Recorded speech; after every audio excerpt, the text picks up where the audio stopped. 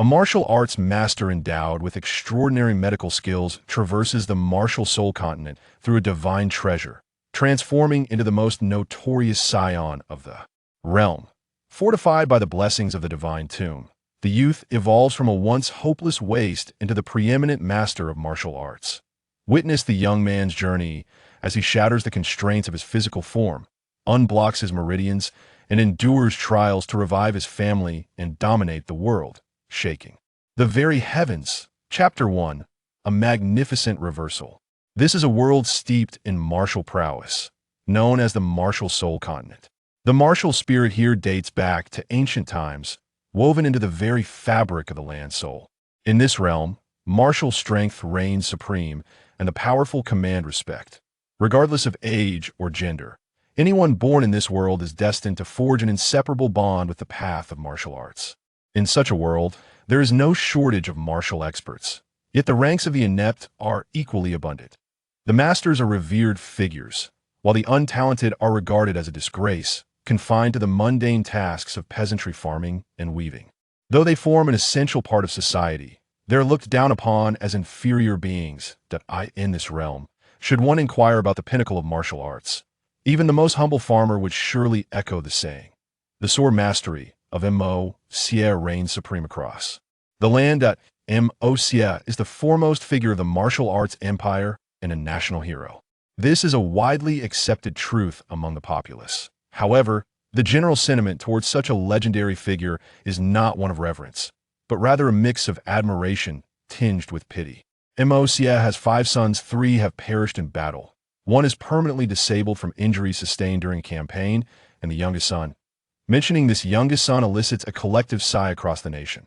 The father is the empire's sword god, yet the son, Mo Wuxia, as he is named, carries profound implications. His name reflects not just paternal affection, but also a desire to ensure that the Mo family does not face extinction after the loss of his 3 brothers and the incapacitation of another. Mo Xie hopes this youngest son will embody grace and virtue, ideally avoiding martial pursuits altogether, allowing him to live a life free from hardship. Yet, the duality of Mo Wuxie's existence elicits both joy and despair in Mo Xie. The boy is naturally afflicted with blocked meridians, a quintessential martial arts failure. Unable to train, Mo Xie resolves to bestow upon him the hereditary title of Duke, ensuring a life of luxury and comfort. This well-intentioned plan, however, is undermined by the notorious reputation Mo Wuxia has cultivated. He is infamous as a debauched scion, an expert in indulgence and vice, his misdeeds echoing throughout the land. Such is the public perception of him. Mo Xie feels utterly helpless in the face of his son's shortcomings. His mother perished during childbirth, and Mo Xie has been away for so long that by the time he considered discipline, it was too late. He cannot bear to chastise his son, nor can he tolerate any mistreatment of him, leading him to occasionally act as an overprotective father, further emboldening Mo Wuxie's unruliness. In Mo Xie's own words, "I am at my wit's end after all. He is the last hope of our lineage."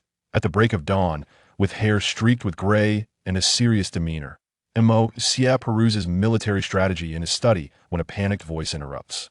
Frowning, he inquires, "Qing He, what troubles you so?" His voice, though low, reverberates throughout the Duke's estate, startling a young girl outside, who nonetheless rushes into the study. "Master, something terrible has happened." The young master, Mo Xie, rises abruptly, demanding, "What is it?" Qing He stammers but manages to convey, "The young master has ceased to breathe." "What?" In an instant, Mo Xie vanishes from the study, reappearing in another room with blinding speed. The door swings open, rattled by his forceful entrance. On the bed lies a young man of 18 or 19, appearing serene in slumber, yet Mo Xie's mind races with dread. What has become of him? Even the slightest disturbance in the garden would be perceptible to him, yet here, the young man lies in absolute silence, breath and heartbeat extinguished. Suddenly, tears stream silently down Mo Xie's face as he stumbles back, collapsing onto a nearby stool. "My son, have you truly departed?" he murmurs, inching closer to check Mo Wuxie's pulse. His hand is icy, the pulse long gone, indicating that he's been lifeless for several hours. Despair fills the room. A miracle unfolds. The seemingly lifeless Wuxi's fingers twitch, and his eyes flutter open, revealing a clarity that belies his former state of debauchery. His eyes shimmer like stars, reflecting the opulent surroundings. Rather than rising, he surveys his environment, observing the lavish, retro room and the grand bed capable of accommodating a small gathering. He spots Xie but is ensnared in a haze of confusion. "Where am I?" Wuxia asks, his voice faint yet resonating with a sense of hope. Xie, instinctively drawn to his son's voice, trembles with excitement. "Huh! I knew our lineage would not perish," he exclaims joyously. Xie reaches out to grasp Wuxi's arm. The latter unexpectedly seizes his wrist, demanding, "Who are you?" Rather than being offended, Xie is elated.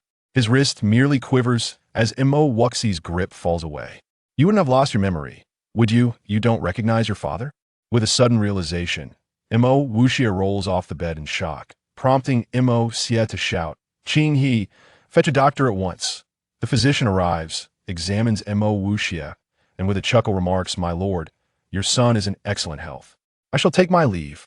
Convinced by the doctor's assurance, Xie dismisses the incident as mere folly on his son's part, instructing Qing He to prepare nourishing kanji for him before departing. Wuxia remains seated on the bed, murmuring, "Could it be that I have traversed through time? What era is this? Young master, what nonsense are you spouting?" Qing He places a bowl of kanji on a nearby stool and retreats hastily, as though fearing an assault. Amused, Wuxia queries, "Are you afraid of me?" Qing He nods, eyes cast downward in silence. "What era is this?" He presses the eye in astonishment. Qing He replies, "Young master, are you feigning ignorance? This is the martial empire of the martial soul continent, and you are in your father's duke's residence." Fragments of memory stir within Wuxia, confirming that Qing He speaks the truth. He whispers to himself, "This is an absurd twist of fate. Regardless, as long as I'm alive, I can start anew." He rises from the bed, strides toward the round table, while Qing He bolts to the doorway, standing at the threshold with caution. "Young master, what are you muttering about? Whether you feign madness or have truly lost your wits, if you come any closer, I shall inform the master." Wuxia pauses, realizing that the previous incarnation of the young master was undoubtedly a figure of great infamy. "All right, Qing He, kindly step outside. I shall call for you should I require assistance." Qing He was momentarily taken aback, a look of incredulity crossing her face as she exclaimed, "I must ask, young master, has your mind truly not faltered? Since when have you become so courteous?" Wuxia chuckled. "If you do not depart soon, I shall remind you of the formidable person I was before." Qing He recoiled slightly and vanished from the doorway. Standing before the mirror, Wuxia gazed at his reflection and mused, with eyes that resemble bright stars and brows that evoke the gentle slopes of spring. "I appear rather dashing, imbued with an air of captivating charm. Indeed, I am far more handsome than before. At least now, I might attract the attention of beautiful women on the streets." He shook his head, the sound of his neck cracking echoing, and remarked, "Who would have thought that this fellow, on the brink of death, would bestow upon me his body, retaining his previous memories? I am eager to discover what manner of world this truly is." After a brief moment, a mischievous grin spread across his face as he exclaimed, "A miracle indeed. This individual shares my name, Wuxia. How serendipitous. Oh, he was quite wicked in his past. How delightful, for I am not much better myself. However, this body is in a dreadful state. Not only are the meridians blocked, but the reservoir of qi is nearly undetectable. Starting anew will require considerable effort. Wait, could that thing also be present?" Suddenly, an alien form materialized in his mind, prompting an astonished sound from his lips. If his head were transparent, one would see a coffin residing within his brain. The coffin appeared translucent, but emanated a faint blue halo from within. Shrouded in mystery, Wuxia was filled with excitement, pacing the room restlessly while muttering, "By my stars, it seems my demise was indeed worthwhile. The divine tomb has followed me here." After a long while, he regained his composure, his mind drifting into a momentary reverie. News of a rare treasure emerging from Kunlun Mountain had attracted masters from around the globe, and Mo Wu Xie was among them. Yet, they had grossly underestimated the allure of the treasure. Upon their initial encounter, they erupted into chaos, battling one another that a missile, trailing a long plume, streaked toward them from the distance, unbeknownst to their peril. Though Mo Wu Xie bore numerous wounds, he cradled a massive, transparent coffin in his arms artifact they all referred to as the Divine Tomb. As the missile approached, all combat ceased. They turned to witness the specter of death looming near.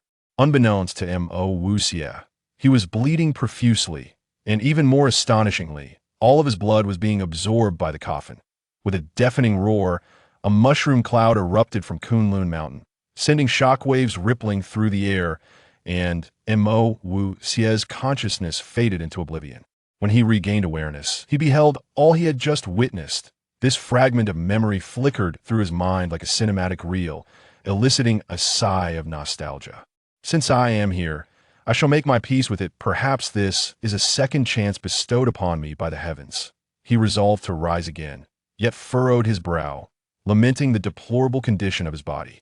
At that moment, a sudden coolness washed over his mind, and with it his consciousness sharply returned to his mind's eye. In that vast expanse, it appeared as though he was suspended between sea and sky.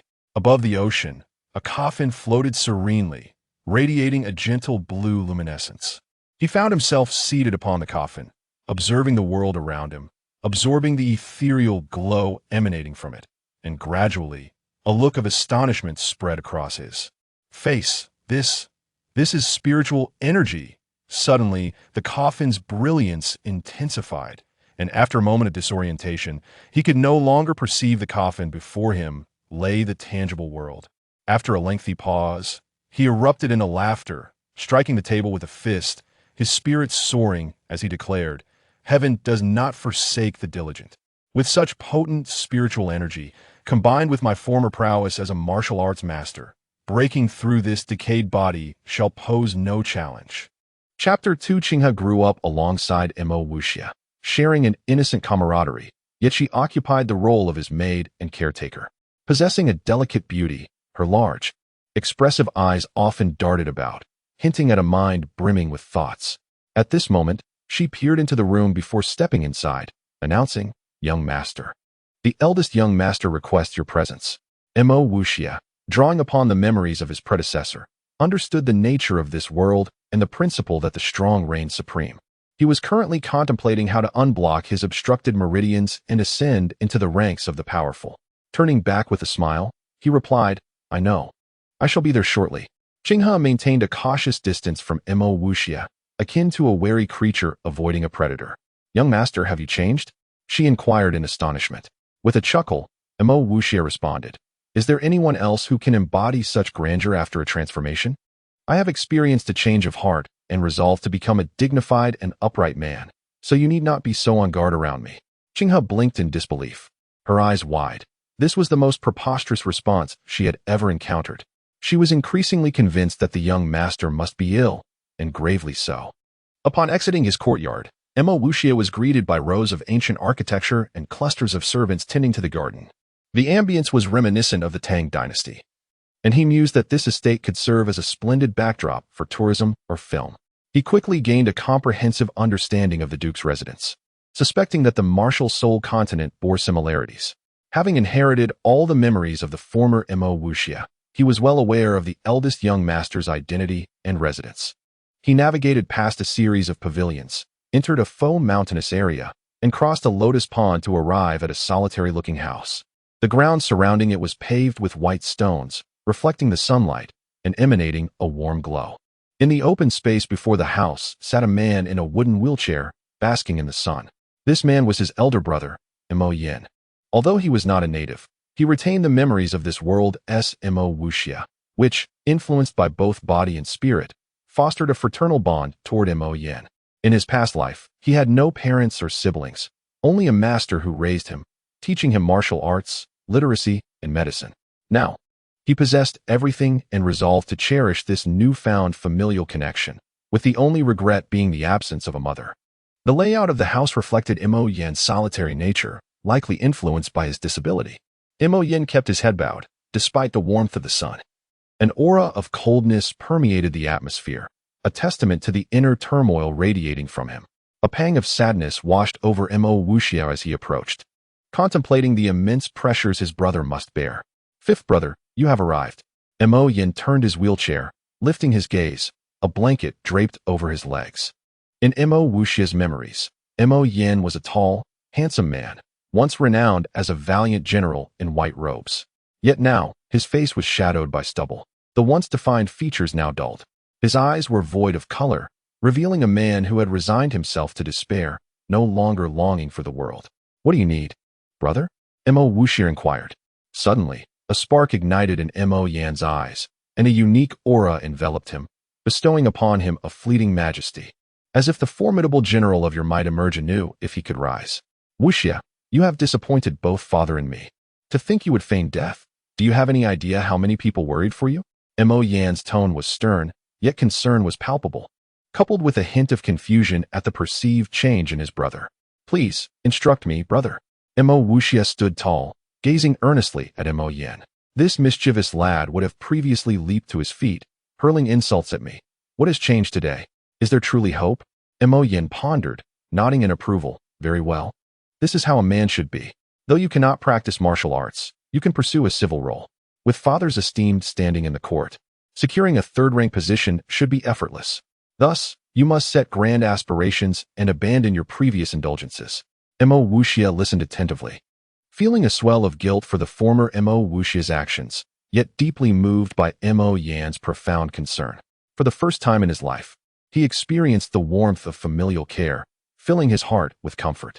Mo Yan, with earnestness, cautioned, Wuxia, father is aging and may soon withdraw from public life to return home. What then will you do? A frivolous, uneducated scion like you may not be far from ruin. Mo Wuxia resolutely nodded, declaring, brother, our Mo family harbors no cowards. I will prove to you and father that I too can rise above. Mo Yan's eyes sparkled with renewed hope as he clapped the armrest of his wheelchair, exclaiming, now you speak like a true descendant of the Mo family. With a sudden grin, Mo Wuxia queried, by the way, brother, does our Mo family possess any martial arts manuals? I would like to peruse them.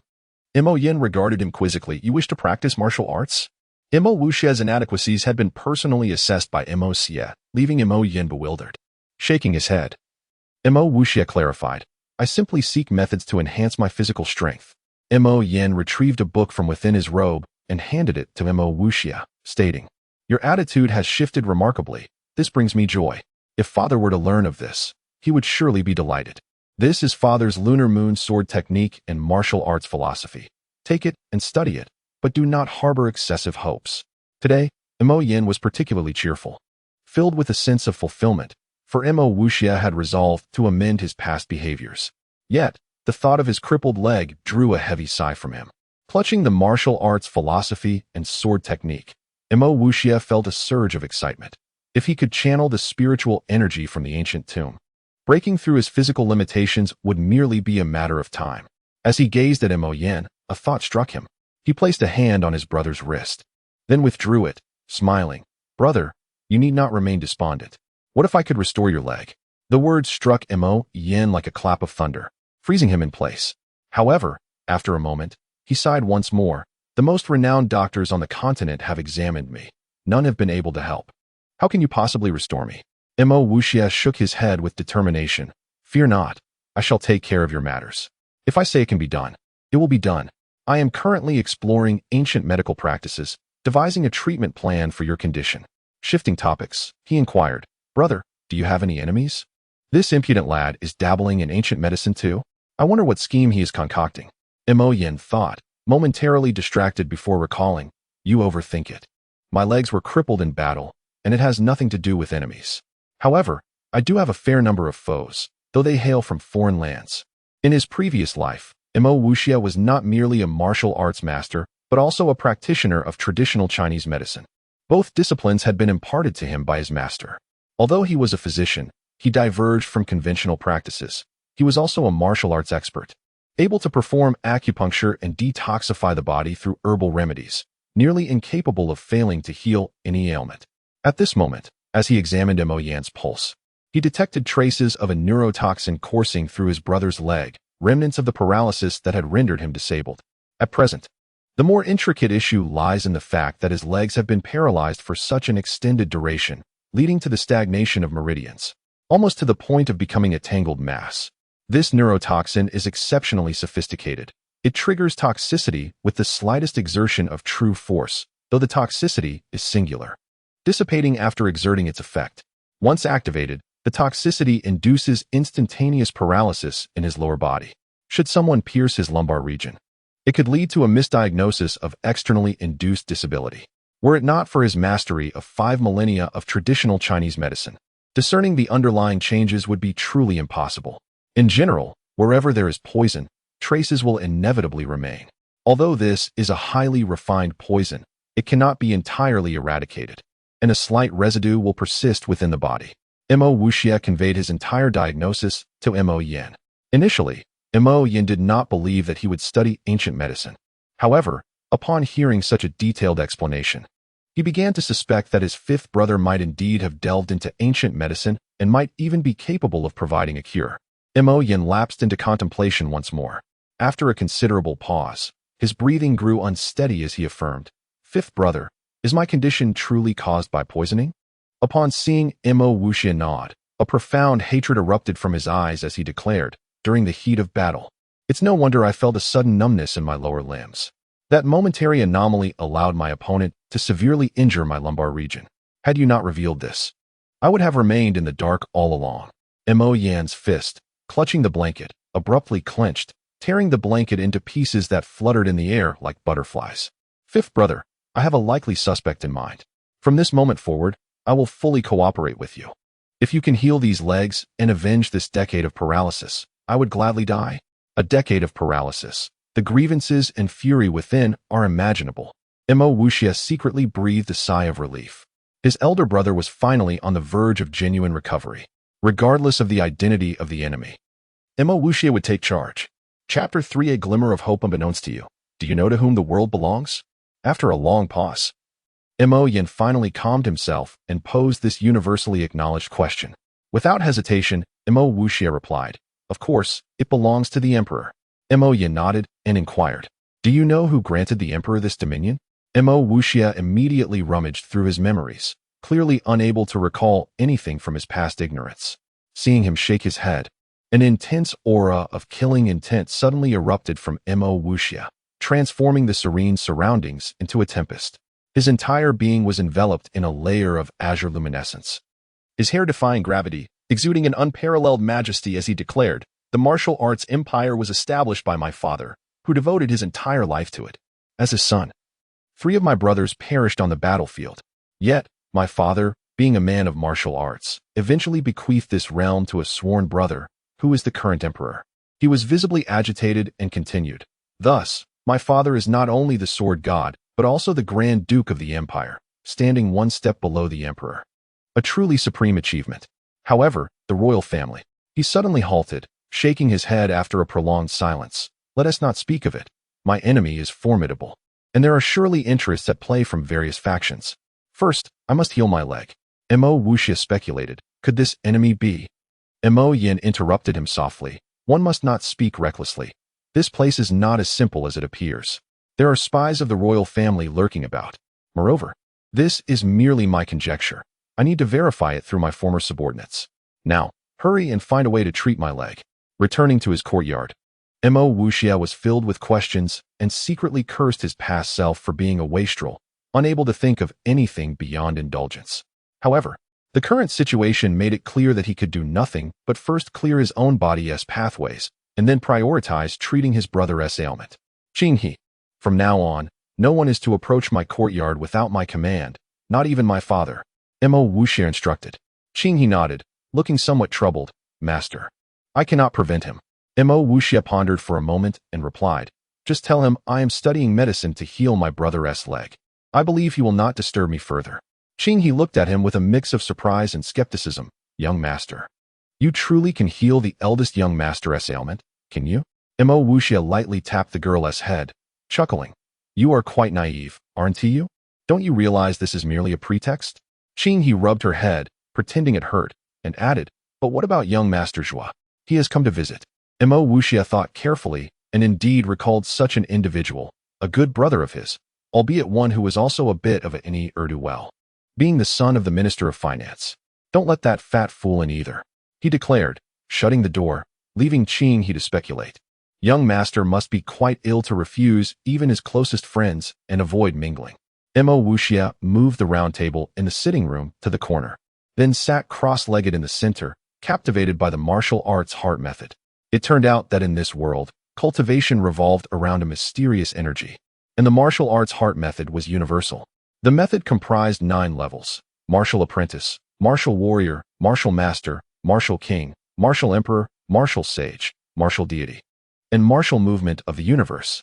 This classification of cultivation was rather unique, and he was further intrigued to see that each level of mysterious energy corresponded to a specific color. For instance, martial apprentices had no color, martial warriors were orange, martial masters were yellow, martial kings were red, martial emperors were green, martial sages were blue, martial deities were purple, and martial movement of the universe, having reached the realm of the celestial supreme, was colorless. He exhibited a peculiar expression. Were these colors not reminiscent of a revolving lantern? He marveled at the ingenuity of the creator of this method. In the future, one could ascertain a person's cultivation level merely by observing their color, facilitating interactions. Presently, his elder brother was at the level of martial sage. As he further analyzed each level, he could not help but admire the greatness of those who came before. The martial apprentice, as the name suggests, is a gifted individual on the verge of entering the realm of martial arts. Primarily focusing on strengthening the body and cultivating mysterious energy, the martial warrior has successfully cultivated mysterious energy. The martial master has achieved a minor success in mysterious energy and is capable of teaching others. The martial king is one whose mysterious energy has surged dramatically. Deserving of the title of king, the martial emperor can absorb the spiritual energy of heaven and earth. After absorbing so much information, his mind felt overwhelmed. Currently, his body was incapable of even entering the realm of martial apprentice, rendering him a standard martial arts wastrel. However, he was no longer the same as before. He resolved to test the martial arts heart method as principles. This method emphasizes internal cultivation. By operating the heart method, one generates a form of mysterious energy within, which must be continuously solidified and strengthened to achieve the goal of entering the martial path. After entering a meditative state, calming his mind and body, he guided his thoughts to operate the heart method. 3 tedious hours passed, yet Mo Wuxia remained undeterred. Regardless of how he attempted to circulate the martial arts heart method, his thoughts could not penetrate the obstructed meridians. He was not one to easily concede defeat. Gaining strength was not merely a principle from his past life, but a necessary objective in this life, as he existed in an era of martial arts. He sat there, with flickering light in his eyes. If the martial arts heart method was ineffective, then perhaps the internal cultivation method from his past life was also unfeasible, as both methods shared fundamental principles. The only distinction was that once internal energy was cultivated through the internal method, it could absorb the spiritual energy drifting in the air along a predetermined trajectory. This way, by cultivating both internally and externally, one could reach the level of a grandmaster. However, the martial arts heart method required one to first achieve a substantial mastery of mysterious energy before being able to guide spiritual energy. Without the strength of a late-stage martial emperor, it was utterly impossible to absorb external forces. In comparison, he sighed once more. Although the martial arts heart method was exceptional, it paled in comparison to the internal cultivation methods that had flourished over 5,000 years in China. Suddenly, a spark of inspiration ignited in his mind, and he displayed an excited expression. If the meridians were blocked to the extent that even thoughts could not penetrate, could he not directly absorb the external spiritual energy into his body, allowing it to cleanse his meridians, thereby achieving his desired outcome? This audacious idea, if revealed to others, would undoubtedly lead them to deem him mad, as countless individuals had attempted this method without a single success. The issue at hand was the strength of one's will. To guide external spiritual energy for one's own use necessitated a formidable mental force, a condition only met upon reaching the level of martial emperor. Clearly, typical children and even adults lacked such a capacity. However, He was different, having once been a martial arts grandmaster. His mental force was commensurate with the level of a martial deity, and one could only imagine how powerful it was. Even though his soul-S abilities had diminished due to his transmigration, it was still worth a try. He had finally discovered a potential breakthrough method, and his spirit once again blossomed with hope. Chapter 4. Mysterious Energy. Mo Wuxia sat in silent contemplation, oblivious to the passage of time. Mo Xia, engrossed in his own cultivation, suddenly halted and turned his gaze toward Mo Wuxia, his eyes widening in astonishment. How is it possible that spiritual energy is gathering above Wuxia's room? It seems to be drawn in by someone. In an instant, he vanished from the room, appearing in the air above Mo Wuxia's courtyard, his surprise only deepening. As a martial deity, he was acutely aware of every change within the Duke's estate, his formidable mental prowess leaving no detail unnoticed. Through his heightened perception, he discerned that his younger son, Mo Wuxia, sat quietly within, gathering a certain amount of spiritual energy above his head, seemingly absorbing it slowly. How could this be? Such an anomaly shattered the martial deity's understanding. It appeared that the path of martial arts was far more complex than he had previously perceived. His son would play an indispensable role in transcending the realm of martial gods. With a sigh of reflection, he furrowed his brow, pondering. Once one embarks on the path of martial arts, it is uncertain whether it will be a boon or a bane for Wuxia. Alas, it is all fate, my son. Whether or not you can absorb this spiritual energy rests upon your own destiny. I can offer no more assistance. With that, he gestured into the void and departed. Yet his gesture seemed to harbor myriad uncertainties. In truth, Mo Xia held little hope regarding Wuxia's ability to absorb spiritual energy. However, through sheer willpower, Mo Wuxia managed to make some progress in his cultivation. Under the influence of his mental force, the external spiritual energy was drawn forth and began to enter his body gradually, an auspicious beginning. Next, he sought to cleanse the blockages in his meridians by guiding the incoming energy. Initially, he felt good, but soon tremors coursed through him. He had overlooked a critical factor. Spiritual energy is a form of power present in the world, volatile and filled with explosive properties. Only those who are adept can absorb such energy, as their meridians have been tempered to be harder than steel, possessing an unparalleled resilience. Thus, they can absorb external spiritual energy in moderation without fear of its destructive nature. However, even the most skilled practitioners must exercise caution. This primal energy, being inherently explosive, can cause harm if absorbed indiscriminately, leading to the gradual destruction of the meridians and a tragic end. Could Mo Wuxia's meridians withstand such torment? Certainly not. They were as fragile as an infant's skin, susceptible to rupture at the slightest friction. As the spiritual energy surged into his meridians, it began to clear the blockages. But soon he felt its terrifying destructive force, which overwhelmed his unhealed pathways. In that moment, for words flashed in his mind, going astray in cultivation, he could halt his mental force, causing the external spiritual energy to dissipate, but the energy already within him would not disperse. It would continue to wreak havoc until his body was utterly destroyed. Panic washed over him, yet he felt powerless to act. Gradually, blood began to seep from his body, and soon, the veins beneath his skin bulged, crimson turning to a deep purple before bursting through the surface. In an instant, he became a figure drenched in blood, trembling and contorted in pain, yet he remained seated. He was unwilling to accept that just as he had begun anew, he would face annihilation once more. As his consciousness began to blur, he suddenly sensed a change, as if spring had arrived. The previously destructive energy softened instantaneously, as if tamed, gently caressing his body and rhythmically cleansing his obstructed meridians. This transformation was undoubtedly the result of Mo Xia's earlier gesture. A martial deity indeed possesses the ability to manipulate the energies of heaven and earth, altering certain phenomena. Though the spiritual energy had become docile, the pain from the cleansing process persisted, yet it paled in comparison to the previous destruction. Mo Wuxia felt a wave of soreness wash over him, akin to the sensation of cupping therapy. The process of clearing his meridians was slow, but the results were profound. Gradually, a viscous black liquid seeped from his skin, residual impurities within his veins, the very culprits obstructing the flow of mysterious energy. After an indeterminate period, Mo Wuxia suddenly felt a sense of unification within. The spiritual energy that had entered him began to flow freely, and waves of tingling sensations elicited soft groans from his lips. In his heart, he rejoiced. I succeeded. Truly, I have succeeded. Just then, a rush of coolness enveloped his head, cascading down like the waters of the Milky Way. The spiritual energy within him, influenced by this chill, fled his body in unison.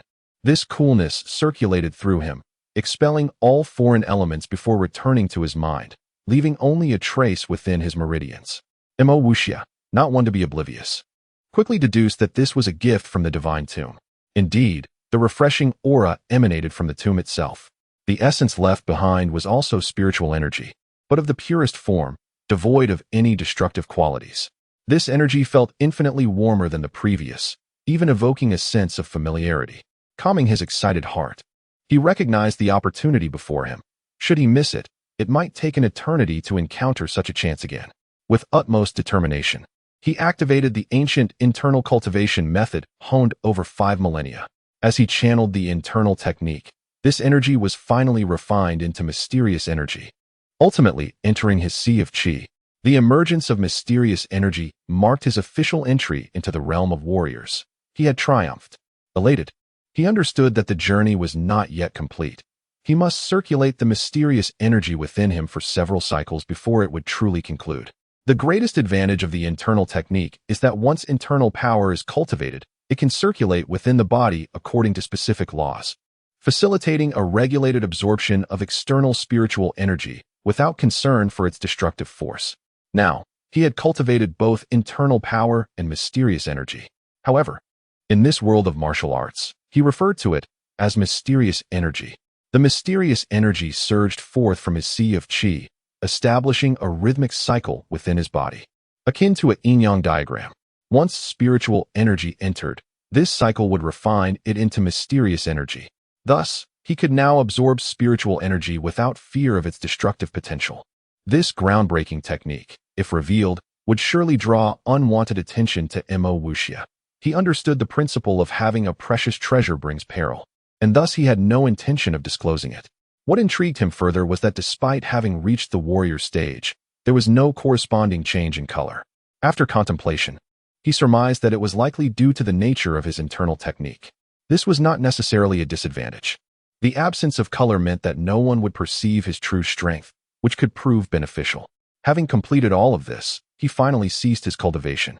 Just then, a refreshing sensation washed over his head, accompanied by a sensation of temporal reversal, transporting him to a strange realm. At this moment, Mo Wuxia suddenly opened his eyes, chuckling. What trick is this rascal playing now? Has he vanished? To his astonishment, Mo Wuxia was indeed nowhere to be found. In the next instant, Mo Wuxia appeared in Mo Wuxia's courtyard, his brows arched in curiosity, yet there was no trace of Mo Wuxia to be seen. Thus, a family quest to locate him commenced. Chapter 5. The Awakening of the Divine Tomb. The primordial skill here, the heavens and the earth coexist. Mountains rise majestically, yet water is absent, and warm sunlight bathes the land. The atmosphere is serene, so tranquil that only the gentle whisper of the breeze can be heard, devoid of any living creature's presence. Before him stands a trapezoidal peak, and at a distance, he can discern a stone chamber. Upon closer inspection, he finds there are 9 such chambers, the last perched atop the mountain, shrouded in mist, eluding clear vision. Each chamber is circular, crafted from an extraordinary stone, with domed roofs resembling felt hats. Their locations suggest they have weathered countless ages, exuding an aura of antiquity. Mo Wuxia stands at the foot of the mountain, fixating on the sealed entrance of the stone chamber, pondering how one might traverse the distance from the first chamber to the second, for no path is apparent. He remains perplexed, yet his thoughts drift to the surroundings. Where is this place that boasts such pure spiritual energy? Could it be a realm of immortals? He begins to speculate, recalling the marvels of the divine tomb, and swiftly concludes that he is within its confines, though it harbors profound mysteries. He glances at himself, affirming that his true self remains here, while he has vanished from the Duke's residence. A flash of inspiration strikes him, and he exclaims with delight, "Could it be that the divine tomb allows me to escape instantaneously, serving as an exceptional artifact for survival? If projectiles were to descend upon me, would entering the divine tomb not ensure my safety?" He shakes his head, pondering the implausibility of such formidable weaponry existing in this world. He gazes at the stone chamber before him, hesitating for a moment before deciding to investigate further. As he approaches the first stone chamber, the stones suddenly crack open, forming a door-shaped gap, and the entrance swings wide. A deep hum resonates as the door opens inward, releasing a surge of energy that causes him to stagger back in astonishment. Is this murky energy or primordial essence? Regardless of its nature, what matters is that everything here bears him no ill will. He steps inside, and the door closes behind him. The chamber is round, spanning 50 square meters, and is utterly devoid of any furnishings. Suddenly, he takes a deep breath, exhilarated. What pure air! What gentle spiritual energy! This energy is at least 5 times more potent than that outside. In such an environment, he believes it will not be long before the once great martial arts master reemerges. Though in this world, a martial arts master is akin to a martial deity. At that moment, a peculiar spectacle unfolds. In the center of the stone chamber, the air begins to twist, revealing a line of golden characters, primordial skill. Following this, a series of flickering lights appears, displaying the cultivation techniques of the primordial skill. The brilliance flashes in an instant, yet it imprints itself eternally upon the depths of his soul, indelible and everlasting. The content of the primordial skill is intricate and challenging to grasp. Emo Wuxia finds it incomprehensible. However, as this consciousness arises, he miraculously comprehends the essence of the technique. The primordial skill bears resemblance to internal martial arts, with internal arts merely summarizing the principles of the primordial skill as interpreted by later generations. At this moment, Emo Wuxia is overwhelmed with an indescribable excitement, having obtained the complete teachings of internal martial arts. Though he had previously encountered completeness, he had not recognized the more refined aspects. Now, the primordial skill represents the perfected doctrine. He steadies his emotions and sits cross-legged in the center of the chamber, soon entering a state of meditation. By making slight modifications to the prior internal arts teachings, he transforms them into the primordial skill. Within him, a taiji symbol begins to rotate incessantly, with the sea of energy at its core. The abundant spiritual energy within the chamber floods into his body, activating the primordial skill as the taiji symbol spins, drawing the energy into the 2 yin-yang fish, which swiftly transforms into pure profound energy stored within the sea of energy. As time passes, the profound energy within the sea gradually accumulates. Uncertain of how long has elapsed, he abruptly halts his cultivation, gazing vacantly at the chamber around him. The spiritual energy has suddenly vanished, seemingly absorbed entirely. Naturally, he cannot believe it was consumed by him. Calculating the time, he realizes that 3 hours have passed. He examines his surroundings closely, suddenly understanding. On the stone wall, a line of text is engraved. 3 hours constitute 1 cycle. This undoubtedly indicates the rules of this place. The abundance of spiritual energy lasts for 3 hours. As for the duration required for the energy to replenish, he remains unaware. Thus, he resolves to remain and observe further. If the energy returns tomorrow, it would confirm that the cycle lasts a day. His curiosity about the unknown leads him to wait, miraculously enduring an entire day, and at dawn the next day, the spiritual energy returns. This change validates his hypothesis, a daily cycle, with each phase lasting 3 hours. Even so, he is elated, for the concentration of spiritual energy here is 5 times greater than that in the outside world. 3 hours of practice here equates to 15 hours of cultivation outside, or 1 day and 3 hours. This means he only needs to cultivate for 3 hours daily here, while the outside world can remain undisturbed, allowing him to allocate his time freely. Is this not the fabled powerful cheat device? The thought emerges unbidden in his mind. After cultivating for another 3 hours, he remains at the warrior stage, yet his profound energy has increased several-fold. However, how to exit this place remains a mystery to him. He reflects that his entry was facilitated by the divine tomb itself, and perhaps the exit would also be orchestrated by the tomb. As he contemplates this, an unexpected occurrence transpires. He experiences a sensation akin to time reversing, and he finds himself back in his room. Suddenly, an epiphany strikes him. He focuses his thoughts on entering the divine tomb, and indeed he does. When he thinks of exiting, he finds himself outside once more. From this, he deduces that the method of entering and exiting the divine tomb is guided by his intent, and the return point remains the original departure location, the Duke's residence. Unbeknownst to him, chaos has erupted outside as everyone searches for him. A foul stench assaults his nostrils, nearly causing him to faint. He wipes his body, feeling a sticky, dark substance, realizing it is the impurities within him. With these impurities cleansed, the path of martial arts is his to soar. Such impurities are difficult to cleanse, requiring specific medicinal concoctions. With knowledge gleaned from thousands of years of Chinese medicine, he, as a successor and pioneer, knows precisely which herbs are needed to cleanse his body. He picks up a brush and swiftly sketches several medicinal herbs, inscribing their names before tossing the paper outside, calling out, "Qing He, fetch the herbs based on what I've given you, and be swift." Having said this, he shuts the door, feeling quite unpresentable. Qing He had been waiting for his return in the courtyard. Hearing his command, she runs over, exclaiming from a distance, "Young master, where have you been? You've been gone all day? Everyone is searching for you. Perhaps the entire city knows you're missing." "Ah, what is that smell? It's dreadful." Qing He was about to enter, but recoiled upon catching a whiff of the odor, her stomach churning, causing her to retch a few times, making her hesitate to step inside. Yet, she still picks up the discarded paper, glancing at it before shaking her head and laughing. "Young master, you truly have lost your mind, even misspelling the names of the herbs." "Qing He, wait a moment." His voice calls out, prompting her to halt and ask, "What further instructions do you have, young master?" Mo Wuxia replies, "Tell my father that I went to gather herbs for my elder brother's leg and have now returned." He states this to obscure the truth, wishing to keep his secrets hidden while also reassuring the elder. Qing He nods and departs. After hearing Qing He's report, Mo Wuxia chuckles and scolds. "This mischievous lad has quite the tricks. Since you are unwilling to reveal the truth, I shan't press you. I shall find time to teach you a lesson later." And so, a tempest of events concludes. Shortly thereafter, Qing He returns, and Mo Wuxia instructs her to prepare a tub of hot water with the herbs. "Young master, your amorous inclinations remain unchanged, it seems. What is the purpose of bathing in broad daylight?" Qing He directed 2 servants to deliver the large wooden tub to the doorway, pondering the young master's intentions. Mo Wuxia chuckled. "Hee, naturally, it's for a bath. Would you care to join me?" Qing He shrieked and fled the courtyard.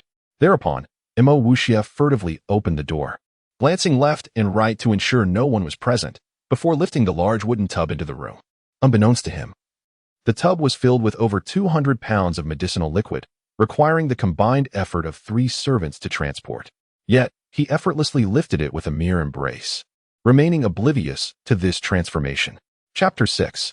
Young Master Mo Wuxia was submerged in a large wooden tub, where the medicinal concoction was dissolving the black filth that clung to him, while the blue liquid gradually transformed into a milky hue, signifying the diminishing of the grime on his body. He found himself daydreaming about a future where he would dominate the world, feeling as though he were floating in a realm of bliss. Mo Xiao, I thought you had truly vanished, disregarding your dear friend's well-being. Hurry up and come out." A voice, oozing with pretense yet tinged with urgency, penetrated the tranquility from outside. Mo Wuxia instinctively straightened up, immediately recognizing the voice. "You fat fool, why are you yelling? I'm in the midst of a bath." Just as he finished speaking, the door was kicked open. A foot appeared at the threshold, followed by the entrance of a flamboyantly dressed rotund figure. Ouch! The hefty individual stumbled and fell, his ample flesh jiggling violently even through his attire. Despite his size, one could discern a large head, though his eyes were surprisingly diminutive. He was Zhua, the young master of the Zhua family and the sole heir of the Minister of Finance. Good heavens, that hurts. The rotund one struggled to rise, patting his round belly, making it difficult to ascertain whether he possessed a waist at all. "I told you, Mo Xiao, to lower the threshold last time. You've caused me great distress, and I demand compensation for my mental anguish. Just 50 taels of silver will suffice." The rotund figure seemed preoccupied with thoughts of wealth. He gazed at Mo Wuxia in a smirk-laden manner and approached the tub, leaning over to extend a hand. "Hand over the money." Mo Wuxia found this amusing. The fellow resembled a pig, reeking of avarice, and demanding 50 taels was quite the audacious request, considering that amount constituted his entire monthly allowance. "You've witnessed my entire bathing ritual, so you owe me 100 taels. Hand it over." Zhua suddenly leapt up, his bulk quivering in disbelief. "You're outrageous. I only asked for 50 taels, and you demand 100? Why don't you bathe in public then? You'd be wealthy beyond measure." Shaking his head, Mo Wuxia replied, "Just give me 50 taels, and we shall consider this matter settled. Otherwise, haha." Zhua recoiled, taking a step back, and dramatically proclaimed, "I have no money, but I possess a life. Just look at how much this flesh is worth. Take a piece. Mo Wuxia was rendered speechless. This glutton was not only greedy, but also shameless. After all, he was the son of the Minister of Finance. If anyone were to take a piece of him, the heavens would surely fall. Fine, I shall let you off this time. Now, tell me what brings you here. Zhua suddenly donned a lecherous expression, leaning over the tub once more. Hey, you've forgotten so quickly. But it seems your physique has become much sturdier. You should have ample resources now. We agreed to visit the Drunken Blossom Pavilion. Have you let your capital cloud your mind and forgotten about our splendid venture? Mo Wuxia pondered for a moment and remembered their previous agreement. Eager to glimpse the world outside, he readily acquiesced. At this moment, the water in the tub had become crystal clear and all remnants of grime had been eradicated. Step outside. I shall change and join you shortly. Oh, now you're being modest? I can hardly believe the same person who once shamelessly flirted before so many young masters is now shy. Hurry up, I'm quite eager. They shared a camaraderie, and Zhua could not help but notice a subtle change in Mo Wuxia. Nevertheless, his demeanor was laced with a lewdness that was only partially obscured by a hint of urgency. Despite this, Zhua exited the room. Mo Wuxia furrowed his brow, contemplating Zhua's eagerness. Could something have transpired? Previously, it had been about borrowing money. What could it be this time? Reflecting on Zhua's background, he realized that he was the one who bullied others, and no one dared to cross him. Perhaps he was overthinking it. Shaking his head, he changed into a fresh set of garments. The Duke's mansion returned to its usual calm, and everyone who saw Mo Wuxia acted as though they had not seen him at all. Perhaps, in their eyes, this young master was merely a reckless scoundrel, often engaging in games of disappearance. As they exited the Duke's mansion, they discovered a luxurious carriage waiting at the entrance. The carriage, equipped with 4 wheels and drawn by 4 majestic white horses, boasted a length of approximately 4 meters and a width of 2, adorned with silks and opulent decorations. A servant was diligently arranging the reins atop the vehicle. Mo Wuxia recalled that this was not his family's carriage, nor did Zhua possess such grandeur. Whose carriage could it be? Lost in thought, Zhua suddenly exclaimed, "Hurry up and get in. We must depart." The sound of hoofs clattered as they set off. Inside, the carriage was draped in golden silks, and the cushions were exceedingly soft and comfortable. The spacious interior could easily accommodate 3 or 4 individuals without any hint of jostling. How has this fat fool come into such wealth? A carriage of this caliber must cost at least 1,000 taels. He only receives 100 taels as his monthly allowance. Even if he saved diligently, it would take him a year to accumulate such a sum. Saving is not in his nature. He is both greedy and a gambler. Could it be that he won this? Mo Wuxia mused, though he asked aloud, "Zhua, where did you acquire this carriage? Perhaps you could gift it to me? I shall look after you from now on." Zhua wiped his mouth and replied, "What do you mean by acquired? Do you think a fat man like me cannot own a decent carriage? Gift it to you? Dream on. You might as well go play hide and seek and pretend to be kidnapped by me. Dream on." Mo Wuxia felt a wave of exasperation. Zhua was not only a liar, but also the sort whose fabrications were easily discerned. Mo Wuxia knew him well. The moment he wiped his mouth, a perfect lie would spill forth. Since Zhua chose to remain silent, Mo Wuxia did not press further. The carriage suddenly came to a stop, and Zhua threw open the curtain and leapt out, nearly stumbling again. Mo Wuxia was taken aback by the sight before him. Was this Chang'an of the Tang dynasty? That was his first thought. Had he not known this was the martial soul continent, he might have been convinced. Before him lay a bustling street, teeming with people and vendors hawking their wares. The storefronts were so numerous that they seemed endless, each adorned with distinctive signs. In front stood a magnificent pavilion, festooned with countless colorful lanterns, where numerous women were calling out enticingly. The pavilion was enclosed by a wall, with a grand sign reading Drunken Blossom Pavilion hanging at the entrance. Men were entering and exiting, laughter from women ringing out within. So, the Drunken Blossom Pavilion is merely a place of revelry and romance. Young Master Zhua, this is not your first visit. Do you really need to gawk? Zhua remarked. There are plenty of women. Let us hurry inside. Zhua draped an arm over Mo Wuxia's shoulder, leading him toward the pavilion. The distance from the entrance to the building was several dozen meters, adorned overhead with colorful ribbons and a large embroidered ball. Inside, the courtesans were embracing guests. And Mo Wuxia thought, so this world is so open-minded. It's really worth the visit. This fleeting thought vanished as he pushed Zhua's arm aside and confidently strode toward the pavilion. "Oh, is that not our young master Mo, along with young master Zhua? Please, come in." The matron called out from a distance, for these two were indeed patrons of fortune. Zhuo waved his hand dismissively. Madam, you carry on with your business. I have matters to attend to. Zhuo, quite familiar with the surroundings, strode straight into the pavilion and ascended the stairs. The hall was filled with tables laden with drinks, where men were indulging in revelry with women. At this moment, the observant Mo Wuxia became increasingly certain that the illustrious young Master Zhuo had indeed come prepared. Following him, they ascended to the second floor and entered a private room. Zhao Gang, Zhao Ming, Situ Zhe, this young master has arrived. Young Master Zhuo bellowed as he flung open the door, his thoughts simmering with the intent. Just wait and see how my brothers handle you. Humph, dare to provoke me, and you shall bitterly regret it. Chapter 7. Young Master Zhuo loses his wife. Mo Wuxia entered the private room and, passing through the screen, encountered several familiar faces.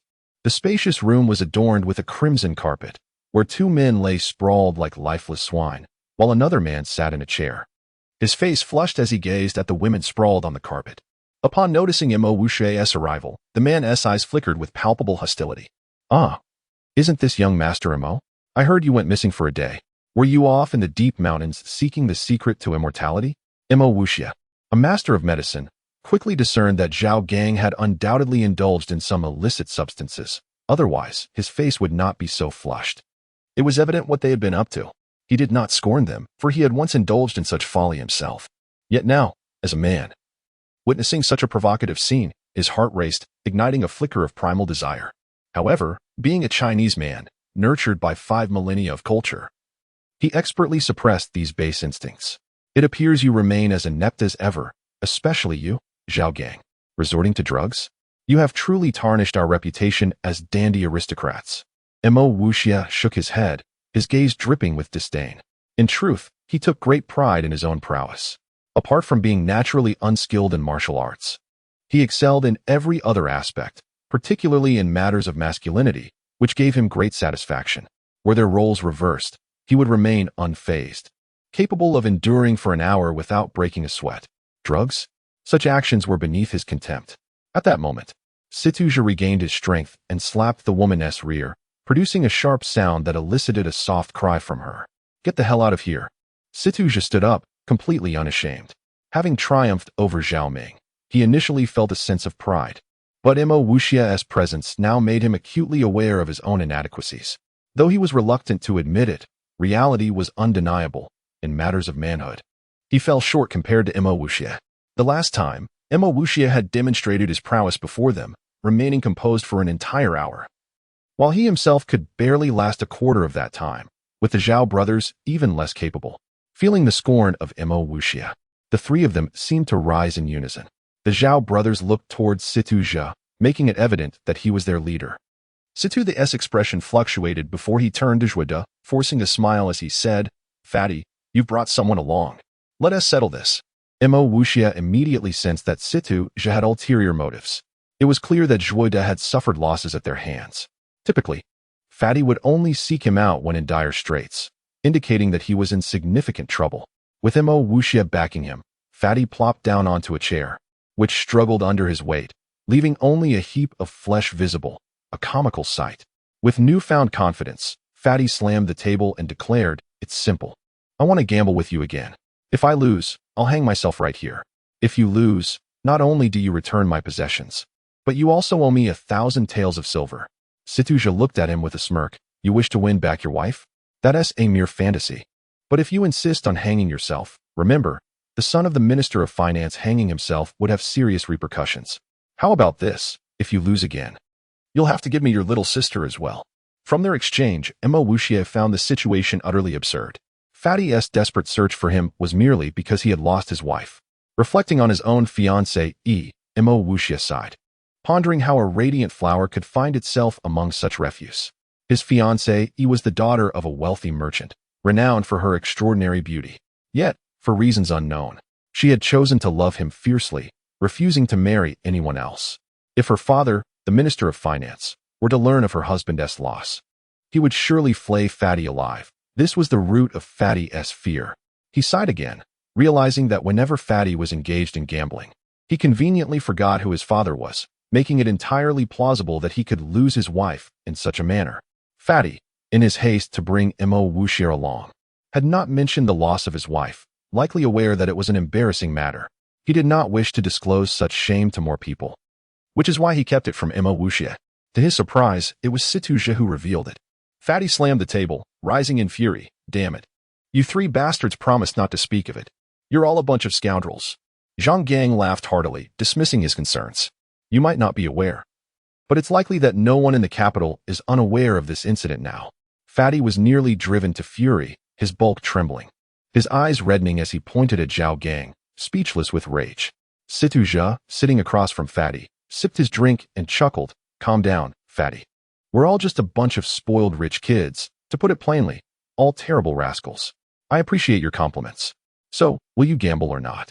Fatty, a reckless gambler with poor skills, lost all reason once he began to wager. He shouted, damn it. I'm in. Let us gamble. Emma Wuxia, no longer the man he once was, sought to intervene, but was too late. Fatty's words spilled forth without consideration for the consequences. You fool. You lost your wife, and now you're risking your sister. If your father finds out, you might as well not return home. The outcome will be grim. Emma Wuxia shook his head. Fatty felt as though a bucket of cold water had been thrown over him, shivering as he pleaded, Boss, you must save me. Brother, my life hangs in the balance this time. If I lose, I won't have the face to continue living. Thinking of the innocent and charming Zhuo Qing, the little girl who had always followed him, proclaiming her desire to marry brother Wuxia one day, stirred something within him. It seemed imperative that he must win this match. However, as he scrutinized the three men opposite him, a realization dawned. They were scheming, seemingly confident in their victory over Fatty and himself. Otherwise, they wouldn't appear so assured. In the past, these three would have quaked in fear at his presence. Speak then, how shall we wager? Emma Wuxia pushed Fatty aside, taking a seat at the table, gazing at Situzhe with intrigue. Upon observing his countenance, Situzhe was suddenly beset by uncertainty, despite his initial confidence. However, the support of his benefactor bolstered his resolve. I am aware that young Master Mo is fond of dice, he declared. Let us wager on dice. Emma Wuxia was inwardly alarmed. The fact that his opponent dared to challenge him in his area of expertise suggested that he possessed an infallible strategy. He wondered who had instilled such conviction and determination in him. Unable to discern the answer, he decided to proceed cautiously. Very well, dice it is, he responded. However, I propose increasing the stakes. Should you be defeated, you shall perform a striptease on the martial soul stage and proclaim young Master Wuxia is wise and mighty 300 times. Do you accept? Situzhe hesitated, his heart pounding with trepidation. If he were to lose, he would be unable to face the world. After a prolonged deliberation, he conceded. I accept your terms. However, should you be the loser, you shall be subjected to the same humiliation. Agreed. Emma Wuxia slammed his hand on the table, sending the teaware crashing against the wall. He produced a silk cloth and swiftly inscribed the terms of the wager, including the stakes. He then affixed his signature and seal before tossing it to Situzhe. A verbal agreement is insufficient. Let us have a written contract to prevent any reneging. Should anyone attempt to welsh on the agreement, this document shall be presented to His Majesty for adjudication. Situzhe hesitated before replying. I shall sign and seal the document, provided that we adhere to my stipulations for the game. My requirements are not unreasonable. We shall not handle the dice ourselves. Instead, we shall entrust the task to 2 courtesans. The outcome shall be determined solely by chance. Emma Wuxia finally understood his opponent's strategy. It seemed that he had bribed the courtesans. Nevertheless, he nodded in agreement, and Situzhe signed and sealed the contract. Thus, they embarked on a contest of luck. Situzhe instructed, Zhao Gang, summon 2 courtesans. Shortly thereafter, Zhao Gang returned with 2 women. Upon entering the room, one of them glanced furtively at Situzhe, their eyes briefly meeting. Such subtle movements would have gone unnoticed by the average observer, but Emma Wuxia, with his enhanced senses as a martial artist, detected them immediately. He recognized both women, Suehua and Hongya, adorned with excessive rouge and flamboyant attire. Their voices were seductive, capable of arousing lascivious thoughts, and their coquettish glances could ensnare the hearts of men, inciting a desire to possess them.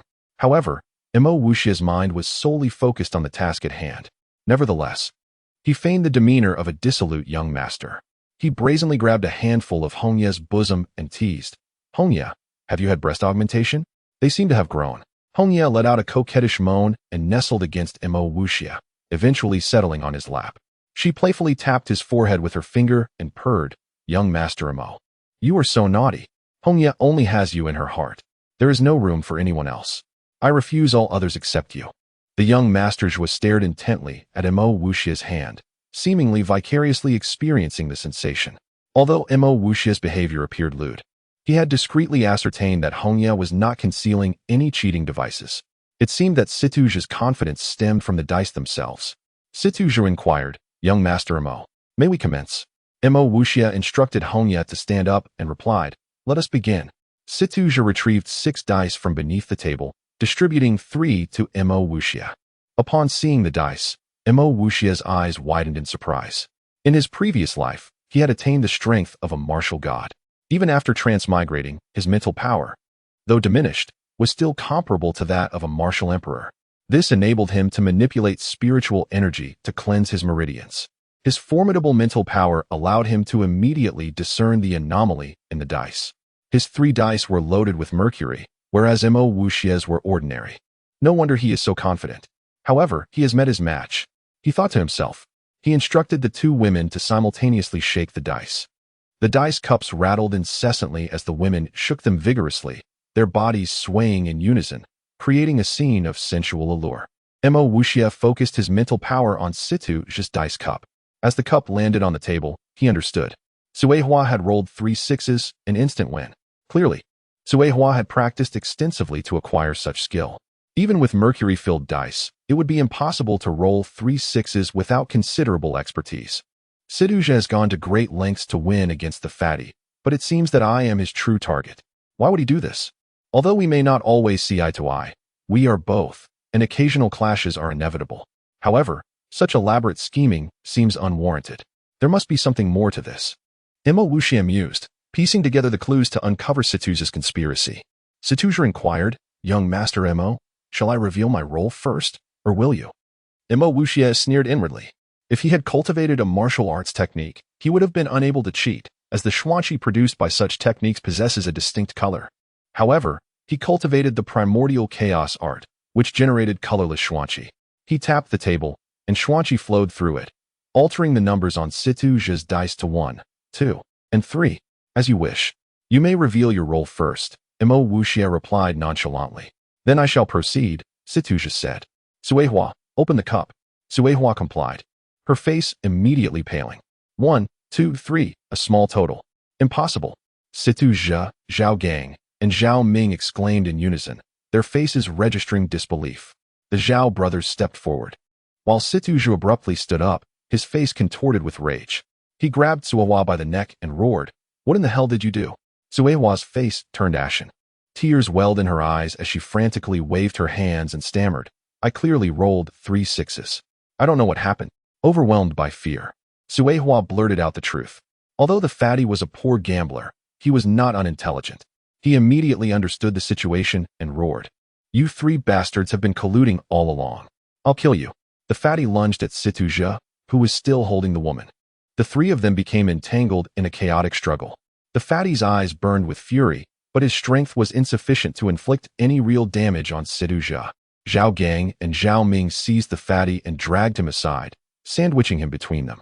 If the fatty attempted to retaliate, they would subject him to a brutal beating. "Am I invisible? My dice cup has not even been opened yet." "Calm down." Imo Wuxia's words acted as a calming agent, causing the 3 men to cease their struggle and turn their attention to the remaining dice cup. "Hongya, open the cup." Chapter 9. This girl is dominant. The dice cup was opened, revealing 3 sixes. Hongya, who shook the cup, let out a jubilant cheer, overwhelmed with excitement. The Zhao brothers, particularly Situzha, turned ashen, unable to comprehend the turn of events. This change was entirely beyond their control. They stood in stunned silence, while Suehua seized the opportunity to slip from Situzha's grasp and dart behind Imo Wuxia, fearful he might charge at her. "Oh yay! Imo Xiao is truly my lucky star, my ancestor," exclaimed young Master Zhua, dancing with excitement as he slapped Imo Wuxia's shoulder and mischievously embraced Suehua. "Get away.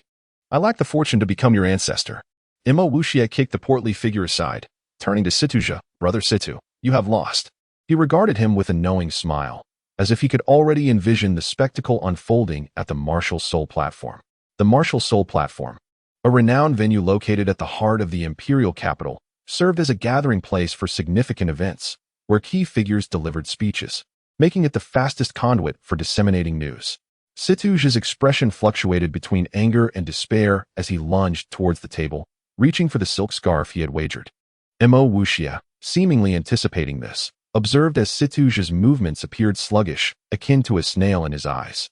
Just as Situge was about to grasp the scarf, a victorious smile on his face, it vanished, leaving him with a frozen grin. Gazing at the item in his hand, Mo Wuxia declared, "By noon tomorrow, I hope you will honor our wager. Otherwise, I shall ensure this agreement reaches His Majesty, and you may deal with the consequences." With that, he strode away, while the portly figure couldn't resist mocking them, and the two flower girls fled in haste. "This is a disaster. We've botched it, and will face disgrace," Situge roared. Zhang Gang suggested, "Why not renege on the bet?" Situge retorted angrily, "If I am to be humiliated, so shall you. We will go together by noon tomorrow." As Mo Wuxia exited the pavilion, he could still hear Situge's furious shouts. "Brother Situ, I shall bring 100 beautiful women tomorrow. Prepare yourself," he taunted, intensifying the mockery. The portly figure, relishing in the moment, bellowed, "You bastards better show up tomorrow, or I will make you regret it." Upon leaving the Zuehua building, the lavish carriage remained parked, yet young Masters were no longer spared at a glance. Instead, he kicked it, startling the 4 high-stepping horses into whinnies. "Is this carriage Situge's?" Mo Wuxia grinned mischievously. The portly figure nodded, cursing, "Damn it, if they hadn't threatened me, I wouldn't be riding this piece of junk to fetch you." Mo Wuxia laughed heartily. "He still owes you 1,000 taels, right?" The portly figure nodded. And Mo Wuxia exaggeratedly chuckled. "In that case, let him use this carriage to settle his debt." The portly figure's eyes widened suddenly as he smacked his forehead in regret, lamenting, "How could I have missed that? With my brilliant mind, I should have thought of it sooner." Thus, he dismissed the driver and hopped onto the carriage, declaring, "Thanks for the reminder, brother. This carriage is mine now. I shall take my leave." Mo Wuxia watched young Masters dash off without a care, feeling speechless. Initially, he had hoped to help Zhuo regain face and claim the carriage for himself, but the portly figure had caught on to his intentions and made off with it. With several miles yet to traverse back to the Duke's residence, and the day still young, he decided to explore the streets and take in the wonders of this new world. Mo Wuxia was filled with curiosity, examining various stalls, ultimately purchasing an assortment of items, including cosmetics, silks, and some male enhancement pills. Before he had even traversed half the street, he found himself burdened with a large bundle. Gazing down the long avenue, he sighed. Although there are stalls aplenty, it is regrettable that the variety is limited. As he lamented, he remained oblivious to the chaos brewing at the street's end. Suddenly, a rider burst into view. Though the horse was plain, its gallop resonated like the thunder of 1,000 troops. The steed was white below and red above, resembling a flowing ribbon from afar, captivating all who beheld it. As it passed, a faint fragrance lingered in the air, invigorating those nearby. However, this rider did not evoke admiration, but rather anger and concern as they barreled through the street, causing pedestrians and vendors to scatter. Those who could not evade were struck by the whip, meeting a grim fate. Mo Wuxia, engrossed in a collection of ceramics that he found exquisite, mused, "Such fine items. If I could take these back to my past life, they would be national treasures. Each piece could fetch millions. Truly marvelous. Make way, make way." He looked up to see a throng of people parting, revealing a magnificent white steed. His keen eyesight quickly caught sight of a girl in red atop the horse, and his gaze lit up with admiration. The girl had flowing, beautiful hair dancing in the wind, delicate brows, eyes that sparkled with brilliance, a refined nose, blushing cheeks, and luscious lips. Her complexion was as fair as cream, with a rosy glow that rendered her breathtakingly beautiful. How lovely! He gazed at the girl in awe, oblivious to the whip that had already descended upon him. The whip struck him with considerable force, yet its application was deft, leaving him uninjured. However, being struck in such a manner was undeniably humiliating. As the whip swished past, Mo Wuxia's belongings flew from his bundle, scattering everywhere, with some landing in the girl's arms, which she caught effortlessly. A burning sensation of indignation ignited within Mo Wuxia, and he shouted, "Stop right there." The girl, almost instinctively, reined in her horse, which seemed to understand her intent, halting immediately. "Who are you shouting at?" she retorted, brandishing her whip in a threatening circle, causing the onlookers to retreat in haste. Such a beautiful girl, yet so domineering. What a waste of beauty. He couldn't fathom that a girl of such caliber existed in the imperial capital, and he shook his head in disbelief. Though his voice was low, the girl caught his words. "Who are you calling a waste?" She glared at him coldly, shaking her whip, clearly poised to strike again. Mo Wuxia clasped his hands in front of him, looking down at her with a haughty demeanor. "Could there be anyone else here?" "Humph, seeking death," she exclaimed, unleashing another whip that struck Mo Wuxia once more, but this time he caught it in his grasp. With a firm tug, he pulled her down from her mount, and as she fell into his embrace, he grinned. "Oh, quite feisty, aren't you?" Chapter 10. Gongsun Yingying. The maiden's mind reeled, as this marked the inaugural and singular instance in her memory of a man engaging in such intimate conduct with her. Her thoughts spiraled into disarray, causing her to momentarily relinquish resistance and the impulse to strike her assailant. "What? Did you fancy a dalliance with this young master?" Mo Wuxia guffawed with escalating impudence, as if he had avenged the lash and found solace. His laughter, however, jolted the damsel from her daze, tears welling up as she erupted into inconsolable sobs. She struggled vehemently, yet Mo Wuxia's superior strength thwarted her escape. "Release me, you lecherous scoundrel." Mo Wuxia abruptly released his grip, causing the girl to lose her balance and collide with the earth. "Ah!" she cried out in pain, cradling her head as her wails intensified. Why does she weep even more vehemently? She explicitly demanded that I release her. Mo Wuxia muttered, furrowing his brow. Regret soon enveloped him as the girl's lamentations evoked a complex and unsettling sensation within him. Despite his reputation as a libertine, he could not bear to witness such profound sorrow, especially when he was the cause. "Ahem, little sister, cease your weeping, I implore you. Behold, I shall procure sweets for you." Mo Wuxia attempted to placate her as one would a child. "Wah!" The girl's sobs intensified, yet through the gaps in her fingers. Her large eyes furtively glanced at Mo Wuxia, who remained oblivious. "Pray, cease your weeping, or perhaps I shall allow you a moment of fondling to settle the score. What say you? Who desires to touch you? You reprobate." The girl abruptly sprang to her feet, delivering a swift kick to Mo Wuxia's chin, sending him crashing headfirst into the ground. Mo Wuxia experienced a disorienting whirl, his vision exploding with stars. Subsequently, a searing pain engulfed his body.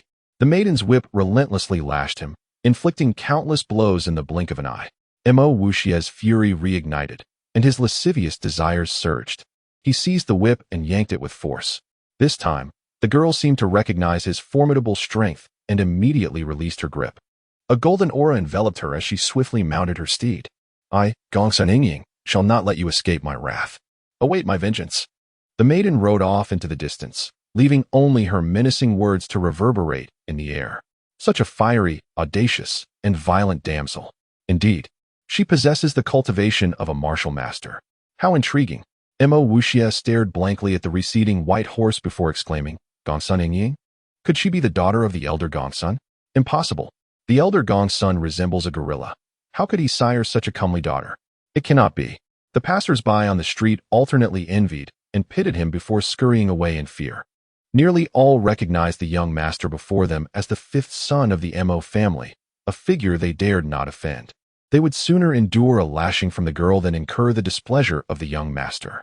In an instant, the street was deserted.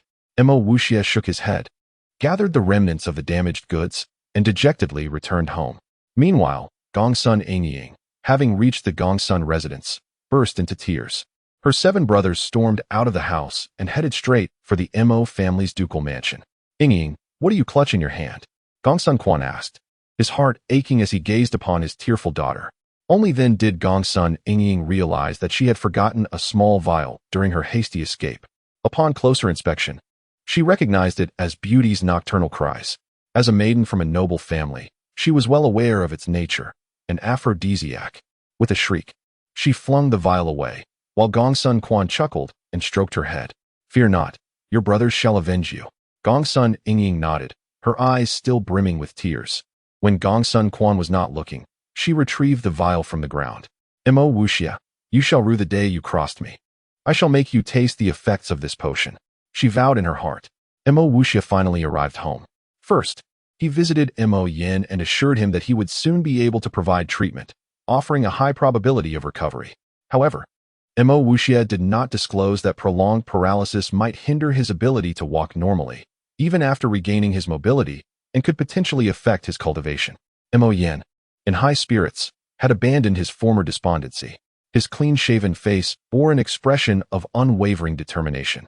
Dressed in a white robe, he exuded the aura of the once dominant white-robed general, even while confined to a wheelchair. Wuxia, whether or not I recover is inconsequential. You have the capacity to change. So why should I not? From this moment forward, we must not cause father any further worry. However, revitalizing the Mo family's glory falls upon your shoulders. For the eldest brother, Mo Yin trailed off. His initial hopes seemingly diminished, perhaps doubting Mo Wuxia's ability to truly restore his health. Mo Wuxia replied, "You are unduly concerned. I shall devote myself entirely. The Mo family still requires your leadership." Mo Xia was naturally delighted by Mo Yan's transformation, his heart filled with joy. He had believed that his youngest son had genuinely reformed, but the scandalous news of his recent escapade had reached him, igniting his fury. He immediately summoned Mo Wuxia. "Young master, the master requests your presence." A servant, seemingly perceptive of Mo Wuxia's thoughts, added, "Be cautious. The master appears exceedingly displeased." "Displeased? What have I done?" Mo Wuxia inquired, puzzled. He had generously tipped the servant, ensuring that he would receive early warnings of any unfavorable developments within the mansion, allowing him to evade Mo Xia's wrath. The servant shook his head. "I am unaware of the cause, but I urge you to exercise caution." Mo Xia sat at his desk, polishing his prized sword.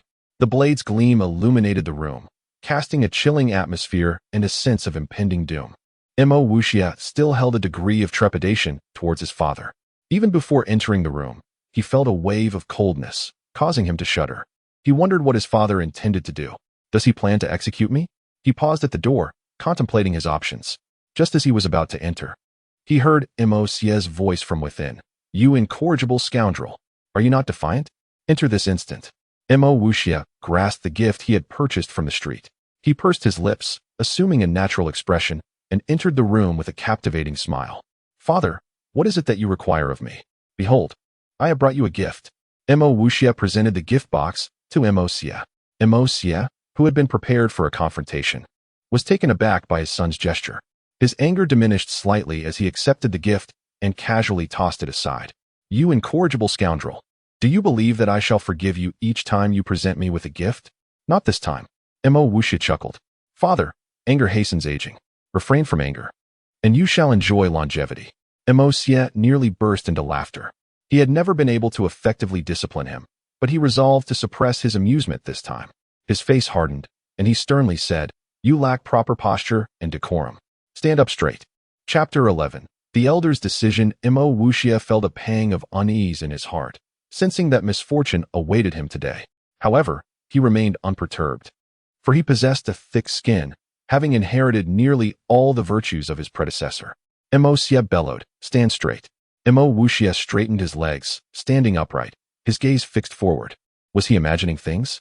This rascal was not like this before. Whenever I got serious, he would resort to tricks and act even more carefree.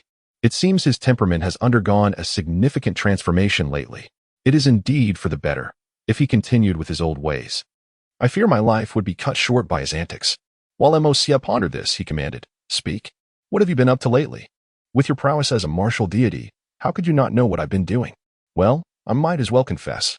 Thus, he collected his thoughts and replied, "Father, I have, of course, been at home, not gallivanting about.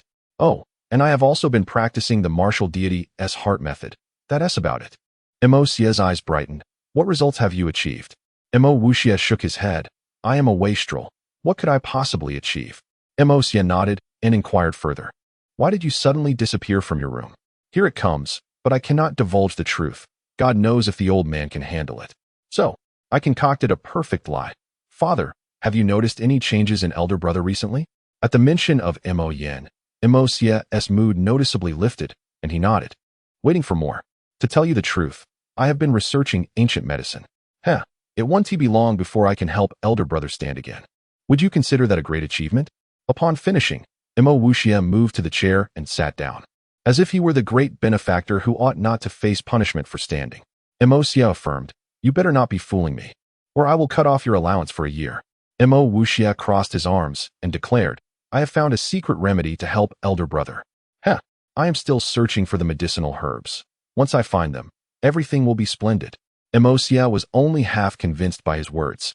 However, he still did not understand how his son had suddenly vanished and chose not to press the matter further. Remembering the events of the day, his anger flared again as he shouted, "Who told you to sit? Stand up." Emo Wuxia obediently stood once more, yet confusion lingered in his heart. What was going on? Was the old man experiencing a midlife crisis, refusing to relent? Emosia questioned. "So, where were you off to today?" Emo Wuxia finally realized it stemmed from the events of the day, yet he could not back down. Otherwise, he would have no standing in the future, especially since he was out helping others. He plopped back down in the chair, ignoring his father's words, and chuckled. "Father? Isn't that a redundant question? What else could I possibly do besides visiting the Drunken Flower Pavilion?" Emosia suddenly pointed a trembling finger at him, exclaiming, "You good for nothing. All you know is to indulge in feasting and merriment. I thought you had truly turned over a new leaf and were ready to be a better person, but alas. You infuriate me. Stand up straight." With that, Emosia slammed his hand on the desk, producing a thunderous sound. Emo Wuxia jumped in fright, but quickly regained his composure. He placed his hand gently on his father's finger and pressed down lightly, saying, "Father, I was just fooling around this time. It's like this." He explained the situation regarding the rotund man in detail, which finally relieved Emosia, who thought to himself, perhaps this lad can still be molded. Is there anything else you haven't mentioned? Like publicly teasing a girl? Now that would be a true disaster. The old man is most sensitive about such matters. And if he pursued it, I would be in serious trouble. Emo Wuxia felt a renewed sense of threat. Emosia once again pointed at him, angrily demanding, "Why are you silent now? Feeling guilty? You rascal, how have I raised you? You are truly a disgrace to our family." After saying this, Emosia swiftly brought his hand down, about to land a slap on Emo Wuxia's face. Emo Wuxia shouted, "Mother, your son is about to suffer a beating." His words came out in a flash, causing Emosia's hand to halt abruptly in midair, even making Emo Wuxia feel a stinging pain in his cheek. This was his ace in the hole, a tactic that had always worked. Emosia quickly withdrew his hand, filled with remorse. Emo Wuxia had inherited all the admirable traits of his mother, which is why he possessed such striking looks. Every time Emosia beheld Emo Wuxia, he was reminded of his wife, as if this young son was the only memory he had left of her. "Father, you cannot blame me. Just think about it. Have you ever truly cared for me from childhood? Besides your years of warfare, have you ever looked after me? Did I even experience maternal love? I don't even know what my mother looks like. Apart from my brothers who occasionally played with me, no one else cared for me. And now that my brothers are gone, what am I to do? Is it wrong to have some friends? Moreover, I am a martial arts waste. I cannot cultivate. And I am subjected to ridicule. What else could I do but indulge? I do this solely to mask my inner pain, to instill fear in others, thus allowing me to forget my worthless identity. Can you truly blame me for all this?" Emo Wuxia's words were heartfelt, shedding tears as he spoke. Yet, this was also a reflection of his true feelings, for he had now genuinely integrated into this world. Not only was it his home, but it was also his everything. The only pain in his heart was the absence of maternal love, a love he had never experienced in his past life. Emosia sat down heavily on the chair, as if aged by many years in an instant. The father and son faced each other in silence for a long while. "Wuxia, it is I who was wrong. I am sorry. I promise to give you a life of wealth and honor. I will petition the emperor for you to marry Princess Huangpu Jingwe. That would be my way of making amends to your mother. You may not realize, but Princess Huangpu Jingwe is the emperor's most beloved daughter. Of an age comparable to yours, you are worthy of her. Marrying her will ensure that no one dares to provoke you in the martial empire." With that, the elder turned and left, his figure lonely and desolate as he headed to the palace. 18 years had passed, and Emosia remained unmarried, a testament to his love for his wife and the deep affection he held for Emo Wuxia. "Ah, father, please don't." By the time Emo Wuxia regained his senses, the elder had already vanished from the duke's residence. "This is dire. I don't even know what Princess Jingwe looks like. Moreover, marrying a princess would mean losing my freedom, and I would no longer be able to indulge. No, I absolutely refused to marry Huangpu Jingwe." He was in a frenzy. But after a while, he devised a plan, intending to present himself in the most unkempt, disheveled, and shameless manner before Her Highness, ensuring to leave a thoroughly negative impression. He chuckled at the thought that this marriage would never come to fruition. Before he could even return to his courtyard, Emo Wuxia was startled once more. "Get out here, Emo Wuxia." The command echoed like thunder at the entrance of the duke's residence. Immediately, 7 burly men, resembling gorillas and towering at 7 feet tall, barged into the Duke's residence, having already knocked down the 4 guards at the entrance. Mo Wushia's heart sank, and images of 7 gorillas flashed through his mind. He had faced these 7 beasts before, but had always sought to avoid confrontation. It was not merely because their father, Gongsun Quan, was a renowned general of the empire, but because each of the 7 brothers was exceptionally skilled in martial arts, far beyond his capacity to confront. Yet, at times, he found it amusing that these 7 strong men bore a peculiar name. The wind rises and the clouds soar, which was the singular name each one carried in order from the eldest to the youngest. As his father would say, they were to embody such heroic spirit, hence the name. At that moment, it was not difficult to imagine the complexity of his feelings. Damn it, I haven't offended them. Why have they come to my door? Their arrogance is overwhelming. But this is the Mo family's Duke's residence. I refuse to believe they dare to lay a hand on me, dare to strike me, and I shall summon my father to petition his majesty, accusing you of treason, leading to the annihilation of your entire family. Mo Wuxia halted, mustering considerable courage as he approached the grand entrance.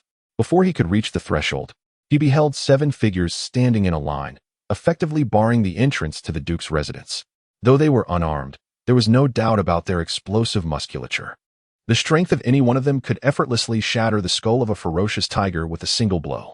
Chapter 12. The rising winds and soaring clouds in any nation. Those of noble rank above a count possess private armies, with the number of personal soldiers dictated by their title. The expanse of the ducal estate is vast, at least. What Mo Wuxia perceives is merely the tip of the iceberg. Through the memories of his former self, he recalls a large area at the back of the ducal residence, where the Duke's private guards, numbering 4,000, are stationed, exclusively under Mo Wuxia's jurisdiction, with no one else having the authority to mobilize them. Typically, the defenses within the ducal estate are not particularly stringent. Mo Wuxia occasionally spots guards conducting routine patrols within his line of sight.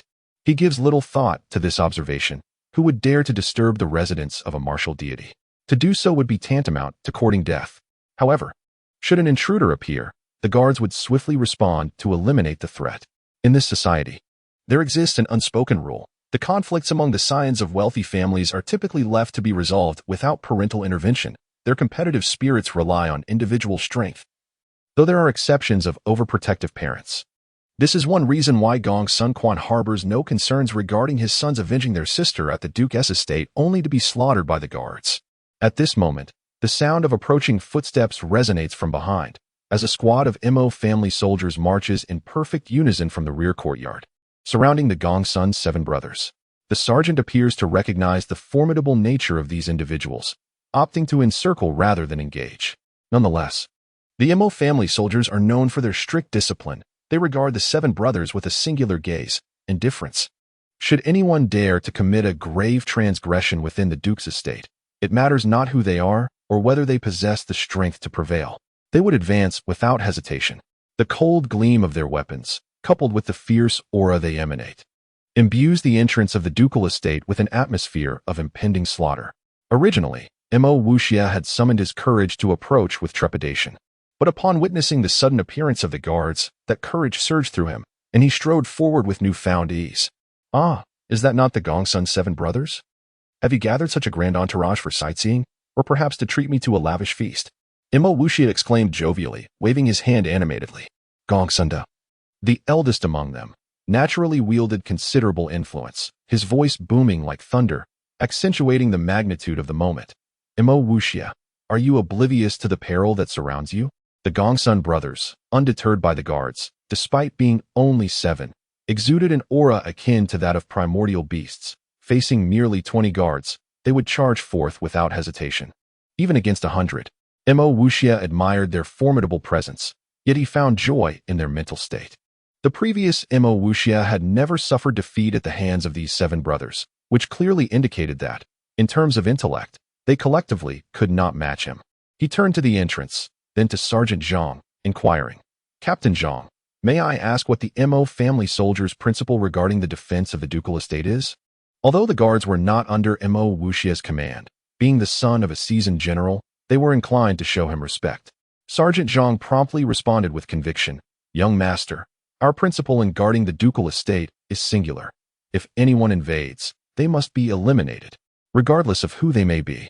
Mo Wuxia nodded and pointed to the 4 guards lying haphazardly at the entrance, asking, "Given that these 7 brothers have incapacitated my soldiers, does that not constitute an act of invasion?" After a moment of hesitation, Sergeant Zhang affirmed, "Indeed." Mo Wuxia, with a commanding tone, declared, "Then why do you not eliminate them on the spot?" Sergeant Zhang drew his sword, pointing it at the surrounded 7, and bellowed, "Intruders, slay them." In an instant, the guards raised their long weapons in unison, thrusting them towards the Gongsun 7 brothers almost in perfect synchrony. Should a battle ensue, not only would the Gongsun brothers falter, but even Gongsun Quan himself would meet his demise at the hands of the Mo family soldiers. Though only 20 stood before them now, for 1,000 awaited in reserve. And should they all charge forth, even the martial sage would be wise to avoid their wrath.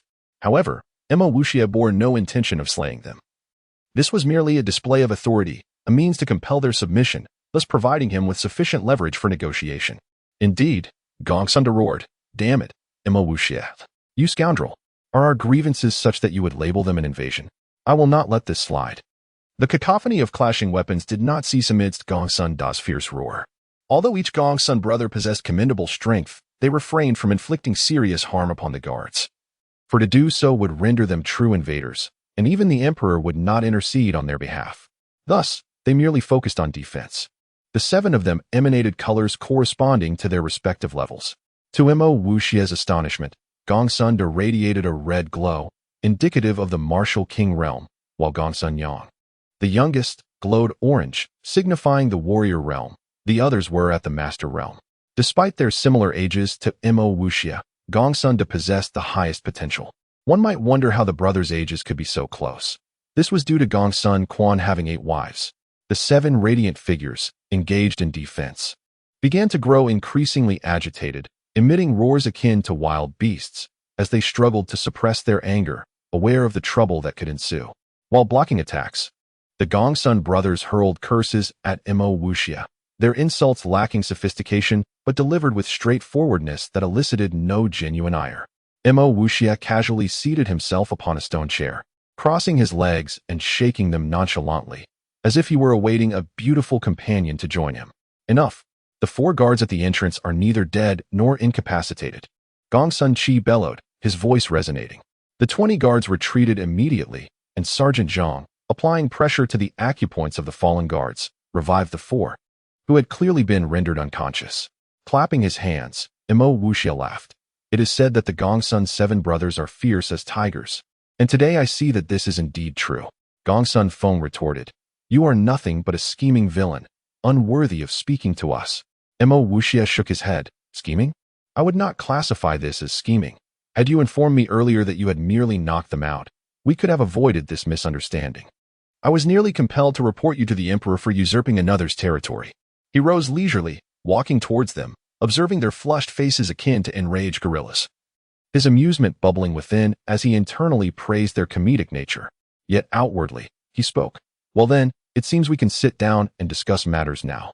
What nerve possessed you to come here and raise such a ruckus?" Chapter 13. Brother-in-law? Shall we sit down for a discussion? The 7 brothers of the Gongsun family surveyed their surroundings, finding nothing but the stone chair previously occupied by Mo Wuxia. Observing their demeanor, Mo Wuxia felt an increased determination to teach them a lesson. Despite their beast-like nature, they were undeniably entertaining. "Sit, wherever you choose," he declared as he returned to the stone chair. Addressing the guards, "Captain Zhang, what just transpired was a misunderstanding. Now that it has been resolved, you may return to your duties. I trust the Gongsun brothers will not act out again."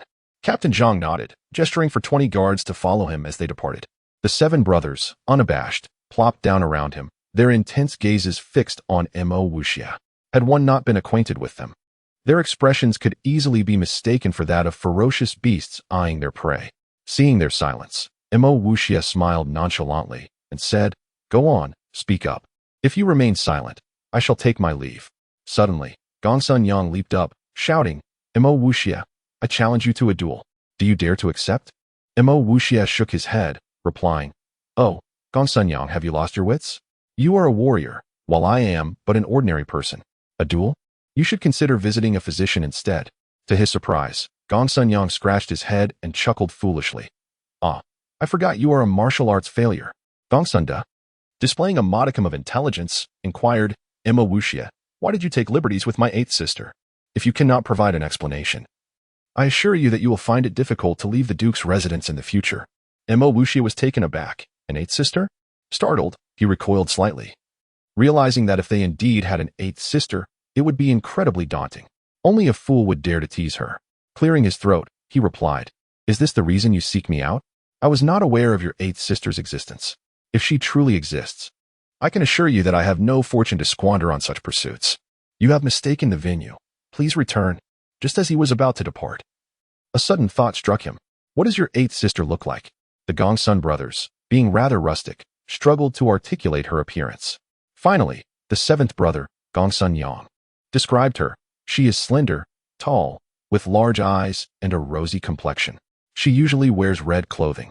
My heavens, Gongsun Yingying also wears red attire. Could it truly be her? Realizing their fierce demeanor today, he recalled teasing her earlier that morning, and his heart raced at the thought. Cough, cough, is it Gongsun Yingying? Seeing them nod in unison, Imo Wuxia leaped up as if witnessing the most astounding revelation. Is there truly a phoenix among a flock of gorillas? Gongsun Quan is indeed peculiar. The seven brothers bore an uncanny resemblance to gorillas, even their father somewhat so, yet they abhorred being likened to such creatures. Imo Wuxia's open declaration incited a collective uproar. The brothers sprang into action, shouting, Imo Wuxia, you have gone too far. Not only have you teased our sister, but you have also insulted us. We shall settle this.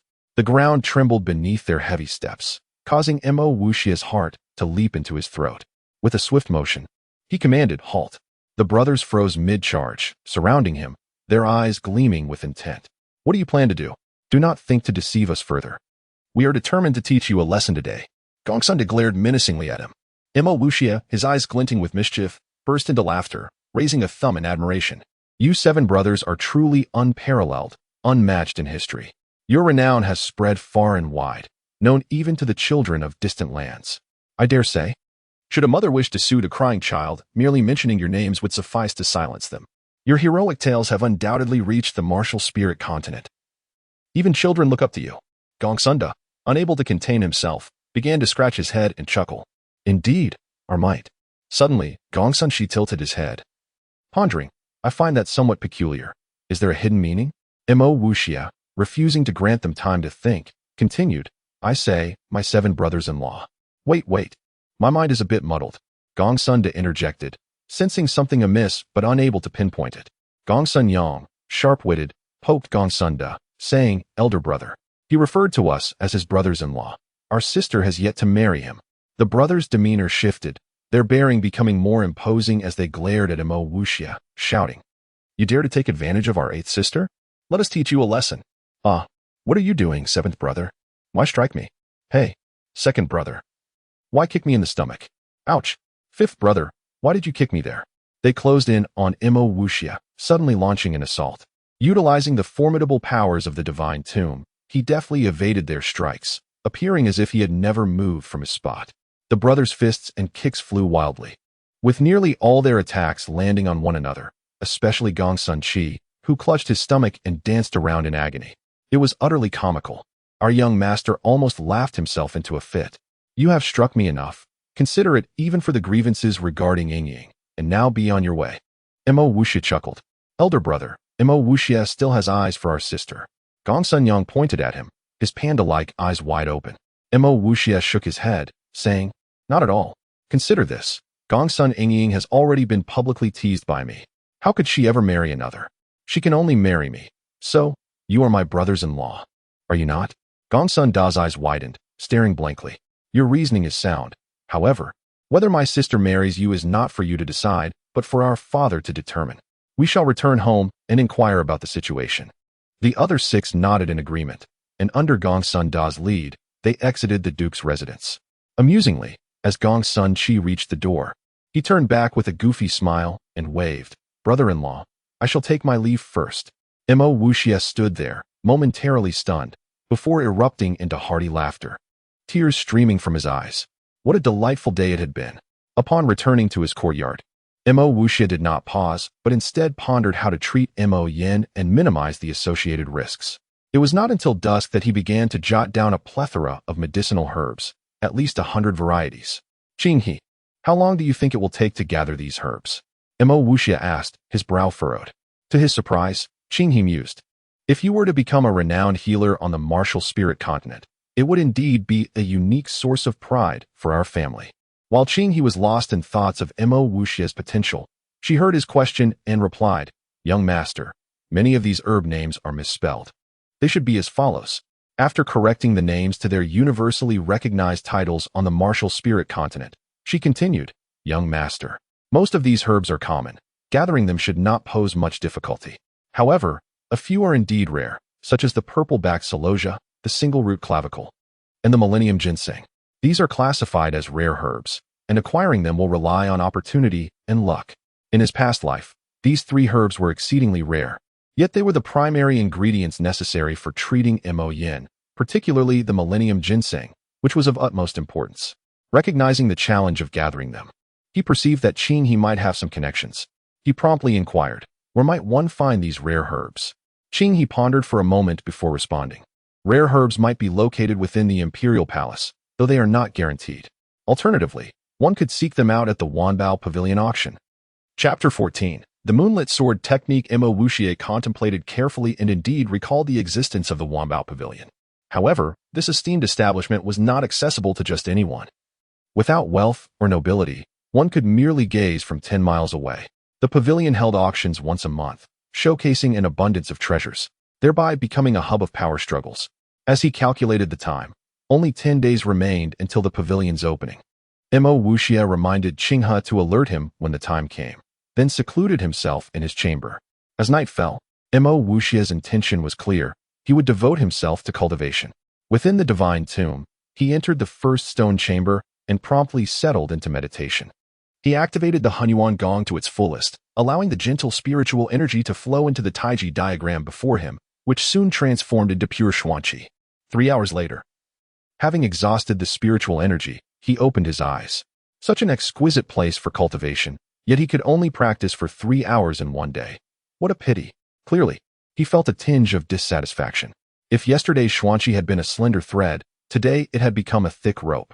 According to the martial arts principles, he was on the verge of stepping into the realm of a martial master. The Hunyuan Gong merely cultivated Xuanqi.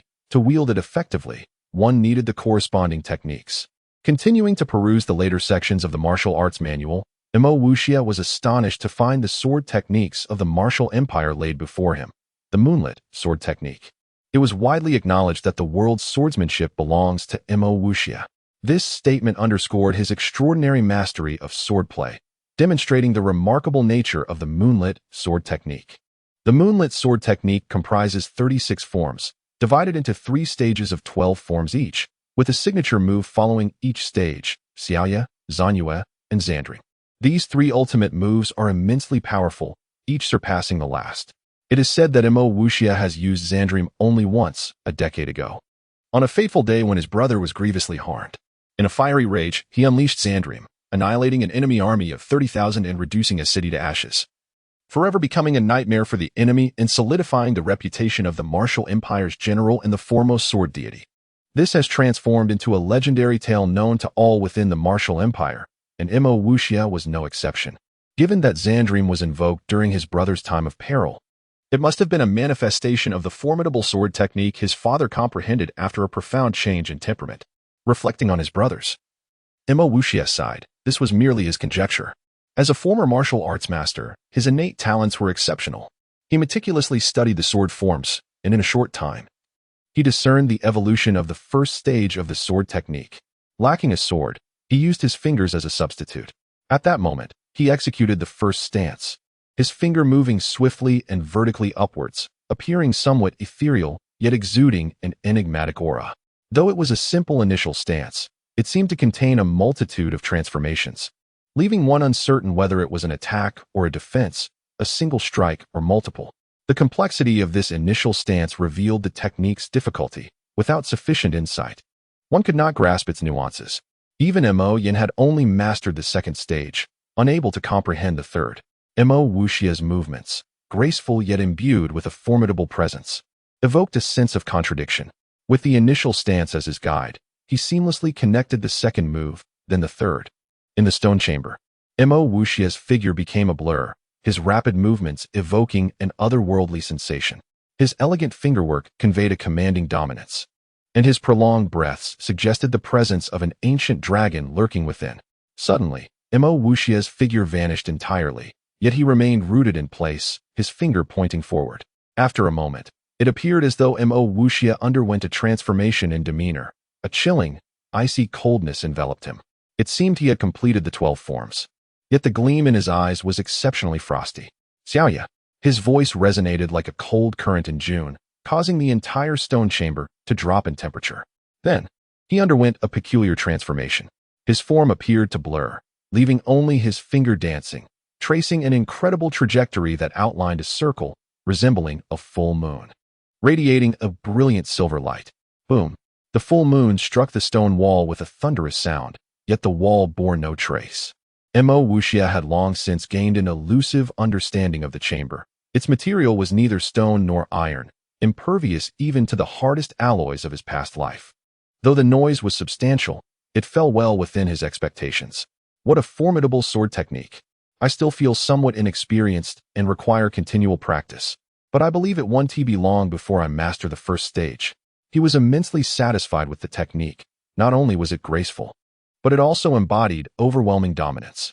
He could vividly imagine the scene of Mo Wuxia wielding a sword on the battlefield, exuding an unparalleled grandeur. A wicked smile crept across his face as he envisioned the day he would possess an extraordinary sword, towering over the world. After indulging in this fantasy for a moment, he felt an urgent desire for a remarkable sword. Currently, he was merely practicing the sword gestures. Only with a long sword could he truly unleash the marvels of the moonlit sword technique. Time had slipped away, 5 hours had passed. He could no longer linger in the divine tomb, lest he inadvertently trigger another search party. Upon returning to his room, dawn was breaking. With a hint of drowsiness, he lay upon the enormous bed and unknowingly drifted off to sleep. In the depths of slumber, Mo Wuxia abruptly opened his eyes, leaping from the bed with a start. Smacking his thigh, he exclaimed, "How could I have almost forgotten that today is the day of the grand performance?" With that, he dashed out of the room like the wind, disregarding his tousled hair. Qinghe gaped in astonishment at Mo Wuxia's lack of decorum, exclaiming, "Goodness! Is the young master in such a hurry to reincarnate?" At this moment, midday approached.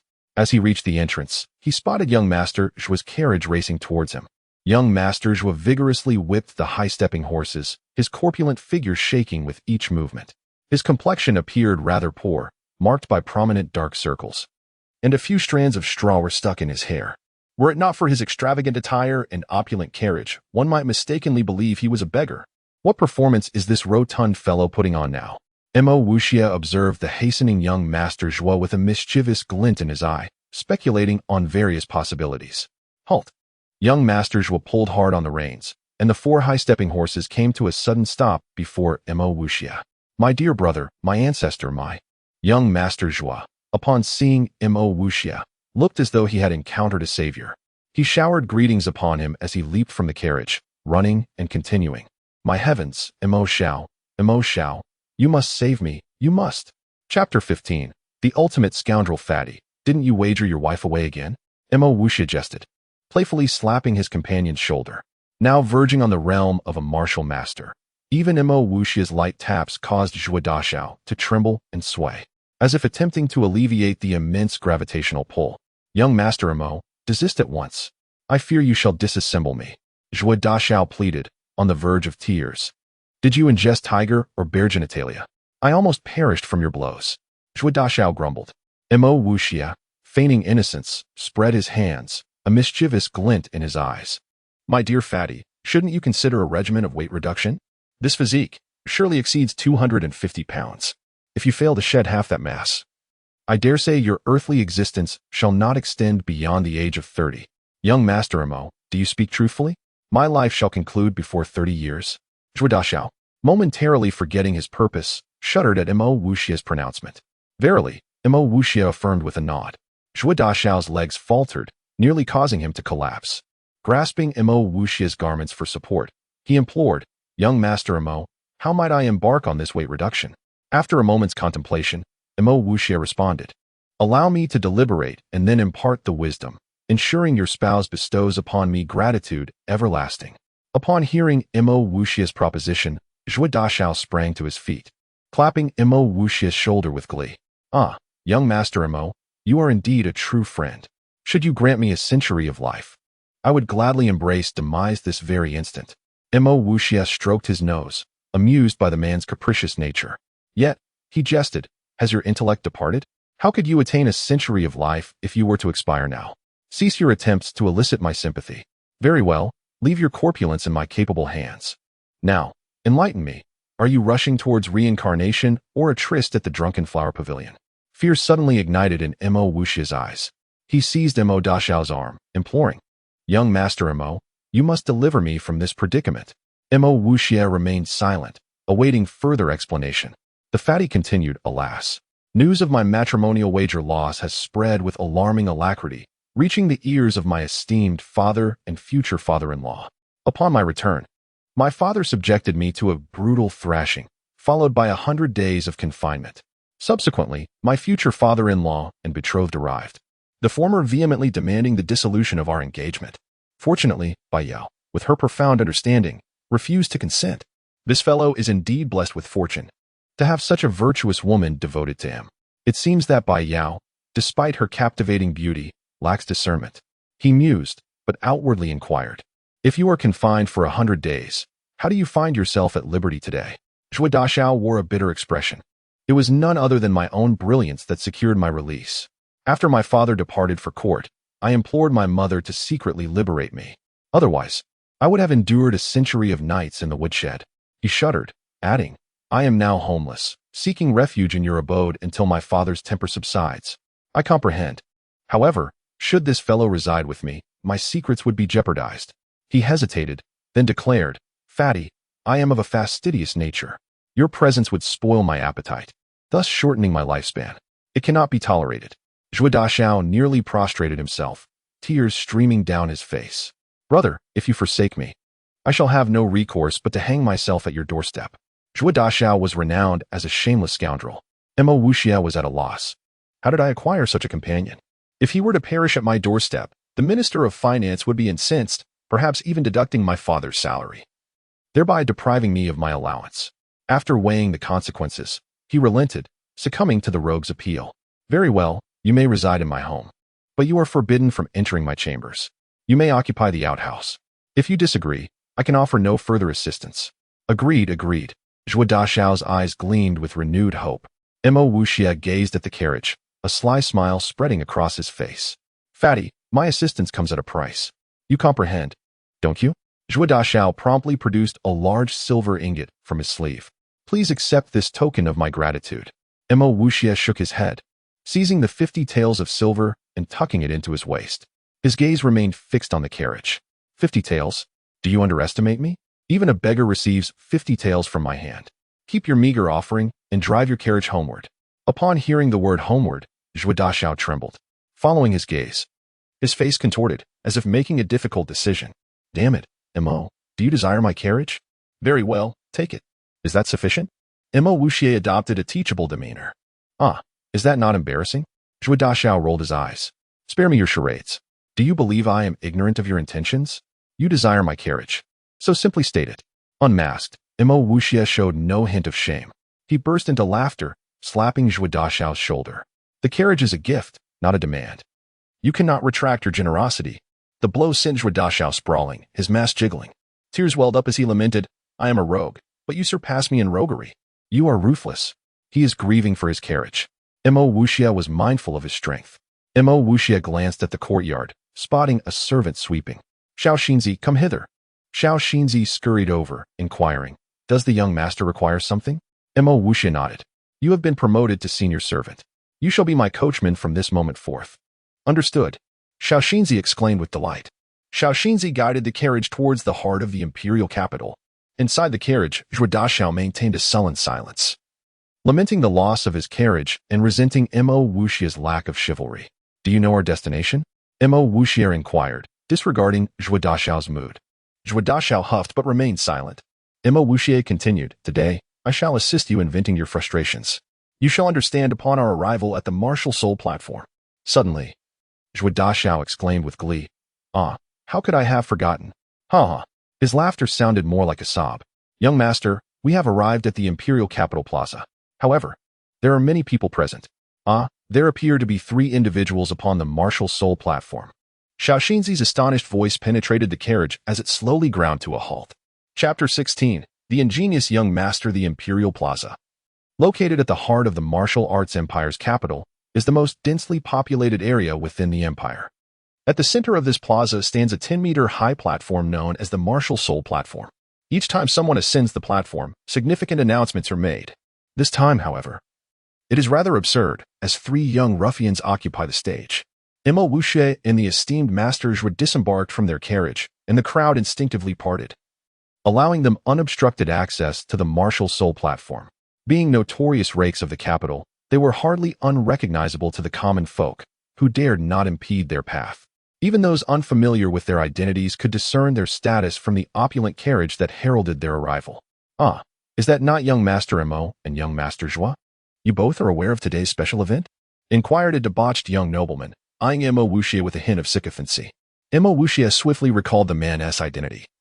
He was Miao Xiong, the son of Viscount Miao Xin, a third-rank official in the Ministry of Rights, lacking any significant power, though they were all rakes. Miao was of a lesser pedigree. "Miao Xiong, wherever you go, it seems you are never without your beautiful companions. You appear to be in splendid spirits today." Emma Wuxie replied with a mischievous grin, uttering a disingenuous compliment. This was the customary banter among their ilk, striving not to offend anyone, with exceptions made for certain individuals, such as Zhao Gang and Situ Zhu atop the platform. Miao Xiong was flanked by 2 extravagantly adorned women, his hands wandering beneath their garments, eliciting a flush of pleasure from them, punctuated by soft, seductive sounds. This spectacle amused both Emma Wuxie and Zhua, as Miao Xiong leaned in, suggesting, "If my esteemed brothers desire, I could present them to you." Had this been the former Emma Wuxie, he would have scorned such lowly noble connections. However, the current Emma Wuxie, more seasoned and astute, chuckled, "Ah, Miao Xiong, you must know that my brother and I have no shortage of women. We would not covet another's beloved. How about this? You are welcome to visit my residence sometime. We can chat." Miao Xiong's eyes sparkled with excitement. This was a powerful ally indeed. "Thank you, young Master Emo. I shall certainly pay you a visit. By the way, I have some fine treasures I could present to you then." Emo Wuxie patted his shoulder, laughing. "Ah, Miao Xiong, you are too courteous. From now on, we are all on the same side. Should you require anything, I shall protect you." Miao Xiong trembled with uncontainable excitement, pushing away the 2 women, exclaiming, "To earn the title of one of our own from young Master Emo is an honor I shall uphold with utmost loyalty." Emo Wuxie patted his shoulder once again, grinning. "All right. I am merely here to enjoy the spectacle today." With that, they all turned their gaze towards the Martial Soul Platform. Zhao Gang, Zhao Ming, and Situ Xia, standing on the platform, had long since noticed the arrival of the carriage. Particularly, Situ Xia's eyes seemed to blaze with fury, for that carriage was his, and it had changed ownership before it even arrived. Upon seeing who had descended, they wished fervently to charge down and engage in a battle to the death. Yet, being cowards at heart, they merely contemplated such actions in silence, preferring to endure the humiliation of remaining on the platform. The multitude below appeared as a dense, dark mass, an ocean of humanity. Since the 3 had taken their positions on the Martial Soul Platform, the commoners had halted, gazing at the scene in bewilderment. At that moment, a carriage, far more lavish than Mo Wuxie's, approached from the distance but remained at the plaza's periphery, not daring to enter. Had Mo Wuxie seen it, he would have recognized the emblem emblazoned upon it, the royal crest of dragon and phoenix, signifying the presence of the monarchy. From the vantage point of the Martial Soul Platform, one could survey the entire Imperial Plaza. Situge's expression shifted to one of complex emotions. "Hey, you 3, are you not going to fulfill your wager? What are you waiting for?" called out the flamboyant Zhua, his voice echoing across the plaza, plunging it into silence. "Brother, Situ, shall we begin? We cannot afford to incur his wrath." Situge gritted his teeth and nodded, resigned to the unfolding scene. Thus commenced an extraordinary display. As the 3 on the Martial Soul Platform began to sway their bodies while shedding their garments, and in no time, they stood completely unclothed. A stunned silence enveloped the crowd. This was the most absurd spectacle the commoners had ever witnessed, an event they could never comprehend in their lifetimes. As the rhythm of their disrobing quickened, murmurs of astonishment filled the air, with many pointing and shouting epithets such as shameless, scoundrel, rogue, and debauchee. Emotions ran the gamut. Some faces bore scorn, others amusement, and a few looked on in admiration, particularly for Mo Wuxia and Zhua, who, despite lacking the audacity to act so brazenly, admired their courage. The atmosphere spiraled into chaos, yet no one dared to act out of line, only verbal condemnations were hurled. With no eggs or vegetables thrown, nor any physical confrontations, could these commoners dare such actions? Naturally not. Mo Wuxia and Zhua laughed uproariously, doubled over, tears of mirth streaming down their faces. Initially hesitant to join in, Miao Xiong, now aligned with Mo Wuxia, succumbed to the infectious laughter after a moment's pause. With their clothes discarded, the three stood bare upon the platform, their faces flushed, bodies trembling, and their flesh quivering. They contemplated fleeing the martial soul platform. But the distant carriage remained stationary, instilling fear of escape.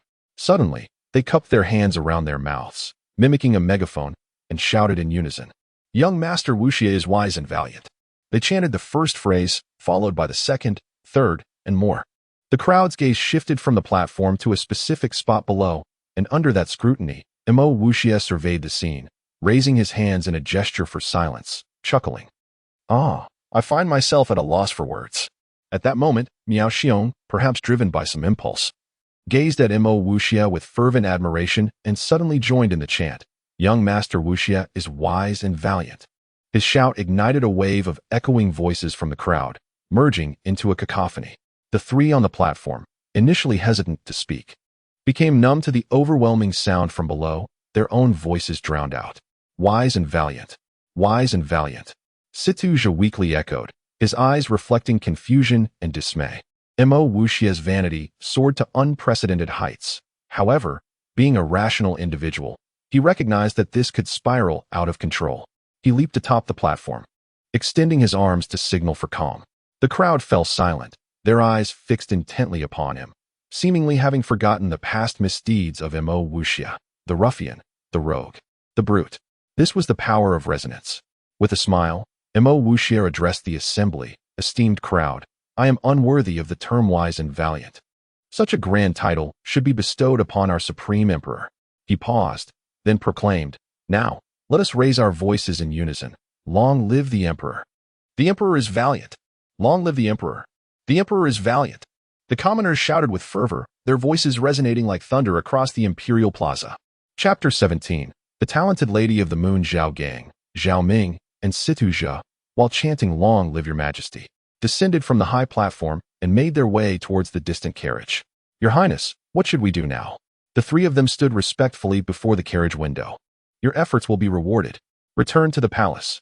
A deep voice resonated from within, prompting the driver to urge the horses forward, gradually departing. Mo Wuxia gazed at the retreating carriage with a flicker of cold light in his eyes, pondering, the second prince. So it is him. His certainty stemmed solely from the emblem on the carriage. He had once sat in it months ago. Back then, the second prince had attempted to court his favor. But Mo Xia had warned Mo Wuxia against becoming embroiled in the struggles of the royal family. Consequently, Mo Wuxia not only refrained from joining the second prince's faction, but had also given him the cold shoulder. Thus, a rift had formed between them. Previously, Mo Wuxia had been oblivious to the second prince's intentions, having merely heeded his father's warnings. However, with his keen insight, he now discerned that this was merely a factional struggle among princes, a blatant contest for power and the throne. The incident involving the rotund man's loss of his wife was merely the prologue, a conspiracy directed at Mo Wuxia. Gradually untangling the threads of this intrigue, he realized that the rotund man had only served as a scapegoat, and that the second prince was indeed a petty individual, unlikely to achieve greatness. He understood that with his father's authority, any prince gaining his support would have the throne within reach. Yet, his father had chosen neutrality, refusing to align with any faction, which consequently led to various princes vying for alliances. Unable to win over Mo Xia, they shifted their focus to Mo Wuxia, believing that securing him would ensure Mo Xia's support. Not only the second prince, but even the first and third princes had sought Mo Wuxia's favor. among the royal family. The most authoritative were undoubtedly the first, second, and third princes. The first prince, being the crown prince, had fewer worries. Yet the constant threat of royal power struggles meant he had to court alliances.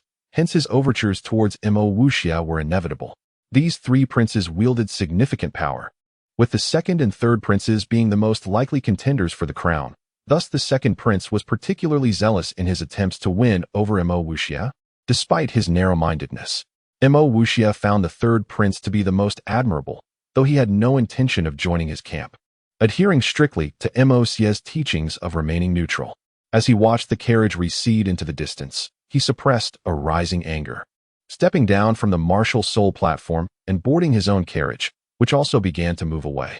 Inside the spacious carriage, Miao Xiong was invited in, having already sent the two women home.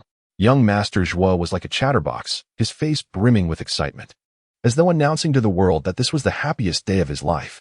Mo Wuxia remained silent, lost in thought, contemplating how to guard against a second attack from the second prince, now that he had successfully faced him once. Miao Xiong looked at Mo Wuxia with immense admiration, already devising ways to gain his favor. Each harbored their own thoughts. Suddenly, the ethereal sound of a guqin pierced through the carriage, illuminating Mo Wuxia's senses, compelling him to signal to the driver to halt. The melodious notes flowed gracefully, reminiscent of mountain springs frolicking among verdant peaks, free and unrestrained. Like the gentle breeze wafting over willow branches, soft and exquisite. Like butterflies dancing amidst a myriad of blossoms, noble and pure. Akin to a lone red plum amidst swirling snow. At times, the music soared to the heavens, only to descend into whispers. At others, it floated like strands of silk in the wind, yet remained steadfast like a pine on a cliff, sometimes vigorous, sometimes ethereal. Could it be her? Mo Wuxia felt a surge of infatuation wash over him, as an exquisite beauty unconsciously surfaced in his mind. Mo Xiao, why have we stopped? Are we not returning home? Young Master Zhuo asked, perplexed. Do you not find this melody familiar? Mo Wuxia inquired. Young Master Zhuo, a notorious rogue and gambler, had no understanding of music, and in confusion replied, Mo Xiao, are you attempting to court yet another maiden? Mo Wuxia chuckled helplessly, realizing that discussing music with this fellow was akin to playing the lute to a donkey.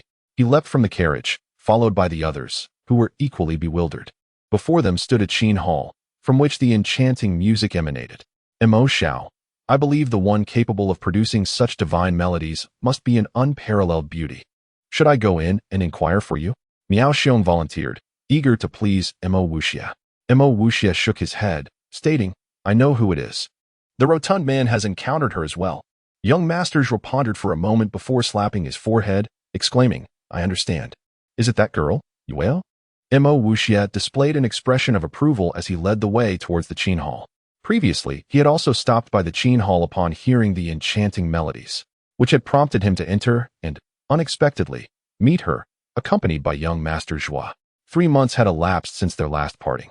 Yet the sound of her qin lingered in his mind, having wandered here several times, yet finding no opportunity to see Yuer again. Now, an intense desire to meet her surged within him. Rare guest, rare guest. Is this not our young Master Mo? The innkeeper welcomed him with a beaming smile, bowing repeatedly. Innkeeper, is it Yuer playing inside? Mo Wuxia inquired. The innkeeper, eager to please, replied, I cannot believe young Master Mo has such keen hearing. After 3 months, you still remember Miss Yuer? Indeed, it is she. Would you like me to introduce you? Mo Wuxia tossed 50 taels of silver, saying, No need. I will go myself. This sum was still from young Master Zhuo, who lamented having lost not only 50 taels, but also a carriage today. Eyeing the silver, he wished he could reclaim it, ultimately shrugging and trailing behind Mo Wuxia. Behind the qin hall lay a secluded courtyard, adorned with splendid scenery and blooming peach blossoms, petals scattered across the ground. Amidst this floral splendor stood a solitary building, from which the enchanting qin music emanated. Mo Wuxia instinctively raised a hand, signaling young Master Zhuo and Miao Xiong not to follow. Miao Xiong, naturally discerning, halted his steps, yet surprisingly, young Master Zhuo also paused. Young Master Zhuo shrugged, hands outspread, commenting, In my view, our young master must be smitten. He has taken a liking to Yuer. Miao Xiong nodded in agreement, exclaiming, Anyone who can captivate young Master Mo's attention must be a rare gem. I find myself eager to see her. Young Master Zhuo chuckled. Then why not venture in to see for yourself? Miao Xiong shook his head, responding, a gentleman does not covet another's love. This was also what young Master Zhuo wished to convey. Though he was a rogue, he was a true brother. As Mo Wuxia stepped through the forest of peach blossoms, he beheld an open door, where a young girl sat engrossed at the qin stand, rhythmically plucking the strings. He regarded the girl with admiration. Clad in a jade-green gown and a flowing pleated skirt adorned with floral patterns, she was draped in gossamer fabric that accentuated her slender waist and delicate shoulders. Her skin like pure cream, her aura as serene as an orchid. Her graceful movements were mesmerizing, her gaze sparkling with the clarity of spring water. Her hair styled in an elegant bun, adorned with a jade dragon and phoenix hairpin. Her beauty was radiant, her fingers as delicate as green onions. Her lips like the hue of vermilion, each smile and frown captivating the heart. At this moment, her slender fingers danced over the qin strings, releasing a cascade of melodious notes. With a face as exquisite as a water lily, she was a breathtaking beauty, not only in looks but in demeanor. Mo Wuxia secretly praised her. Chapter 18. The moon's enchanted lute. The maiden moon appeared oblivious to the presence of admirers enchanted by her beauty and the ethereal melody she conjured, remaining engrossed in her performance. As the final note lingered in the air, Mo Wuxia broke the silence with applause, exclaiming, "This melody surely belongs to the heavens. How rare is it to encounter such beauty on earth." Moon cast a sidelong glance at Mo Wuxia with her sparkling almond-shaped eyes, her lips curving into a gentle smile that could rival the beauty of falling swans and fish. "You possess such profound wisdom, sir. This melody surely belongs to the heavens. How rare is it to encounter such beauty on earth. Truly exquisite." Rising gracefully, she stood before Mo Wuxia, her stature almost reaching his forehead. "With such splendid verses applied to my lute, I feel overshadowed. My music has yet to reach the legendary heights." It was clear to Mo Wuxia that such exquisite poetry was beyond the reach of ordinary mortals. Only he, with his memories intact, could boast of such talent. Although he had not extensively studied poetry, he could recall a few famous lines that delighted him, revealing that Moon had a fervent appreciation for verse as well. Having gleaned her preferences, he resolved to captivate her with his own words. He shook his head, declaring, "At the very least, your melodies are the most beautiful I have ever heard. Though 3 months have passed, they linger in my mind, an obsession. To encounter you again today is indeed a stroke of fortune." Moon's gaze shimmered with intrigue, her cheeks gently flushed as she replied, "I did not expect you to remember me. It seems your understanding of music is not inferior to mine. Might I request, perhaps, that you teach me a thing or two?" Mo Wuxia's heart sank momentarily. While he possessed a unique affinity for appreciating music, performing was not his forte. Yet, Moon had occupied his heart for 3 months, and in the pursuit of evoking a smile from her, he resolved to take the leap. Unbeknownst to him, he had become not only the Mo Wuxia of his past life, but also the Mo Wuxia of this life, the two identities seamlessly intertwined. "Dear Moon, allow me to present my humble offering. However, my style differs from yours, and I hope it does not bring you any embarrassment." He gathered his thoughts, appearing contemplative, though he was actually in search of the perfect melody that would leave Moon in awe of him. Mo Wuxia possessed a modicum of skill with the guqin, knowing how to play. Otherwise, he would not have been so captivated by its sound 3 months prior. Now, he needed a fitting piece to accompany his performance. In an instant, he rifled through countless songs in his mind. Suddenly, a light ignited in his eyes. This song would surely resonate with her. It was a classic love ballad that had once captivated countless hearts, filled with elements of fantasy, perfectly suited to the contemporary martial spirit. He settled into the spot where Moon had previously sat, the soft mat beneath him seemingly imbued with a magical essence, making him wish to remain there forever. Immersed in the lingering essence she had left behind, he felt a wave of intoxication wash over him. "Dear Moon, this piece is for you." Titled The Enchanted Lute, Mo Wuxia began by adjusting the strings with the poise of a master before gently plucking them, releasing a cascade of delicate notes that made the very peach blossoms tremble and sway. His simple gesture captured Moon's full attention, her eyes brimming with anticipation and admiration. Understanding the art of the guqin, she could discern the depth of emotion in his playing. Even a single note could resonate with the soul. Mo Wuxia's earlier movements had already garnered her approval. Clearing his throat, he realized that to do justice to the original work, he had to sing, despite his lack of vocal prowess. However, He was fortunate enough to stay on key and infuse the piece with a unique charm. As the music flowed, he sang, soft rain drizzles, gentle breeze sways, with a heart full of longing, love's endless days. Snow falls heavily, the yellow river churns, allowing my heart to grieve and yearn. Lay down the sword, I choose to embrace, reviving the love that fate must face. Why must loneliness surround me here? When you dwell on yonder sphere, how can such deep affection be confined to mere words, so unrefined? Not seeking a wish, yet your visage appears, day after day, through the passage of years. In every moment, your eyes reflect a tenderness that I can't neglect. In this life, our bond shall persist. What is love, if not fate's tryst? With you beside me, I envy not the mandarin ducks, nor celestial spots. Love stirs the heavens, on mountains high. A fleeting breeze, clouds drift by. Seeking beauty, love's truth I find. With my sword, I break through the grind. Soaring through the azure skies, endless cycles, where time defies. Why must solitude linger long, while I dwell on this side, where I belong? How can longing be expressed in vain, when 1,000 words would still leave pain?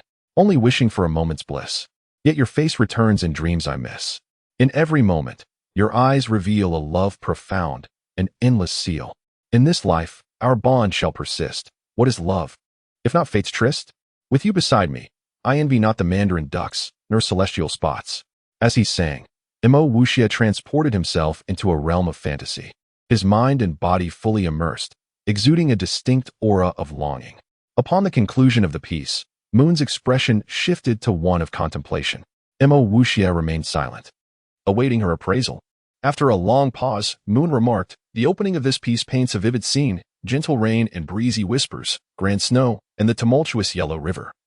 Transitioning from the delicate to the grand, mirroring emotions and circumstances, seamlessly introducing the theme of love. The subsequent verses shift focus from objects to self, resonating with the concept of swordplay questioning love, embodying both heroic melancholy and deep affection. One can almost envision a solitary figure wandering the world, sorrowfully confronting the turbulent yellow river, lamenting their unrequited love. Then, casting aside imagery, the lyrics directly convey emotion. The age-old sorrow of lovers separated by distance speaks to the heart, yet even across mountains and rivers, the threads of love remain unbroken, intertwining in the depths of the heart. They say that a rowboat can traverse the horizon, yet they fail to grasp that when two hearts beat as one, the distance shrinks to mere inches. Concluding with a poignant inquiry into the essence of love, the piece wraps itself up with a heartfelt reflection. The entire composition flows with deep emotion, tender and unending. Her gaze shimmered with infinite tenderness, as if she were the girl depicted in the song. She continued, "The latter half of the piece is even more successful, brimming with dynamism and expansive imagery, amplifying the tumult of love's trials. Is it to break through the chaos with a sword or to encounter her amidst the tumult? The former is commanding, while the latter stirs the heart. Personally, I favor the latter phrase, to encounter her amidst the tumult, for it evokes the sense that meeting her turns the world upside down, rendering the vibrant chaos of life devoid of color." In closing, she summarized, "Overall, the theme of questioning love is rich in flavor, yet the sword's spirit feels somewhat lacking, missing a touch of heroic bravado. Initially, I imagined the theme to imply cutting through love's bonds, envisioning a blend of valor and struggle. While the lyrics may seem somewhat commonplace, upon deeper reflection, they reveal a profound sense of longing, truly deserving of being classified as a divine melody." Mo Wuxia felt a flush of embarrassment. He had not unraveled such layers of meaning, yet Moon had discerned them. It must be said that in matters of subtlety, men often fall short compared to women, especially regarding the concept of love. He chuckled, "My humble creation has surely brought you amusement, dear Moon."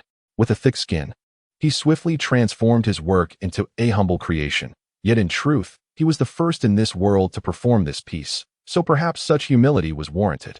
Moon's excitement radiated as if she had found a kindred spirit. "Your unique approach to performance and the individuality of your musical interpretation are unparalleled, providing me with a newfound perspective. I'm in awe. I believe this song will mark a significant turning point in the realm of music within our martial empire." With such high praise from her, Mo Wuxia felt a tinge of bashfulness. However, receiving such accolades from a beauty brought him immense pride and exhilaration. In the midst of the vibrant chaos, the snow shines brightly, and the warmth of spring feels like ice. To encounter her amidst the tumult, What a delight it is to be a man. Mo Wuxia seemed to penetrate the mundane world in an instant. And before him lay a scene of brilliance, vast and enlightening. The moon's beautiful eyes glimmered once more as she softly uttered words that conveyed an astonishing sentiment, remarking, "I did not expect you, my lord, to articulate such timeless verses effortlessly." Through her words, I sensed that the gentleman had attained a profound understanding of worldly matters, seeing through the tumult of life and its inherent dangers, only to discover himself ensnared in illusions, a chill creeping into his heart. It appeared that the external rumors did not align with the gentleman's true essence. Surely, there were many untold hardships behind his facade. Mo Wuxia was taken aback. What had just been a spontaneous expression of his own past struggles now revealed that this woman was not only a gifted scholar, but also an extraordinarily perceptive one, capable of discerning a person's experiences and emotions from mere fragments of conversation. Who indeed was she? His mind swirled with questions. For he had spent 3 months investigating the enigmatic where, yet had uncovered not a single clue. Chapter 19. The Moon Girl is a mysterious woman. Do you recognize me? Mo Wuxia could hardly believe that she could deduce his past from mere fragments of conversation. He asked, his heart racing with anticipation. He hoped that her answer would confirm that she had been investigating him. To his surprise, the Moon Girl smiled gently and replied, "Duke Missouri, the son of the esteemed Wang, Mo Wuxia. Who does not know you? Who is unaware?" Her response completely exceeded his expectations, leaving him acutely aware that he was no match for her in any regard. His heart swelled with a complex mixture of emotions, soon igniting with fervor. Only a woman of her caliber was worthy of inciting him to upheave the heavens. Sister, we must leave." A feminine voice broke the moment. And Mo Wuxia's eyes suddenly brightened, conjuring the image of a girl clad in red. The thought of that fiery whip sent a shiver down his spine. And recalling the 7 gorilla brothers brought forth an amused expression. Sure enough, a girl entered from outside. It was none other than Gongsun Yingying. "Yingying, you're back. I thought another young master was about to receive your lesson." Moon Girl's smile reappeared, but this time it bore the gentle touch of a breeze caressing willow branches, causing the peach blossoms in the courtyard to lose their vibrancy. Gongsun Yingying dashed in, her gaze locking onto Mo Wuxia, and she gasped, "Lecher, what are you doing here?" She scrutinized Mo Wuxia, then glanced at the Moon Girl, suspecting she must be imagining things. Mo Wuxia awkwardly chuckled, touching his nose as he said, "I must say, Yingying, could you be a bit more courteous? I am, after all, a well-known young master. Such a lecherous term seems rather misplaced." Moon Girl smiled without a word. And Gongsun Yingying, devoid of a whip this time, allowed Mo Wuxia to speak freely. However, he was taken aback as a yellow glow suddenly radiated from her. The mere presence of yellow would not have piqued his interest, but the hint of red within it astonished him. It indicated that Gongsun Yingying was on the verge of reaching the martial king realm. This revelation left him parched. Was she not yet 16? Her talent was simply monstrous. He instinctively took a step back. Having learned of her fiery temper, this state clearly indicated she was ready to unleash her wrath. "Sister, this lecher hasn't he harmed you?" "Has he?" Gongsun Yingying surveyed Moon Girl with suspicion. Moon Girl shook her head, saying, "What nonsense, Yingying. Young Master Mo is quite special, particularly in his musical talents. I was merely curious and engaged him in conversation for a while." "Oh." Gongsun Yingying's eyes brimmed with disbelief as she turned to Mo Wuxia, saying, "Umph. If you possess that kind of audacity, I shall ensure to castrate you." With that, she shot a fierce glare at Mo Wuxia's lower region, causing him to instinctively cover himself with his hands. "Sister?" Mo Wuxia pondered, confused. Was Gongsun Quan not the father of only Yingying? He dared not think further. Perhaps he was overanalyzing. "All right, Yingying, let us depart." Moon Girl looked at Mo Wuxia and smiled. "Young master, I shall take my leave first. May fate bring us together again." Mo Wuxia, still in a daze, was taken aback when Gongsun Yingying suddenly turned at the door, calling out, "Hey, Mo Wuxia, remember this well. The previous matter is far from over. If you have the courage to appear at the Shanting Terrace 3 days hence, perhaps I shall overlook it. If you lack the guts, I shall have my father seek justice from the esteemed Wang." "Huh, you jest. Is there anything in this world that I, Mo, would shy away from? Very well, I shall meet you at Shanting Terrace in 3 days. Mo Wuxia was quite vexed. He had not anticipated an interruption. Such a damper to his spirits. The thought of teaching this girl a lesson crossed his mind. Suddenly, a horrifying realization struck him. Heavens! She is on the cusp of becoming a martial king. How could I have been so foolish to agree? Clearly, Ying had exploited his pride, and her provocation had borne fruit. Yet, the girl's figure had already vanished amidst the peach blossoms, leaving only Zhuo Daxiao and Miao Xiong to overhear her words. Miao Xiong bounded over like an eager puppy, thumb raised in excitement. Mo Xiao, your insight is truly commendable. My admiration for you flows like an unending river. Impossible to contain. His excitement led him to choke on his own words, coughing briefly before continuing. That moon girl is an unparalleled beauty. And Ying is also a rare gem, truly impressive. Mo Wuxie cleared his throat, saying, Miao brother, if you fancy her, Ying would gladly oblige, provided you possess the capability to win her over. Zhuo Daxiao, with his ample physique, interjected, rolling his eyes at Miao Xiong. Miao Xiong, I never imagined you to be such a flatterer. Nevertheless, it's well known that our esteemed young master Mo has a penchant for sycophants. You should strive to impress him. However, do not harbor any illusions about these two women. Otherwise, I shall not spare you. Brothers should not covet one another as wives. Anyone who dares to encroach shall face my wrath first. The hefty fellow had already resolved that both Ying and Moon Girl would ultimately belong to Mo Wuxie. Hence his protectiveness. Mo Wuxie kicked out, causing the hefty fellow to stagger back with an exaggerated yelp. Mo Xiao, you are too ungrateful. I am helping you. Mo Wuxie shook his head. If you truly wish to assist, do not meddle. Do you know who Ying is? The hefty fellow shook his head, prompting Mo Wuxie to reveal Ying's lineage. He leaped up in shock, exclaiming, What? Did I hear you correctly? She is Gongsun Quan's daughter? And quite the fighter? All right, Miao Xiong, you must step up your game. I have faith in you. The hefty fellow's eyes darted as he cautiously inquired. Gongsun Ying is Gongsun Quan's daughter, and she calls Moon Girl sister. Could it be that Moon Girl is also? The thought terrified him, instinctively causing him to shrink his neck. Ironically, his stout neck was hardly visible, making the gesture all the more comical. Mo Wuxie shook his head. Moon Girl is certainly not what you imagine. I can sense that her grace and talent are far beyond what Gongsun Quan could cultivate. He could only raise a fiery and domineering girl like Ying. But who is Moon Girl then? Miao Xiong pressed. Mo Wuxie rubbed his nose and shook his head. Moon Girl is shrouded in mystery. I am currently investigating. Now let us head home. The carriage trotted away. As they journeyed from the Imperial City Square, they passed through a lengthy alley, a shortcut. As usual, the three traversed this alley. However, as soon as the carriage entered, Mo Wuxie felt a sudden unease wash over him, as if foreboding shadows loomed. Once a master of martial arts, he had lost his prowess, yet retained formidable mental acuity. Years of instinct allowed him to discern danger lurking within this narrow passage. The alley was narrow enough for only one carriage to pass. Once inside, there would be no turning back. Thus, he resolved to disembark and instruct them to wait for him on the other side. His reasoning was clear. He had sensed an imperceptible killing intent, indicating that assassins lay in ambush.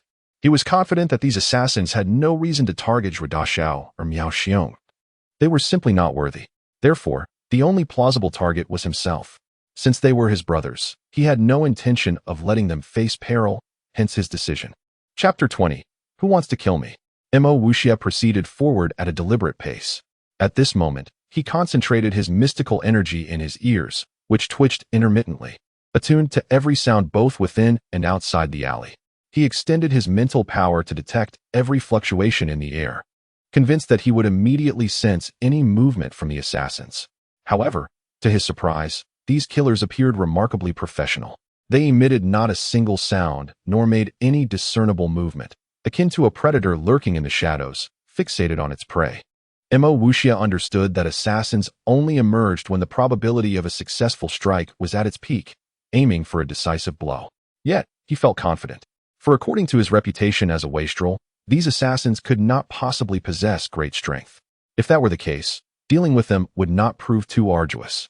The carriage had long departed, nearing the end of the alley, yet he moved with a languid pace, appearing to be a contemplative young master, utterly oblivious to the encroaching danger. As he reached the middle of the alley, Mo Wuxie suddenly halted, his gaze fixed ahead. In truth, his peripheral vision had already swept over a shadowy corner of the alley. He thought to himself, so this is where they are hiding. No wonder I couldn't detect them. In an instant, Mo Wuxie vanished from sight, and immediately, startled gasps erupted from the concealed figures, followed by the emergence of two individuals. Disappeared? One of them questioned, bewildered. Suddenly, Mo Wuxia reappeared before them. Ah, the other exclaimed, as if witnessing a ghost. This was the effect Mo Wuxia sought. His sudden reappearance left no room for silence, and their expressions betrayed their shock. As soon as he manifested, he unleashed the remnant moonsword technique. Using his fingers in place of a sword, he ghosted towards one assassin, piercing the heart with a precise thrust. The assailant's astonishment quickly turned to horror as he felt a chilling sensation in his chest. Looking down, he discovered a gaping wound from which blood gushed forth. Thud. The assassin collapsed, his expression forever frozen in shock. With one swift move, Mo Wuxia had dispatched his foe, the remnant moon sword technique still in motion as he darted towards the next assassin like a flash of lightning. A skilled assassin, sensing the unusual behavior of his comrade, immediately became alert. A yellow glow enveloped him as he drew a slender, curved sword in a swift arc. Mo Wuxia retracted his finger, aware that it was not yet as sharp as steel. The assassin's sword thrust back at Mo Wuxia, driving forward with lethal intent, aiming for his heart. Every strike was deadly. This was the assassin's art. However, Mo Wuxia stood undaunted, shifting his position as the long sword narrowly missed him. He had anticipated this moment. In a swift move, he thrust his finger against the assassin's wrist, channeling his mystical energy, puncturing through, causing the sword to slip from the assassin's grasp, accompanied by a cry of pain. Before the long sword could hit the ground, Mo Wuxia kicked the hilt with his foot, causing the tip to rise and impale the assassin's chest with pinpoint accuracy. Drawing the sword from the lifeless body, he wiped it against the assassin's dark garments, revealing a glimmering sheen. These assassins were of a different caliber than those from his previous life, lacking finesse in both concealment and assassination techniques. Nevertheless, it was rare to encounter such skill in this world. At this moment, Mo Wuxia relaxed his vigilance and strode forward confidently. Suddenly, an unexpected turn of events unfolded. A blinding red light erupted from above the alley, surging towards Mo Wuxia like a bolt of lightning. What an intense killing intent. Instinctively, he glanced up, his expression shifting dramatically. This was a martial king assassin. The killer radiated a powerful aura of death, the murderous energy palpable and sharp. The swordplay was simplistic yet aimed directly at Mo Wuxia's brow, moving with blinding speed. Assassins were known for their emphasis on speed and explosive power, one strike, one kill. This assassin had pushed speed to its limits. Mo Wuxia felt a chilling sensation envelop him as he beheld the glowing red sword, paralyzed by an overwhelming sense of dread. Without a moment to ponder, he harnessed his mental power and vanished from his position. Unlike the previous two assassins, this one did not exhibit panic. Instead, he dashed to the spot where Mo Wuxia had been and abruptly halted, sweeping his sword backward. Had Mo Wuxia reappeared as swiftly as before, he would surely have been cleaved in two. However, he did not manifest. At that moment, he found himself within the stone chamber of the divine tomb. Beads of sweat dotting his forehead, he had narrowly escaped another perilous encounter. This assassin had evidently claimed numerous lives to amass such a potent killing intent. The mere presence of this aura could distort a person's mindset.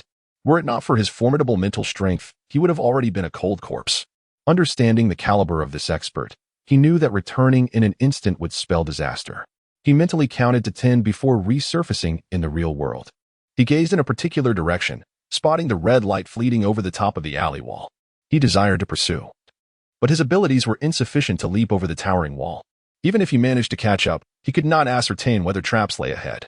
He recognized that the crisis had subsided. The assassin's principle was to strike decisively and retreat, vanishing without a trace if the strike failed. He had no cause for concern regarding a second attempt. Who could possibly wish to kill him? A myriad of faces flashed through his mind, most of whom bore grudges against him. Ultimately, he discerned that any one of them could be the culprit, including the second prince. Yet, he pondered why the second prince, who seemed intent on winning him over through the incident with the fat man, would wish to eliminate him. Killing him offered no benefit. Although the second prince was narrow-minded, he was also a person of ambition, unlikely to resort to such drastic measures. Who, then, could it be? After dismissing the second prince from consideration, he found himself at a loss. He could only take one step at a time. Exiting the alley, he boarded the carriage and shortly returned home. He chose not to inform Mo Wuxia of the assassination attempt, burying the incident deep within his heart, believing he must resolve this matter on his own. The fat man remained oblivious to the unfolding events. Had he been in Mo Wuxia's position, his bulk would have likely frightened him into submission. Miao Xiong and young Master Zhua engaged in idle chatter at a separate estate, discussing matters typical of young rakes. Women, and more women. Mo Wuxia, lacking the inclination to jest with them, retreated to his chamber, securing the door before entering the divine tomb. His most pressing desire was to enhance his strength. Thus, upon entering the tomb, he commenced his training. 3 hours later, he abruptly opened his eyes, exclaiming with delight, "At last, I have attained the rank of martial master. Even if a martial king assassin were to return, I would not be as defenseless as before." He picked up a slender, long sword nearby, weighing it in his hand. It felt too thin and light to unleash the true power of the remnant moon sword technique. Nevertheless, it would have to suffice for the time being. In an instant, the chamber was filled with the glimmer of swordplay, his figure appearing from incredible angles, executing movements impossible for ordinary individuals, while the sword's energy whistled against the stone walls. As he fervently practiced, the first phase of the remnant moon sword technique became increasingly refined. For now, only the sword technique could significantly enhance his self-defense capabilities. He practiced relentlessly for over an hour. Suddenly, his gaze caught sight of something, prompting him to cease his training. He turned towards a corner of the stone chamber, where he discovered a peculiar pattern. Previously, there had been no design, but it had only emerged after his recent advancement. Approaching, he confirmed that it was indeed an 8-formation diagram. He was unaware of the purpose of the 8-formation diagram and stood upon it after a prolonged observation. Suddenly, the lines of the diagram began to shimmer, followed by a brilliant flash of white light, and he vanished into the first stone chamber at the foot of the mountain. Chapter 21. The Primordial Universe Cauldron. Yet again, he found himself in a stone chamber. The layout of this chamber bore a striking resemblance to the first, yet at its center stood an enormous 3-legged cauldron. A large lid securely sealed the cauldron, and its rim was adorned with square ears.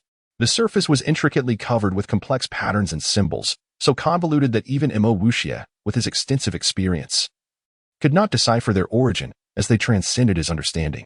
Clearly, these were neither depictions of beasts nor floral designs, yet the intricate patterns coalesced seamlessly into one another, with 2 eye-like symbols particularly prominent within a circular motif, a testament to exquisite craftsmanship.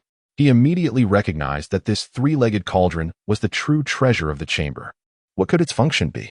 Frowning, he approached, curiosity compelling him to reach out and touch it. Suddenly, the symbols appeared to brighten intensely, and he felt a surge of mysterious energy pouring forth.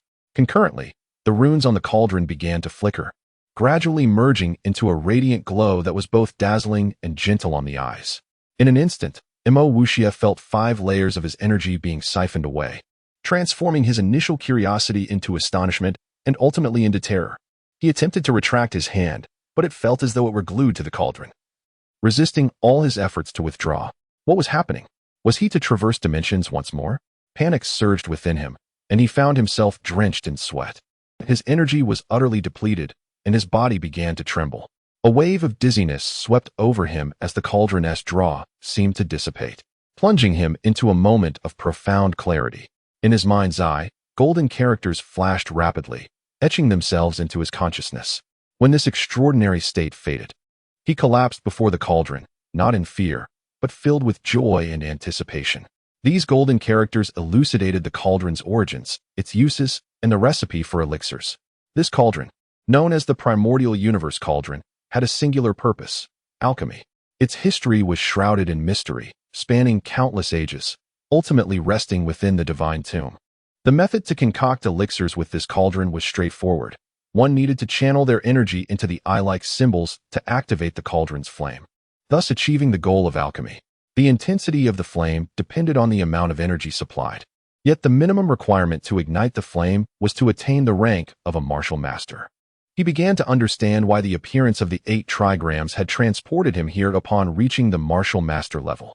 It was reasonable to deduce that the other stone chambers functioned similarly, allowing entry upon reaching the appropriate level. This chamber differed from the first. While the first was infused with 5 times the spiritual energy of the outside world but lasted only 3 hours, this one, though possessing spiritual energy, was no different from that of the real world. Now stripped of energy, he felt utterly powerless.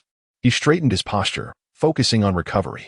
Half an hour later, he opened his eyes, excitement dancing within them. Although his energy had not fully restored to 10 layers, He had regained 7. Placing his hands on the 2 circles, he channeled his energy into them, causing the runes on the cauldron to flicker once more, shimmering like a surface of water reflecting a special aura.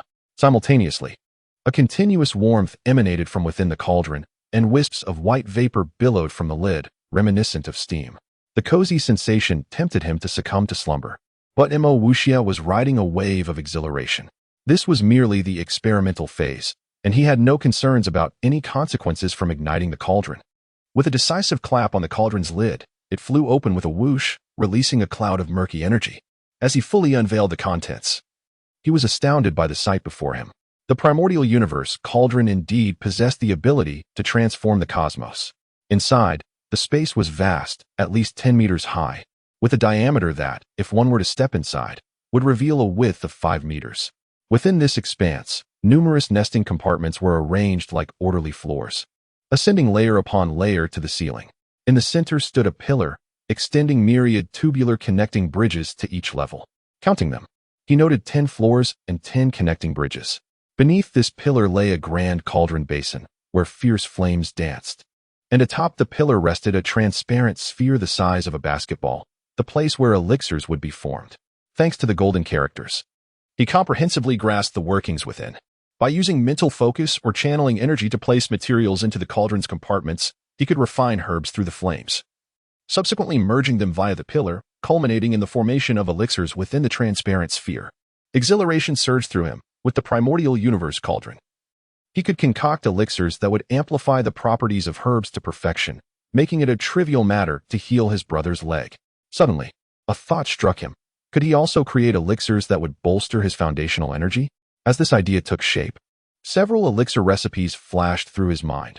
The 3-element elixir, the foundation stabilizing elixir, the great nourishing elixir. He also recalled elixirs for women, such as the beauty elixir and the vitality elixir. Elation filled him for quite some time, but he soon calmed, a hint of resignation crossing his face. Alas, I lack the necessary ingredients. Determined, he resolved to scour the imperial capital's apothecaries, even considering how to infiltrate the palace to procure some materials. Returning to the real world, he was greeted by the raucous voice of young Master Zhui outside. Qinghe, what on earth is going on with Mo? It's been 2 days. Has he entered a trance? Let me in now. Master Zhui, please don't trouble me. Young master has instructed that without his command, no one may enter his chamber. Not even the master himself. I suggest you wait until he emerges, Qinghe replied apologetically. Young Master Zhui, skeptical, retorted, what? Mo is in seclusion? He can practice martial arts? I can hardly believe it. He must be concocting some new invention to subdue you or... Hey, Mo, if you don't come out soon, I'll break the door down. Mo Wuxia was at a loss for words, uncertain whether keeping this fellow around was wise. Yet he felt a sense of comfort in Qinghe's earnestness. It was evident that young Master Zhui had shown an interest in his room more than once. And if he didn't see emerge soon, this fellow might truly resort to vandalism. Upon opening the door, he found young Master Zhui flushed and fuming. You fat fool. Remember the conditions under which you sought refuge here. If you cause trouble, I'll kick you out. From my observations, you seem to have a knack for beggars. Mo Wuxia smirked at young Master Zhui, who shivered at his gaze.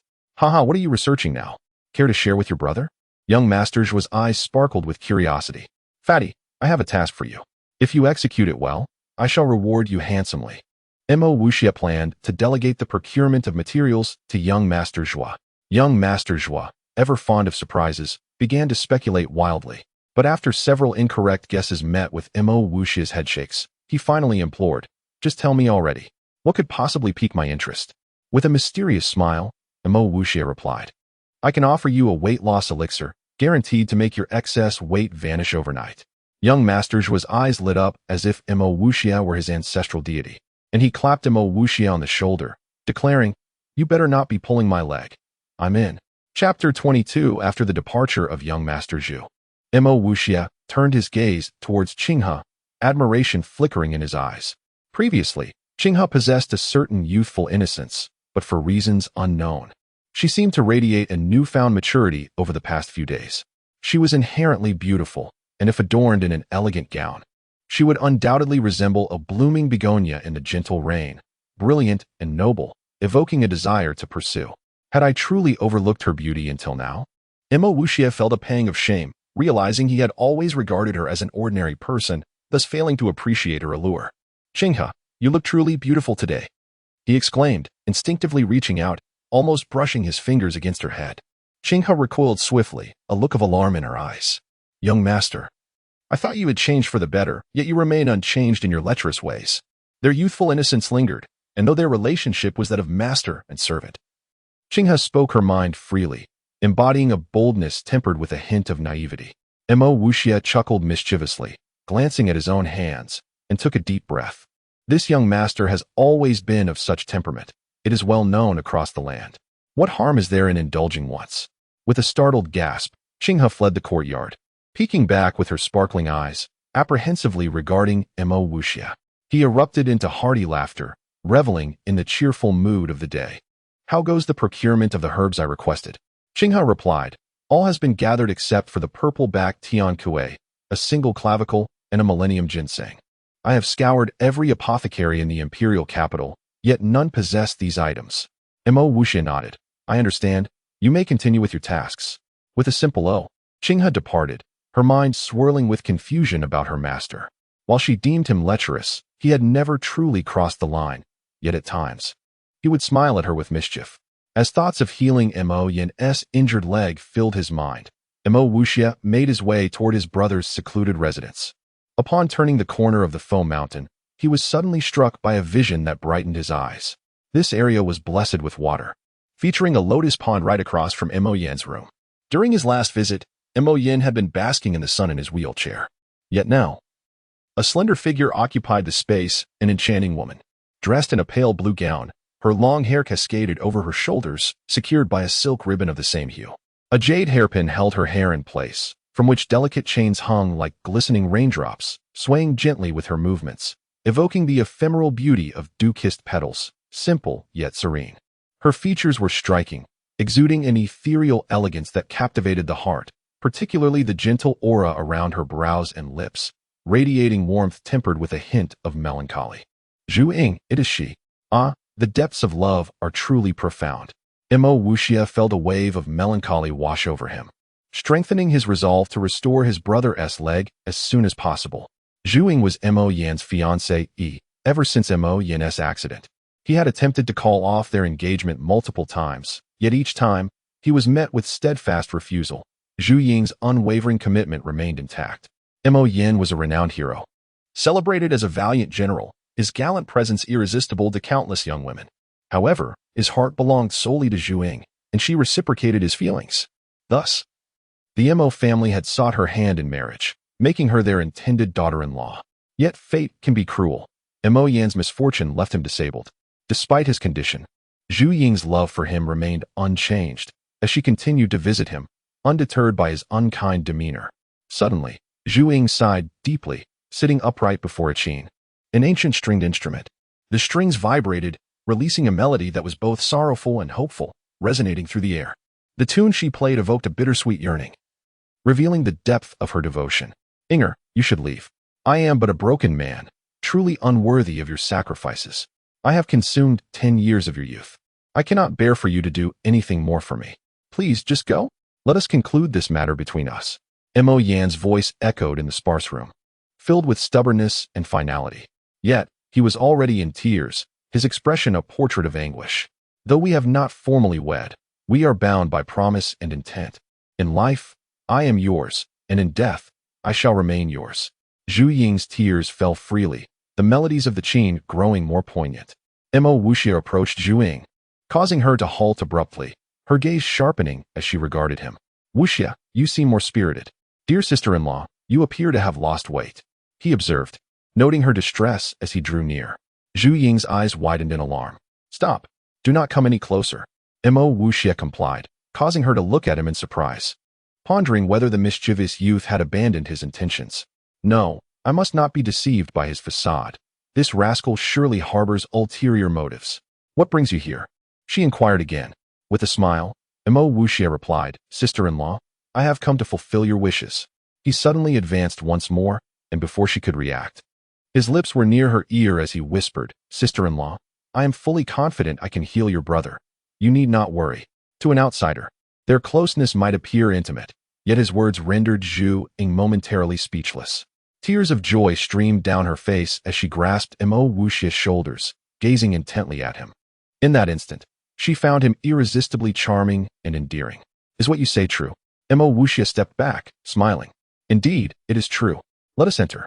In the past, Mo Wuxia harbored inappropriate feelings for Zhu Ying, yet his ambitions were rooted in his desire to assist Mo Yin, understanding the depths of his brother's feelings.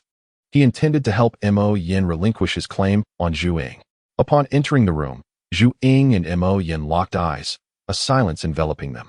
Mo Yin had changed. His face was clean-shaven, his chiseled features epitomizing a rugged handsomeness that spoke of resilience. Cough, cough, brother, sister-in-law. Have you both gotten sand in your eyes? Mo Wuxia jested, sensing the unusual atmosphere after 3 years of separation. Suddenly, Zhu Ying collapsed into Mo Yin's lap, weeping uncontrollably. The resolution Mo Yin held so firmly crumbled in an instant as he embraced her, both of them shedding tears in unison. The simple room was filled with the sound of their sobs, yet an aura of happiness permeated the air. At last, Mo Yin gently pushed Zhu Ying away, looking at Mo Wuxia with urgency. Fifth brother, can you truly heal me? I need the truth. It seemed Mo Yin had believed Mo Wuxia's previous assurances were mere comfort, offering a glimmer of hope that felt distant. Now, he desperately sought affirmation. Mo Wuxia nodded resolutely. Brother, I have come to tell you that within 3 months, I shall treat you. The once-renowned general will reclaim his prowess, captivating countless maidens once more. Mo Yin grasped Mo Wuxia's hand tightly, his breath uneven. Very well. I entrust my happiness to you. If my legs can stand again, I would give anything. Mo Wuxia gently pushed Mo Yin back into his wheelchair. Those in love shall ultimately unite, and heaven itself cannot tear them apart. Rest assured, brother, I would risk my life to heal you. I promise. At that moment, Mo Wuxia stood atop the foam mountain, tears streaming down his face. Wuxia, everything rests on your shoulders. Father can no longer endure the tumult of life's ups and downs. With that, he vanished from sight. Everything occurring within the Duke's residence had not escaped Mo Wuxia's keen perception. In truth, he had arrived long before, quietly mourning. He had initially intended to honor his eldest son's wish to marry Zhu Ying to Mo Wuxia, yet now it seemed all was for naught. Chapter 23. Engaged to the princess after 3 hours of training within the divine tomb, when Mo Wuxia emerged, the sky was just beginning to blush with the dawn. For many, this early hour is deemed the prime time for cultivation, yet for our young master Mo, it held little allure, barely stirring his interest in practice. 3 hours spent in the divine tomb equated to over a day's worth of training in the real world, having invested that time. He had little regard for the so-called morning. By the break of dawn, the Duke's residence was already bustling with activity, the sounds of soldiers training echoing from the courtyard at the back. Servants had long since begun their preparations, busily attending to their duties. Meanwhile, Mo Wuxia stood beneath the morning light, his brow furrowed. Today marked the 3rd day since he had promised to meet Gongsun Yingying. He was uncertain whether she had made any breakthroughs, but given her fiery temperament, this meeting did not bode well. As he contemplated how to win over Gongsun Yingying, Qinghe informed him that his father wished to see him. The thought of his father's stern demeanor sent a shiver down Mo Wuxia's spine. After a moment of reflection, he concluded that he had not done anything to provoke his father's ire, so he made his way to the study with a sense of calm. Father, did you call for me? Mo Wuxia ventured tentatively. Mo Xie glanced at him before returning his focus to the book in his hand.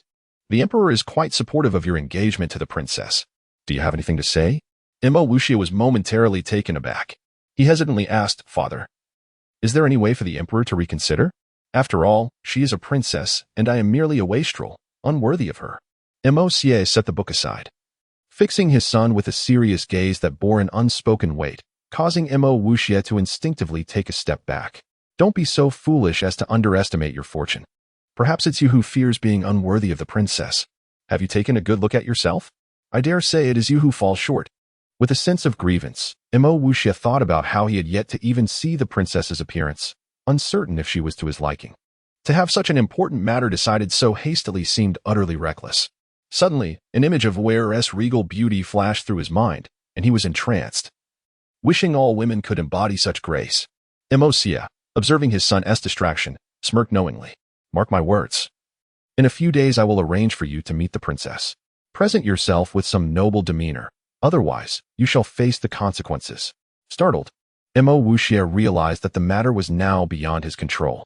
Well, if the emperor were to call off the engagement, then it would no longer concern me, he mused. I must find a way to inform the emperor of my past escapades. Father, do as you see fit. I shall take my leave.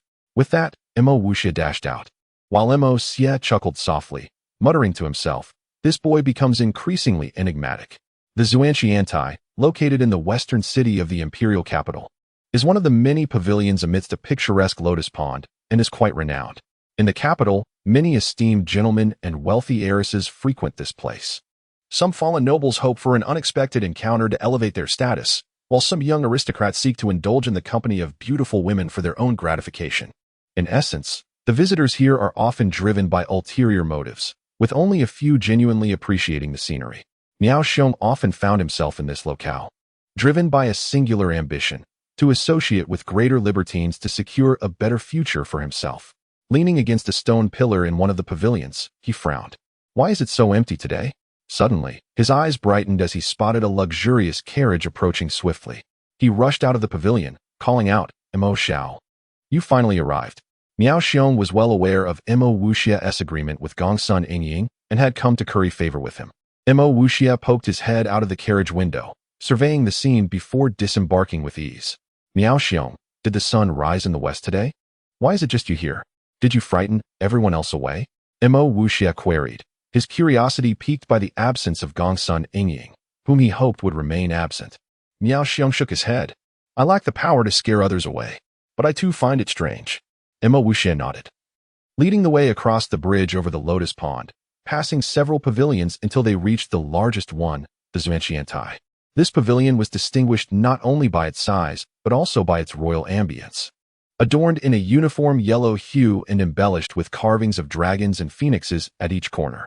Another sound of hooves drew Mo Wuxia's attention. It was the carriage of the Gongsun family, undoubtedly bringing Gongsun Yingying. Gongsun Yingying alighted first, extending a hand as the carriage curtain was drawn back, revealing a delicate, pale hand. Is it her? Mo Wuxia wondered, and as the owner of that hand appeared, ripples of surprise coursed through him. It was none other than Yuer. Yuer remained as elegantly attired as ever, exuding an ethereal grace akin to a celestial being. Mo Xiao, is Miss Yuer a fairy? Miao Xiong gazed in awe, his eyes sparkling. Mo Wuxia, scratching his nose, replied, does a fairy possess such demeanor? Miao Xiong nodded fervently. Indeed, no fairy could compare to Miss Yuer. They are not of the same caliber. As the enchanting lady approached the Xuanxiantai, Mo Wuxia exclaimed, Miss Yuer, what a surprise to see you again. Your aura surpasses our last encounter. Young master jest, I am but an ordinary person, yet it seems you have undergone some changes. Yuer's voice remained as melodious as ever. Is she complimenting me, or is she genuinely praising me? Mo Wuxia felt a surge of delight. Receiving admiration from such a beauty was undoubtedly a source of joy. Miss Yuer, you jest. I have not noticed any change. I remain the same. Yet you each time manage to stir my heart. Yuer smiled softly. Does this imply you are pursuing me? Mo Wuxia nodded.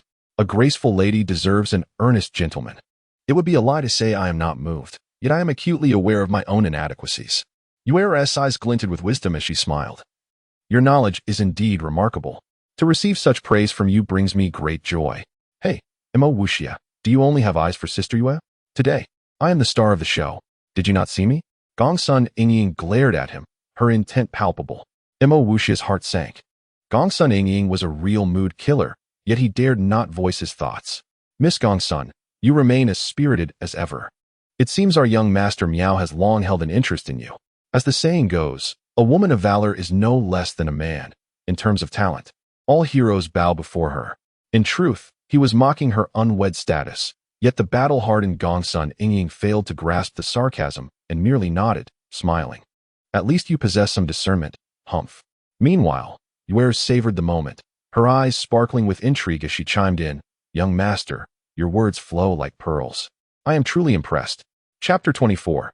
The potent elixir. Mo Wuxia extended his hand and said, Please, ladies, take a seat. The two young women entered the pavilion and settled on the stone benches. Gongsun Yingying rested her chin on her delicate hand, her elbow propped on the round stone table, her eyes darting about as if concocting some scheme. In contrast, Yuer sat silently, a hint of a smile gracing her lovely eyes as she gazed serenely at the lotus pond. Suddenly, Mo Wuxia realized that Gongsun Yingying possessed a certain charm. Her vibrant youthfulness radiated a strong spirit. Gongsun, do unveil your thoughts. Our young master Mo is pressed for time, as he must soon attend a significant meeting. Miao Xiong interjected with a grin. Mo Wuxia couldn't help but admire Miao Xiong's cunning. He was astute in his observations and adept at gauging the atmosphere, which could prove invaluable in the future. Gongsun Yingying rolled her eyes at Miao Xiong, as if to say he had no place in their conversation. With a mischievous glint, she turned to Mo Wuxia and declared, "In truth, there is nothing pressing today. I merely wish to step out for some fresh air and enjoy a cup of tea." She then called out toward the direction of the carriage. "Shaoli, bring me the tea set I prepared." Shaoli, the coachman, soon arrived trotting over with the tea set.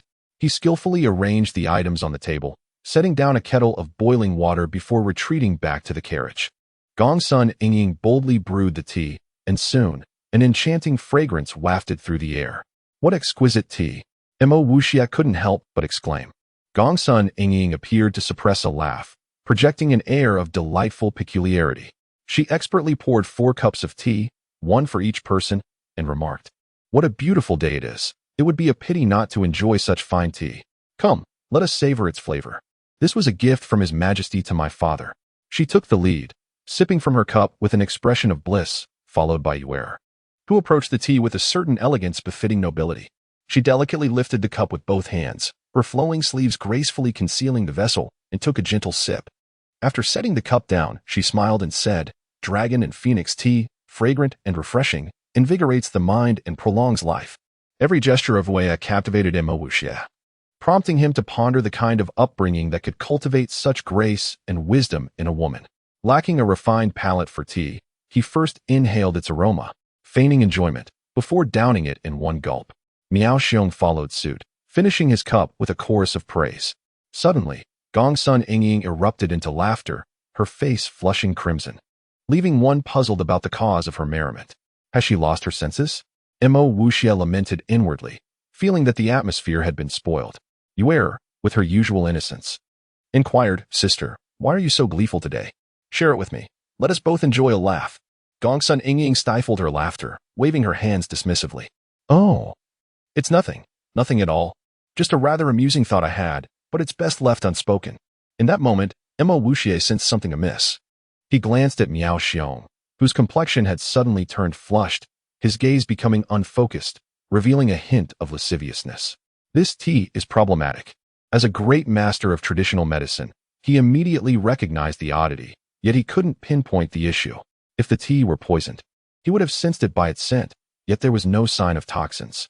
Mo Wuxia suddenly grasped Miao Xiong's wrist, a comical expression crossing his face before it shifted to one of alarm. He realized that Miao Xiong had consumed an aphrodisiac, and its effects were now manifesting, clearly triggered by the tea they had just shared. "I drank it too." The realization struck him, and he felt a surge of warmth rising from his lower abdomen. A remarkable physiological change occurring. The warmth spread upward, and panic seized him as he attempted to suppress it with his internal energy. Alas, this was not a lethal poison. His skills were of no avail. "Oh no, I've fallen into this girl's trap today," he thought, horrified. He was not one to shy away from embarrassment, but facing such a predicament in front of Yuer was a matter of great shame. Miao Xiong seems to have suddenly fallen gravely ill. "I must take him for medical attention at once," he declared, seizing Miao Xiong and hoisting him over his shoulder as he made a hasty exit. Meanwhile, he could feel his lower body responding in an unmistakable manner. Coincidentally, as he turned, Yuer caught a glimpse, causing her cheeks to flush a deep shade of crimson. "Have they taken an aphrodisiac?" Yuer asked Gongsun Yingying, a hint of shyness in her voice. Gongsun Yingying produced a small vial from her waist, stating, "This is it. Beautiful ladies call every night." "Ah, sister, you are incorrigible." Yuer's face glowed with embarrassment as she thought of Mo Wuxia's transformation and worriedly asked, "Will Mo Gongzi be all right?" In her heart, Gongsun Yingying secretly hoped for their scandal to escalate, becoming the talk of the town. Yet she merely said, "Oh sister, you worry too much. These 2 idle wastrels have received this drug. It's almost a kindness to them. They are bound to head to the flower-drunken pavilion. And perhaps afterward they will even thank me. Shall we follow and see?" Yuer shook her head like a rattle. "Isn't that inappropriate? You are too mischievous." Mo Gongzi is quite a decent fellow. As close friends, they shared no secrets, and in order to convince Yuer that Mo Wuxia was a rogue, Gongsun Ingying recounted the incident from earlier that day when Mo Wuxia had playfully teased her on the street. Was that when something flew out of his bag? Yuer asked in surprise. Gongsun Ingying nodded, but Yuer remained unconvinced that it's impossible. Mo Gongzi is a master in every art, his demeanor impeccable. How could he commit such a lewd act? Surely this must be a misunderstanding. That drug might not have come from his bag at all. Gongsun Ingying asserted, Sister Yuer. Words alone cannot suffice. We must witness the truth with our own eyes. Let us observe their debauchery firsthand, and then you shall have no doubts about me. Under normal circumstances, Yuer would not have consented, but for some reason, seeing Mo Wuxia in such a situation stirred her heart, and she felt anxious about whether he would indeed head to the flower-drunken pavilion. Thus, she nodded in agreement. Mo Wuxia's carriage sped like lightning. Yet Gongsun Ingying's carriage trailed behind at a leisurely pace, ensuring they would not lose track of him. As they passed the flower-drunken pavilion, the two girls spotted Mo Wuxia dragging Miao Xiong inside. Sister, now you must acknowledge I was right. Mo Wuxia is a rogue, a scoundrel, a shameless wretch. Gongsun Ingying cursed vehemently. Yuer's expression dimmed, a look of disappointment crossing her face as she remarked, if he hadn't taken the drug, he wouldn't have gone in there. In truth, she felt a pang of sadness, questioning why such a refined gentleman could not resist the drug's influence. Unbeknownst to her, the very name of the aphrodisiac hinted at its potency, and despite her understanding of relationships, she had yet to experience their complexities. Sister, you aren't smitten with him, are you? Gongsun Ingying asked suspiciously. Yuer suddenly smiled and shook her head. How could that be? Is there any man in the world who could move my heart? Just then, Yuer gasped in surprise, gazing at the entrance of the flower-drunken pavilion. Gongsun Ingying turned to look as well, her expression one of disbelief, while Yuer's face lit up with relief. Mo Wuxia fled from the drunken flower pavilion in disarray, reaching the entrance and shouting, Mother, ensure that young Master Miao is well attended to, and place all the blame upon me. He then took refuge in a carriage that hurriedly raced towards the Duke's residence. How could this be possible? Gongsun Ingying revealed a look of confusion in her eyes. Meanwhile, the heavy burden in Yuer's heart unexpectedly lifted, and she felt a newfound lightness, chuckling. I told you, young Master Mo is not of such base character. Humph, I refuse to believe it. He may well be seeking solace elsewhere. Shall Liuzi follow him? They trailed Mo Wuxia until they reached the Duke's estate, where their pursuit came to a halt. Fire and water cannot intermingle. Mo Wuxia, I do not believe you truly possess invincible prowess. Humph, we shall see. Gongsun Ingying declared fiercely as she and Yuer made their way back. Chapter 25. The bullying upon storming into the Duke's mansion. Mo Wuxia immediately attracted considerable attention, particularly from the servants, who engaged in incessant discussions. Like a flash of lightning, Mo Wuxia dashed into his room and slammed the door shut, though he did not lock it. Is the young master ill? His face is flushed. Qing He expressed her confusion, and after a moment, summoned a servant to fetch the physician. Qing He, quickly bring me some cold water, the more the better. Mo Wuxia shouted. Stunned, Qing He had no choice but to comply with his command. Damn it, that deceitful girl is utterly insufferable. I shall not let her off next time. Mo Wuxia fumed, grappling with the overpowering effects of the medicine, cursing Gongsun Ingying in his heart. However, the potency of the drug was overwhelming. He felt an intense heat coursing through him, and in a matter of moments, he had torn his clothes off, unable to withstand the sensation that threatened to drive him to madness. The aphrodisiac was not poison. It stirred the primal desires of humanity, and the energy he wielded could not suppress it. Fortunately, his mental fortitude was exceptional, allowing him to endure for a while. Yet, even the strongest can falter. And soon, hallucinations began to cloud his mind, leading him toward a state of impending loss. Without a woman, I shall explode. This thought flashed through his mind as he succumbed to despair. Young master, the cold water has arrived. Qing He gently pushed the door open, glanced around, and finding Mo Wuxia absent, instructed the servants to place 3 large buckets of cold water in the room. After the servants left, Qing He cautiously peeked around the screen towards the bed. Alas, her mind went blank as she beheld Mo Wuxia thrashing about on the enormous, soft bed, growling lowly as he tore the bedding into shreds. Qing He let out another scream and fled, covering her face. Upon hearing the woman's voice, Mo Wuxia instinctively leaped from the bed in search of its source, only to find no one present. A sudden chill surged from his arm to his head, momentarily clearing his mind. It turned out he had inadvertently found himself beside one of the water buckets, plunging his hand into the icy water. He submerged himself entirely in the frigid liquid, the refreshing sensation enveloping him, and after a while, he finally regained some clarity.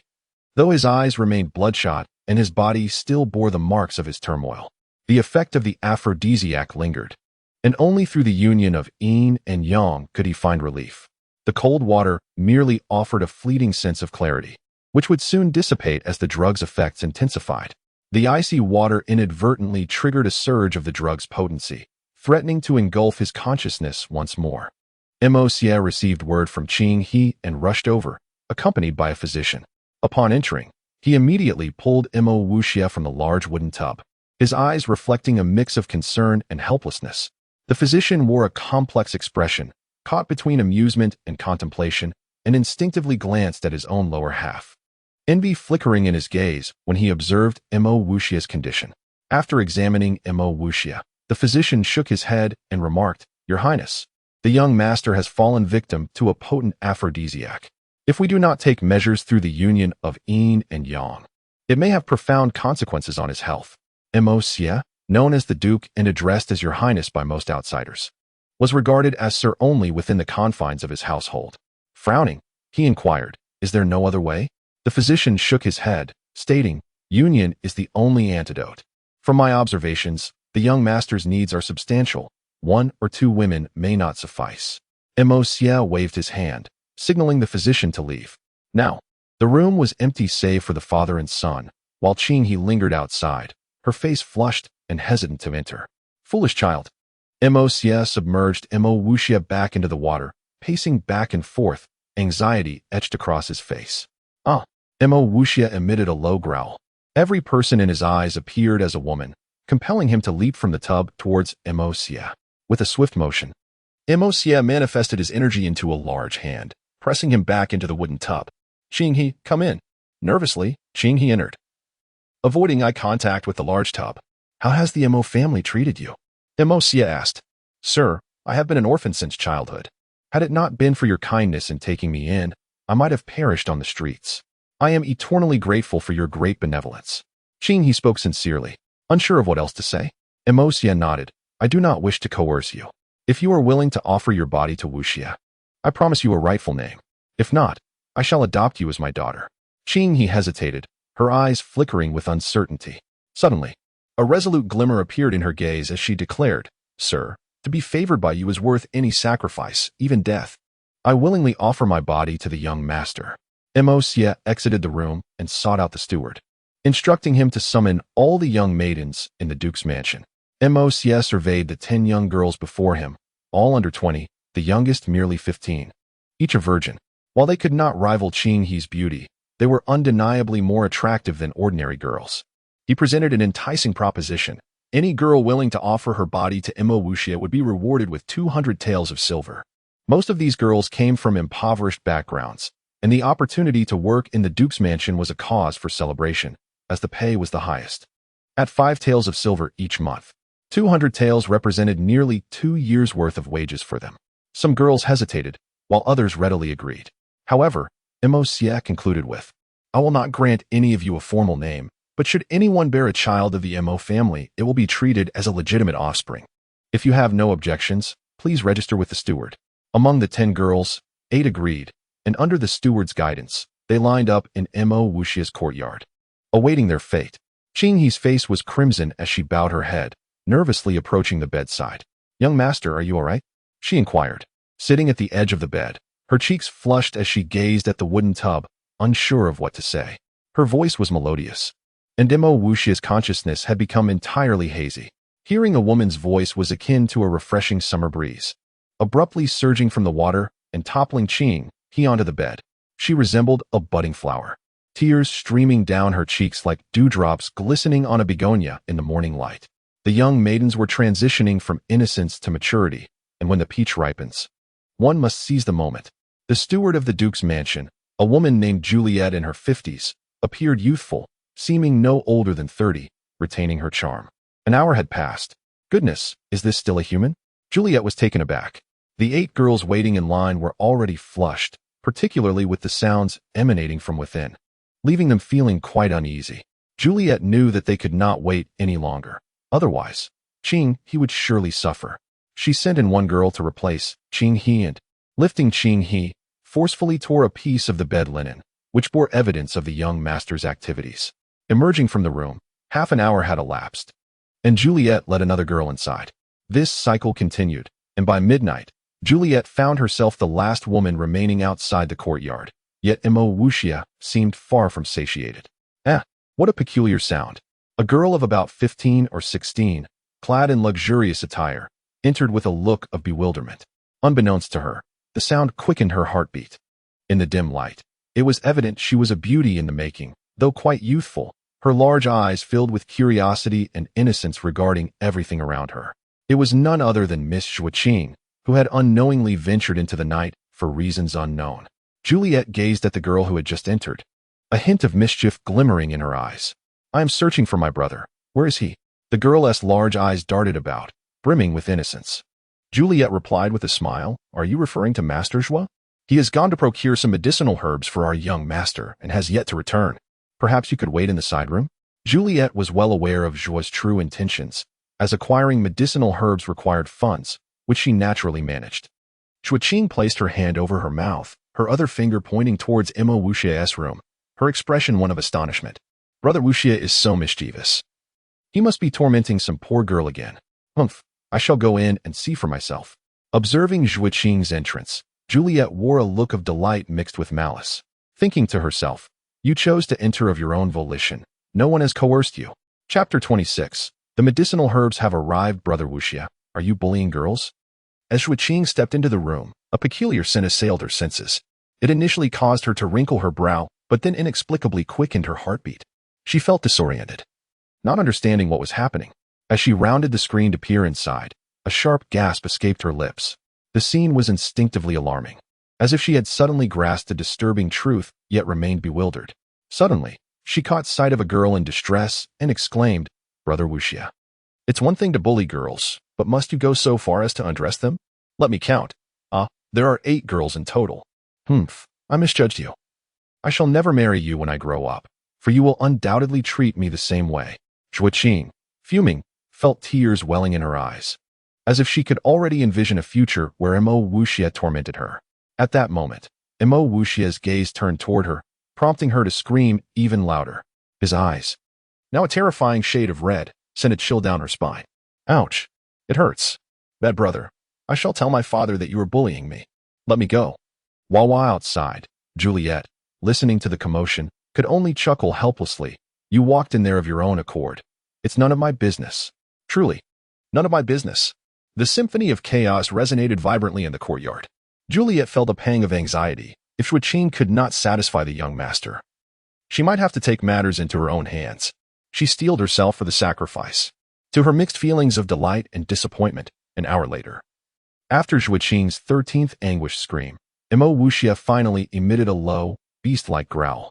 Silence enveloped the room, as everything came to a standstill. Had it ended? This little girl was more formidable than Qing He. Good heavens, have I fallen out of touch? Are the youth of today so overpowering? With a heart full of complex emotions, Juliet entered the room only to find Imo Wuxia cradling Xueqing, both deeply asleep on the carpet, while Xueqing resembled the other 8 girls without distinction. As the steward of the Duke's residence, her capabilities were extraordinary. She promptly summoned several maids, carried away the 8 girls from the bed, and then lifted Imo Wuxia onto the bed. After some consideration, she returned with Qing He and placed her alongside Xueqing, with Imo Wuxia nestled between them before departing.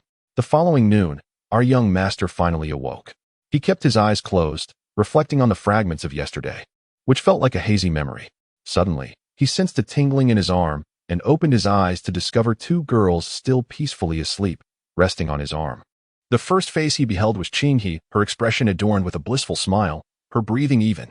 A wave of sorrow washed over him as he realized he could not recall the events of the previous night, especially upon noticing the bruises adorning Qing He's skin, which made him feel like a beast, a sinner. Yet, seeing her joyful smile filled him with a sense of pride. Qing, he was already beautiful, and her grace was undeniable. At that moment, he found himself gazing at her more intently. He turned his head and was suddenly struck with disbelief. Zhuqing, how could it be her? As he pondered, a sense of panic settled in. Zhuqing was the younger sister of Zhuoda, merely 15, innocent and lovely. In 2 years, she would undoubtedly blossom into an unparalleled beauty, even rivaling the moon. Each visit to the Zhua household, he would bring small gifts to amuse this delightful little sister, always eliciting her joyous laughter. Brother Wuxie, you are so kind. When I grow up, will you marry me? The memory flickered in his mind. Every time he recalled that, a self-satisfied smile would cross his face, reveling in his own charm. But now he felt dizzy. He had taken Zhuqing last night, and the chaotic images haunted him, filling him with guilt. After all, she was just a little girl. In his past life, Emma Wuxie had been indifferent, but this incarnation was different. He bore the weight of 5,000 years of Chinese moral values. Zhuqing stirred slightly, nestling more comfortably against Emma Wuxie's protective embrace.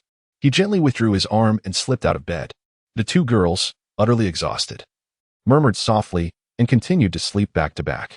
Furrowed with worry, he organized his thoughts and sighed deeply. What am I to do? Bound by the constraints of monogamy, he found himself at a loss over how to navigate his feelings for them. Although he understood that this world permitted polygamy, he still felt shackled by moral standards, grappling with a sense of guilt for wanting to claim them all. At that moment, a loud banging echoed from outside. Young Master Emo, hurry and come out. I've nearly emptied the medicinal herb shops of the capital, haha. Zhuoda's voice, tinged with fatigue yet brimming with excitement, filled the air. How would he react if he discovered his sister was inside, unclothed? He could not let him know. Otherwise, Zhuoda would surely become despondent and cling to him, making it impossible to escape. I understand now. I must take action. No one is to enter without my permission. Otherwise, I cannot guarantee I will still be able to concoct the weight loss elixir. Upon hearing the mention of the elixir, Zhuoda indeed refrained from entering, opting instead to sit on the steps outside, basking in the sun and dozing off. Emma Wuxie vanished from sight, retreating into the realm of the divine tomb. He turned inward, astonished to discover, how is this possible? My energy has increased a bit. Could it be that this union of yin and yang facilitated my cultivation?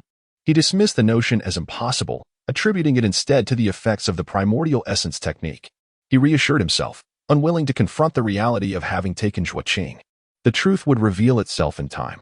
He first entered the initial stone chamber to meditate, spending 3 hours in cultivation before moving to the second chamber, where he studied the mixed cloud and heaven cauldron for a while before returning to the tangible world. As the day waned, the beauty beside him had long departed, and the air in the room had been refreshed by the wind, instilling a sense of clarity. Thank goodness they're all gone. How would I face them otherwise? He exhaled a sigh of relief. The door creaked open, and Emma Wuxie immediately turned to look, his heart racing. Could it be Zhuqing? Upon seeing the newcomer, he relaxed. It was Qing He. The room was brightly lit, and he couldn't help but notice the transformation in Qing He. She exuded an air of maturity, her hair elegantly secured with a long phoenix feather hairpin, a single strand cascading down her cheek.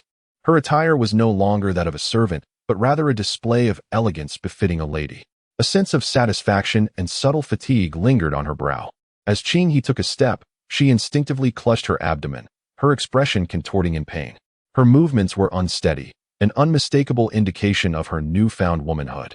Emma Wuxie rushed to support her, speaking gently. Qing He, I'm so sorry for your suffering. Uncertain of when he had returned, Qing He felt his concern wash over her, making the previous pain seem worthwhile. With a tender smile, she replied, It's nothing, as long as you are unharmed. Observing her attire, he inquired, What else with that dress? Qing He's cheeks flushed crimson as she explained, The master has adopted me as his goddaughter, which is why I am dressed this way. What she hesitated to reveal was that the master had already betrothed her to Emma Wuxie, merely awaiting the right moment to announce it. Emma Wuxie responded joyfully, That's wonderful. From now on, we shall be like siblings. If anyone dares to bully you, just tell me, and I will surely teach them a lesson. Qing He felt warmth spread through her heart, a sensation she had never experienced before, enveloping her in a sense of cherished affection. However, young master, you must exercise caution. Miss Zhuqing has been taken back by young Master Zhuoda. It appears that young Master Zhuoda is quite displeased. Qing He felt an inexplicable tightening in her heart. Chapter 27. The fury of the Chancellor Mo Wuxia was indifferent to the ire of the corpulent man. What truly concerned him was the Chancellor, his future father-in-law. Zhuochun, the Chancellor of the martial Dao Empire, was a figure of considerable power and authority. However, he was known for his integrity, eschewing factionalism and remaining neutral, refusing to side with any of the princes. This neutrality, far from being a weakness, earned him the emperor's esteem, for he was a versatile talent. Without such attributes, his sensitive position would have surely been undermined by the prince's machinations. The chancellor held a particular disdain for wayward science. Yet he was equally frustrated with his own son's shortcomings. Whenever Zhuo Dashao erred, he faced stringent consequences. Unfortunately, the maternal affection of Zhuo Dashao's mother often shielded him, leading to situations where her indulgence rendered Zhuo Chun's authority ineffectual, a significant factor in Zhuo Dashao's reckless behavior. However, this time was different. It pertained to Zhuo Chun's reputation and dignity. Should this incident be divulged, it would undoubtedly become a source of ridicule across the realm. Given Zhuo Chun's steadfast character, the forthcoming events seemed all too predictable. Young master, trouble is brewing. Chancellor Zhuo Chun is here. A servant rushed in, panic evident in his demeanor. Mo Wuxia, supporting Qinghe as she sat upon a stool, furrowed his brow, contemplating how to confront the situation for the first time. Fear gripped his heart. Young master, fret not. Besides marrying Zhuo Qing to you, it appears there are no other alternatives. Qinghe observed his anxiety and sought to reassure him. Mo Wuxia shook his head, insisting, the situation is not as you perceive. Zhuo Chun harbors a profound aversion to idleness and debauchery. He would never consent to marry Zhuo Qing to me. After a moment of thought, he added, from now on, do not address me as young master. Call me brother instead. After all, you are now my sworn sister, and such formality feels distant. Young master, will you flee, or do you intend to confront the Lord? The servant cautiously inquired as he entered the room. Such matters cannot be evaded indefinitely. I must go. Mo Wuxia steeled himself, following the servant toward the reception hall of the duke's residence. He paused outside the hall, listening intently. Within, there was a profound silence, save for the sound of labored breathing, indicating a palpable tension.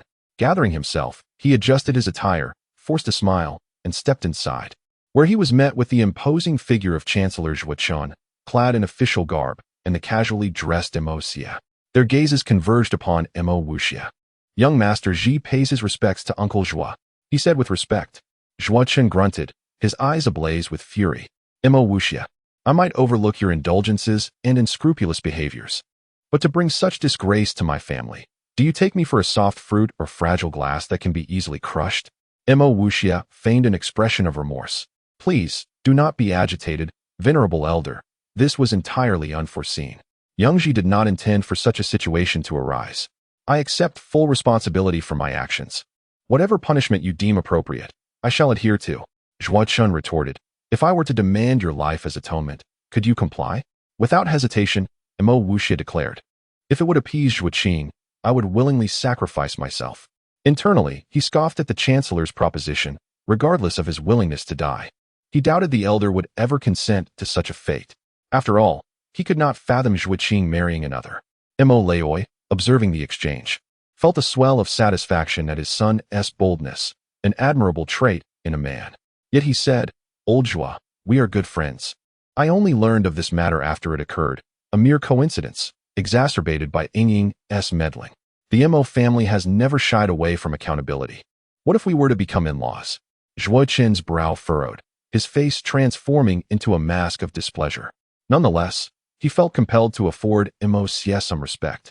Suppressing his rage, Old Mo, I respect your character, but I cannot acquiesce to such a union.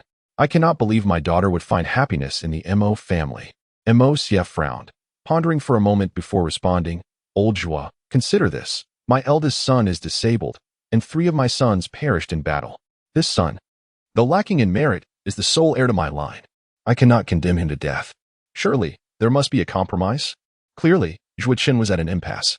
He was loath to see his daughter's life ruined by such a union. Finally, with a decisive flick of his sleeve, he rose and proclaimed, Old Mo, I will leave this matter to the emperor's judgment. Whatever decision is made, I shall abide by it. However, my daughter marrying Mo Wuxia is utterly out of the question. With that, Zhuo Chun stormed out, leaving the temperature in the hall to drop once more. Father, This is truly not my fault. I had no inkling of what transpired last night. Mo Wuxia cast a furtive glance at Mo Xie, admitting his trepidation. Mo Xie sighed heavily, revealing his helplessness. I know this is not your doing, or else do you think you would still stand before me unharmed? Let us leave the matter to the Emperor's judgment. You need not fret. I shall ensure your safety. Now, be off with you. With the weight of his father's words lifting from his shoulders, Mo Wuxia felt a surge of relief. Suddenly, a brilliant idea struck him, igniting his spirits. What better way to reveal his debauchery to the Emperor than through this uproar? This incident would surely extinguish any prospects of a marriage with the princess. Truly, fortune was on his side. His heart brimming with joy, he momentarily forgot all his troubles. Mo Wuxia, reflecting on the previous night's escapades, realized he had indulged with numerous women. Aside from Zhuqing and Qinghe, he remained oblivious to the details. Clearly, his father had no intention of enlightening him, and he refrained from asking further, retreating to his chamber in a state of discontent. He meticulously sorted through a large cart of medicinal herbs, categorizing each one as he contemplated how to concoct elixirs. However, recognizing his insufficient cultivation might hinder the sustained output of the necessary mystical energy for alchemy, he resolved to wait until he achieved the rank of martial king before attempting to refine pills. He also decided that his first creation would be a weight loss elixir, to be tested on the corpulent man, thereby enhancing his understanding of alchemy and the properties of the herbs, ultimately enabling him to produce superior quality pills for his elder brother. The night swiftly passed amidst his cultivation. As dawn broke, Mo Wuxia was abruptly awakened by a rapid series of knocks at the door. Young master, urgent news. The servant's voice echoed with urgency. Mo Wuxia groggily rose from his bed, inquiring, what is it? The royal knights have arrived, requesting your presence before the emperor. The servant replied. Chapter 28. The unique dragon horse. The royal knights, an elite force dedicated to the emperor, comprises knights of unparalleled strength, each possessing the might of a martial king. Although the royal knights number fewer than 200, their collective power surpasses that of countless armies. This distinguished order has earned a formidable reputation, becoming the nightmare of all opposing factions. Thankfully, the royal knights only embark on campaigns at the emperor's command, transforming into a symbol of supreme royal authority.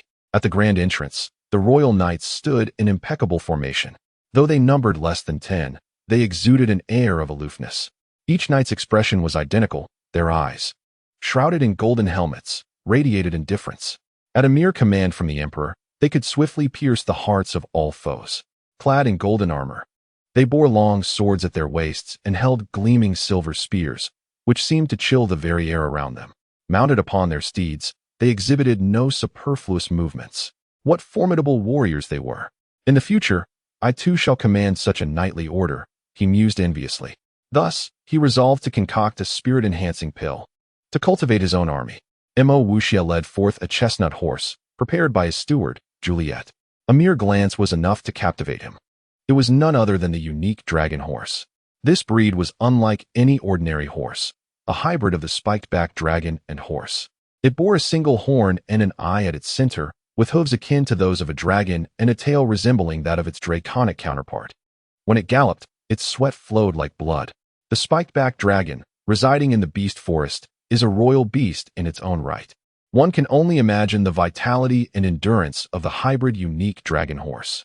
Among equines, the unique dragon horse is known for its gentle temperament. A pinnacle of its kind, capable of sprinting like the wind, traversing 1,000 miles with ease, and riding 10,000 miles without breaking a sweat. Such a horse is revered as a divine steed and a symbol of status. Within the Duke's estate, there are 6 unique dragon horses, bestowed by the emperor, with each member of the Mo family allotted one. This particular horse now belonged to Mo Wuxia. He had longed to ride it on several occasions, but Mo Xie had always denied him. Mo Xie stated that he would only be deemed worthy of such a steed when he proved himself deserving.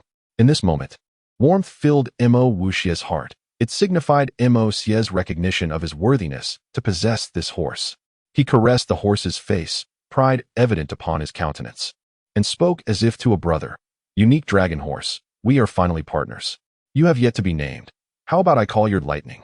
With a cheerful whinny, the unique dragon horse seemed to approve, stamping its hooves in delight.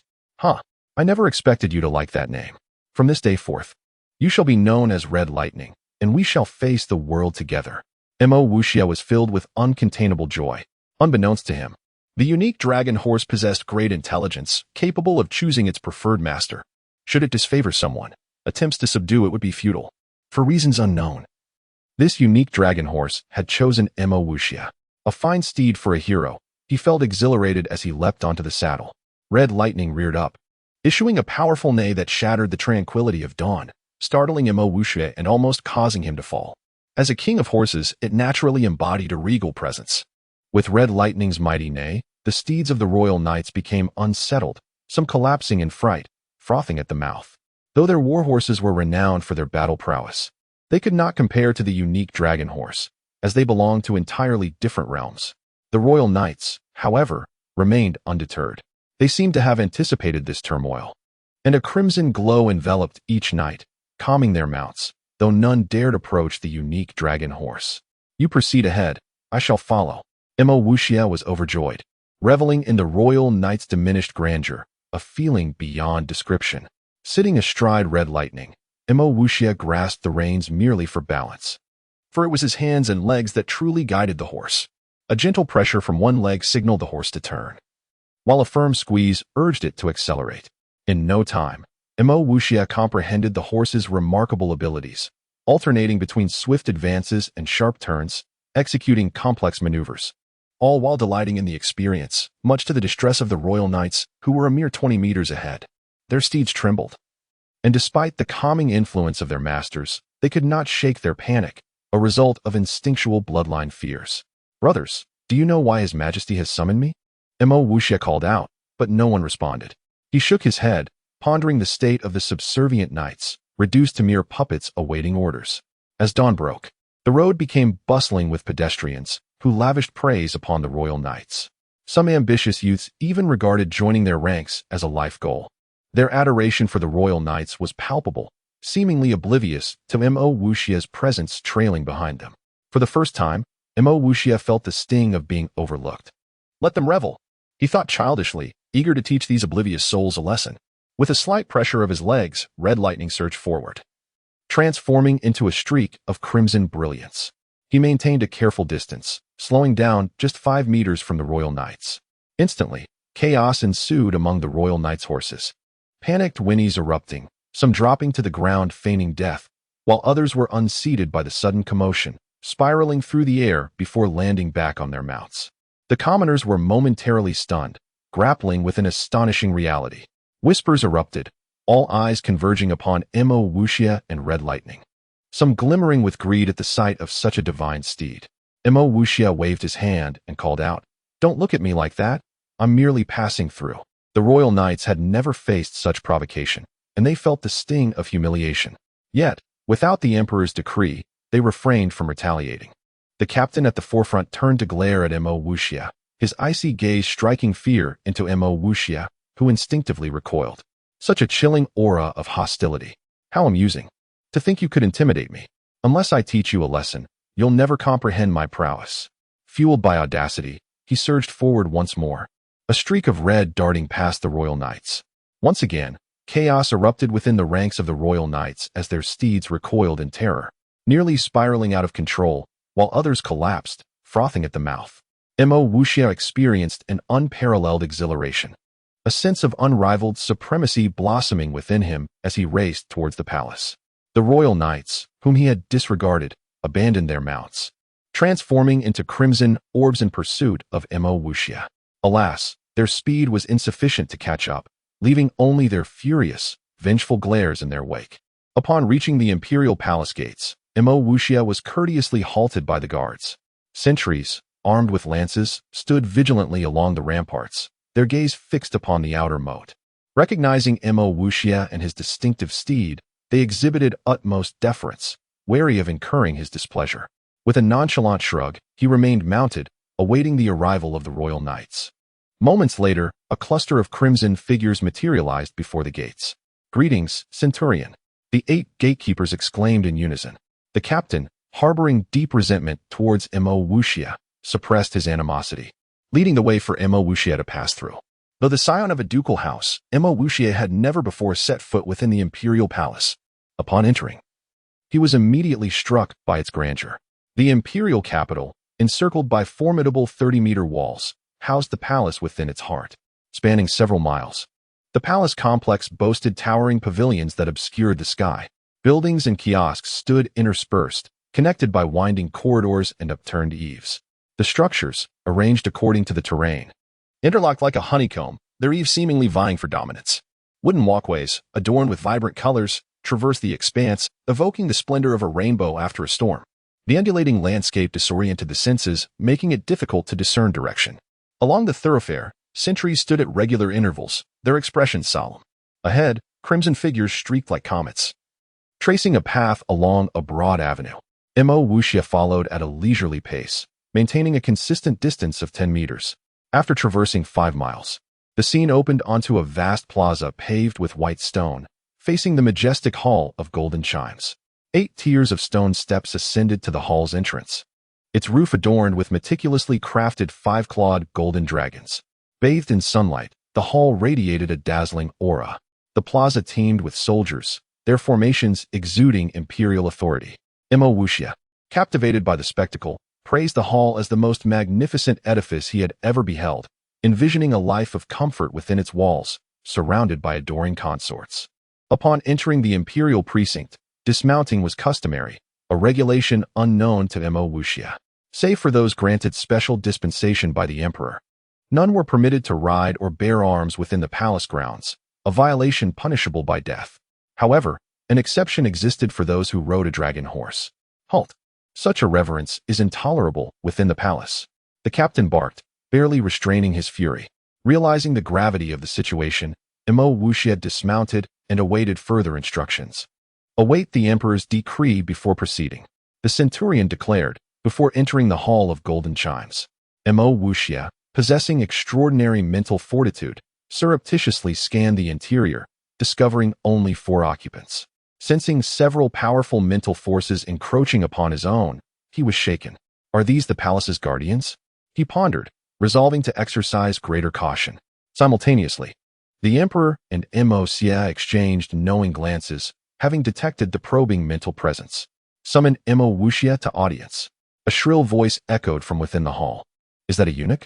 Mo Wuxia mused, shaking his head as he strode purposefully towards the entrance. Upon entering the hall of golden chimes, he was immediately enveloped by an aura of imperial authority.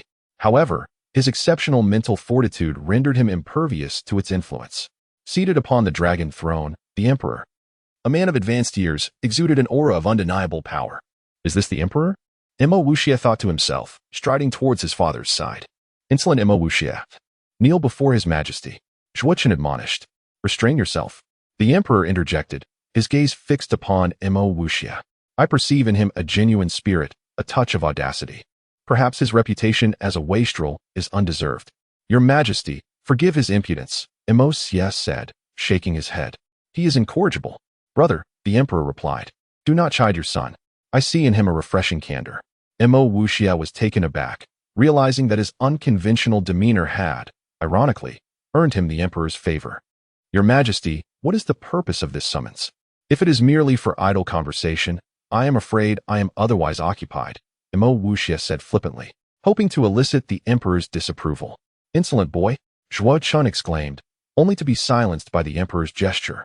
Chapter 30. The emperor's perplexity. His Majesty descended from the throne. Approaching the trio, he fixed his gaze on Mo Wuxia, inquiring, Nephew, what are your sentiments regarding the matter of Zhuoqing? Mo Wuxia responded, is there any doubt? Naturally. She shall become my wife. Your Majesty, consider this. To whom else could Zhuoqing possibly be betrothed? Should anyone dare to cast covetous eyes upon her, I shall certainly ensure their demise. The emperor maintained a constant smile, his thoughts inscrutable. He then posed. But what if Minister Zhuo is unwilling to grant his daughter's hand in marriage to you? How would you proceed? Mo Wuxia erupted in laughter, casting an arrogant glance at Zhuochen. Minister Zhuo is a man of reason. How could he possibly deny me his daughter's hand? He then turned his gaze upon the emperor, chuckling, Your Majesty, consider further. If Zhuoqing were to bear my offspring, it would be the very flesh and blood of the Mo family. Zhuochen, incensed, bellowed, You insolent whelp. Have you lost your senses? I shall never allow my daughter to marry you. Let's see what you can do about it. Mo Wuxia shook his head. Your Majesty, observed Minister Zhua, aside from yourself, only you possess the authority to raise your voice. If anyone else were to do so, it would be akin to a cuckoo usurping a magpie's nest. Their intentions all too clear. He should be charged with treason and executed on the spot. Zhuo Chun, startled, immediately knelt, kowtowing. Your Majesty, I implore you to see the truth. My loyalty to your Majesty is unwavering. The Emperor chuckled. Enough, rise. He returned to his throne, his mind captivated by Mo Wuxia's phrase raise your voice, finding him to be quite the unconventional individual. Minister Zhua, he addressed. What qualities must a suitor possess to be deemed worthy of your daughter's hand? Zhuo Chun responded with deference. Your Majesty, to become my son-in-law, one must possess the cultivation of a martial emperor and exceptional talent. Clearly, our young master Mo falls short of these requirements. The emperor raised an eyebrow, seemingly muttering to himself, but I have already betrothed my princess to Wuxia. This, Zhuo Chun, stunned, realized the implications of his words. Was he questioning the emperor's judgment? He hastily knelt, kowtowing. Your Majesty, I beg your forgiveness. I am guilty. Please punish me. The emperor's countenance softened. Ignorance is bliss. The betrothal of the princess to Wuxia has not yet been made public. He cleared his throat, turning to Mo Wuxia. Nephew, consider this carefully. To become my son-in-law, you must be wholly devoted to the princess. If you persist in your desire to marry Zhuo Qing, the matter of the princess may. Mo Wuxia's eyes lit up, surprised at the ease with which the matter was being resolved. He immediately nodded. Your Majesty, it is Zhuo Qing whom I must marry. The emperor, now in a quandary, had only intended to test Mo Wuxia's resolve, not expecting such unwavering determination. He glanced at Mo Xia, who seemed oblivious, his gaze fixed on the palace ceiling. After a moment of hesitation, the emperor relented. Very well, Wuxia. I retract my decree. The princess's future suitor remains undetermined, but you shall have priority, with 6 months to prove yourself. As for Zhuo Qing, I shall grant you 6 months as well. After that, your fate shall be your own. Is this acceptable?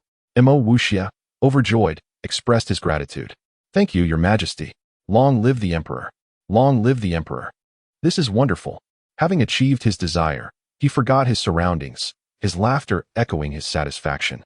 The emperor, Mo Xia, Zhuo Chun, and the eunuchs all stared at Mo Wuxia in astonishment. Suddenly, the emperor's expression darkened. Wuxia, do you truly detest the idea of marrying the princess? Indeed, indeed. This young master still has many youthful years to savor. I cannot shackle myself to a single tree. The words tumbled out without thought, and he immediately realized his mistake. Offending the emperor was no trivial matter. He quickly amended, Your Majesty, how could you say such a thing? Her Highness the Princess is a woman of unparalleled virtue, while I am but a frivolous young master, unworthy of her. To avoid hindering her grand destiny, this is the most fitting outcome. Despite his elaborate explanation, it was clear to all that he had no desire to marry the princess. The emperor, his dignity wounded, turned to Mo Xia, who remained indifferent. The emperor, perplexed, finally conceded, I understand. Your reluctance to marry the princess is genuine, and the matter of Zhuo Qing is merely a pretext. Very well. We shall postpone this matter and leave it to fate. As for Zhuo Qing, we shall revisit it in 6 months. Court dismissed. Suddenly, the emperor smiled enigmatically. Nephew, remember? This was your decision not to marry the princess. Do not regret it later. My word is my bond. Ha ha. With that, the emperor departed, his laughter echoing through the hall. Damn it. Why is that old emperor so delighted? Does he not wish to marry his daughter to me either? No, that's not what he meant. What could it be? He was unable to decipher the emperor's true intentions. Uncle Zhua, there's no need to blush. Anger ages one prematurely. Rest assured, in 6 months, I shall undoubtedly impress you, and you will no longer oppose my marriage to Zhuo Qing. Mo Wuxia found the old minister's expression amusing. I jest. How could I allow another to defile the woman I have claimed? Zhuo Qing shall be mine. Zhuo Qin snorted, flinging his sleeves and storming off. You reckless fool. You've stirred up a hornet's nest. Mo Xia wished he could slap him senseless. Mo Wuxia, in high spirits, inquired, puzzled, Father, I don't believe I've caused any trouble, have I? Mo Xia shook his head. You. Never mind. I shall not interfere. Do not regret this, for there is no turning back. Do not come to me for help, for it will be in vain. With that, Mo Xia laughed heartily and strode ahead. Mo Wuxia grew increasingly despondent. Why were his father and the emperor saying the same thing? Was there a hidden reason? He was truly in the dark. his heart filled with unease, as if he had lost something precious, yet could not find it. In truth, Mo Wuxie's every action had been under the watchful eyes of Mo Xie and the emperor's spies, and there was indeed a reason for this. With a heart full of misgivings, he followed Mo Xie out of the palace, the two dragon steeds vanishing like lightning into the city. As Mo Wuxie emerged from the palace, a line of soldiers blocked their path. What is the meaning of this? Mo Xie demanded with a frown. The captain respectfully saluted. Your Highness, the emperor requests that you and the young prince return to the palace. Mo Xie frowned. Understood. They returned, but this time. The emperor received them not in the grand hall, but in his study. Your Majesty, what matter is so urgent? Mo Xie inquired upon entering. The emperor handed Mo Xie a memorial. After reading it, Mo Xie first wore an expression of amusement, then his face turned cold. You little beast. Are you trying to drive me to an early grave? Mo Wuxie, baffled, asked for an explanation. Mo Xie threw the memorial at him. After reading it, Mo Wuxie's face turned ashen. Father, this is a frame-up. The memorial recounted the events that had transpired in the imperial capital square, but had been twisted to portray them as an act of treason. Young Master Wuxie, wise and mighty, unparalleled in the world, a true dragon among men. Mo Xie's hands trembled with rage. Is there anything you are incapable of doing? Mo Wuxie calmed himself, recalling the events of that day, and suddenly understood. He then recounted the entire incident in detail. Your Majesty, someone is trying to have me killed. This is slander. If your Majesty does not believe me, you may send men to gather evidence. If I have spoken a single falsehood, I am willing to atone with my death. The emperor had been observing them throughout. Offering no comment, he now spoke. It seems this was merely a misunderstanding. However, nephew, you must be more careful in the future, lest you leave evidence for others to exploit. Chapter 31. Insidious politics. Upon returning to the Duke's mansion, Mo Wuxie sat in Mo Xie's study. After a long silence, Mo Xie inquired, Wuxie, do you understand politics? Mo Wuxie nodded and shook his head, for he did not truly grasp its complexities. With a deep sigh, Mo Xie remarked, I am aware of what transpired the other day, and you handled it admirably. What I know, the Emperor certainly knows as well. Do you understand why he summoned us back for questioning? Mo Wuxie pondered for a moment and asked, could it be that the Emperor aims to intimidate? Mo Xie replied, it is both true and not true, and also neither. Mo Wuxie was left perplexed. Mo Xie continued, the Emperor issues us a veiled warning. He is the sovereign of this nation, and no one may overstep their bounds. He sighed again, adding, the so-called merits that overshadow the ruler, truthfully. The one who wishes to eliminate me the most is the Emperor. In the struggles among the princes, whether overt or covert, the Emperor refrains from intervening. Yet he sees everything clearly. The princes cannot contend with me, so they must target you. Should you be removed, my life would be rendered meaningless. The Emperor fears one thing. If you are eliminated, I may act without reservation, even to the point of toppling his throne in a fit of rage. Thus, he does not desire your demise. This is the true reason for his summons, and it is a testament to royal manipulation. Furthermore, the princess's marriage to you serves as a pawn to control our Mo family. Mo Wuxie considered this and said, then would it not be beneficial if I do not marry the princess? Mo Xie shook his head. The proposal was mine, merely a coincidence. However, the Emperor's intentions are difficult to fathom. We must tread carefully. You must strive to excel. If one day you become dust, you will find it impossible to escape calamity. Even as a prince consort, you would be a consort in captivity, your life utterly ruined. Begin accumulating your resources now. Only with sufficient capital can one secure power. For no one would dare underestimate you. My strength lies in the prowess of the martial god and the army under my command, which is why the Emperor does not dare to touch me. Mo Wuxie contemplated this and asked, should I maintain neutrality? Mo Xie, pleased, replied, you have grown. Your decisions are yours to make. However, it would be wise to ally with a prince you can control, otherwise, you may find it difficult to clean up the mess later. Mo Wuxie nodded affirmatively. Father, I understand what I must do. Their brief yet profound exchange led Mo Wuxie to make certain resolutions. He returned to his chamber, seated before the tea table, sipping tea incessantly. Qinghe sat across from him, observing his pensive expression without uttering a word. Situ Tianyan. Situ Zhe, the second prince. Mo Wuxie began to piece together some clues. It was evident that although the official documents bore the prime minister's seal, the mastermind was the second prince. Could it be that the previous assassination attempt was also orchestrated by him? Previously, Mo Wuxia had thwarted the second prince's assassination plot, yet now it resurfaced. However, he was baffled as to why the second prince would want him dead, as it offered him no advantage. Suddenly, a bold hypothesis emerged. What if the second prince falsely accused him, and if the emperor condemned him, the second prince could then step in to rescue him, achieving a purpose of making him feel constrained? Would this compel him to ally completely with the second prince? If this speculation held true, the one who sought to assassinate him could not possibly be the second prince. Who then could it be?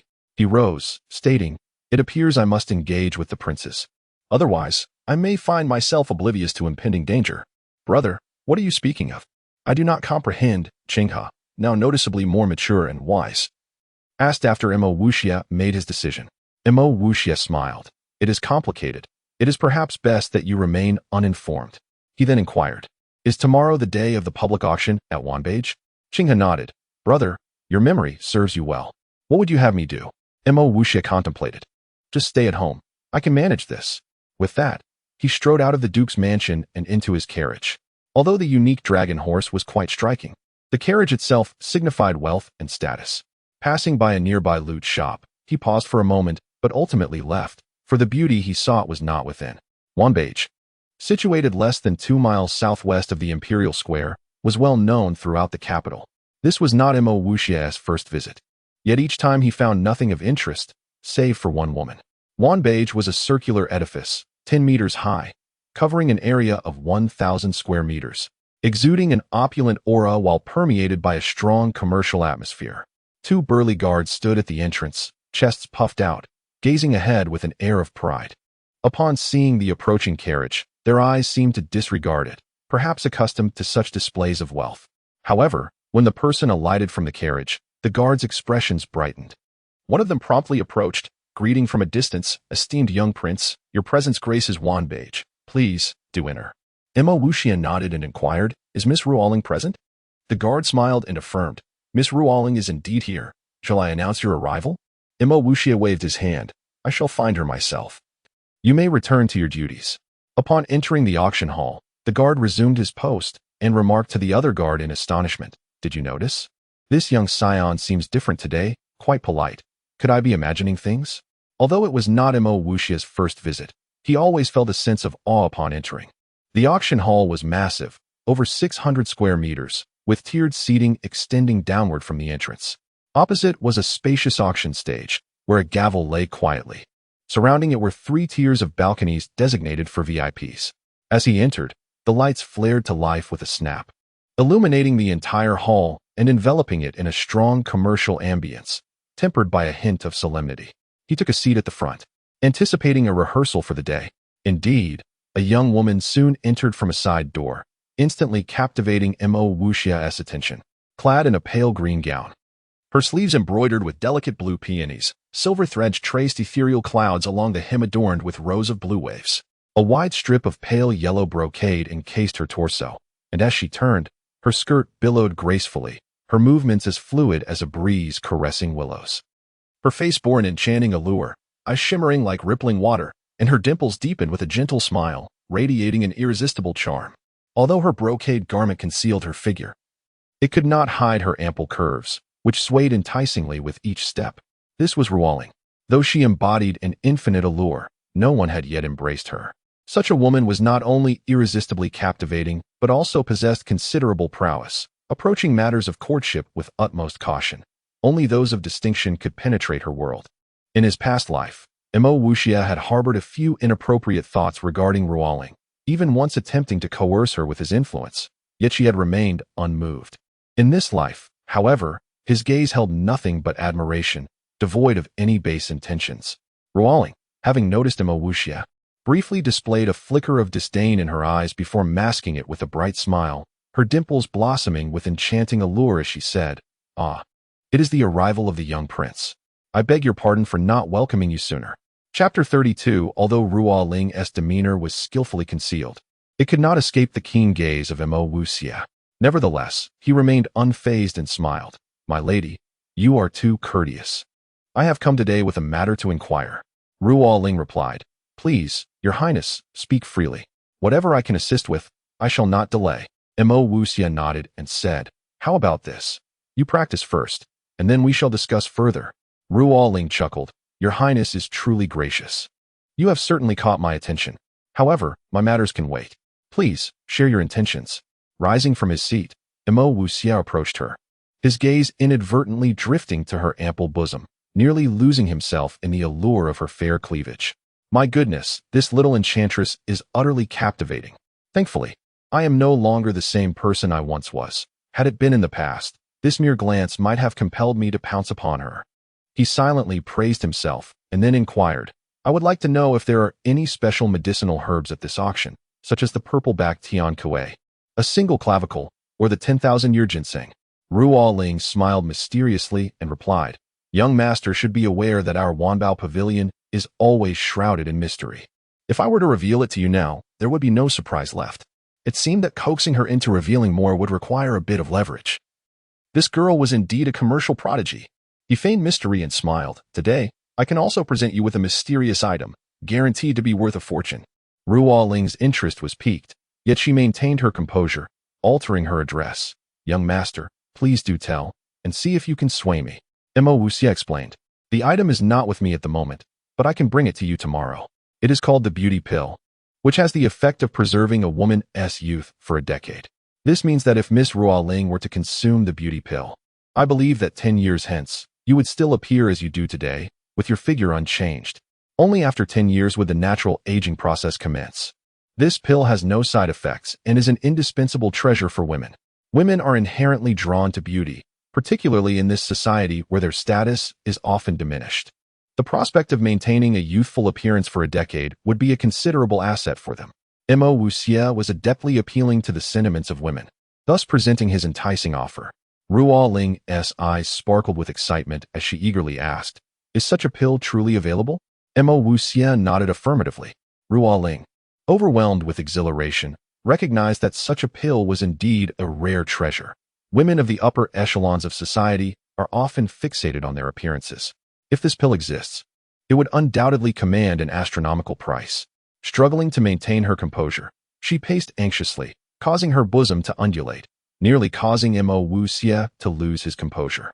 "Why have I never heard of this pill? You are not jesting, are you?" Ruo Ling stopped in her tracks, gazing intently at Mo Wuxia, her ample bosom quivering with anticipation. Mo Wuxia smiled and assured her, "I swear by my father's name, the one-letter marquis, that this pill indeed exists and is worth every coin." Ruo Ling nodded. "Regardless of whether your words are true or false, I shall take them at face value. There will be a purple-backed Tian Kuei at this auction." Mo Wuxia nodded in agreement. "That is splendid. I shall come to collect the purple-backed Tian Kuei tomorrow. And additionally, I will present you with a delightful gift that you are sure to adore." With that, he departed without a glance back. To alter one's perception, one must engage in extraordinary actions, such as ignoring the enchanting beauty before him. His sudden arrival and departure captivated Ruo Ling, leaving her somewhat perplexed. Was this truly the same rascal from before? She was bewildered. Had it been earlier, he might have already lunged at her. The beauty pill. My sister will surely treasure it," she thought, disregarding her practice and disappearing through the side door. Mo Wuxia returned to the Duke's residence and immediately entered seclusion. He made his way to the second stone chamber, determined to concoct the beauty pill and the vitality pill today. The formulas for both pills surfaced automatically in his mind, and he fully comprehended the types of medicinal herbs and their allocations.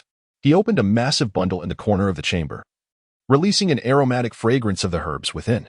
Since the chubby man had delivered them, he had relocated them here. Each herb was wrapped in oil paper, labeled with its name. He laid the herbs out on the floor, selecting them one by one. This was his first attempt at alchemy, or rather, it was an experiment.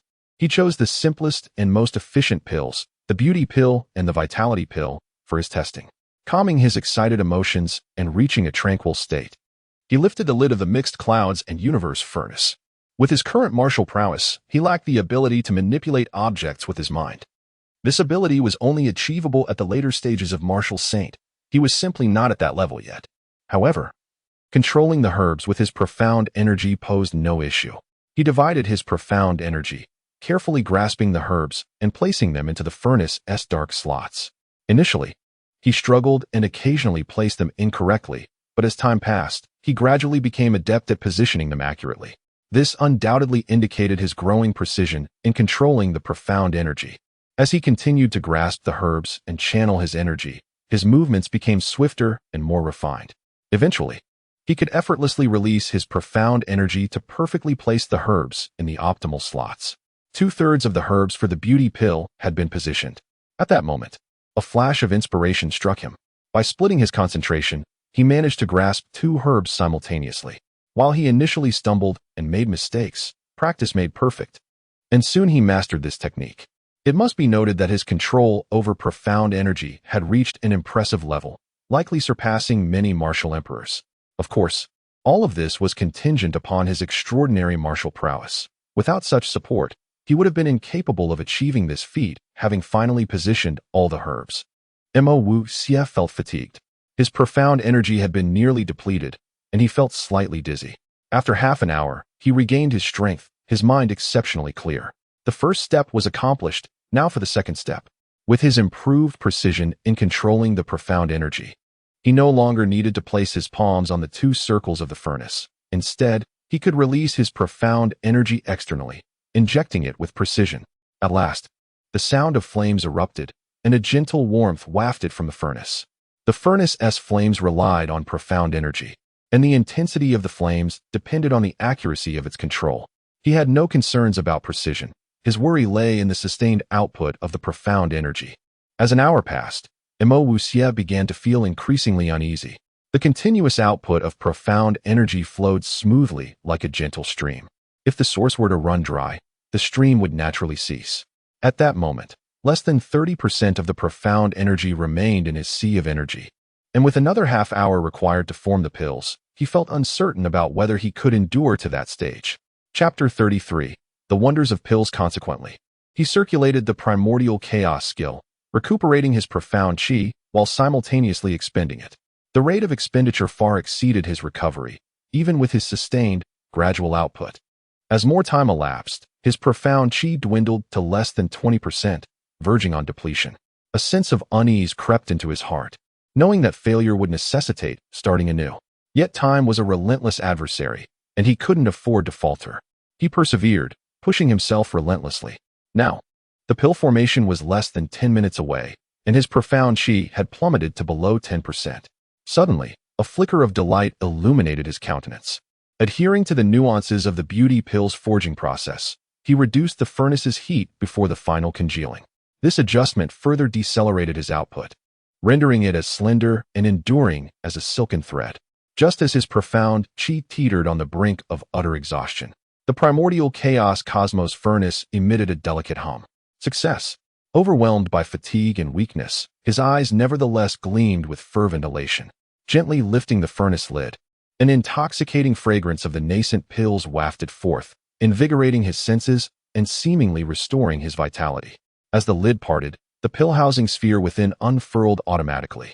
With a flourish, scores of milky white pills, each the size of a soybean, erupted forth in a cascading torrent, striking his face and nearly sending him reeling backward.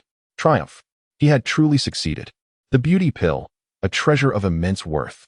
Overjoyed, he gesticulated wildly, his movements rendered peculiar by his physical exhaustion, resembling a lumbering, ungainly frog. Retrieving the prepared large porcelain jar, he knelt to gather the pills, counting them as he went. 90, 91, 99. Had they all been accounted for? He surveyed the stone chamber, finding no more beauty pills apart from a few scattered medicinal herbs in a corner. Incredible. 99 pills from a single batch. Such prodigious output defied belief. He was poised to amass a fortune, liberated from the need to implore his father for pocket money. After a long interval, his exhilaration subsided. Calculating the time, he surmised that the spiritual essence in the first chamber had largely regenerated. Thus, he relocated to the lower chamber. With such abundant spiritual energy, his depleted reserves were replenished in less than 15 minutes. To his astonishment, his profound chi had also increased significantly. It seemed that even pill concoction could serve as a form of cultivation, a novel and intriguing discovery. It appeared that frequent pill refinement might inadvertently propel him to the realm of a martial god. After 3 hours of cultivation, as the spiritual energy waned, he opened his eyes, Within his sea of qi, a swirling vortex of profound qi coalesced, engendering a palpable sense of power that permeated his entire being. Comparing his state to the levels outlined in the martial arts manual, he realized he was on the cusp of entering the martial king realm. His profound qi tinged with a nascent crimson hue. He was confident that in his next attempt at crafting beauty pills, he would avert the initial surge followed by subsequent depletion. He returned to the pill refining chamber, this time with the intention of creating vitality pills, a type of elixir designed to enhance physical vigor. For women, consuming these pills would imbue them with vitality, elevate their temperament, and lend an ethereal grace to their every gesture. While the effects were subtle, they were nonetheless perceptible. When combined with beauty pills, their efficacy would be amplified. For men, vitality pills would fortify their physique and modestly enhance their virility. For instance, if Situja were to consume 100 of these pills consecutively, his physical condition could be ameliorated, potentially prolonging his amorous encounters. While beauty pills could preserve youthfulness for a decade, the effects of vitality pills were not perpetual. A single vitality pill could sustain its effects for only 3 days. To recapture the sensation, continued consumption would be necessary every 3 days, as the effects would wane upon cessation. Only sustained usage could yield more pronounced enhancements for both men and women, rendering it a product ripe for recurring consumption. This elixir held even greater commercial potential than the beauty pill. Neither vitality pills nor beauty pills were panaceas. Beauty pills merely arrested the outward signs of aging without halting the body's natural decline. However, neither pill possessed any adverse side effects, which was a hallmark of elixirs. In essence, both elixirs were safe for consumption. Women would find them beautifying, while men would find them invigorating. Another hour elapsed, and Mu Wuxia finally succeeded in crafting vitality pills, with 30% of his profound qi still intact. After collecting the cascade of vitality pills, he replenished his cultivation and departed from the divine tomb. With an hour remaining until dawn, he succumbed to a blissful slumber. His dreams were filled with visions of unparalleled wealth and throngs of beautiful women surrounding him, indulging in a life of untrammeled pleasure. A resounding knock shattered his reverie. Frowning, Mu Wuxia rose from bed and grumbled, "Who is it? No one relishes having their dreams disturbed." "Brother, it's me. Are you still asleep?" Qinghe's voice echoed from beyond the door. "Coming," Mu Wuxia replied. Upon opening the door, he was greeted by Qinghe's visage. Since the incident, Qinghe no longer avoided him or treated him with suspicion. It seemed that she had resigned herself to his advances. Perhaps a transformation that occurs when a girl becomes a woman, especially when she is destined to be one's bride. The sun had ascended high in the sky, its rays somewhat harsh. "Heavens, it's so late," Mu Wuxia exclaimed. Without even washing, he bolted from the duke's mansion like a runaway steed, boarding a carriage that rattled towards the myriad treasures pavilion. En route, he abruptly dismounted at a ceramic shop, purchasing dozens of jade bottles of varying sizes. The carriage sped along, its interior surprisingly smooth. He divided the 2 types of pills into the jade bottles, finally completing his task. Upon arriving at the myriad treasures pavilion, he rushed inside, startling the 2 guards at the entrance. Given his status, he was naturally ushered into a lavish VIP room. Inside, a maidservant awaited anxiously. Upon seeing Mu Wuxia burst in, she initially gasped in surprise, then exclaimed with delight, "Young prince, you've finally arrived. Have you brought the pills?" Mu Wuxia placed 10 jade bottles on the table. In his haste, he had neglected to label them, merely separating the 2 types of pills, the smaller bottles containing beauty pills and the larger ones containing vitality pills. Pointing to the 10 bottles, he said, "The small bottles contain beauty pills, 1 pill per bottle. The large bottles contain vitality pills, 5 pills per bottle. The specific instructions for usage are as follows." He swiftly explained the properties and usage of the 2 pills before the maidservant whisked them away. Sipping on a cool drink, he parted the curtains of the VIP room, taking in the auction hall at a glance. The auction hall was sealed, its ambience typically dim, but now it was brightly illuminated. Sturdy men in martial attire stood with their hands clasped behind their backs around the perimeter of the auction hall, clearly providing security. Mu Wuxia immediately discerned that these men were all martial practitioners, with some at the level of martial warriors and others at the level of martial masters, serving as leaders. The tiered seating was already filled with at least 500 guests, each holding a bidding paddle with numerical markings. It seemed that many attendees were not solely there for the auction, but rather harbored a lascivious gaze that swept across the auction stage. On the side of the auction stage, A maidservant held a tray bearing a crimson bead the size of a bull's eye. On the auction stage, Ruoling donned the same attire as the day before. Esteemed guests, as you are all aware of the miraculous properties of the blood spirit divine pearl, I now declare the auction open, with a starting bid of 1,000 taels of silver. Ruoling announced, her almond-shaped eyes brimming with a smile, her captivating countenance exuding a perfect allure. The shallow dimples that graced her cheeks seemed to emanate a spring breeze that swept across the entire auction hall. Chapter 34. The Fat Man's Extortion. 1,100 taels. A placard was raised. 1,200 taels. Another placard followed suit. 2,000 taels. The bidding officially commenced, with participants eagerly vying. This auction transcended mere commerce. It was imbued with intricate dynamics. For instance, if influential factions desired an item, they would spare no expense to acquire it, showcasing their power and financial strength. Victory signified their elevated status and formidable background. The blood spirit orb, in reality, possessed no extraordinary qualities, yet through Ruoling's eloquent narration, it acquired an aura of mystique. Such was the artistry of an auctioneer. Mo Wuxia surveyed the hall, discerning that those present possessed a certain stature, their influence extending only to the confines of the main floor. Proximity to the front indicated higher status, while the private rooms were reserved for the elite, accessible only to royalty or distinguished individuals. Mo Wuxia gazed ahead, noticing a man in a window offering a subtle smile and nod of camaraderie. The third prince. Mo Wuxia recognized him instantly, returning the gesture with a cordial nod. Suddenly, a commotion erupted as Zhuo Dashao stormed in, his face flushed with indignation, and plopped heavily onto a chair, his corpulent frame quivering. "Isn't this Brother Zhuo? You seem rather displeased today," Mo Wuxia remarked with a smile, a hint of apprehension in his heart as he pondered Zhuo Qing's situation. "Could this fellow be here to extort me?" Zhuo Dashao bellowed. "Mo Wuxia, you are utterly devoid of brotherly affection. You even seduced my sister. You are lower than a beast." Mo Wuxia chuckled. "Brother Zhuo, it was merely an accident, instigated by that wretched girl, Ying, who slipped me aphrodisiacs.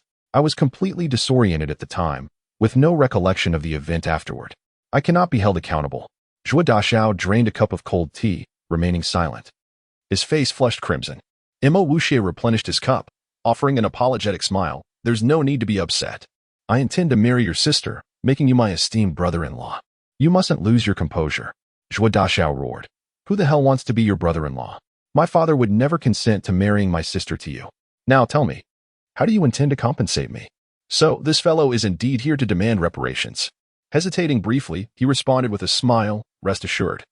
I will finalize the slimming pill formula soon and present you with 10,000 taels of silver to spend as you please. How does that sound?" Zhuo Dashao's eyes gleamed momentarily before his anger flared anew. "You possess that much silver? And you're willing to give me 10,000 taels? Have you overdosed on aphrodisiacs, rendering you delusional?" Mo Wuxia offered a mysterious smile. "Trust me, you won't be disappointed. Silver will soon be readily available to me." Observing his apparent sincerity, Zhuo Dashao inquired uncertainly, "Are you telling the truth? Can I rely on you this time?" Mo Wuxia patted his shoulder reassuringly. "Have faith in yourself. Your judgment will not fail you." Zhuo Dashao appeared bewildered. Mo Wuxia continued, "Brother, while Uncle Zhuo may disapprove of my union with Zhuo Qing, perhaps if you could persuade your mother to intervene, the situation might change. Everyone knows that Uncle Zhuo values his wife's opinion above all else.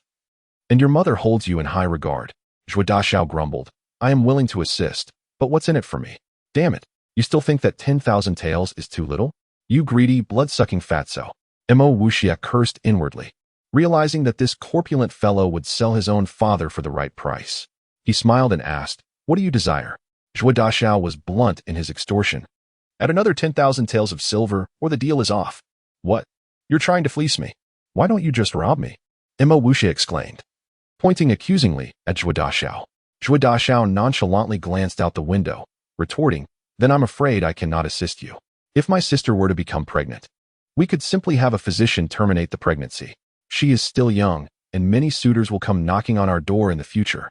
Mo Wuxia's face flushed with anger, yet he dared not retaliate, swallowing his resentment and reluctantly conceding, "Fine, I will give you another 10,000 taels." Zhuo Dashao turned back with a grin, slamming his hand on the table. "Excellent. Deal." Mo Wuxia suddenly realized that the fat man's initial anger was feigned. a ploy to lure him into his trap. You seem rather pleased, he remarked, resisting the urge to slap him across the face, disgusted by his demeanor. Zhuo Daxiao nodded. Indeed, I am delighted. It is better to keep the wealth within the family. My sister is naturally beautiful and graceful, a remarkable beauty. Since she will eventually marry, I would rather entrust her to you, whom I can keep an eye on. Furthermore, she has always harbored feelings for you. This is simply a matter of going with the flow. Unlike my rigid and inflexible father, Mo Wuxia slumped back into his chair, realizing that he had been truly outmaneuvered this time. Zhuo Daxiao shook his head. What's wrong? Are you regretting your decision? A man must honor his word. You wouldn't renege on the slimming pill and 20,000 taels of silver, would you? Mo Wuxia gulped down a cup of tea, retorting fiercely. Do I look like someone who would welch on a deal?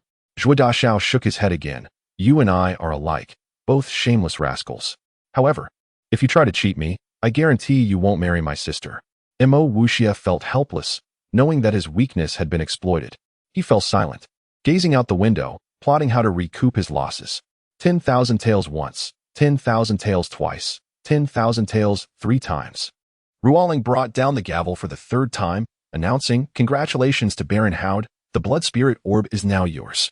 At that moment, a maidservant approached the auction platform from the side, whispering a few words in Ruoling's ear. Ruoling smiled and addressed the audience, Ladies and gentlemen. Due to a slight alteration in the auction proceedings, we kindly request your patience for a brief interlude. Shortly, Ruoling will unveil a mysterious item. An item that I believe is the treasure of everyone's dreams, be they men or women.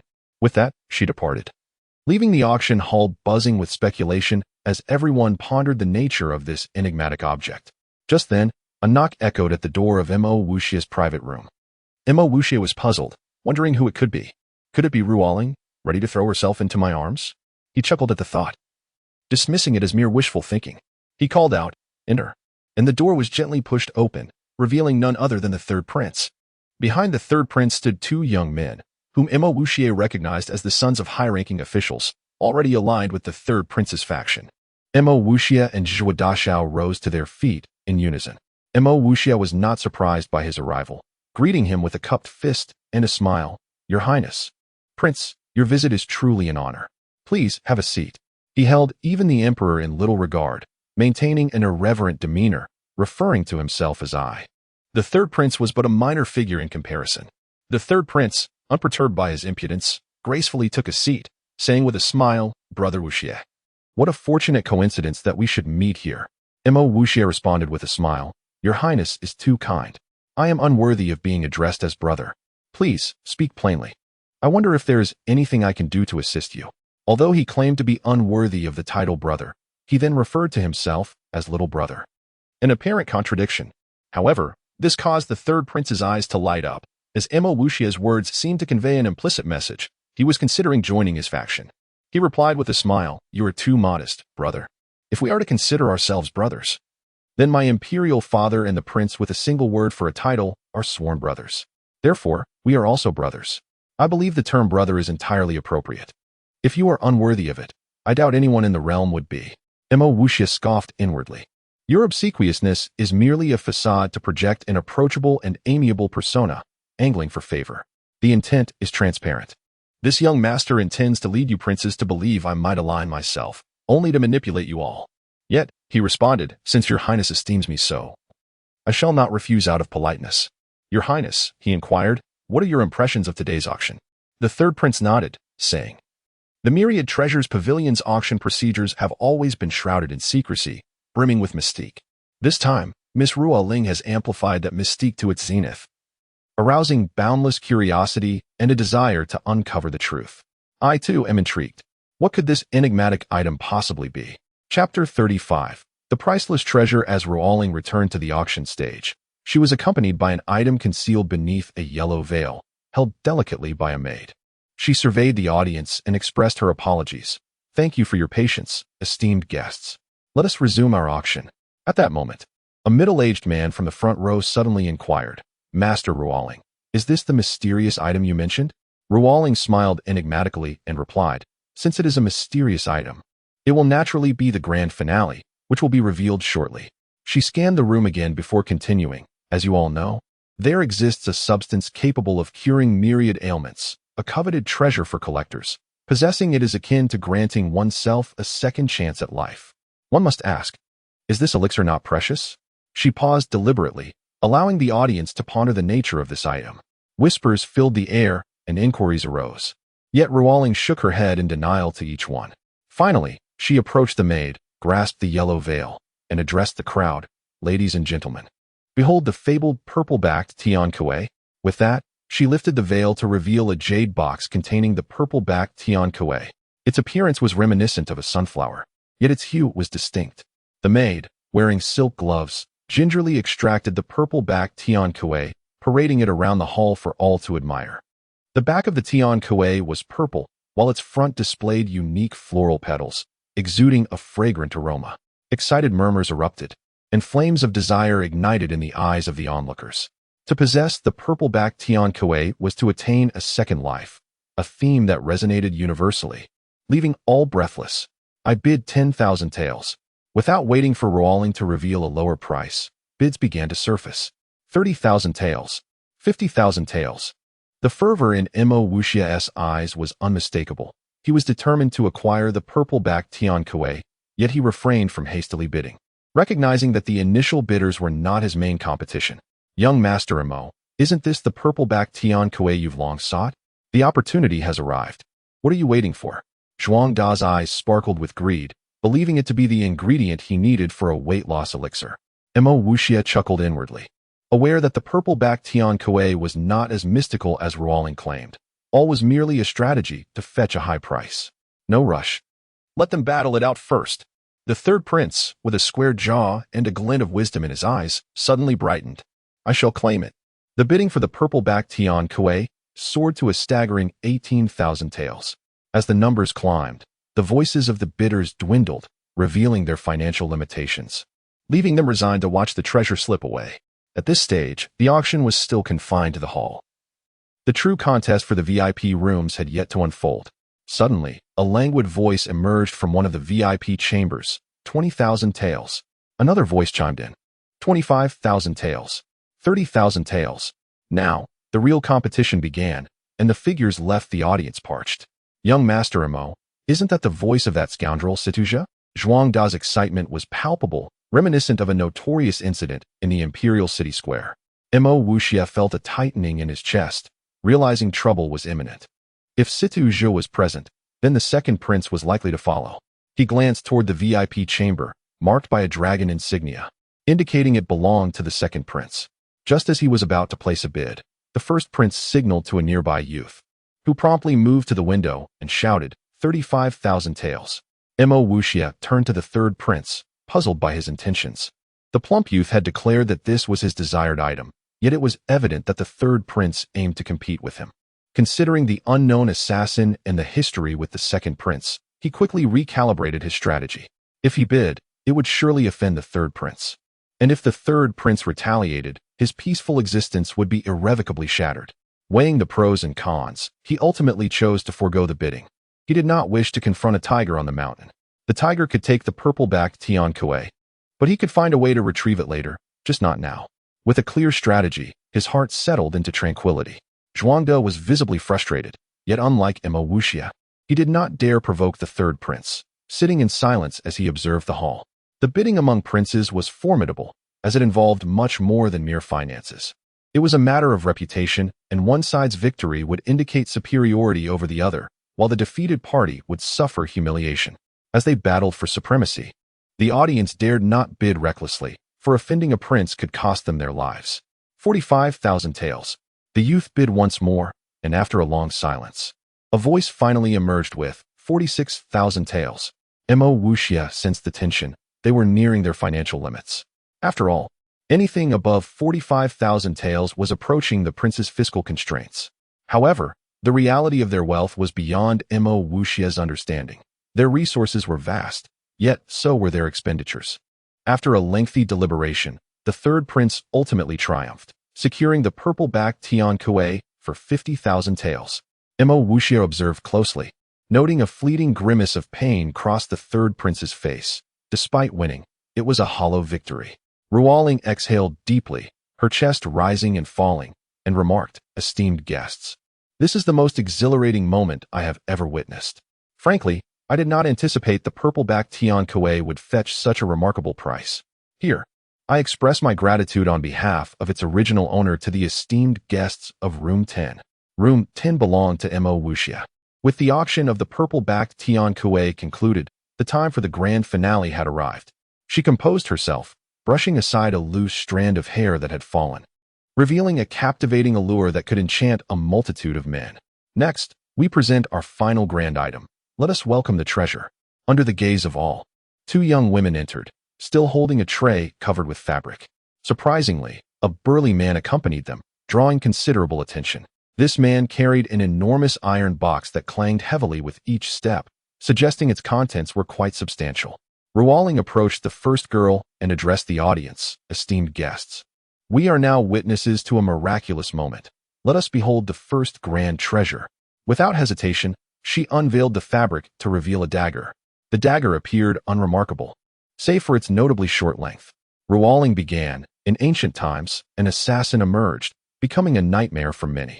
Wherever this assassin roamed, masters would fall, including those as formidable as martial emperors, martial saints, and even martial gods. With a powerful narrative, Ruoling unveiled the dagger's legendary significance, transforming the audience's initial curiosity into a fervent desire for the dagger. Mo Wuxia was not easily swayed by appearances. He had long grasped the auctioneer's penchant for hyperbole, designed to evoke desire for the items and thereby secure a remarkable price. Ruoling is indeed a legend in the commercial realm. Whoever marries her shall never worry about finances. Mo Wuxia mused. The third prince nodded in agreement. I concur with that sentiment. However, it seems that my brother Mo has a particular fondness for this legendary lady.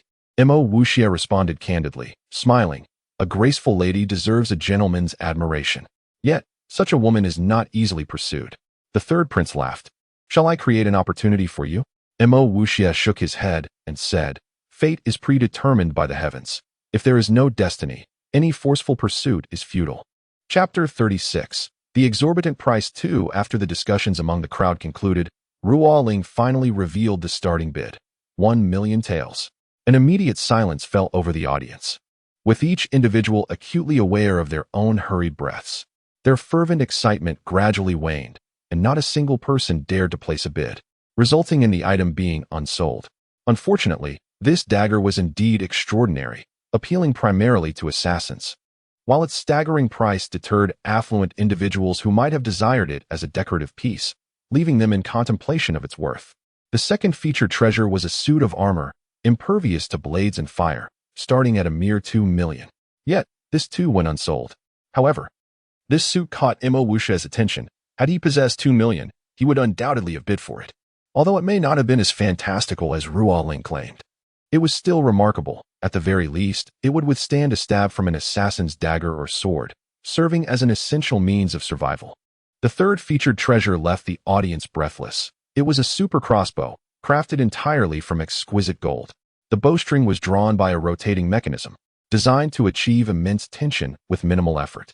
This crossbow could fire a single bolt with tremendous force, each bolt meticulously forged from iron, with only 3 available.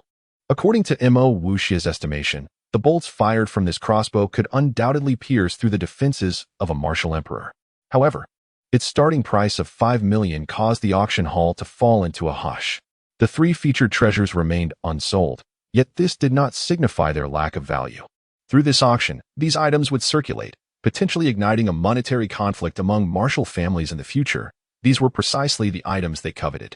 In the realm of martial arts, these families wielded formidable power, especially those ancient clans whose wealth rivaled that of national treasuries. One could only imagine the ferocity of the next bidding war. As the crowd believed the event had concluded, Ruoling once again announced a startling revelation. This time, the news pertained to the elixir recently concocted by Mo Wuxia. Ladies and gentlemen, it is indeed regrettable that the aforementioned treasures went unsold. However, there is no need to rush to depart, for we have prepared a final mysterious gift for you. Ruoling gazed at the restless crowd, unleashing her unparalleled charm, compelling their attention, albeit with expressions of confusion and speculation. She cleared her throat and proclaimed, Do you desire eternal life? Would you like to retain your youthful vitality forever? Your opportunity has arrived. Presenting our mysterious gift, The beauty elixir. The themes of eternal life and perpetual youth resonated with all, transforming their initial bewilderment into insatiable greed, particularly among the noble women, who understood that Wanbao Pavilion would not make such claims lightly. 2 maidens entered, each bearing a tray. One held 5 small jade bottles, while the other displayed 5 larger ones. Ruo Ling surveyed the room, and a hushed silence enveloped the crowd, all of them gasping for breath, eager for her to expound upon the elixir's properties. Ladies and gentlemen, some may question how it is possible for a true elixir of immortality to exist. I solemnly declare, in the name of the creator god of the martial soul continent, that it is indeed real. She paused before continuing. I believe you have all heard tales of the ancient gods. It is said that each deity was immortal, not only possessing unparalleled cultivation, but also allowing time to slip away without leaving a trace on their being. The reason gods can evade the ravages of time is that they possess a special elixir. Consuming this elixir grants them true immortality. But such an elixir is merely a legend. How could it possibly exist? A noblewoman questioned skeptically. Indeed, if such an elixir were real, wouldn't everyone in the world become immortal? In response to their fervent inquiries, Ruo Ling smiled and clarified, the Countess's skepticism is well-founded. However, I must inform you that such an elixir did exist in ancient times, but was lost in the sands of time. Yet, the recipe has been preserved and fortuitously acquired by our alchemist. Although this nameless master obtained only a fragment of the recipe, through his ingenuity, he ultimately crafted the beauty elixir. Consuming even one can preserve one's youth for a decade, achieving a brief milestone of eternal vitality. Her impassioned delivery ignited excitement among the crowd. They began to murmur among themselves, their eyes shining with fervor, some even inquiring about the price. Ruo Ling struck the auction hammer, and the crowd fell silent again. I believe you all have a thorough understanding of this elixir. Men will feel invigorated, while women will appear even more enchanting. Alas, this elixir is incredibly difficult to produce, and currently, only 5 are available. I now declare the auction for the beauty elixir open, starting at 100,000 for each, with each bid increasing by no less than 10,000. The remaining 4 will be auctioned at the price of the first one sold. 110,000. A lady bid. 120,000. A man countered. 200,000. Another woman chimed in. Mo Wuxia chuckled to himself, amused by Ruo Ling's audacity in linking the beauty elixir to ancient myths. This woman was undeniably brilliant. Initially, he had estimated that these 5 elixirs would fetch no more than 50,000 taels, but he was astonished by the outcome. In only a short while, the bidding soared to 310,000, gradually cooling off. For a single elixir priced at 310,000, when it comes to youth, those with wealth would willingly trade $1 million, such as the enigma of life. Ruo Ling struck the hammer again. 310,000. Once. 310,000. Twice. Just then, a woman's voice rang out from a VIP room. 350,000. This voice exuded an air of nobility, both melodious and authoritative. It seemed the crown princess was intent on acquiring it. The third prince beamed at this development. Mo Wuxia remarked, women are inherently drawn to beauty, especially those within the palace. With the beauty elixir, the crown princess could achieve many things. The third prince nodded in agreement. Your analysis is astute, brother. The beauty elixir not only benefits the individual, but also facilitates connections within the harem. My royal sister-in-law certainly has her best interests at heart. Ruo Ling struck the hammer once more, finalizing the price at 350,000 for each elixir. As anticipated, the crown princess acquired the remaining 4 as well. With the auction of the beauty elixir concluded, everyone turned their attention to the 5 remaining bottles, pondering what they might contain. Once more, Ruo Ling showcased her talents and linguistic prowess, successfully auctioning off the vitality elixir. However, its price was less extravagant, fetching only 10,000 taels each, all of which were swiftly acquired by the second prince. It seems my second brother lacks sufficient vitality, otherwise, he wouldn't have spent 250,000 on the vitality elixirs. The third prince's smile concealed his true sentiments, a mix of amusement and something else entirely. Mo Wuxia suddenly interjected, Your Highness, do be cautious. The vitality elixir not only improves one's constitution, but also significantly enhances a man's performance. If the second prince were to present these elixirs to his majesty, he abruptly ceased speaking, confident that the third prince could deduce the implications. The third prince's expression darkened momentarily, Then he patted Mo Wuxia's shoulder, smiling, "Brother, you have truly awakened me from my stupor. I shall take my leave now." After bidding farewell to the third prince, Mo Wuxia's own demeanor shifted to one of solemnity. The fleeting sinister expression of the third prince did not escape his keen observation. This reveals that the third prince is undoubtedly a smiling tiger. In truth, his heart and benevolence are likely not as genuine as they appear. It is evident that the third prince is not the most suitable choice he could have made. Chapter 37. The Hunted Boy. As the auction came to a close, the attendees gradually dispersed. Ruo Ling entered Mo Wuxia's VIP room, cradling a jade box in her hands, within which lay the precious purple-backed Tian Kuei. Her enchanting eyes sparkled with vitality, and her delicate smile, accentuated by dimples, was utterly captivating. Coupled with her alluring figure, she evoked a sense of irresistible impulse.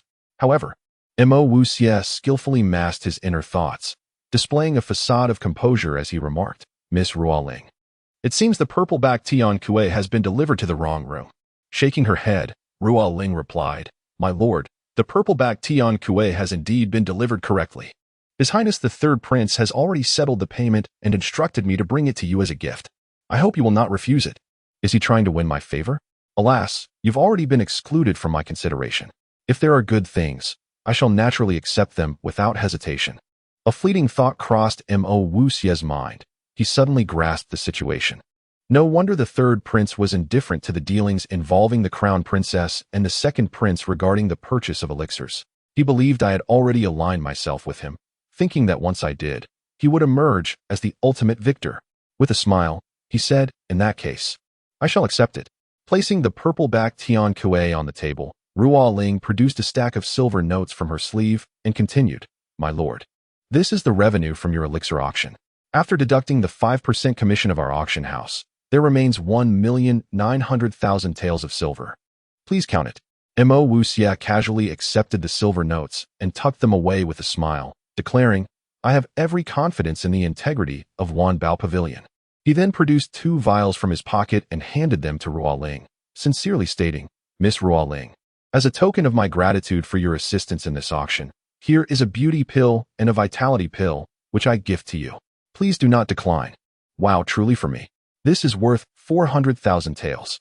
Ruo Ling exclaimed, suddenly overwhelmed with excitement. Mo Wuxia chuckled, "Aside from you, I cannot think of anyone else deserving of such a gift." He pressed the jade vial into her hand, and then led the still-dazed young Master Zhui out of the VIP room. His approach was remarkably astute. Gifting such a valuable item while presenting an impeccable reason was a feat only he could manage. Unassuming yet dignified, he adeptly concealed his intentions, leaving Ruo Ling with a newfound admiration for him. Had it been anyone else, they would have demanded something in return, yet he asked for nothing. That was his brilliance. Indeed, once he departed, Ruo Ling's attitude towards him underwent a profound transformation, igniting a fluttering sensation in her heart. "My lord, wait. Do you have more of those pills? I can arrange a special auction for you." Recovering her composure, she called from the balcony. Mo Wuxia, having just reached the entrance, turned back with an elegant smile, responding, "Very well. Every 10 days, I shall deliver 5 beauty pills and 25 vitality pills. Until we meet again." Is this truly the real Mo Wuxia? It appears I have misjudged him in the past. He possesses charm, an air of nobility, and undeniable masculinity. Such a man is sure to capture my sister's heart. A blush crept onto her cheeks, unnoticed by herself. Upon returning to the carriage, young Master Zhua immediately seized Mo Wuxia's neck, exclaiming, "You are too stingy. 1,900,000 taels, and you only give me 20,000? And you casually squander 400,000 taels pursuing Miss Ruo Ling. What a waste. I won't settle for 20,000. I want 100,000. Mo Wuxia feigned exasperation, rolling his eyes. "Hey, you glutton, let us be honest here. The 20,000 was what you asked for, not what I intended to give you." Though begrudgingly, young Master Zhua had to concede, as the amount was indeed what he had requested. Little did he know, Mo Wuxia was on the verge of becoming a wealthy man. Releasing his grip, young Master Zhua felt a sense of injustice. "You scoundrel, so easily swayed by appearances. I must be blind." He spat, hurling harsh words. Mo Wuxia produced a silver note, handing it to him with a smile. "Don't be ungrateful. Remember, you earn only 100 taels for your monthly allowance. This 10,000 taels, well, You'll likely have to flatter your father for 10 years to earn it. Now, since I'm in a good mood, here's 100,000 for you to enjoy. Young Master Zhuo eagerly snatched the silver note, examining it from every angle, even kissing it repeatedly. Haha. Though it's still a bit short, it's enough for me to indulge in a gamble. Mo Wuxia was left speechless. This fellow's vices were greed and gambling. By the way, when will my weight loss pills be ready? Mo Wuxia pondered for a moment, pretending to deliberate. The timing for the weight loss pills depends on your ability to handle matters. Young Master Zhuo comprehended his implication, confidently stating, "Rest assured, I will have my mother take care of my sister's situation." Mo Wuxia clapped him on the shoulder, grinning. "That's excellent. I'll notify you as soon as they are ready." He glanced outside, calling, "Xiao Xian, stop the carriage." Young Master Zhuo, puzzled, asked, "Aren't we at your home yet?" Mo Wuxia shrugged, pushing young Master Zhuo off the carriage, saying, "You should disembark now. You are a wealthy man now. Go procure your own carriage. This one is for my exclusive use." Standing on the street, young Master Zhuo watched the carriage roll away, cursing Mo Wuxia for his ungratefulness. But upon remembering the silver notes in his pocket, he quickly scampered off in delight. Mo Wuxia contemplated how to utilize this newfound wealth. Thoughts of the royal knights surged within him. It seemed time to prepare for concocting the Pei Yuan Dan. To ensure survival, he needed to cultivate a cadre of fortified warriors. Suddenly, a loud thud emanated from the carriage, as if something collided. He immediately leaned out the window and witnessed a small boy being thrown through the air, tumbling helplessly. Like a dragon, he leapt from the window and caught the boy midair. At that moment, the coachman Xiao Xian seemed aware of having hit someone, bringing the carriage to an abrupt halt. They found themselves in a secluded, deserted alley. Upon closer inspection, his heart swelled with compassion. The child appeared no older than 15, clad in rags that were worse than those of a beggar. Shockingly, the boy lay unconscious, his mouth agape, and his tongue severed. As a master of traditional medicine, Mo Wuxia's keen eyesight immediately discerned that the boy's tongue had been cut off at least 3 months prior. "How dreadful! My lord, he is not dead, is he?" Xiao Xian inquired, furrowing his brow as he gazed at the boy, puzzled. In the past, Mo Wuxia would have dealt with the situation far more harshly. Just then, a group of 8 men wielding long knives charged around the corner, surrounding Mo Wuxia. Each man was bare-chested, muscles bulging grotesquely. They radiated menace and appeared ready to strike. "Are you blind? This is the young lord of the Mo family in the imperial capital. If you do not retreat, the officials will arrest you all." Xiao Xian boldly stepped forward, using their status to intimidate the men. "Hand over that child, and we shall pretend nothing has occurred." The leader of the group spoke with authority. Mo Wuxia, unaccustomed to being threatened, felt a surge of indignation for the boy and bellowed, "Speak. Were you the ones who severed this child's tongue?" The men, sensing the formidable presence before them, tightened their grips on their steel blades, growling, "Say it again. Hand over the child, or you shall become our next victim." Chapter 38. Wrathful Slaughter, abandoning the child with a gentle placement. Mo Wuxia cast a frigid gaze upon the assembled throng, his voice a somber resonance as he inquired, "I shall pose this query one final time. Were you the perpetrators who severed this child's tongue?" The ruffians, seemingly oblivious to Mo Wuxia's identity, prompted their chieftain to clutch his steel blade with renewed vigor. A guttural roar erupted from his throat as he commanded, "Slaughter them."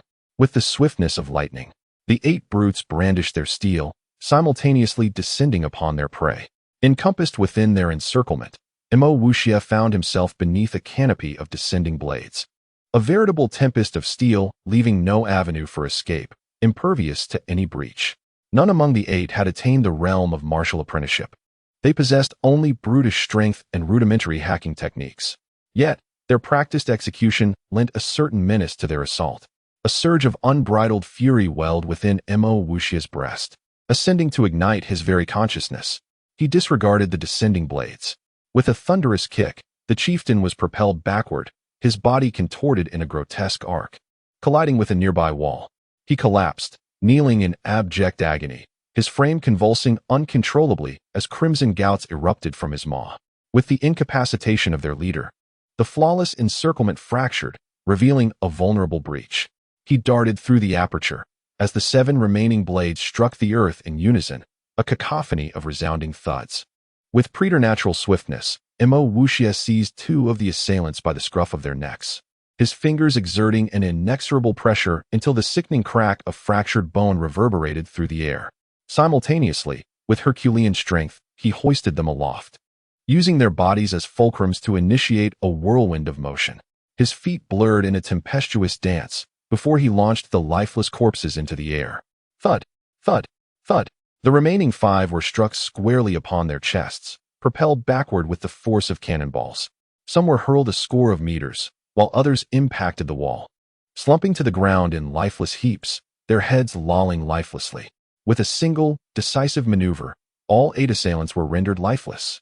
Mo Wuxia executed a graceful somersault in midair, before descending with an ethereal grace, his movements a symphony of fluidity and precision.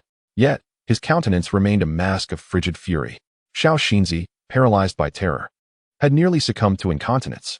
Had his young master faltered, his own demise would have been assured. But the spectacle that unfolded before him left him utterly dumbfounded. He rubbed his eyes in disbelief, yet remained unable to comprehend the sequence of events that had transpired. He had only glimpsed a phantasmagoria of fleeting figures. Only with Mo Wuxia's ethereal descent did he begin to suspect that reality had not abandoned him entirely. Despite the carnage he had wrought, Mo Wuxia's rage remained unabated. He surveyed the scene with a glacial gaze, before gently lifting the mutilated child into his arms and retreating into the carriage. "What are you dawdling for? Return home." His voice was a chilling rasp, sending shivers down Xiao Xinzi's spine. Upon their return to the Duke's manor, Mo Wuxia ensconced the child within a modest chamber in his private residence. He administered rudimentary medical care and instructed the servants to prepare a medicinal draught, before allowing himself a modicum of solace.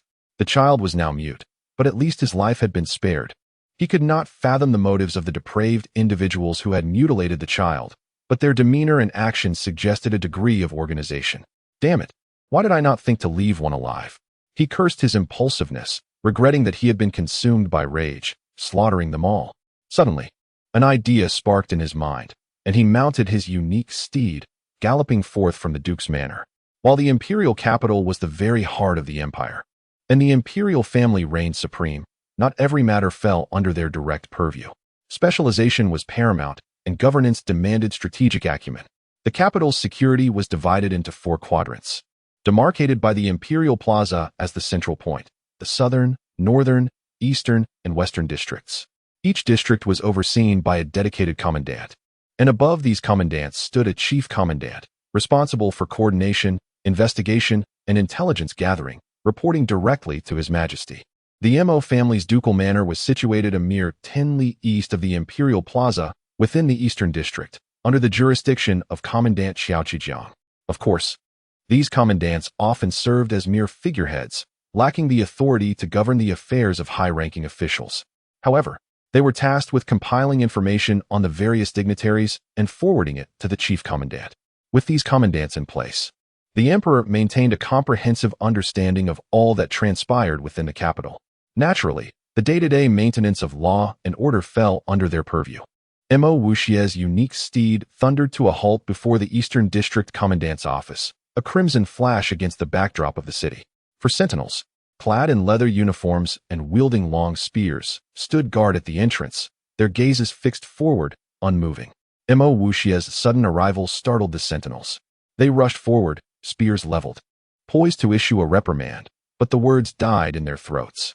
"It is the little prince," they exclaimed, recognizing his visage. "We were unaware of your highness's presence. Please forgive our transgression." The soldiers swiftly lowered their spears, executing a flawless military salute. Mo Wuxia, his mood somber, merely nodded and dismounted, proceeding forward alone. His imposing aura silenced any further inquiry from the sentinels. Reaching the entrance of the office, he commanded, "See to my unique steed.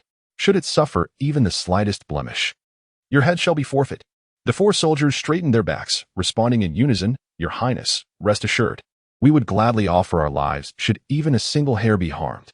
Mo Wuxia then inquired, "Is Qiao Qizhang present?" A soldier replied, "Sir has just returned from the chief commandant's office and is currently in his study. Shall I guide you, your highness?" Mo Wuxia waved his hand dismissively and strode inside. He was no stranger to the commandant's office and navigated it with ease. Passing through the main gate, he found himself before a grand estate. Sentinels stood like statues around the perimeter, seemingly oblivious to Mo Wuxia's arrival. Given Mo Wuxia's status, no announcement was necessary, and none dared to impede his progress. Reaching the door, a guard executed a crisp salute before opening it for him. Mo Wuxia entered the reception hall, veering right into a study. A man in his 30s was meticulously organizing a stack of documents. Hearing footsteps, he frowned and snapped. "What is it? Must I always be disturbed?" Mo Wuxia chuckled. "General Xiao, I trust you are well." Xiao Qizheng recognized the voice and immediately rose to his feet. He looked up in astonishment, stepping out from behind his desk with a respectful demeanor. "It is the little prince. Forgive my lack of decorum. Please have a seat." In days of yore, Xiao Qizheng had served as a subordinate officer under Mo Wuxia's command. He had since been transferred to his current post as a commandant. He dared not slight the little prince Mo Wuxia. Mo Wuxia was known for his mischievous exploits and had frequented the commandant's office in the past. His objective was invariably the same: to compel the commandant to punish those who had crossed him. As a man in a sensitive position, Xiao Qizheng had found himself unable to refuse and had reluctantly complied with Mo Wuxia's demands, even if it meant perverting justice. Mo Wuxia seated himself beside a low tea table while Xiao Qizheng pondered the purpose of his visit. "Little prince, what service do you require of your humble servant this time?" Mo Wuxia sipped his fragrant tea and inquired gravely, "General Xiao, is it true that there have been reports of missing children in the Eastern District?" Xiao Qizheng was uncertain as to why he would inquire about such a matter, but he replied, "Little prince, the case has languished for half a year without any progress. May I ask why you are concerned with this particular matter?" Chapter 39. The case of the missing children. Mo Wuxia set down his cup, paced back and forth, and then inquired, "What is the age range of these missing children?" Xiao Qizheng also stood up and replied, "Between the ages of 8 and 16. The families of the missing children have already reported the cases. We have a total of 15 children missing in the Eastern District alone. If we include the other 4 districts, the number could reach over 100. Suddenly, Mo Wuxia's gaze turned severe, instilling a sense of trepidation even in the battle-hardened Xiao Qizheng, causing the latter to lower his head, unable to meet his gaze. Why has such a significant case remained unresolved? He sternly questioned Xiao Qizheng's competence. In truth, he had already connected the boy to this case. Otherwise, he would not have rushed to the commandant's mansion. Xiao Qizheng dared not raise his head, but sighed. "Young prince, you may not be aware, but I have dispatched several times the number of constables to investigate this matter. However, for some inexplicable reason, whenever a lead emerges, it is as if it is coincidentally cut off. This happens every time, making it difficult for us to obtain evidence." His concise words caused Mo Wuxia to fall into deep contemplation. After a long pause, he stated, "It seems that the leads are not being cut off, but rather that someone is already aware of your operational plans. By the time you arrive, they have already implemented a concealed scheme. This must be the reason for your repeated failures." Xiao Qizheng had suspected this, but he lacked evidence. He tentatively inquired, "Does the young prince suspect that there is a mole within the commandant's mansion?" Mo Wuxia nodded, saying, "This possibility cannot be disregarded. Those who can obtain your operational plans in advance are no ordinary individuals. Such individuals are undoubtedly backed by someone you cannot afford to offend. Otherwise, this case would have been resolved long ago." Xiao Qizheng pondered, but after much deliberation, he remained clueless. Seeing his demeanor, Mo Wuxia knew that he could not handle this case. Therefore, he said, "Very well, you need not concern yourself with this matter. I will employ my methods to expose the person behind this and restore justice to the world." Xiao Qizheng hesitated and asked then, "Should I still attempt to uncover this mole?" Mo Wuxia smiled and said, "No, you only need to keep an eye on things. Be careful not to make any reckless moves. A single misstep could cost you your life. As for what to do, I will inform you." Watching Mo Wuxia's heavy footsteps disappear from the commandant's mansion, Xiao Qizheng's eyes flickered with uncertainty. Suddenly, as if struck by a thought, he summoned his advisor and asked, "What has Constable Xiao Jini been occupied with lately?" Mo Wuxia's swift dragon horse traversed the distance with remarkable speed, returning to the Duke's mansion in short order. Examining the mute boy once more, the frosty expression on his face finally softened considerably. The boy lay on the bed, his breathing fairly even, but his face occasionally flashed with an expression of pain, as if he were dreaming. Mo Wuxia had just risen to leave when he heard the boy stir, prompting him to turn back with a puzzled look. He observed the boy curling up into a fetal position, his entire body trembling incessantly. Such a posture would be impossible for a normal person to assume. Why was this boy doing so? This sudden change immediately captured his attention. Just then, a servant entered, announcing the arrival of Miao Xiong. Mo Wuxia composed himself and allowed Miao Xiong to enter. "Young Master Mo, how have you been?" Miao Xiong greeted him from afar. Mo Wuxia nodded, saying, "You seem to be in good spirits." If the previous Miao Xiong had been dissipated due to excessive indulgence, his current condition was even worse, a consequence of the incident involving the nightly visits of beautiful women. Miao Xiong forced a smile and said, "Young Master Mo, I have come specifically to express my gratitude. If it were not for your assistance last time, I might have lost my life." Mo Wuxia waved his hand, saying, "It was a trivial matter, not worth mentioning. What are you holding in your hands?" Miao Xiong was holding a long brocade box. He cast a lingering glance at it before presenting it to Mo Wuxia, saying, "This is a small token of my appreciation. Please do not refuse." Mo Wuxia suddenly recalled Miao Xiong mentioning at the Imperial Capital Plaza that he had something good to give him. He immediately surmised that this must be that treasure. What could it be? He smiled, offered a polite refusal, but his hand reached out and accepted it. "Haha, no matter what it is, I should take it," he thought to himself, his smile growing even brighter. Miao Xiong, meanwhile, was observing his expression, thinking, "I have brought out my family's treasure. I believe young Master Mo will surely take care of me in the future." Mo Wuxia opened the box, revealing another jade box inside. When he opened the jade box, his breathing quickened, and his face lit up with delight. This is a millennium ginseng." With his discerning eyes, Mo Wuxia immediately recognized it, and it was perfectly preserved. "Young Master Mo, this is a small token of my appreciation. It is said that this millennium ginseng has many effects, one of which is said to be able to revive the dead and regenerate bones. Of course, that is just a legend. I do not know if it is true," Miao Xiong explained. "To search far and wide without finding it, only to have it delivered effortlessly. Truly, heaven is helping me. Now, I only need the single root of the locked bone to concoct the elixir for my brother. This is wonderful." He looked at Miao Xiong again, his initial intention to exploit him transforming into admiration. He said, "Millennium ginseng, while not as miraculous as the legends suggest, can be very useful if used properly. On the market, the most common is 10-year ginseng, while 100-year ginseng is considered precious. Even more precious is 1,000-year ginseng, and millennium ginseng is, of course, a legendary existence." Mo Wuxia calmed his excitement, patted Miao Xiong on the shoulder, and praised him, saying, "Brother Miao Xiong, from now on, your affairs are my affairs. I will accept this treasure.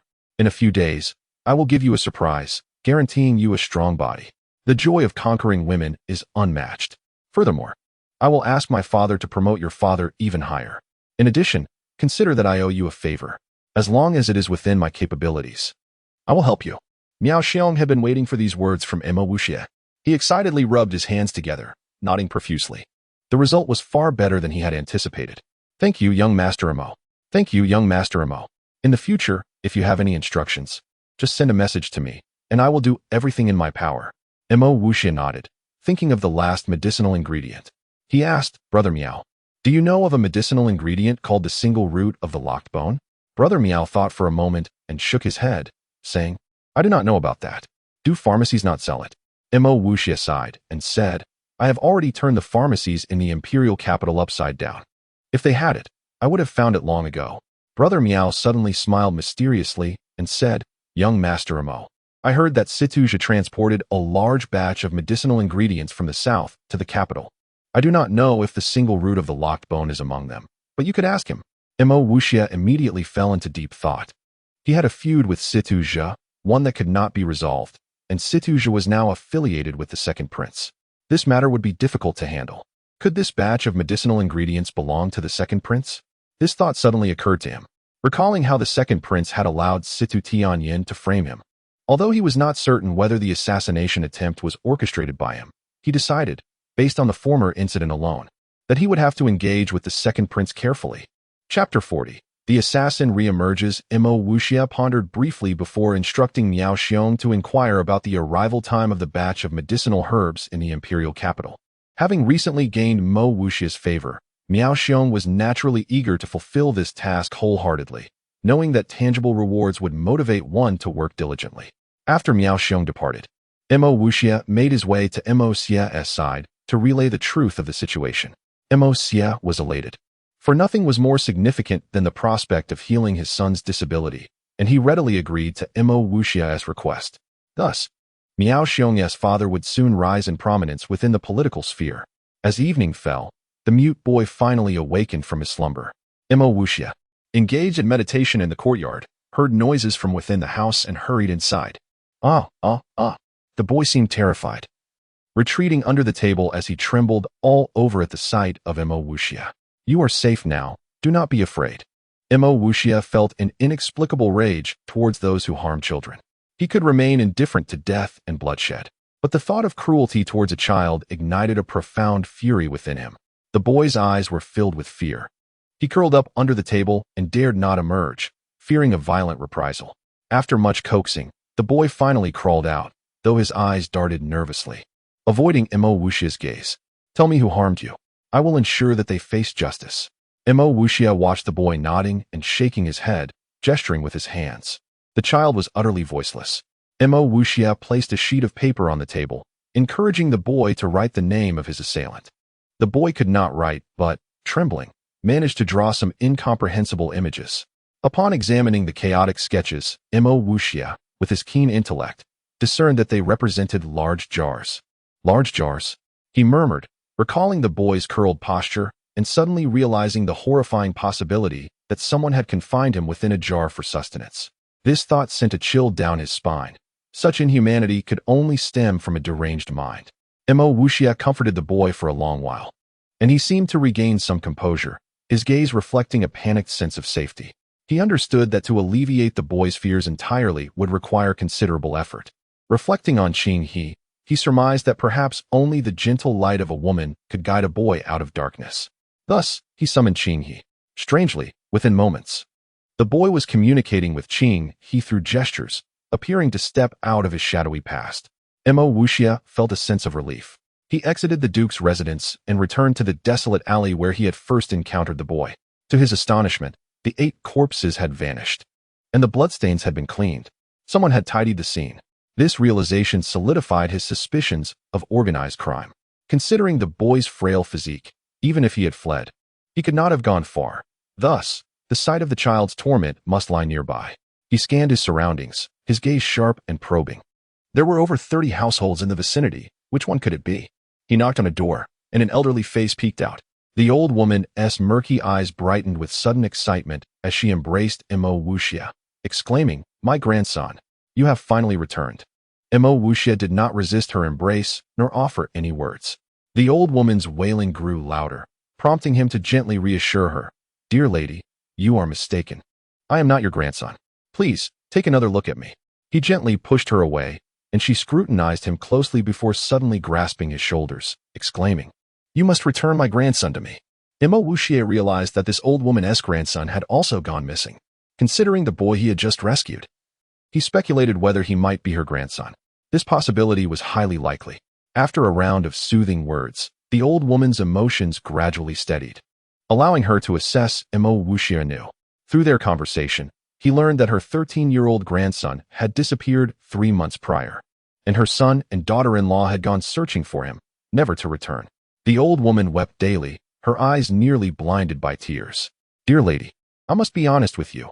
I am an investigator from the provincial governor's office, looking into the case of missing children. Have you noticed any unfamiliar individuals in the area recently?" The old woman considered this and pointed to a high-walled courtyard across the street.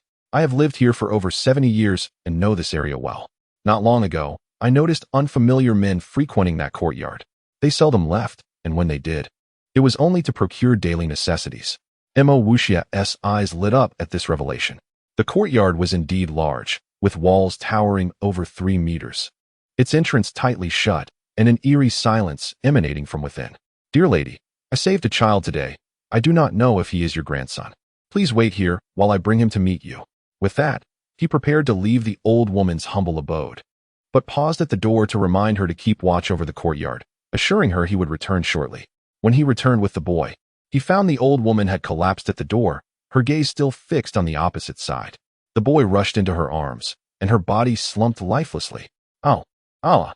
The boy gestured frantically, tears streaming down his face. Mo Wuxia realized this boy was indeed the old woman's grandson, and she had perished. Could it be mere coincidence?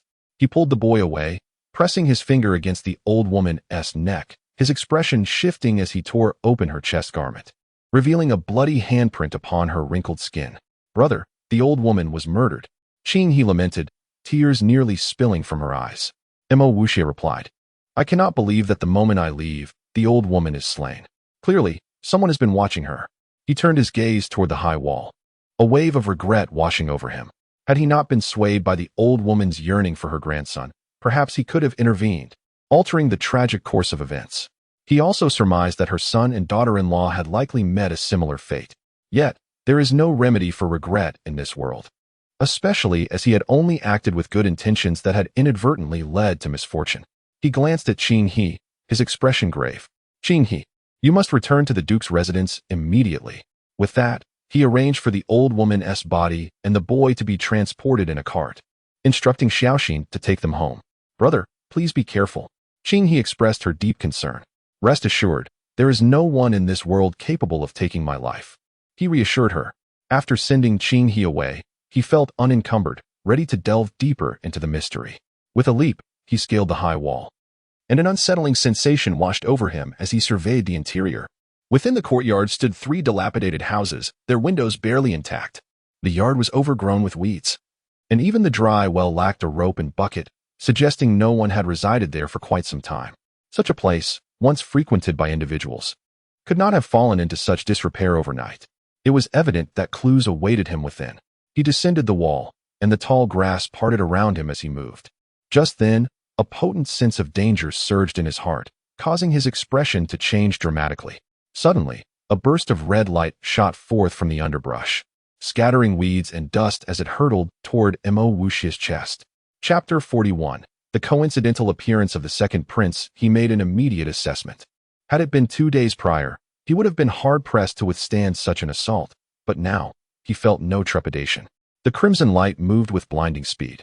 Yet he could discern the assassin's movements and features. This assassin was, in fact, the very same martial king assassin from before. The palpable aura of malice sent shivers down one's spine, but Mo Wuxia's Qian-Chi circulation rendered the murderous intent negligible. The assassin transformed into a streak of red. The radiant tip of his sword aimed directly at Mo Wuxia's chest. Mo Wuxia stood his ground, unmoving, until the assassin's blade was mere inches away, at which point his wrist executed an uncanny twist. Once more, he unleashed the crescent moon swordplay, a flurry of illusory blades materializing with a mere flick of his wrist. Clang, clang, clang. The assassin grazed past him. To the casual observer, it might have appeared as though they had simply brushed past one another. But the exchange was fraught with variables. As Mo Wuxia executed the crescent moon swordplay, it birthed myriad permutations, though the blade phantoms were numerous. Only one was a tangible blade. The assassin's sword was first diverted from its direct path by a touch to its tip, then struck at its midpoint. For this second strike, Mo Wuxia employed 5 layers of Qian-Chi, imbuing it with immense force and an intensely yin-infused sword Qi. However, the assassin was no pushover. One who possessed such potent malice naturally possessed a wealth of experience. The assassin's sword erupted with an even more intense crimson glow, intending to meet Mo Wuxia's second strike head-on. Yet, to the assassin's disquiet, his formidable strike met Mo Wuxia's blade and felt as though it were sinking into quicksand. A sensation of misapplied force. Such a feeling was fatal, particularly for an assassin of this caliber, as it would lead to a protracted stalemate, a decidedly unfavorable position. This was the very essence of the crescent moon swordplay, a fusion of strength and suppleness. Sensing the intensification of Qian-Chi in the assassin's blade, Mo Wuxia abruptly retracted his yin sword Qi, employing the technique of deflecting 1,000 pounds with minimal force. With an inward yielding, the sword assumed an uncanny curvature, then snapped taut, skillfully deflecting the assassin's blade. Simultaneously, Mo Wuxia's blade traced along the assassin's sword, aiming to sever the wrist that held it. The assassin had not anticipated such consummate swordsmanship from Mo Wuxia. In dire straits, he released his grip on the sword, spun his body, and lunged forward once more, seizing the hilt with his other hand. And so, the two passed one another. In truth, this simple passing was demonstrative of the prowess of the crescent moon swordplay. The assassin had already been defeated. In the instant they passed, Mo Wuxia's blade thrust out once more, This time, the swordplay possessed no arcane transformations, merely a seemingly monotonous thrust. However, one could perceive the ripples of air undulating around the blade. Clang! The assassin's retaliatory strike landed on the tip of Mo Wuxia's blade, unleashing a tremendous force. The tip of the assassin's sword erupted in a convex shield of red light as it collided with Mo Wuxia's blade, which likewise generated a shield-shaped undulation. Bang! The two-sword cheese exploded, sending both men staggering backward. Mo Wuxia's feet traced an uncanny pattern, though forced back. His steps remained unwavering. His blade pointed forward, tracing an arcane arc, conjuring a silver halo reminiscent of a full moon. Humph! He uttered softly. And the halo shot toward the assassin. Crescent moon swordplay. The assassin exclaimed in horror, brandishing his sword incessantly, weaving a shield of blade phantoms with an outward projecting center of gravity. The crescent moon collided with the shield, but did not detonate immediately. Instead, the crescent moon seemed to compress inward in a bizarre visual effect. The silver light flattened forward, and the shield of interwoven blades caved inward, followed by a terrifying boom. Boom! Sword chi ran rampant, disintegrating the withered vegetation of the garden, scattering it like snowflakes. Ugh! The assassin coughed up blood, leaping onto the high wall and vanishing from the courtyard. Mo Wuxia was also in no small discomfort, his chi and blood churning violently. However, the Chaos Meridian Divine Art was miraculously effective. A single rotation of the Taiji diagram within his body smoothed out the turbulence. From the assassin's emergence to his escape, only a fleeting moment had passed, the peril of which only those involved could truly comprehend. Mo Wuxia was nearing the martial king realm. If the assassin could scale the wall and flee, so could he give chase. The assassin traversed tens of meters with each bound across the rooftops, but each interval was marked by a trail of blood. Mo Wuxia gradually closed the distance, but abruptly, the assassin descended from the rooftop and vanished. Mo Wuxia stood where the assassin had disappeared, his gaze piercing as he surveyed his surroundings. They were nearing the imperial capital plaza, and before him lay a narrow alleyway. Suddenly, a muffled groan reached his ears.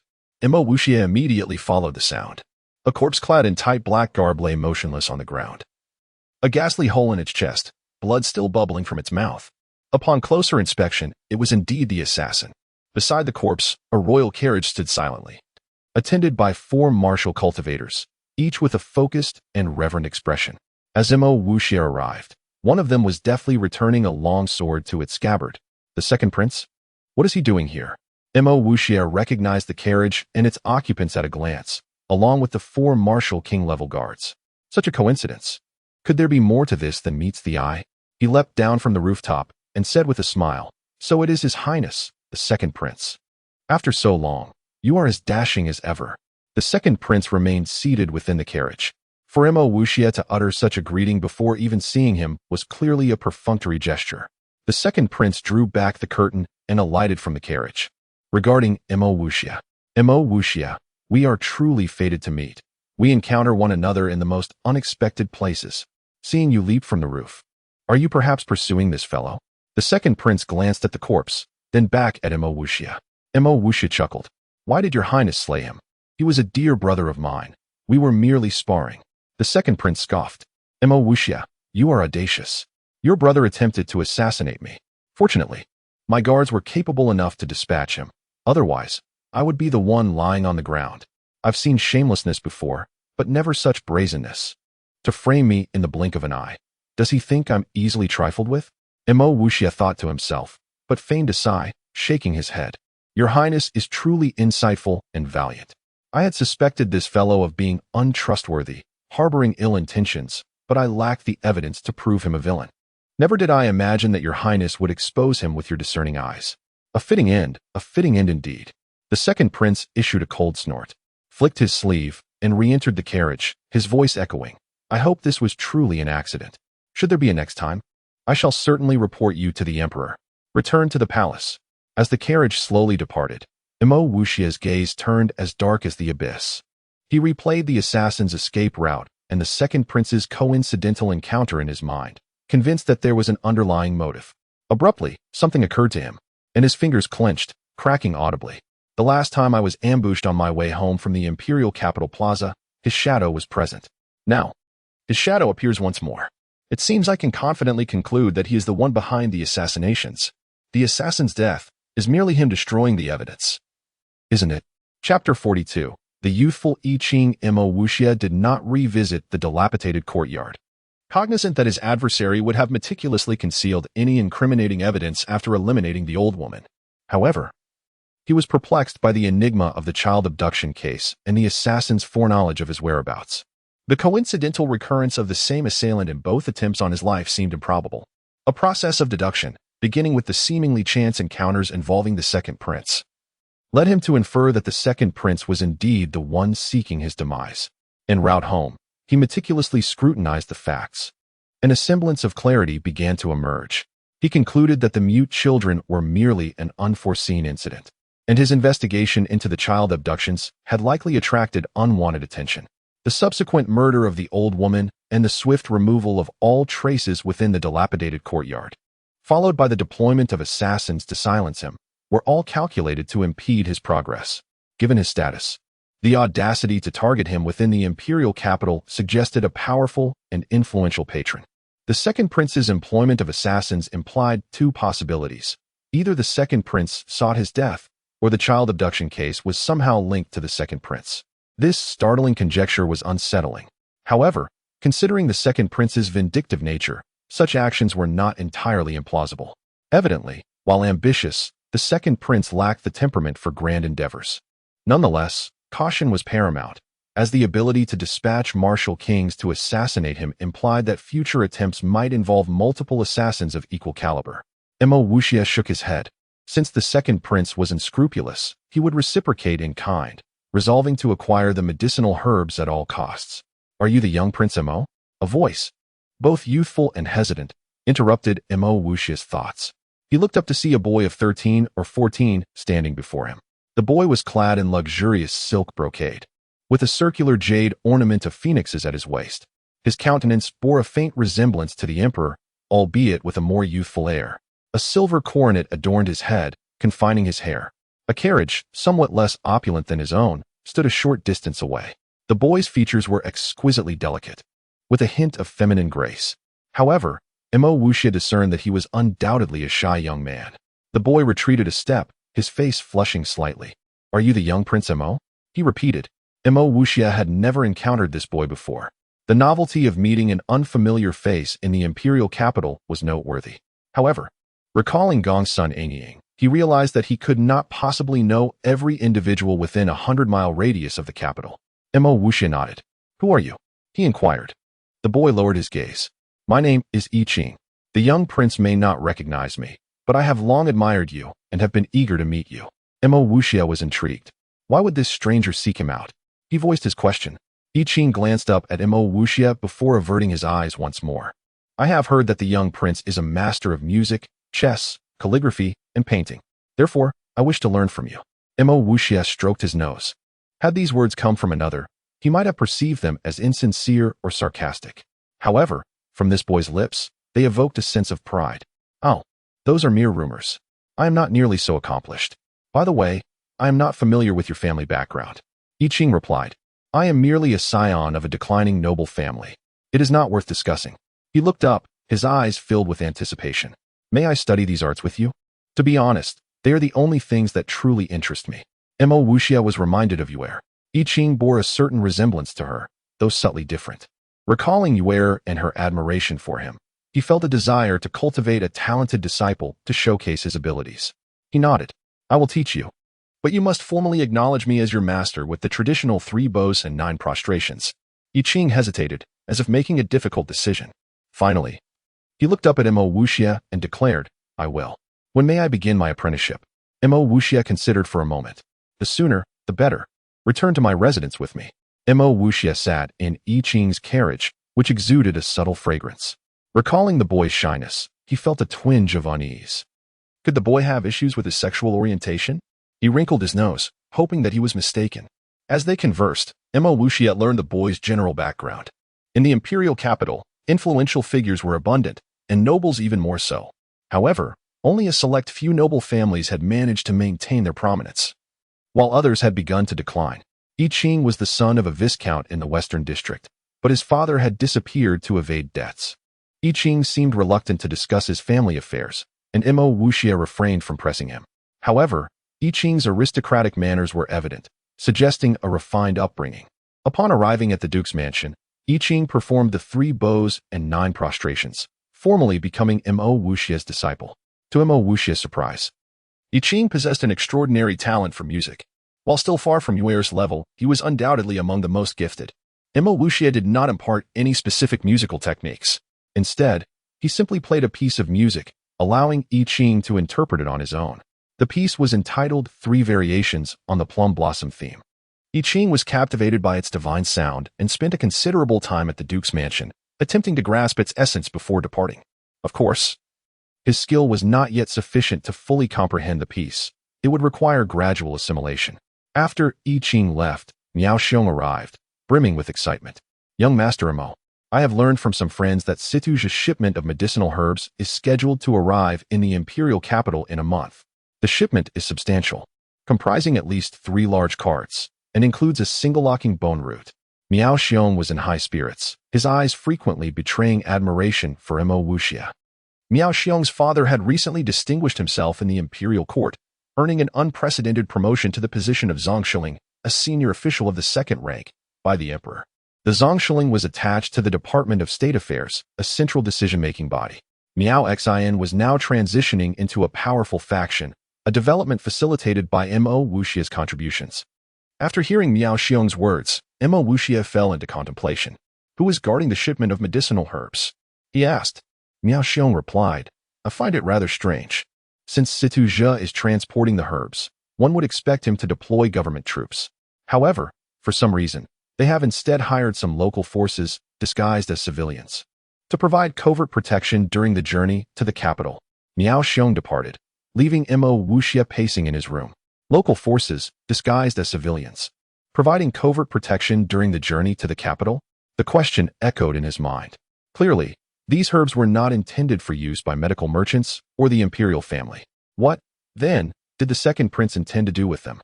He pondered for a long time, but could not arrive at a conclusion. Regardless of his intentions, I will acquire those herbs. He returned once more to the 2nd stone chamber, this time with the intention of concocting pills. To seize the herbs, he would inevitably have to resort to force, orchestrating a clandestine abduction. The force employed would have to be trustworthy, and to create such a force, he would need a specific type of pill, a yuan cultivation pill. Chapter 43. Pei Yuan pill. Refining pills had become second nature to him. The Pei Yuan pill, akin to the beauty pill and vitality pill, belonged to the same category of primary elixirs and was not particularly laborious to concoct. Upon lifting the lid of the Hunyuan Shinkoan furnace once more, the Pei Yuan pills erupted forth, and upon careful count, he realized he had produced 30 of them. Due to their distinct efficacy, the mass production of Pei Yuan pills did not match that of the beauty pills. As the name suggests, the Pei Yuan pill is designed to fortify one's foundation. A single Pei Yuan pill can enhance a person's cultivation by 5 years, effectively reducing the time required for training by that amount. The sole drawback of this elixir is that an individual may consume only one in their lifetime. Any additional doses would yield no further effect. According to the standard cultivation levels on the martial soul continent, a typical person can reach the rank of martial king after 5 years of training. Hence, by consuming a Pei Yuan pill, one can directly elevate their status to that of a martial king. Mo Wuxia felt elated. With 30 Pei Yuan pills at his disposal, he could train a formidable group of 30 adept warriors. After replenishing his full qi, he refined another batch of Pei Yuan pills, bringing the total to 60. It is said that quality prevails over quantity in matters of warfare. Although he possessed 60 Pei Yuan pills, he had no intention of training 60 warriors. However, a new dilemma arose. Where would he find suitable candidates? Reflecting on the Mo family army, his thoughts turned to Mo Xia. He had no authority to mobilize the army, save for Mo Xia, who was currently practicing swordsmanship. Upon noticing Mo Wuxia's mischievous grin, Mo Xia realized that his son sought a favor. Mo Xia paused his training, settled down in a pavilion, and sipped tea while regarding Mo Wuxia. Speak, what is it this time? Mo Wuxia replied with a smile, Father, I am devising ways to secure ample resources for my future endeavors. Thus, I request 50 skilled warriors from you. Mo Xia raised an eyebrow and chided, You gluttonous boy. 50 warriors? Skilled ones at that? Do you think they just fall from the sky? Mo Wuxia chuckled, Father, Just provide me with 50 loyal subordinates of martial artist to martial master caliber. If you grant me this, I assure you that I will summon 50 experts from the heavens. Are you tempted? Mosia felt a flicker of interest. However, he deemed it impossible, considering the absurdity of such a claim. After a moment of hesitation, he resolved to see what trick Wuxia was attempting and contemplated providing him with 50 guards. Very well, but you must explain how this pie fell from the sky, Missouri CS said, intrigued. If Wuxia could indeed achieve such an extraordinary feat, he would need to reconsider how to elevate the overall strength of the Mo family army. Wuxia, not wishing to keep secrets from his father, extended his hand to reveal a gleaming, white Peiyuan pill, sparkling with hints of silver in the sunlight. Father, I have made some progress in ancient medicine. This pill is the Peiyuan pill I developed recently. One Peiyuan pill can enhance a person's cultivation by 5 years. That is my pot. Moxia's eyes widened in astonishment, though disbelief lingered, as this concept completely shattered his understanding. Noticing his father's puzzled expression, Wuxia continued, Father, you may have doubts, but that is inconsequential. Just provide me with 50 individuals, and you shall witness the potency of this elixir. Fine, I shall trust you this once. Follow me. Moxia directed as he strode deeper into the Duke's estate, with Wuxia closely trailing behind. The boy had been rather mysterious of late. Perhaps the Peiyuan pill truly possessed the effects he claimed. Regardless, they would conduct an experiment to ascertain its validity. Moxia pondered, still uncertain about his son's potion. In a short while, they arrived at the training grounds of the Duke's estate, which spanned at least 10,000 square meters and was equipped with all necessary weaponry. 4,000 soldiers of the Mo family army donned matching uniforms and soft leather armor, each emblazoned with the character Mo on their chests. Divided into several squads, the soldiers wielded weapons as they trained, their deep roars resonating across the training grounds. A man clad in armor approached, saluted with precision, and in a commanding voice inquired, General, what are your orders? Moxia smiled and replied, Generally, Wuxia needs to select 50 outstanding soldiers. Please gather the troops and let him determine the specific criteria for selection. The general executed another salute and signaled to the drummers. The urgent assembly drums resounded. Dun dun dun dun. Soldiers promptly ceased their training and, marching in an orderly fashion, converged upon Wuxia's location with the swiftness of a receding tide. General, young master, the troops have assembled. Please provide your instructions. Moxia nodded. The Mo family army was well-trained and loyal, thanks in no small part to this commendable general. From this moment until Wuxia completes his selection, his words are my command. You are to cooperate fully with him, understood? The general immediately saluted, exclaiming, Yes. Moxia then turned to Wuxia, saying, Go ahead.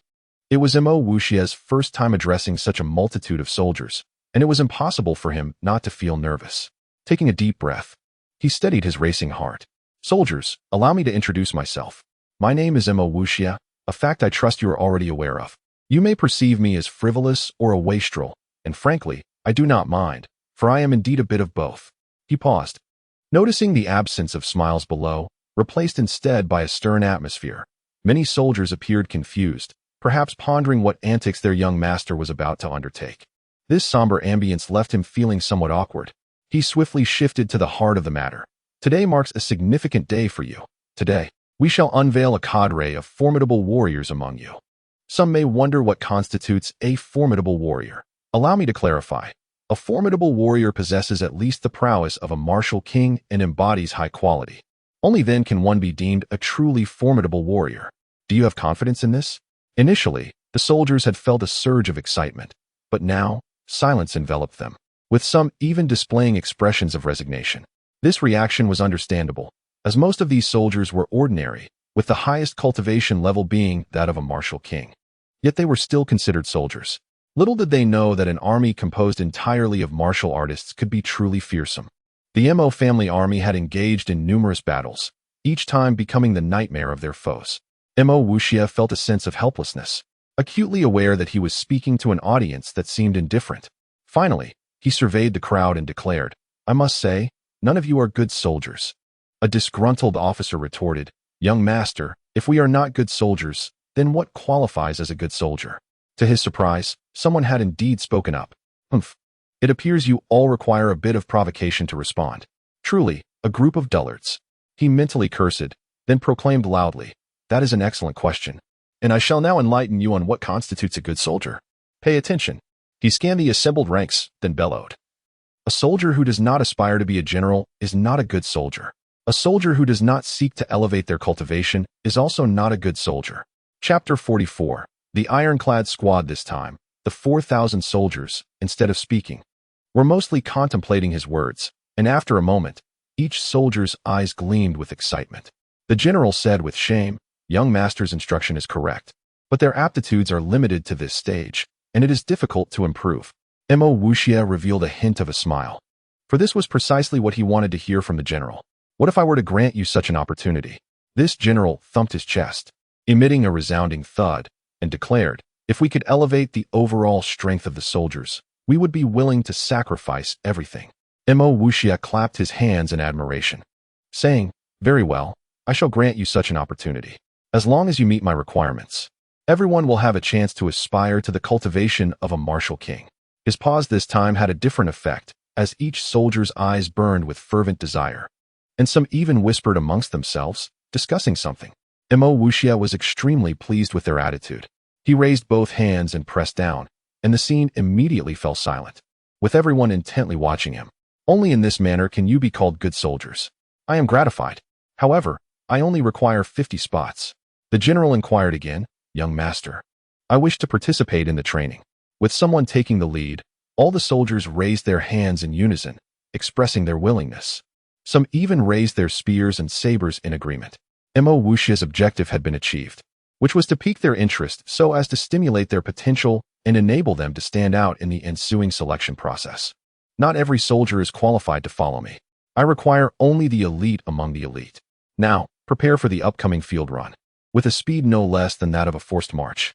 Only those who remain at the end will be qualified to become good soldiers." He thought of something and added, "Also, during this selection, the use of xianqi is prohibited." After he finished speaking, General Li immediately commanded, "All troops, listen up. The use of xianqi is forbidden during this assessment. Generals and squad leaders, step forward and rest in place. All soldiers, turn about. Rear ranks to the front, one team after another. March." Thump, thump, thump. The soldiers on the far right ran out in a team, followed by the next team, and in a short while, they formed a long line. The entire training ground reverberated with the heavy sound of footsteps.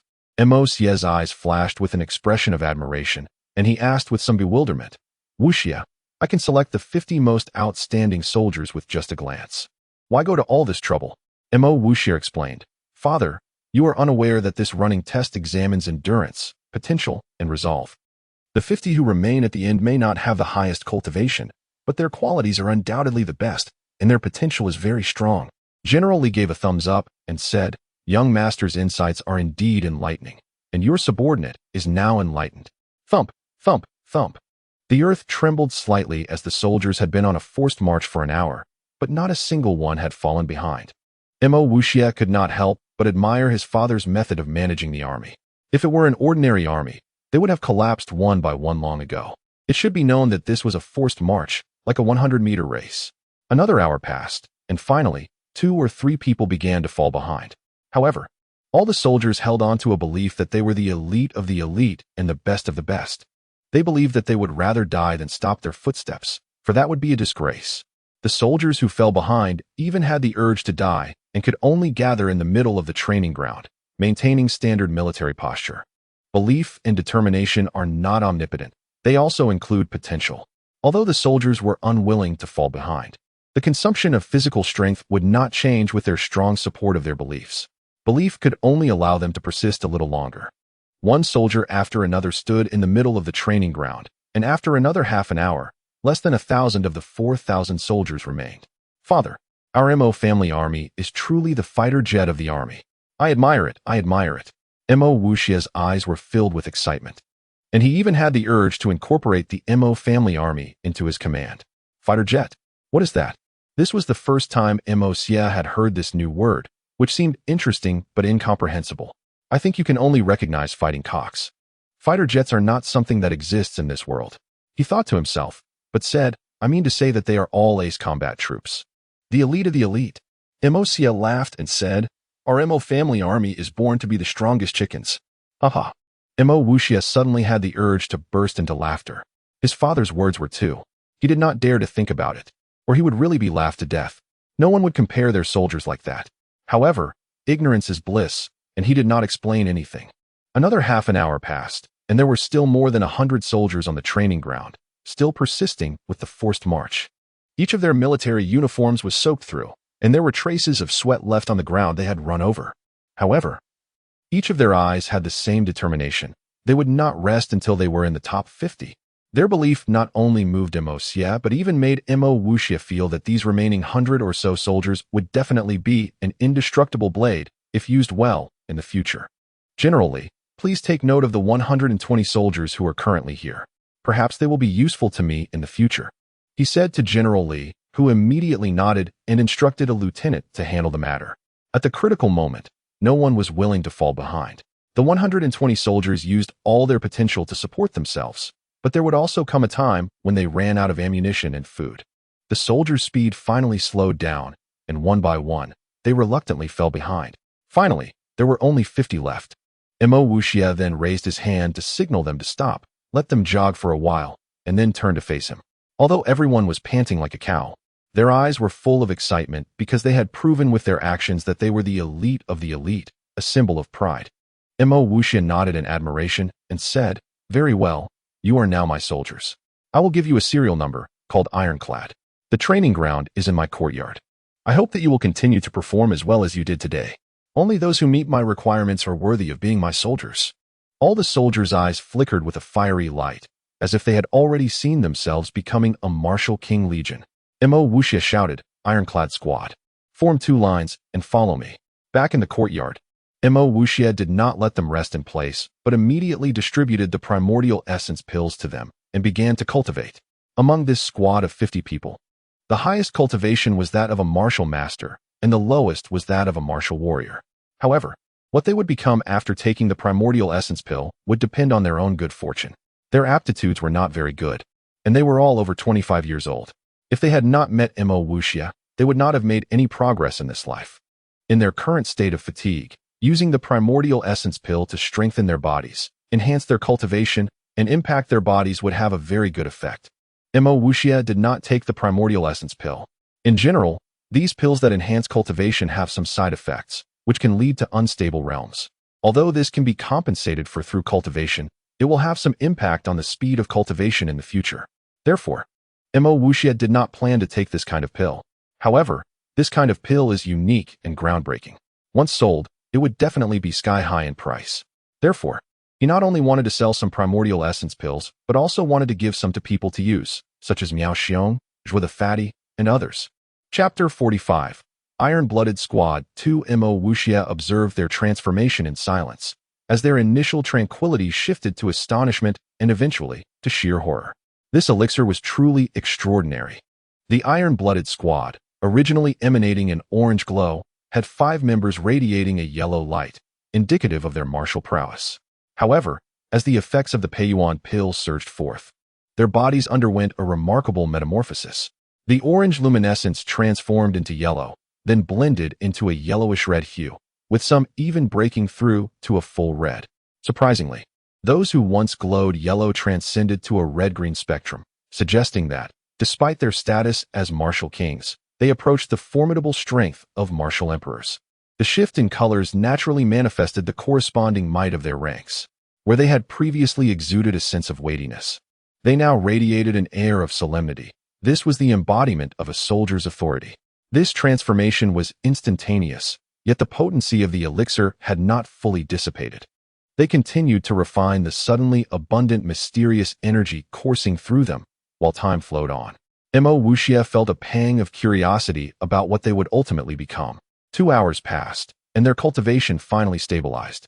To Mo Wuxia's delight, a martial emperor emerged alongside 5 martial kings, 4 of whom were on the verge of reaching martial emperor status, while the others remained in the late stages of martial mastery. Mo Wuxia felt parched with excitement. What a formidable assembly they had. If an assassin were to strike again, he could easily manage the situation with just 1 martial king at his side. Suddenly, a more exhilarating thought struck him. What if all 4,000 members of the Mo family army consumed the Peiyuan pill? The image of a royal knightly order flashed in his mind, rendering all else insignificant. Of course, he had no intention of allowing such a vast number of troops to partake in the elixir, for rarity begets value. If everyone indulged, the brilliance of this elite iron-blooded squad would be overshadowed, which was something he could not abide. He aimed to forge these 50 individuals into unparalleled weapons, instilling in them an absolute sense of superiority. The 50 stood in formation, arranged in a square. Whereas their previous regard for Mo Wuxia had been one of respect towards his status, the atmosphere had now shifted dramatically. Their gazes were akin to that of children beholding their reborn parents, filled with fervor, adoration, and warmth. Suddenly, a sob broke the tension. Mo Wuxia looked over to see a soldier weeping profusely. "Why are you crying?" he asked, puzzled by the soldier's display of emotion. Having never experienced their hardships, he could not fathom their feelings. The soldier stepped forward and declared, "Report, young master. I am overwhelmed with emotion. Without you, I would have lived a life of mediocrity. Now, I feel powerful, and I am proud. You are like my reborn parent. Please allow me to kneel before you."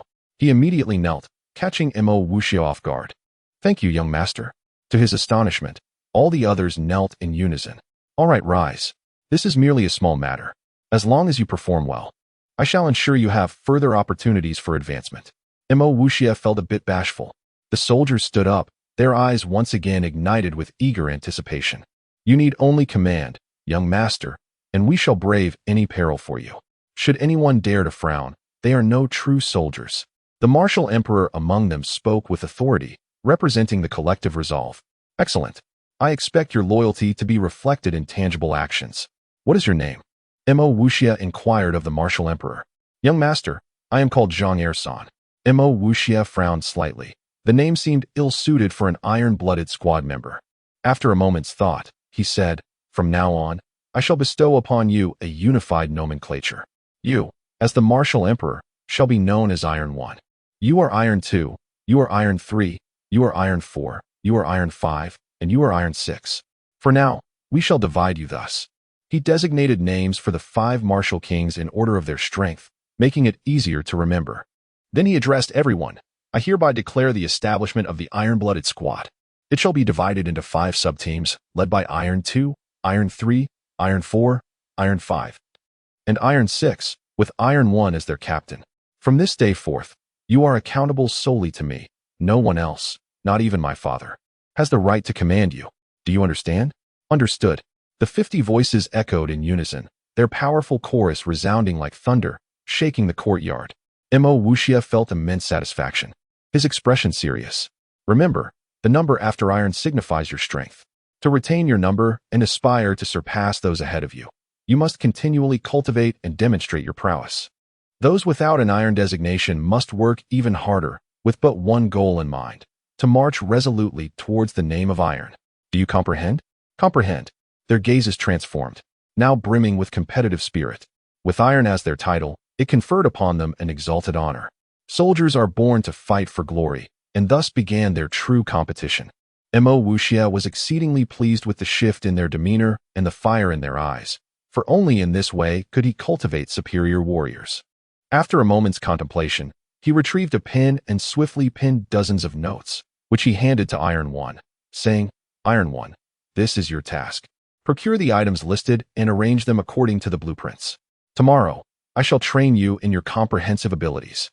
Recalling his promise to Ruo Ling to deliver beauty and vitality elixirs every 10 days, he promptly made his way to the Wanbao Pavilion. In the elegant reception room of Wanbao Pavilion, Ruo Ling still exuded her enchanting charm, her eyes sparkling with an indescribable allure upon seeing Mo Wuxia.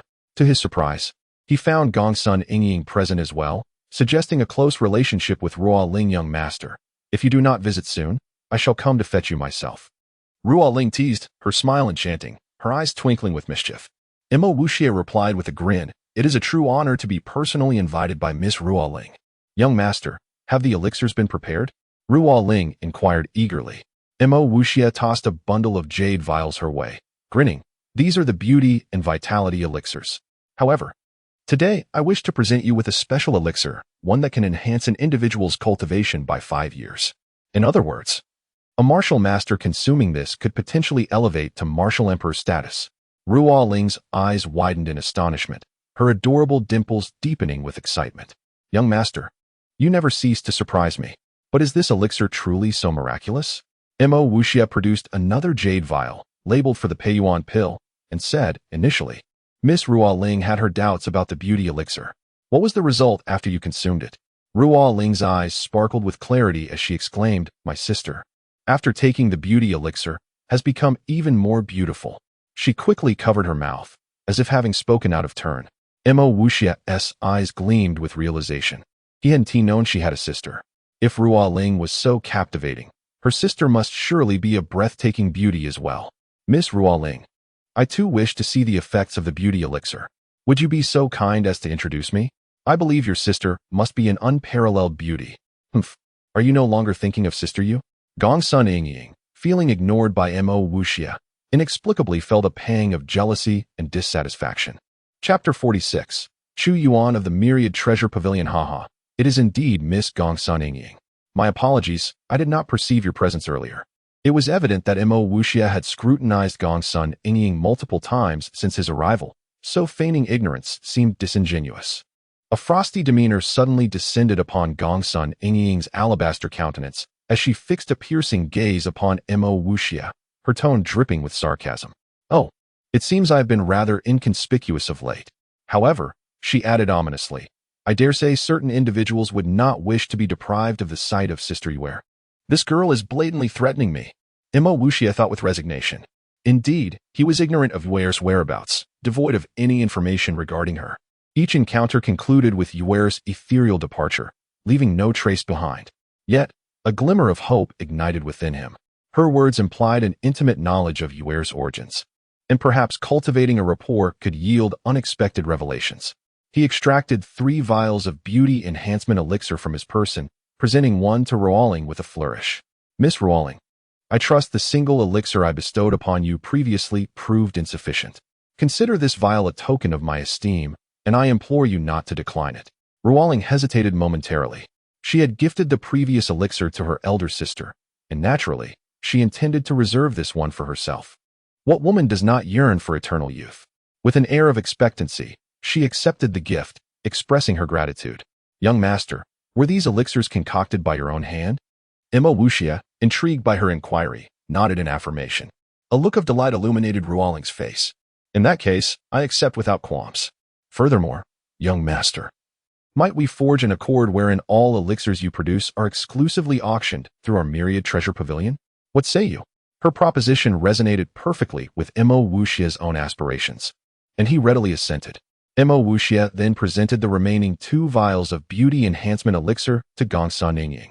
As the adage goes, to win the affections of a beauty, one must be willing to cast a wide net, especially considering the boundless supply of these elixirs. Prior to Mo Wuxia's arrival, Gongsun Yingying's sole purpose had been to acquire the beauty enhancement elixir. To her astonishment, Ruo Ling's alchemical virtuoso turned out to be none other than Mo Wuxia himself. She had initially intended to extort a few dozen elixirs from him, but the fact that he had already gifted a vial to Ruo Ling caused a surge of discontent. However, she pondered whether the remaining 2 vials were destined for her. She remained silent, her gaze seemingly dismissive of the beauty enhancement elixir, feigning indifference. Mo Wuxia extended the remaining 2 vials to Gongsun Yingying, a smile gracing his lips. Miss Yingying, I offer my sincere apologies for my earlier oversight. Allow me to present these to you, one for yourself and the other for your esteemed sister Yue. I beseech you, harbor no resentment. Only then did Gongsun Yingying cast a disdainful glance at him, nonchalantly remarking, merely 2? Who would covet such paltry offerings? You must realize I have 7 mothers and my own mother to consider. Gongsun Quan had 8 wives, and Gongsun Yingying was the daughter of Gongsun Quan's 8th wife. Naturally, there were also the 1st wife, 2nd wife, 3rd wife. Mo Wuxia's brow furrowed in consternation. This girl is engaging in blatant extortion. What? Are you unwilling to part with them? Take back these 2 paltry trinkets. I have no desire for them. Gongsun Yingying's heart already yearned for them. But to extract even greater benefits, she continued her charade. Mo Wuxia retrieved another vial from his person. I only have 3 remaining. I shall bestow the other upon your esteemed mother. Should I acquire more in the future, I shall deliver them to your residence. Would that be acceptable? Gongsun Ying finally regarded him with genuine interest, snatching the vial from his grasp while feigning reluctance. How can I possibly accept? Nevertheless, a man's word must be his bond. Mo Wuxia's expression turned earnest. A gentleman's word is his bond. This young master is never one to renege on his promises. A radiant smile graced Gongsun Ying's countenance. Although your speech is rather peculiar and incomprehensible to me, I shall provisionally place my trust in you. Should you betray my confidence, rest assured you shall never again have the opportunity to behold the countenance of Sister Yuer. Ruoling had been observing the exchange with a smile, but at this moment, she could not help but be taken aback. She perceived that Mo Wuxia did not seem to value these elixirs greatly, despite their exorbitant worth. He casually gifted them away. Generosity, such magnanimity, is the mark of a true man. She mused internally. However, her thoughts then turned to the enigmatic Yuer. Who is she? A pang of envy struck her. It was evident that Mo Wuxia's object of affection was this Yuer. Am I, along with my sister, unable to capture his attention? The thought flitted through her mind. Sister, what are you and Ying discussing? A mellifluous voice echoed from beyond the doorway. Mo Wuxia was immediately invigorated. The voice was exquisitely captivating, evoking a sense of tranquility and joy, akin to celestial music. A woman entered the room. Adorning her hair was a verdant jade phoenix hairpin, and her raven tresses cascaded down her back. Her eyes were like apricots, imbued with an air of wisdom. She was clad in a diaphanous azure silk robe that trailed upon the floor, revealing the pristine white attire beneath. However, it was not these features that rendered her captivating. Rather, it was the delicate white veil that concealed her countenance, lending an aura of ethereal mystery and sanctity. Young master, might you be the little prince of the Mo family? The mysterious woman's gaze possessed a worldly perspicacity, as if no secrets could elude her. Mo Wuxia composed himself, nodding and clasping his hands in a respectful gesture. Indeed, I am. May I inquire, have we perhaps crossed paths before? A hint of a smile played upon the woman's lips. Young master, to be precise, this is our first encounter. Is it possible that you have mistaken me for another? Mo Wuxia paused, pondering her words.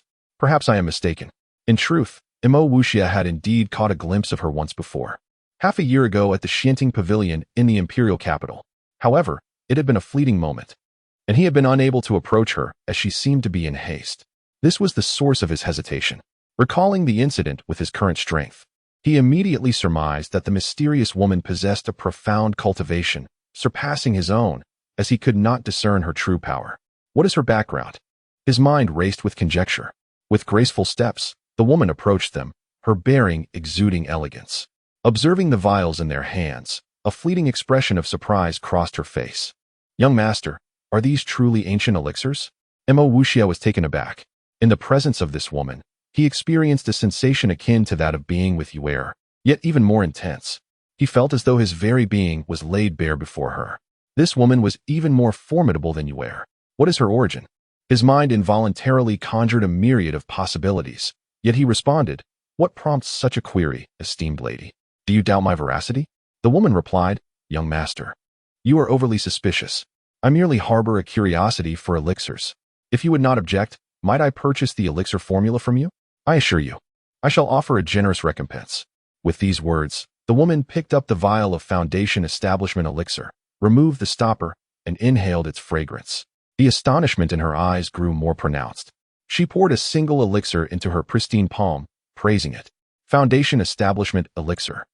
This is the most authentic elixir I have ever encountered.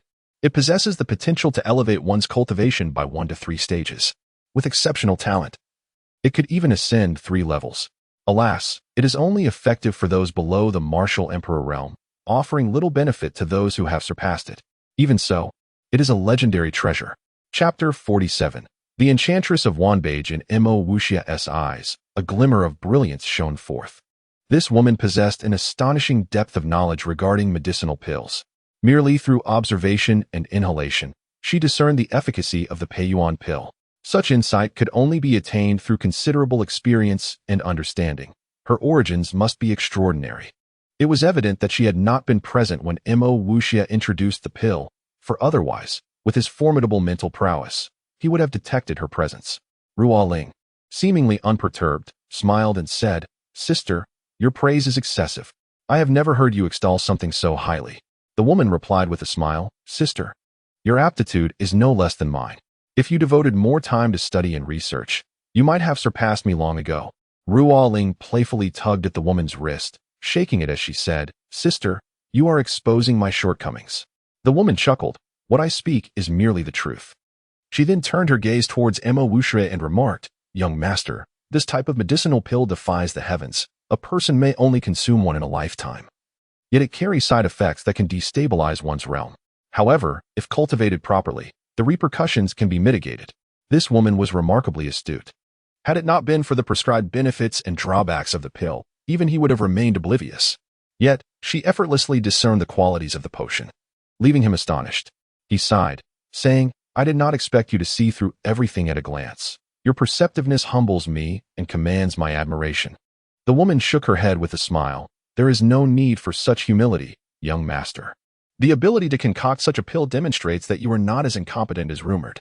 Without sufficient talent and insight, even the best recipes would yield nothing. Nonetheless, I am curious. Based on my observations, this pill does not originate from ancient recipes. Could you perhaps enlighten me further? Without the Hongyuan Qiankuan furnace, one could not concoct these pills. Even revealing the method would be inconsequential." He pondered for a moment and decided to reveal the truth. "Your keen insight is commendable. Indeed, this pill is extraordinary, yet it is a long-lost recipe from antiquity. Allow me to share the formula with you so that we may all contemplate it together." Thus, he swiftly jotted down over 100 types of herbs on the tea table, of course omitting the specifics of their quantities and preparation times, though disclosing them would not truly matter. Upon seeing the list of herbs, the woman initially furrowed her delicate brows before relaxing them, exclaiming, "Incredible! With such ingredients and a unique preparation method, the medicinal properties can be thoroughly unleashed, achieving a state of perfection. Today, I am truly enlightened. I am in awe." Mo Wuxie smiled. "You are too kind." The woman shook her head and said, "This pill's preparation is intricate. One misstep could ruin an entire batch of herbs. This technique is indeed remarkable." Suddenly, she added, "Young master, please ensure that this Peiyuan pill formula does not fall into the hands of those with ulterior motives. Otherwise, you will surely find yourself the target of both overt and covert schemes, living in constant unrest." Her simple words struck Mo Wuxia like a flash of enlightenment. He understood the gravity of possessing such knowledge. Thus, he resolved to minimize the production of this pill in the future, ensuring that no one would know he was its alchemist. "Ruo Ling, and you as well." He realized he did not yet know the woman's name. Looking towards her, the woman smiled. "You may call me Chu Yuan." Mo Wuxia felt awkward and replied, "Miss Chu Yuan, I can provide you with these pills, but I must ask for your discretion." Chu Yuan nodded. Maintaining client confidentiality is the cornerstone of Wanbei's reputation and integrity. You need not worry about that. Is this medicine truly so extraordinary, or could it be a ruse? Gong's son Yingying questioned, feeling an inexplicable discomfort at Mo Wuxia's evident talents, determined to undermine him to alleviate her feelings. Chu Yuan shook her head. "Sister Yingying, you speak unjustly. I hold great admiration for young Master Mo's talents and even more for his pills. Not only is the Puan pill remarkable, but the beauty pill and vitality pill are also of the highest caliber, their effects surpassing even your descriptions." Gong's son Yingying fell silent, feeling resentful. What does he possess that warrants such praise from Sister Yu and Sister Chu Yuan, and even from Ruo Ling? I remain unimpressed. With his objectives fulfilled, Mo Wuxia took his leave. "I shall expose your facade, and let all women know the truth, to spare them from deception." Gong's son Yingying mumbled under her breath, pouting. Chu Yuan chuckled. "Sister Yingying, I believe you may have misunderstood young Master Mo. From my observations, he is not as the rumors suggest. In fact, his every action and word exudes a noble presence. Such a gentleman should be the prince of any girl's heart." "I think you are biased." Gong's son Yingying scoffed. "He is a wolf in sheep's clothing. You do not yet know him well." Ruo Ling suddenly scrutinized Chu Yuan, a glint of mischief in her eyes, and teasingly asked, "Sister, you rarely disclose your name to men. Why the exception this time? Have you taken a liking to him?" Upon speaking, Ruo Ling felt a flutter of unease in her own heart. Chu Yuan released her hand, playfully tapping her forehead. "What nonsense fills your mind? Spend your time diligently cultivating. Look at you, with such exceptional talent. Even without rigorous practice, you are already at the martial king level. If you applied yourself, you would surely have attained martial emperor status by now. Unbeknownst to them, Imo Wuxia remained oblivious to their exchange, and had he heard it, he would have been struck by the truth of their words. The comparison between individuals is indeed a source of frustration. Imo Wuxia rode away on his unique dragon horse, transforming into a streak of light that vanished before Wanbei's entrance. As he reined in his steed, the dragon horse obediently halted. Before him lay the spot where he had previously discovered the mute boy. He furrowed his brow, sensing something amiss. Suddenly, a famous adage echoed in his mind: the most dangerous place is often the safest. Could they still be within this courtyard? He hesitated for a moment, dismounting from the dragon horse, and leaped onto the high wall, a flicker of uncertainty in his eyes. If his memory served him correctly, during the last confrontation with the assassin, the overgrown grass below had been shattered by sword energy, leaving a chaotic scene. Yet now, he observed something different. The remnants of the grass remained, and there were signs of footprints. While an ordinary person might overlook such details, his formidable mental prowess allowed him to discern even the slightest disturbances in the environment. Someone had indeed been here. His gaze shifted between hope and dread. Drawing his sword from his waist, he leapt down. This sword was a memento from the first assassin, and he had yet to find a better weapon. So he continued to wield it. The courtyard contained several rooms, all of which he had thoroughly searched without uncovering any anomalies. The sole clue was a circular mark on the ground of one room, unmistakably left by the bottom of a jar. Could it be that I am overthinking? Have they already fled? He surveyed the courtyard, contemplating whether he had truly misjudged the situation. Suddenly, his gaze fell upon the dry well. It was the only place he had yet to investigate. Approaching the well, he peered down and immediately frowned. Chapter 48.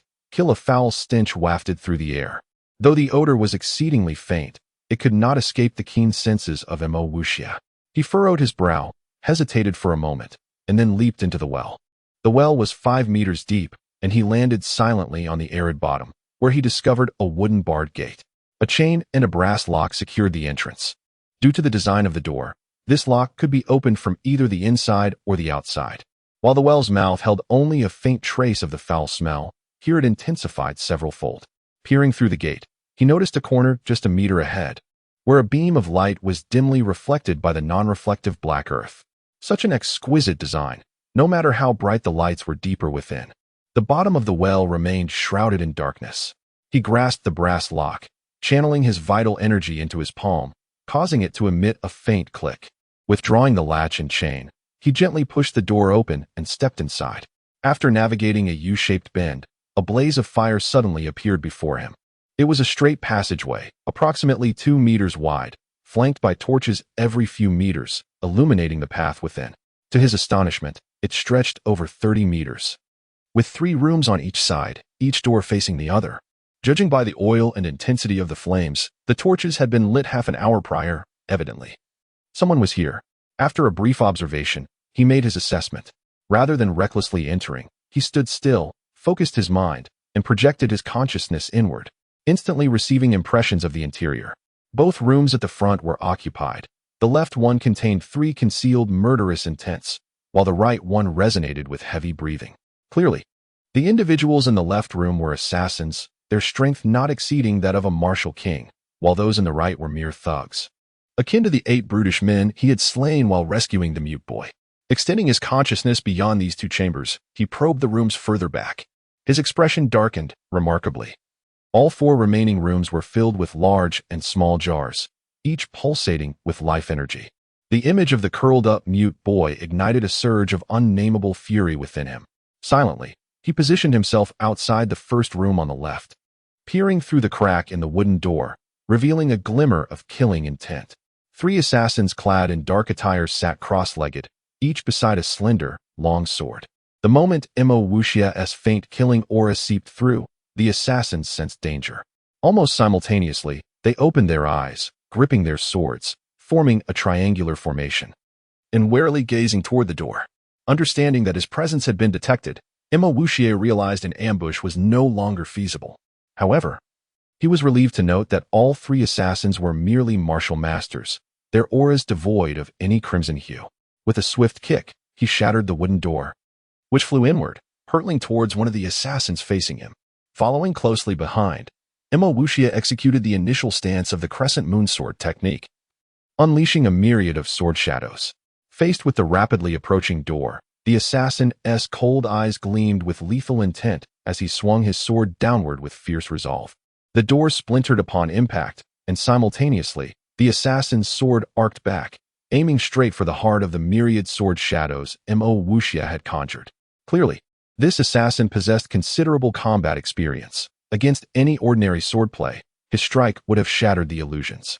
Yet, he was confronted with the crescent moon sword technique, which differed from typical sword arts. Each shadow could potentially be real, not merely the one at the center. This required the practitioner to master the essence of the technique with precise control. As the assassin launched his fierce strike, Mo Wuxia offered a faint smile, though to the assassin, it appeared as a devilish grin. The clash of weapons rang out, and with a subtle downward flick of his ephemeral sword, Mo Wuxia redirected the assassin's thrust downwards. Since it was a feigned move, the next sequence transitioned into a genuine strike. Executing the crescent moon sword technique with exquisite finesse, he twisted his wrist, allowing his sword to glide past the assassin's throat, appearing as a fleeting silver glimmer. Yet, in that instant, the assassin's pupils contracted sharply, and his sword clattered to the ground. This transpired in the blink of an eye. Just then, the other two assassins, flanking him, lunged forward with their swords aimed at Mo Wuxia's back. As his sword shadow passed the first assassin's neck, he crouched low and executed an astonishing maneuver. Lying flat on the ground, one foot exerting force to propel his body like an arrow toward the door. His intention was not to retreat but to evade the two swords. Indeed, as he crouched and lay down, the two swords pierced through the air where he had just stood. Any lingering doubt confirmed. Had he remained upright, they would have surely impaled him. Sliding rapidly toward the door, he used his other foot to push off, spinning his entire body into motion. In an instant, a whirlwind formed within the room. Mo Wuxia twirled like a silver dragon, his sword spinning rapidly to create a silver-tinged vortex aimed at one of the assassins. The two assassins, having missed their strikes, were caught off guard. Almost simultaneously, they swung their swords upward, pivoting to counter. One of their blades met Mo Wuxia's, producing no resounding clash. Instead, Mo Wuxia's silver form surged slightly upward, and a singular silver flash darted past the assassin's sword, slicing through the area where his neck resided in a heartbeat. Having executed this maneuver, Mo Wuxia completed his dragon-like emergence. He spun, planting one foot against the earthen wall, bending his knee slightly, while simultaneously launching his sword forward, propelling himself outward. The last remaining assassin hastily retreated, his back colliding with the wall, leaving him cornered, his pupils dilating in fear. As he faced this final strike, an overwhelming sense of helplessness washed over him. The sound of the sword piercing flesh echoed chillingly, sending shivers along the spine. With this concluding blow, Mo Wuxia pierced through the last assassin's shoulder blade, pinning him to the wall. A sudden spray of blood erupted from the necks of the two assassins standing motionless, who then collapsed lifelessly. The last assassin, now impaled, emitted a wretched scream of agony. Mo Wuxia coldly regarded the remaining assassin, inquiring, "Why are you here? Who sent you?" However, the assassin did not respond. Instead, he spat out a mouthful of blood, appearing to chew on something. Before his face darkened and his head drooped, he had committed suicide by poison. Mo Wuxia had not anticipated that the assassin concealed a poison pouch within his mouth. Once crushed, it would lead to immediate death. Such potent poison. He had no intention of extracting information from the assassin. His nature compelled him to leave no stone unturned, no thread of hope unexamined.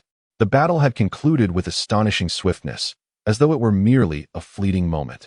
At that instant, the opposite door burst open, and three burly men rushed forth, each bearing their chests, revealing unsightly hair, brandishing long blades as they charged toward him. Chapter 49.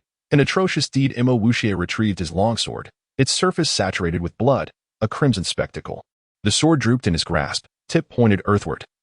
As blood trickled down, he turned to face the remaining figures, a sinister smile playing on his lips. While the seven Gong Sun brothers possessed a certain brutish appeal, you, on the other hand, inspire only revulsion. The sudden appearance of Mo Wuxia gave the three burly men pause, a sense of disorientation washing over them as they entered the house. Their eyes fell upon the deceased assassins, each one capable of ending their lives in an instant. And yet, here they lay, lifeless. Fear, a primal instinct, gripped them. The three men trembled, their steel sabers clattering to the ground. Their knees buckled, and they prostrated themselves in terror. Spare us. We beg you, spare us. Mo Wuxia held those devoid of courage in utter contempt. However, ending their lives was a mere thought away. I am a constable from the Eastern District. If your words prove useful, I might consider sparing you. Cold sweat slicked their brows. One of the men, after several frantic kowtows, stammered, "Officer, we know nothing." Mo Wuxia hummed in acknowledgement. With a flick of his wrist, his longsword danced in the air, executing a series of intricate flourishes. The bloodstains on the blade seemed to detach, coalescing into the shape of the character death. The three men were seized with panic, their foreheads striking the ground repeatedly. We truly know nothing. Killing us will serve no purpose. If this was indeed a clandestine organization, these men were merely low-level operatives with limited access to those higher up. Their knowledge would naturally be constrained. Although Mo Wuxia recognized this, he clung to a sliver of hope. Who do you typically interact with? One of the men responded, "Officer, the children are delivered by masked figures. They instruct us on what to do, and we simply follow their orders for a morsel of food. Please, have mercy." Mo Wuxia's brow furrowed, a surge of murderous intent coursing through him. "You were the ones who forced the children into those jars." The man confessed, "Yes, officer. Can you spare our lives?" Mo Wuxia pressed on. "What is the purpose of this?"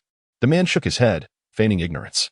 Mo Wuxia's sword edged closer, causing the man to break out in a cold sweat, his bowels loosening in a putrid stench. "Truly, you don't know?" Suddenly, inspiration struck one of the men. He looked up and exclaimed, "Officer, I remember something." Mo Wuxia focused his gaze on the man, urging him to continue. "Officer, I overheard a conversation between two masked figures one day. They said that by subjecting the children to this, through particularly brutal training methods, they could maximize their potential. The assassins produced under these conditions would be the most formidable." Training assassins? Mo Wuxia's brow furrowed. Could confining children to cramped spaces and severing their tongues truly unlock their latent abilities? "Take me to see the conditions inside the jars." An unstable aura emanated from Mo Wuxia, his murderous intent threatening to overwhelm his reason. The panel door to the adjacent room swung open, revealing a scene that sent shivers down the spine. Along the walls, jars of varying sizes were arranged, numbering at least 10. Each jar contained a head, belonging to children no older than 15. The expressions on their faces were uniform, vacant, devoid of any spark. But this was not the most unsettling aspect. More horrifying was that some of the heads lacked eyes, replaced by empty, black sockets. Others had their noses mutilated, their mouths agape, tongues missing. Some had their mouths sewn shut with twine, while others had their ears excised. Maggots writhed on and within most of the jars. The vacant expressions on the faces were occasionally punctuated by fleeting glimpses of suffering. Mo Wuxia's rage reached a boiling point. "This is inhumane. Utterly inhumane." The three men cowered on the ground, paralyzed by fear. Mo Wuxia's voice, cold as the abyss, demanded, "You are responsible for this?" The three men remained silent, their trembling bodies a tacit admission of their guilt. Mo Wuxia continued, "How often do these masked figures visit?" One of the men, fearing for his life, blurted out, "Once every 10 days." Mo Wuxia pressed, "How many days until they return?" The man replied, 2 days. Mo Wuxia's hair stirred despite the absence of wind. The long sword in his hand transformed into a streak of silver light, and 3 heads tumbled to the ground. The execution of the 3 men did little to quell his fury, but with no one left to kill, he was forced to suppress his rage. His long sword shattered a jar, and a child collapsed onto the ground. The child looked up at Mo Wuxia, his eyes filled with a plea. Mo Wuxia, a master of traditional Chinese medicine, immediately recognized that the child's bones had been crushed. His grip on the sword trembled slightly. He closed his eyes and brought the sword down, ending the child's suffering. He shattered another jar, revealing a child whose body was infested with maggots, his skin necrotic. Unable to bear the sight, he sent the child on his way. Despite his aversion, he continued his inspection, hoping to find a child that could be saved. Finally, among the 4 rooms, he discovered a child that caught his attention. Of course, the remaining children were all released from their torment. This child was slightly older, perhaps 15 years of age. Though his eyes had been gouged out, he had stood up the moment the jar was shattered. He emanated a peculiar aura, one that Mo Wuxia recognized, a chilling indifference, the hallmark of a born assassin. Despite his blindness, the child's empty sockets seemed to fixate on Mo Wuxia, as if he could perceive him. The child clenched his fists, his voice cold yet tinged with a hint of supplication. "I overheard your conversation with them. You are a good man. Save me." With those words, the child fell silent, trailing Imo Wuxia like a shadow. Imo Wuxia offered no response, hoping the child could emerge from the darkness. "Where is your home? I will take you there." The child uttered 4 words. "I am an orphan. From now on, you will follow me." With that, Imo Wuxia turned and headed outside. Reaching the well, he grabbed the child by his foul-smelling collar and, with a leap, ascended to the surface. Upon returning home, Imo Wuxia settled the blind child and the mute child in a side room. They were now members of the household. Both children possessed the raw talent to become assassins. Without guidance into the martial arts, their current physical conditions would likely lead to premature deaths before the age of 20. After some contemplation, he formulated a plan. He entered the side room, and both children immediately rose to their feet. "I sympathize with your plight. However, given your current physical state, you are unlikely to survive beyond 5 years. He paused before continuing. "I am now offering you a chance at rebirth, not only to prolong your lives, but also to experience life to the fullest. Do you desire such an opportunity?" The mute boy nodded resolutely, while the blind child declared, "Master, you have saved our lives. We are willing to do whatever you ask, even if it means death. We will not hesitate. Please, give us your command." Imo Wuxia held the blind boy in particular regard. Having lost his sight and existing in eternal darkness, his sense of hearing had become exceptionally acute. His perception was heightened, a trait that made him a potentially formidable assassin. "Very well, I will tell you now. I intend to train you into elite assassins, capable not only of punishing evildoers but also of gaining a deeper understanding of life." The blind boy replied with unwavering resolve, "Master, we have no need to punish evildoers or to gain a deeper understanding of life. We are merely your shadows. Whatever you command, we will execute flawlessly." Chapter 50. The Dual Shadows of Black and White. Strangely, the boy without a tongue found it challenging to communicate with Imo Wuxia, as he was unable to speak, and his gestures were not easily comprehensible to Imo Wuxia. However, there seemed to exist a subtle telepathic connection between the boy without eyes and the boy without a tongue, as they shared an unspoken understanding. Imo Wuxia nodded and said, "I shall bestow upon you names. Since you cannot perceive the world, you shall be called Black Shadow. As you can see, you shall be known as White Shadow. From now on, you are a duo, named the Dual Shadows of Black and White." The boy without eyes maintained his stoic demeanor, but his tone conveyed a sense of excitement as he replied, "Thank you, young master, for the names." Imo Wuxia nodded and stated, "From this moment forth, I will initiate a series of training for you. I hope you are mentally prepared." Black Shadow declared, "Young master, I believe there is no one in this world who has endured trials as severe as ours. Command us as you wish." Imo Wuxia nodded. "Your task henceforth is to cultivate your inner energy. The completion of this first phase of training depends on your ability to harness your profound energy." Afterward, he shared the martial arts principles with them, allowing them to comprehend it on their own. Though their natural talents were not exceptional, they were not entirely dull.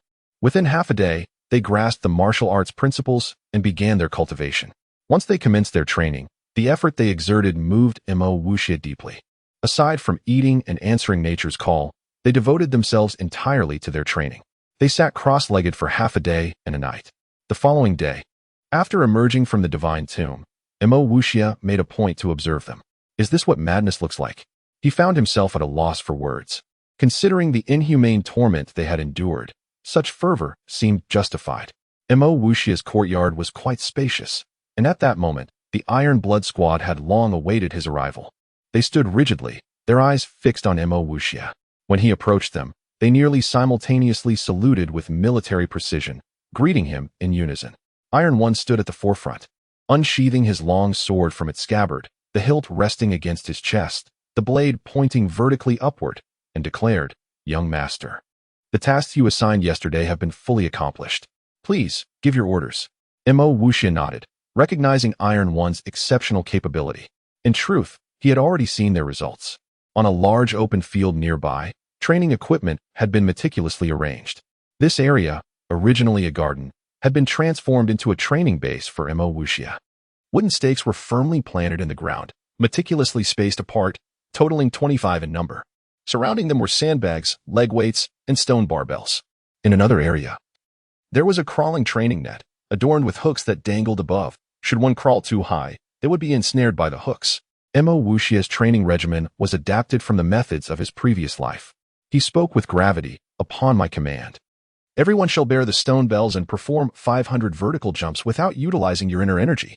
At his command, the 50 members of the Iron Blood Squad rushed forth, each shouldering a stone bell, ready to leap in place.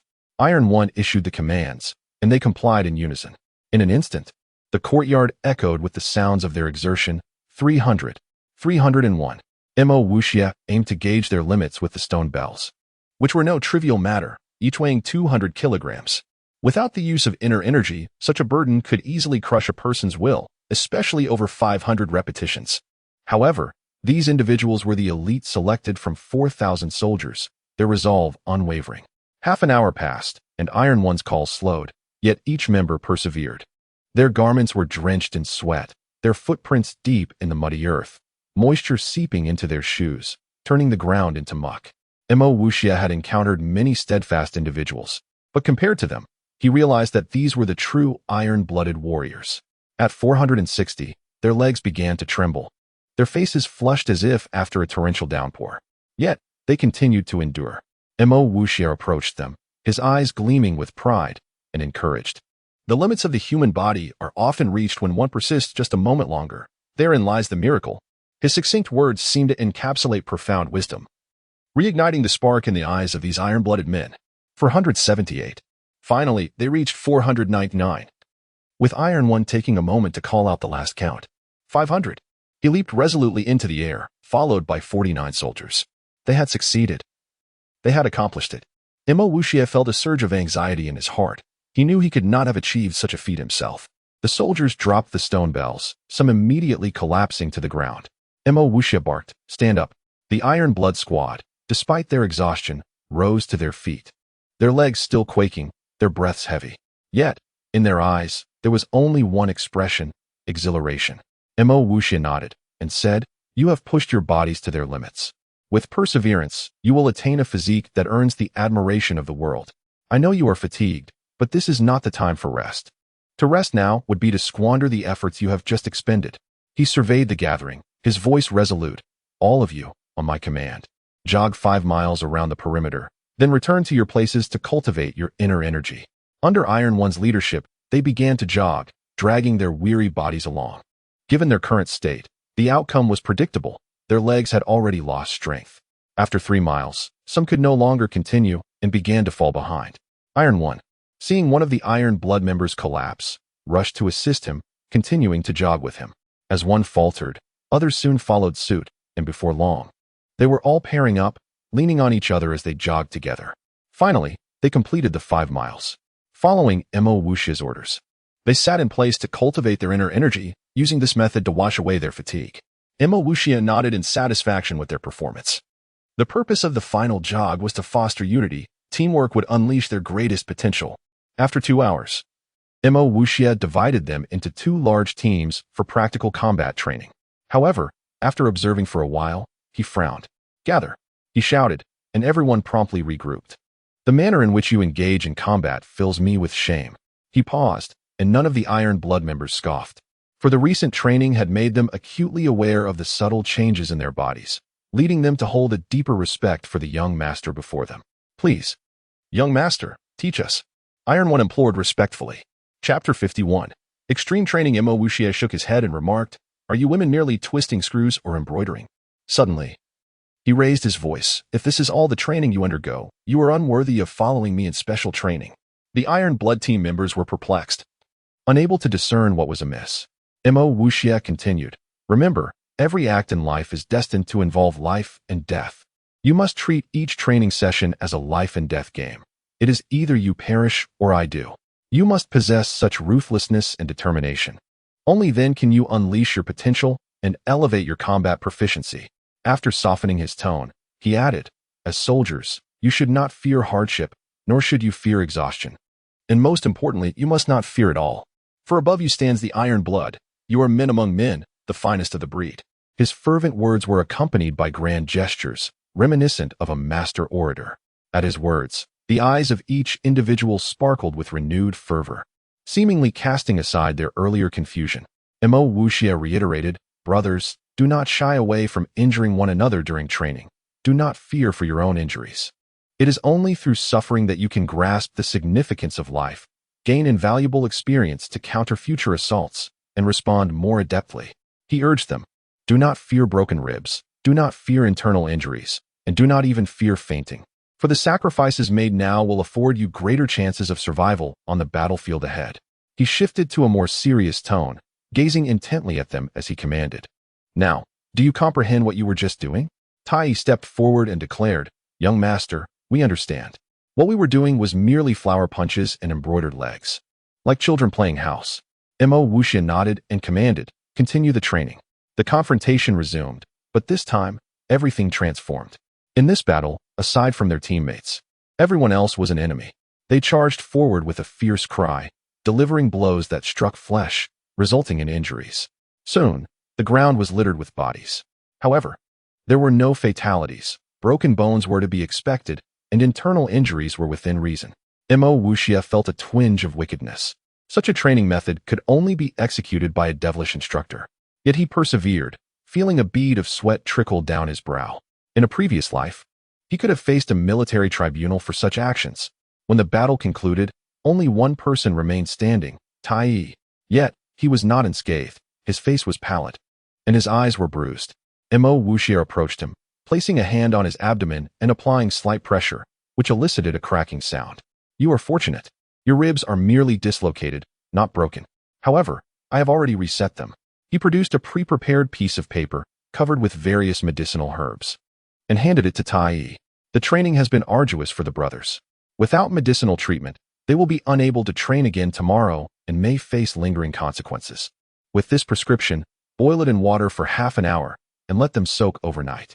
They will emerge with robust bodies. Tai moved, saluted him, and said, young master, you truly care for your subordinates. Mo Wuxia waved his hand dismissively. Hurry and find someone to prepare it. Brother, have you finished training? Qing, he entered the room. Mo Wuxia's eyes brightened. Every encounter with Qing, he seemed to reveal a new facet of her, as if her beauty had only deepened and her demeanor transformed. Since that incident, Qing he was not merely Mo Wuxia's goddaughter, but also the promised fiancée, making her position quite special. She now possessed her own courtyard and maid. Sister, what is it? Mo Wuxia smiled at her, feeling an inexplicable fondness, and realized he missed her even after a single day apart. Qing he replied, eldest brother, Miss Ruoling from Wanbao Pavilion has arrived. I saw you were training and did not want to disturb you. However, Ruoling has been waiting for 3 hours and has not left yet. Mo Wuxia slapped his forehead, regretting having forgotten about this matter. He proceeded to the reception room of the Duke's mansion and found Ruoling there. Young master, did you not expect my arrival? Ruoling's lively eyes sparkled with an indescribable brilliance. Mo Wuxia smiled. I sincerely apologize. I have been quite busy, and I did not mean to keep Miss Ruoling waiting. Ruoling shook her head. Not at all. I have only just arrived. Mo Wuxia had always harbored a fondness for Ruoling, and at this moment, he was taken aback. Not only was she beautiful, but she also possessed a refined character. He even thought of someone else. Had it been Gong Sun Yingying, she would have barged in long ago. He shook his head, pondering why she crossed his mind. Ruoling produced a stack of silver notes from her sleeve and pushed a portion toward Mo Wuxia. Young master, this is the auction price for your medicinal pills this time. The transaction price for the Peiyuan Dan is quite remarkable, totaling 3,900,000 taels.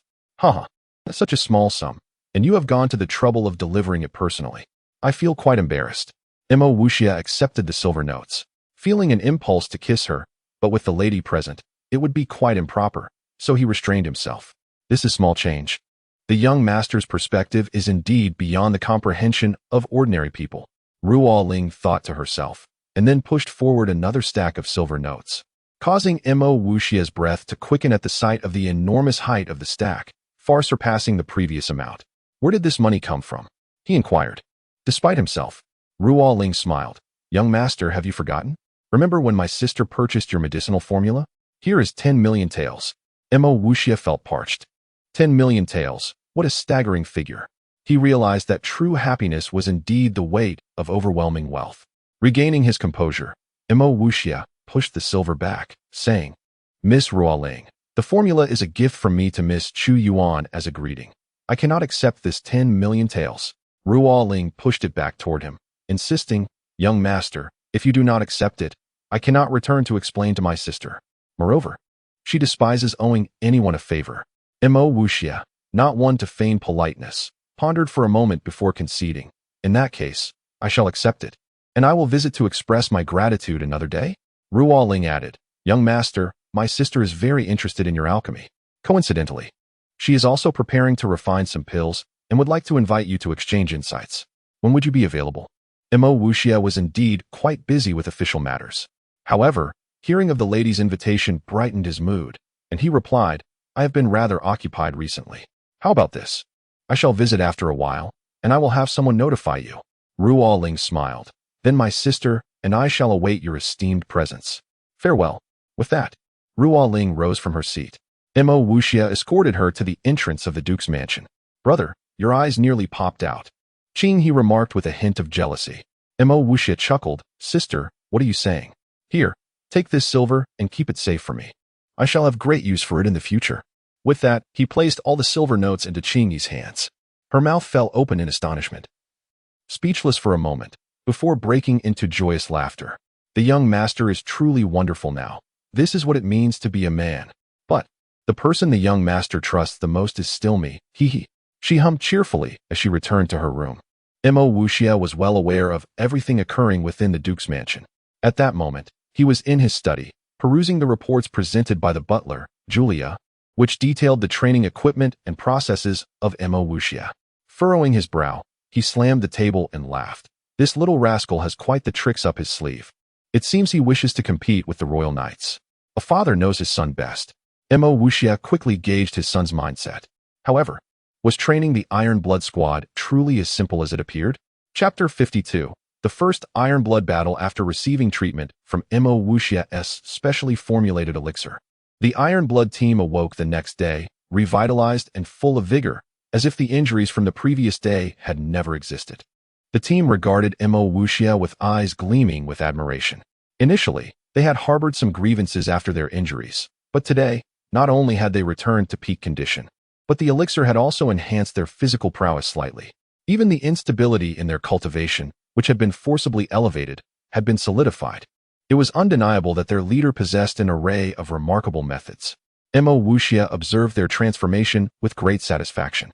While the Iron Blood members had advanced, he too had not lagged behind. He had successfully ascended to the Martial King level the previous night. In a mere month, this astonishing feat had allowed a previously deemed waste to leap into the realm of Martial Kings, a journey that would typically take others 3 to 5 years. Truly, this was a prodigy. As dawn approached, the Iron Blood team stood ready and vigilant. Clearing his throat, Mo Wuxia declared, Brothers, today is the moment to validate the fruits of your recent training. In Mo Wuxia's study, a middle-aged man stood opposite him, dressed in white. He bore a resemblance to Mo Wuxia. The man appeared composed yet seethed with anger and discontent. Mo Wuxia, my sister has recently undergone a sudden change. The Wan Yin when you has inexplicably begun to lose its efficacy. If this issue is not resolved within 6 months, my sister may be in grave danger. The man clenched his fists, his gaze icy. Mo Wuxia leapt to his feet, only to collapse back into his chair, aged by the sudden news. Pain evident in his eyes. How could this be possible? How can the Wan Yin when you lose its miraculous effects? A white aura inexplicably enveloped him, oscillating erratically. He slammed his hand on the table, rising once more, causing a cacophony of sounds as objects shattered around the room. The middle-aged man shouted, If it weren't for you, would my sister be in this state? If anything happens to her, I will not spare you. You must find a solution to the Wan Yin when you issue. Otherwise, we will not hesitate to obliterate the entire martial empire. With that, he stormed out. Mo Wuxia sank back into his chair, despairing. To locate the Wan Yin when you. He had fought to establish a martial empire, to find another piece. His fists clenched tightly, muscles twitching as he roared. Yi, spare no effort. Leave no stone unturned. I demand you uncover any leads on the Wan Yin when you within 2 months.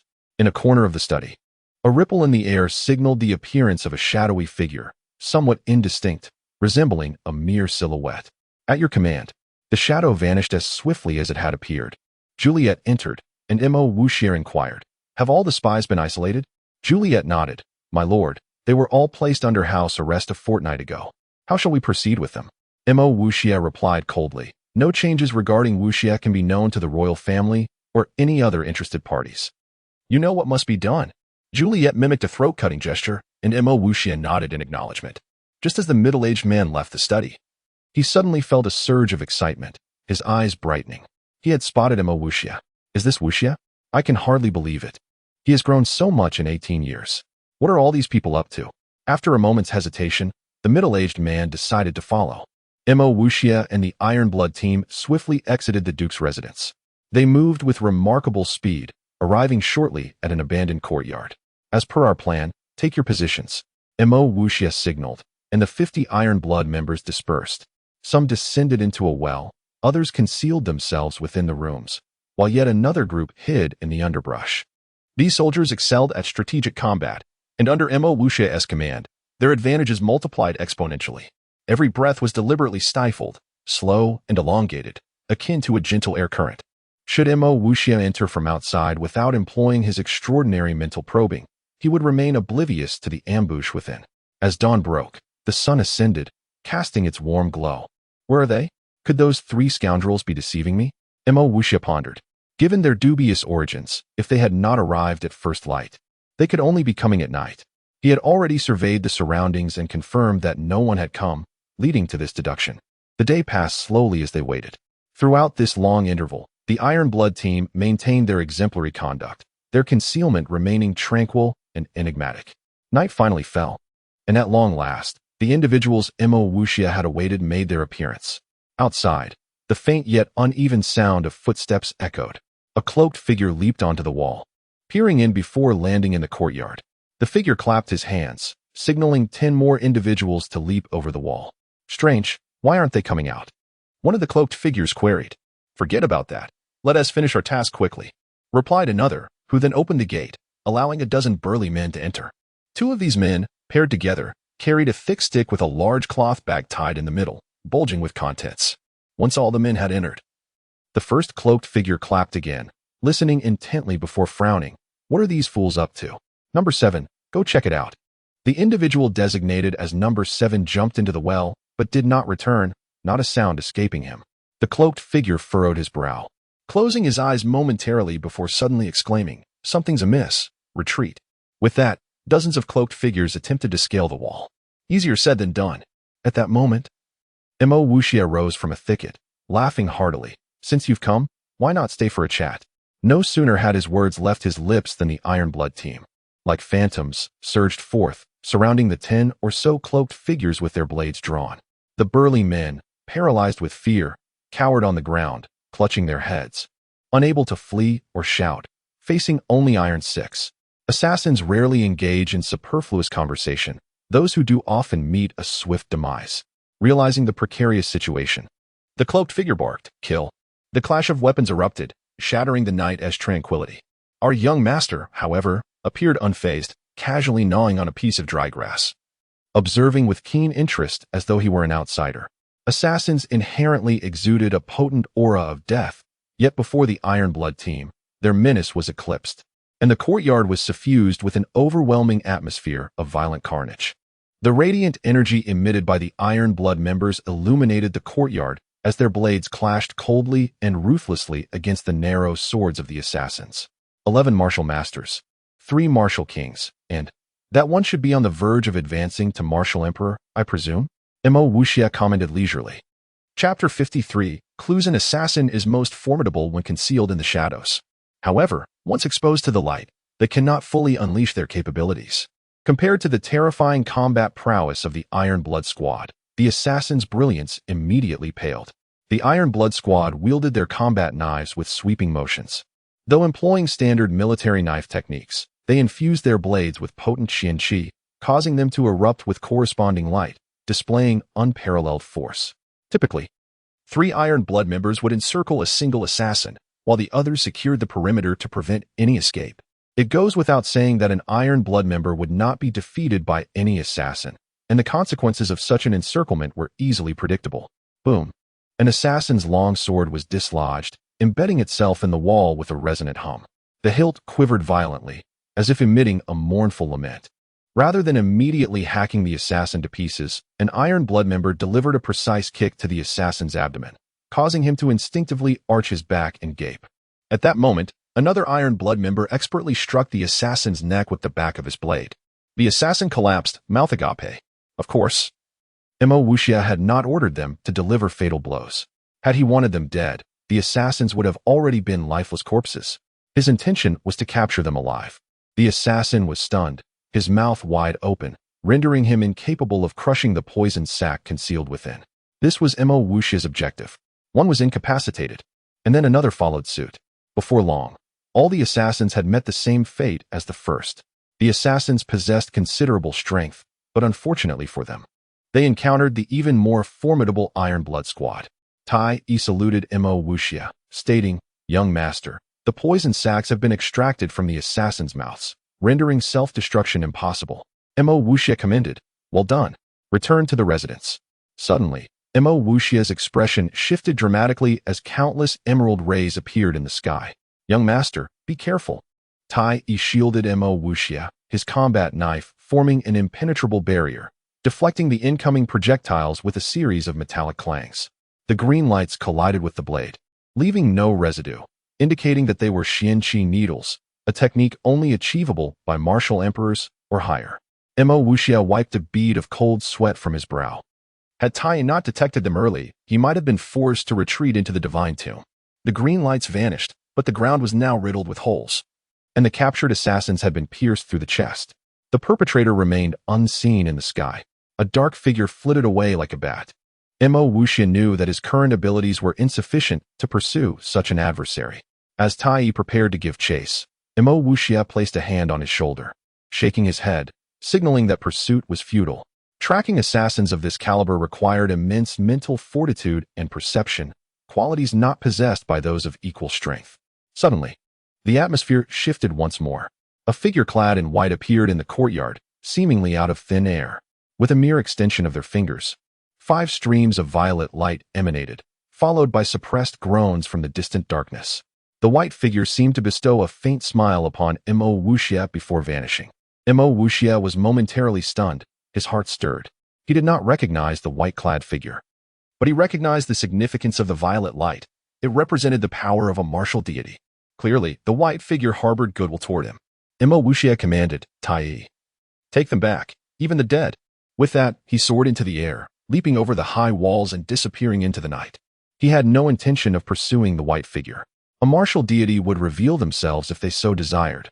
Otherwise, he might never find them. His true quarry was the martial emperor assassin. Had the martial emperor not emitted those suppressed groans, he would not have pursued. However, he was confident that the martial deity's violet light had inflicted significant damage, if not death. The assassin was wounded, leaving a faint trail of blood in the air. His figure traversed the rooftops, covering more than 30 meters with each bound. Guided by the scent of blood, he could precisely discern the assassin's direction. Soon, he had passed countless buildings. Suddenly, bright lights illuminated his path. He landed silently, realizing he had reached the vicinity of the Xianting Pavilion. Lanterns, lotus flowers, and couples strolled leisurely in the night. He gazed into the distance, spotting a pavilion across the lotus pond. He had noticed the pavilion before, but it had never drawn his attention. It was here that the trail of blood vanished.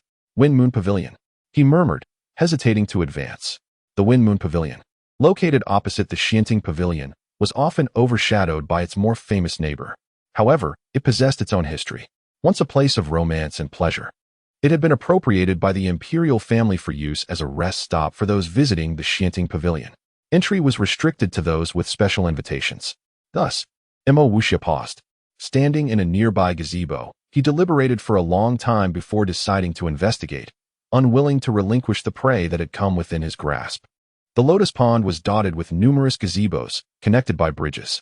He proceeded toward the Wind Moon Pavilion, but was intercepted by armed guards 30 meters away. "This is imperial territory, and unauthorized personnel are not permitted.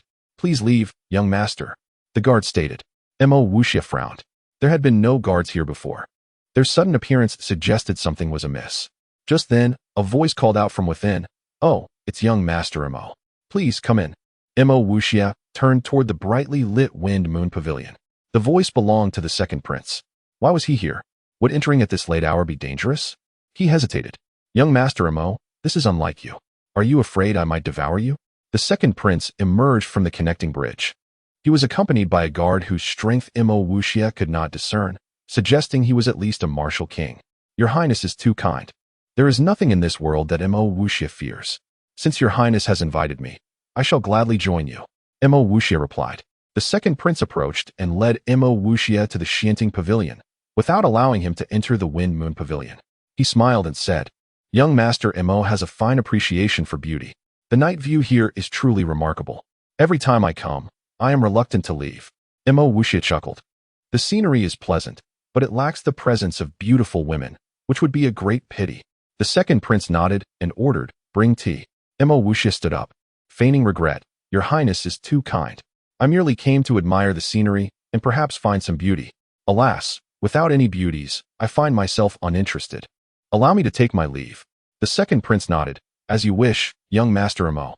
After Mo Wuxia departed, a ripple disturbed the surface of the lotus pond, and the body of an assassin floated to the surface. The second prince ordered the assassin to be rescued and inquired, What happened? The assassin, pale and coughing up blood, replied weakly, Your Highness, the plan has been compromised. Mo Wuxia is not as simple as he appears. He has powerful protectors. It is best to avoid provoking him for now. Chapter 54. Qinghe's concerns. Mo Wuxia wasn't surprised by the sudden appearance of the second prince. In fact, the second prince's arrival only solidified his suspicions that the child disappearances and the assassins were orchestrated by him.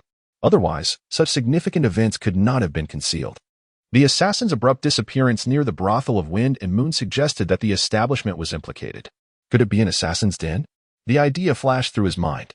If the brothel of Wind and Moon was indeed an assassin's hideout, and also a royal property frequented by the second prince, did it imply that the assassins were trained by him?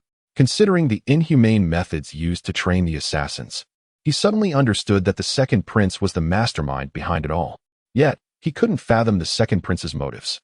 He refused to dwell on it further, as pondering matters of the royal family would bring him no benefit. Nevertheless, since the second prince had repeatedly attempted to assassinate him, he would not only seek revenge but also reduce the second prince to a disgraced figure, and if the opportunity arose, eliminate him. He firmly believed that leniency towards enemies was cruelty towards oneself. Only when enemies were eliminated could one be truly safe. Tit for tat, may the best man win. To defeat enemies, especially someone like the second prince, the first step was to isolate him and dismantle his network. Only then would there be a chance to deliver a fatal blow. Clearly, he was determined to acquire the medicinal herbs and eliminate the assassins. In the Duke's mansion, vacant houses were abundant. In one of these empty rooms, 12 assassins lay still, each with a bloody wound on their chest, indicating they were deceased. Mo Wuxia wasn't willing to concede defeat. He hoped to find a survivor. If he could obtain evidence and discover other lairs where children were harmed, he would lead the Iron Blood Squad to eradicate the enemy and then let the captain deal with the aftermath. Everything hinged on these corpses. His gaze, like lightning, swept over the bodies, stopping at the last one. He gently pressed on the corpse's neck and was pleasantly surprised. This assassin wasn't entirely dead. As long as there was still a breath left and the injury wasn't fatal, he possessed the means to bring them back to life. He propped up the assassin, sat behind him, and placed his palms against the assassin's back, channeling his Xian Qi into the assassin's body. As he manipulated the energy, the damage inflicted by the martial emperor gradually began to mend. After an hour, he intensified the pressure on his palms, increasing the output of Xian Qi. And with a sudden jolt, the assassin coughed up blood and regained consciousness. The expulsion of this stagnant blood indicated that the assassin was no longer in critical condition. However, complete recovery would require the aid of medicine. Mo Wuxia had no intention of fully healing the assassin's injuries. He sought information. He appeared somewhat weary but was visibly excited. Tai Yi, this one is in your care. Ensure he doesn't die. I will interrogate him tomorrow. Mo Wuxia entrusted the awakened assassin to Tai Yi. In the presence of a martial emperor like Tai Yi, a mere martial king had no chance of escape or suicide. Tai Yi gently pressed his palm against the assassin's chest, and before the assassin could comprehend why he was alive again, he fainted. He paused, then inquired, Have the children been taken care of? Tai Yi replied, Young master, all 12 children have been handed over to the captain's office. Those burly men will now serve as scapegoats. Mo Wuxia nodded, reiterating, Have someone keep a close watch on him, and make sure he doesn't die. He returned to his courtyard and found Qinghe in the living room, asleep with her right hand supporting her forehead on the table. Why isn't she resting? Mo Wuxia wondered, then removed his coat and draped it over her shoulders. Qinghe stirred and opened her eyes, which were slightly bloodshot. Brother, where have you been? Mo Wuxia smiled. I had some matters to attend to outside. I just returned. Why aren't you resting? Qinghe shook her head. It's nothing. I just couldn't sleep. So I came to check on you. I almost fell asleep here while waiting. Observing her expression, Mo Wuxia sensed that something was amiss, a hint of melancholy and reluctance. Do you have something on your mind? Tell me, and I'll help you analyze it. Qinghe offered a sweet smile. No, not at all. Mo Wuxia gently tapped her forehead. Really? Qinghe shook her head, then suddenly asked, Brother, if I were to disappear one day, would you miss me? Without hesitation, Mo Wuxia replied, Of course, I would. If you disappeared, I would search the world to find you. Qinghe smiled happily, stood up, and said, Brother, if one day I really disappear, please don't look for me. Okay. Sensing something amiss, Mo Wuxia suspected that Qinghe was hinting at something. Why? Qinghe nodded. Don't ask. Just promise me you won't look for me. And I'll be at ease. Promise me, okay? Mo Wuxia firmly shook his head. You are my woman. I will never abandon you in this life. Even if I have to traverse every corner of the martial soul continent, I will find you and protect you from harm. Qinghe suddenly embraced him, tears welling up in her eyes as she sobbed. Brother, I'm just a maidservant. Why are you so kind to me? Ruoling is more beautiful than I am. And Yingying is also more beautiful. Even Miss Zhu Ying is more beautiful than I am. They would be better companions for you. Holding her close, Mo Wuxia felt a sense of impending loss and instinctively tightened his embrace. Silly girl, there is only one Qinghe in this world. Only one woman who is worthy of my everything. Therefore, I will not let you disappear from my world. You can rest assured. Qinghe pulled away from Mo Wuxia's embrace, looked up at him, and wore a blissful expression. Brother, it's late. You should rest. Let me help you change your clothes. Suddenly, Mo Wuxia recalled the previous incident and felt a stirring in his heart, but he suppressed it. Sister, look at you. You'll turn into a little crybaby if you keep crying. He wiped away Qinghe's tears with his finger and said earnestly, Things aren't peaceful lately. I need to think about some things tonight. You should go back first. Qinghe nodded obediently. Then you should rest early too, and don't overwork yourself. With that, she left Mo Wuxia's room, tears streaming down her face, unnoticed by Mo Wuxia. What's wrong with this girl? She's been acting strangely today. Mo Wuxia pondered, but couldn't figure it out. Since Qinghe didn't want to talk about it, it might be a private matter. He could only console himself with that thought. He re-entered the divine tomb and frantically cultivated in the first stone chamber for 3 hours until he was exhausted, thoroughly solidifying his martial king cultivation. He glanced at a corner of the first stone chamber. Last time, after his advancement, a Bagua-like pattern had appeared, transporting him to the second stone chamber. Now, next to that pattern, an 8 trigrams formation had emerged. This 8 trigrams formation had appeared last night after he advanced to Martial King. At the time, he was about to take action against the assassins and hadn't had time to study it. Now he intended to explore it. Chapter 55, Crescent Moon Swordplay, Stage 2. He harbored a premonition that the third chamber would prove more challenging, perhaps even perilous, compared to its predecessors. Though a mere intuition, he placed unwavering faith in its guidance. Instead of hastily entering the third chamber, he meticulously practiced the first stage of the Crescent Moon Swordplay, each iteration yielding fresh insights.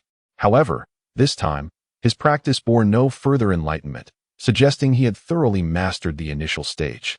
Sheathing his sword, he paused in contemplation before deciding it was time to delve into the second stage. He retrieved the manual given to him by Mo Yen, and the second stage of the swordplay unfolded before his eyes. His exceptional comprehension skills allowed him to quickly grasp the essence of the second stage, though it appeared deceptively simple. Unlike the flamboyant dominance of the first stage, the second stage was characterized by its elegance, ultimately still demanding an assertive approach. The simplified techniques could be categorized into 4 actions: striking, thrusting, parrying, and sweeping. These seemingly basic moves held within them a myriad of possibilities. Striking involved utilizing the first 1 to 3 inches of the blade, the 3 edges, also known as the sword's edge, to deliver swift, wrist-powered blows. Akin to striking a bell, this could be executed vertically, resembling a point or collapsing strike, or horizontally. A strike with the sword's tip angled towards the little finger was a positive strike, targeting areas like the head or wrist. Conversely, a strike with the tip angled towards the thumb was a reverse strike, aimed at the ear or wrist. Thrusting involved extending the arm to drive the sword's tip straight towards any part of the opponent's body. A horizontal blade resulted in a flat thrust, while a vertical blade created a vertical thrust. Combining thrusting with footwork and body techniques led to variations like advancing thrusts, retreating thrusts, independent thrusts, step-over thrusts, aerial thrusts, switch hand thrusts, turning thrusts, and chain thrusts.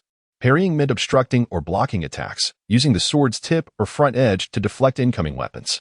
This was also known as deflecting or hooking. A leftward deflection was a forward parry, while a rightward deflection was a reverse parry. An upward deflection was a rising parry. Sweeping encompassed horizontal, diagonal, upward, and downward motions, including lifting, guiding, extracting, intercepting, slashing, and sweeping actions.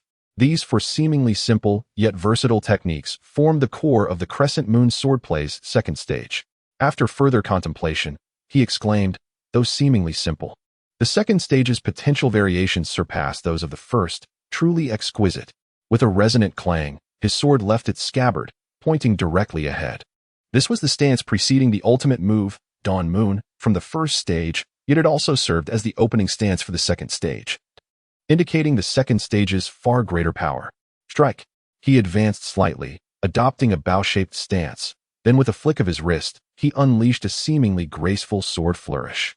However, the variations within were precise, with both positive and reverse strikes executed flawlessly. The seemingly ornate flourish was merely a result of his rapid wrist movements, creating an optical illusion. With the strike completed, he lightly tapped the ground with his front foot, launching himself forward. Simultaneously, his sword's edge emitted a powerful aura, distorting the air around it. Swoosh, swoosh, swoosh. The sword appeared to rotate, emanating an extreme chill. He had executed flat and reverse thrusts in an instant. Suddenly, his body spun, resembling a miniature cyclone. Sword light flickered around the vortex, producing whistling sounds. He flawlessly executed advancing, retreating, independent, step-over, aerial, switched hand, turning, and chain thrusts. Without landing, he flicked his sword's tip in midair, generating countless mysterious transformations.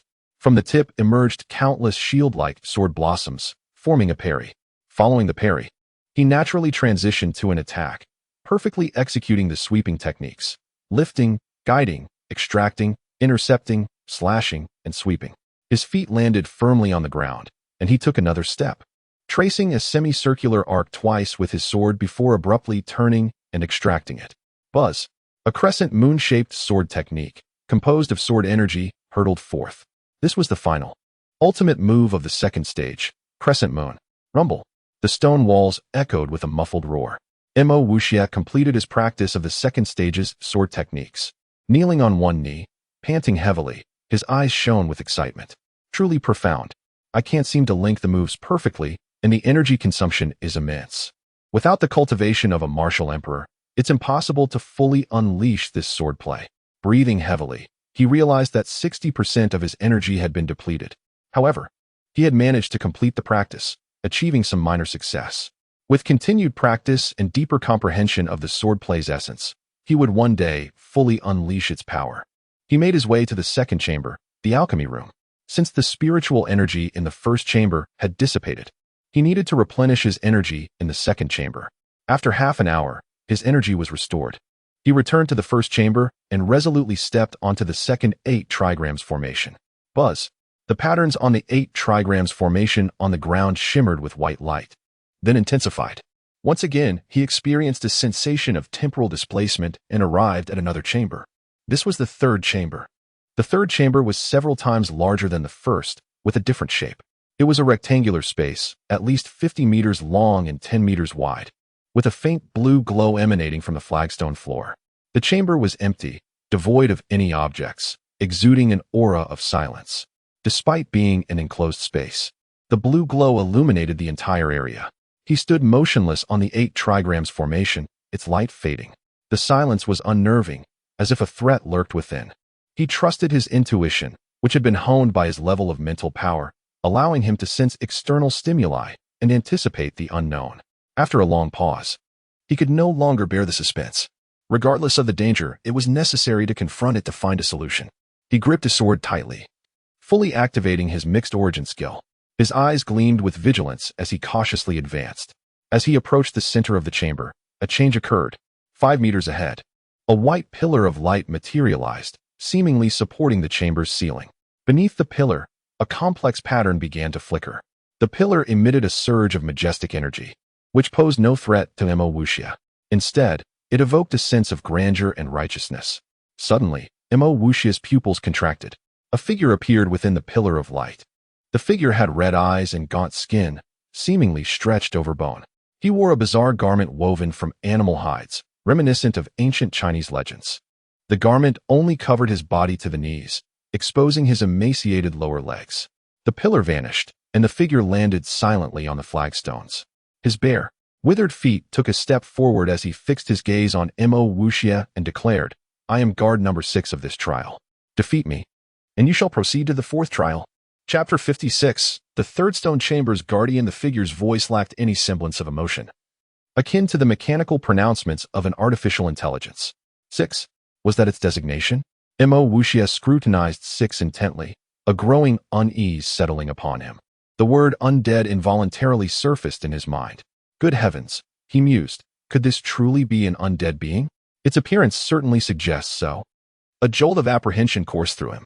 Undead were creatures relegated to the realm of legends and paranormal occurrences. Yet, here he was, confronted by one. His mind raced, conjuring up the traditional methods for combating such entities. Glutinous rice? Garlic? Canine blood? But a sense of doubt washed over him. Would such measures prove effective against this particular adversary? 6 remained stationary, a crimson glint flashing in its eyes. "Thou hast but a half-hour to prepare," it declared. "Vanquish me, and thou shalt become my master." Vanquish you? He thought. I am no Taoist priest, nor do I possess any arcane arts. How am I to achieve such a feat? He glanced at the sword in his hand, then back at 6, his Adam's apple bobbing as he swallowed hard. No matter, he resolved, I shall engage it in combat. If I am outmatched, I can simply retreat to the first chamber. He gripped his sword tightly, suppressing the surge of trepidation and excitement. Time is up. With a single stride, 6 launched into motion, its body arcing forward. Its right leg extended, forming a bow shape with its left, aimed directly at Imo Wuxia. Heavens above. Imo Wuxia thought, its movements bear no resemblance to those of the undead in legends. This undead knows martial arts? As the foot loomed ever closer, Imo Wuxia dispelled his fanciful notions. He thrust his sword upward at an angle, the tip generating visible ripples in the air. Ordinarily, such a maneuver would compel an opponent to alter their strategy, for it presented an unavoidable threat. Even the sturdiest foot could not withstand a sharp blade. However, 6 foot continued its relentless descent. A glimmer of anticipation flickered across Imo Wuxia's face. He envisioned his blade piercing 6 foot, followed by a swift rotation of his wrist, unleashing a flurry of sword strikes that would utterly obliterate the appendage. Victory, he believed, was within his grasp. But the subsequent moment brought a drastic change in his countenance. 6 foot landed squarely upon the sword's tip, yet instead of piercing the flesh, the blade recoiled inward. Clang! The sword shattered into fragments. A surge of force slammed into Imo Wuxia, constricting his breath. He was sent hurtling backward, colliding violently with the stone wall. Ugh! He coughed up blood, his limbs feeling as though they were on the verge of detachment. Glancing at 6, he felt a measure of relief. The figure had not pursued him to deliver a final blow. Instead, it had returned to its original position, its crimson eyes fixed upon Imo Wuxia. That was excruciating, he thought. But I understand now. This creature has no intention of killing me. It is merely a training partner. Whether his deduction was accurate remained to be seen. But the prospect of further combat filled him with trepidation. He sat cross-legged, channeling his energy through the mixed origin skill. After expelling another mouthful of stagnant blood, he managed to quell the internal tremors inflicted by 6's attack. Once more, wielding the broken sword, Imo Wuxia unleashed the first stage of the crescent moon swordplay, a flurry of motion that brought him before 6 in a flash.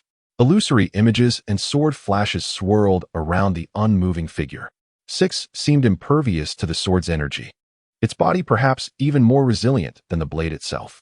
Its hands danced like clouds, a cacophony of metallic impacts echoing through the chamber. Moonrise. Abruptly, Imo Wuxia retreated 3 meters, unleashing his ultimate technique. Boom. The crescent-shaped arc of sword energy slammed into 6's chest, yet only succeeded in pushing the figure back a few meters. Is this a jest? He wondered.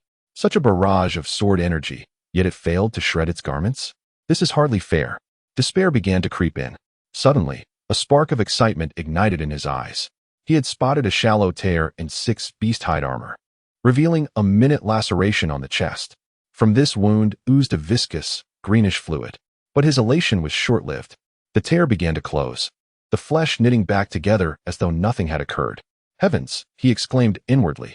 Is that some form of accelerated regeneration? An unkillable being? He slumped to the ground, overwhelmed. Six resumed its position, its gaze unwavering. I shall try again. He sprang to his feet, brandishing the broken sword.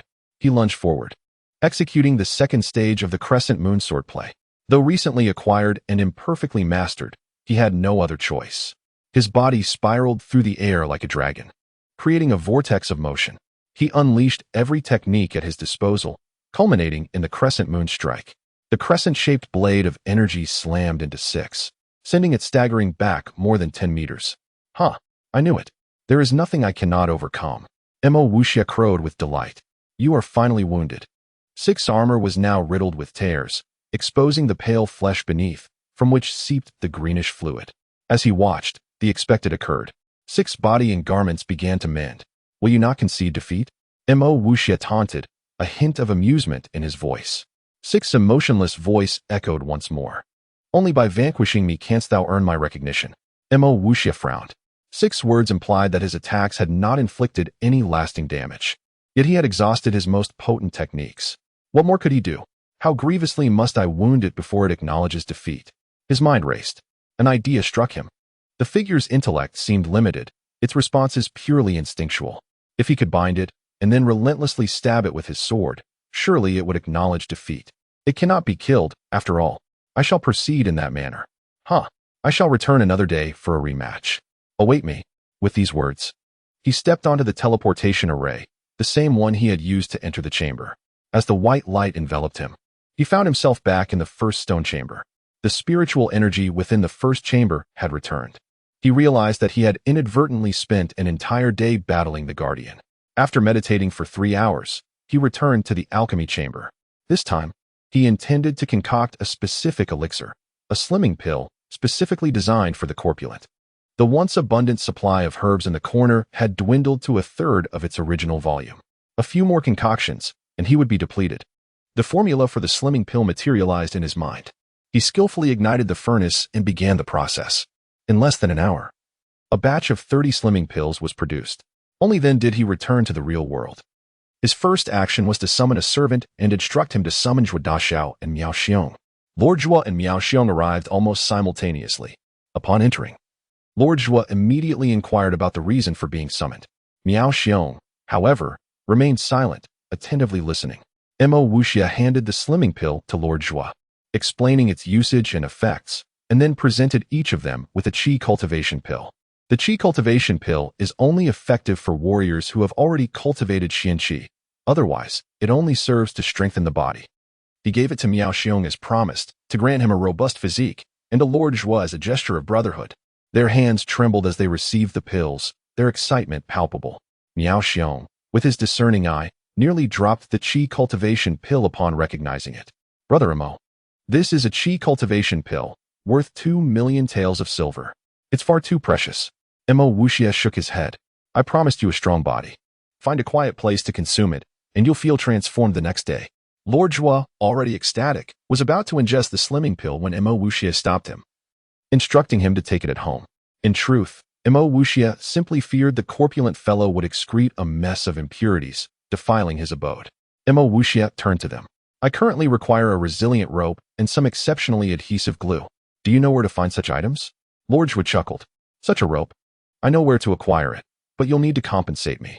Mo Wuxia, sensing an exorbitant demand, saw Lord Zhuo raise a single finger. 10,000 taels? Mo Wuxia guessed, puzzled.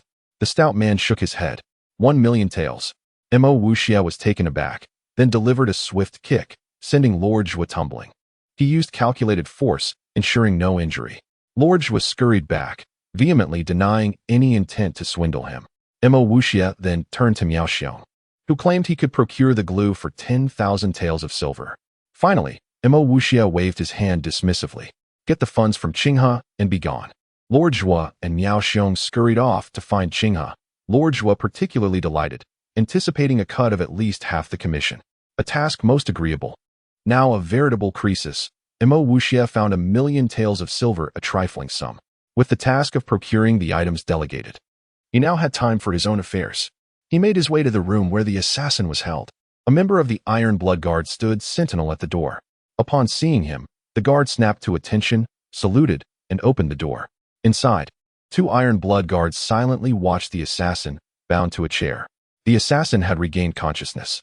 Iron 1, fearing suicide or escape, had been particularly meticulous with the guard detail. "Young master," the 2 Iron Blood Guards greeted, saluting. Mo Wuxia nodded. "Has he said anything?" "Young master," the man remained silent. "Shall we employ some persuasion?"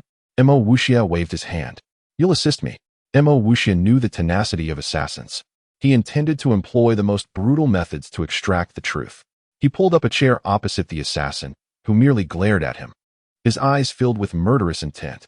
Mo Wuxia produced a small knife, its blade thin as a wing, gleaming with a menacing sharpness. Such a blade was easily found within the Duke's manor. Mo Wuxia simply retrieved it from the armory. He turned to the Iron Blood Guards. "Tell me, would it be painful to flay a man with this boning knife, removing his flesh piece by piece?" "Young master, it depends on where the flesh is removed. Carving away the pectoral muscles would certainly be excruciating." Mo Wuxia nodded. "Excellent. I have a task for you. Use this knife to remove the flesh from his body.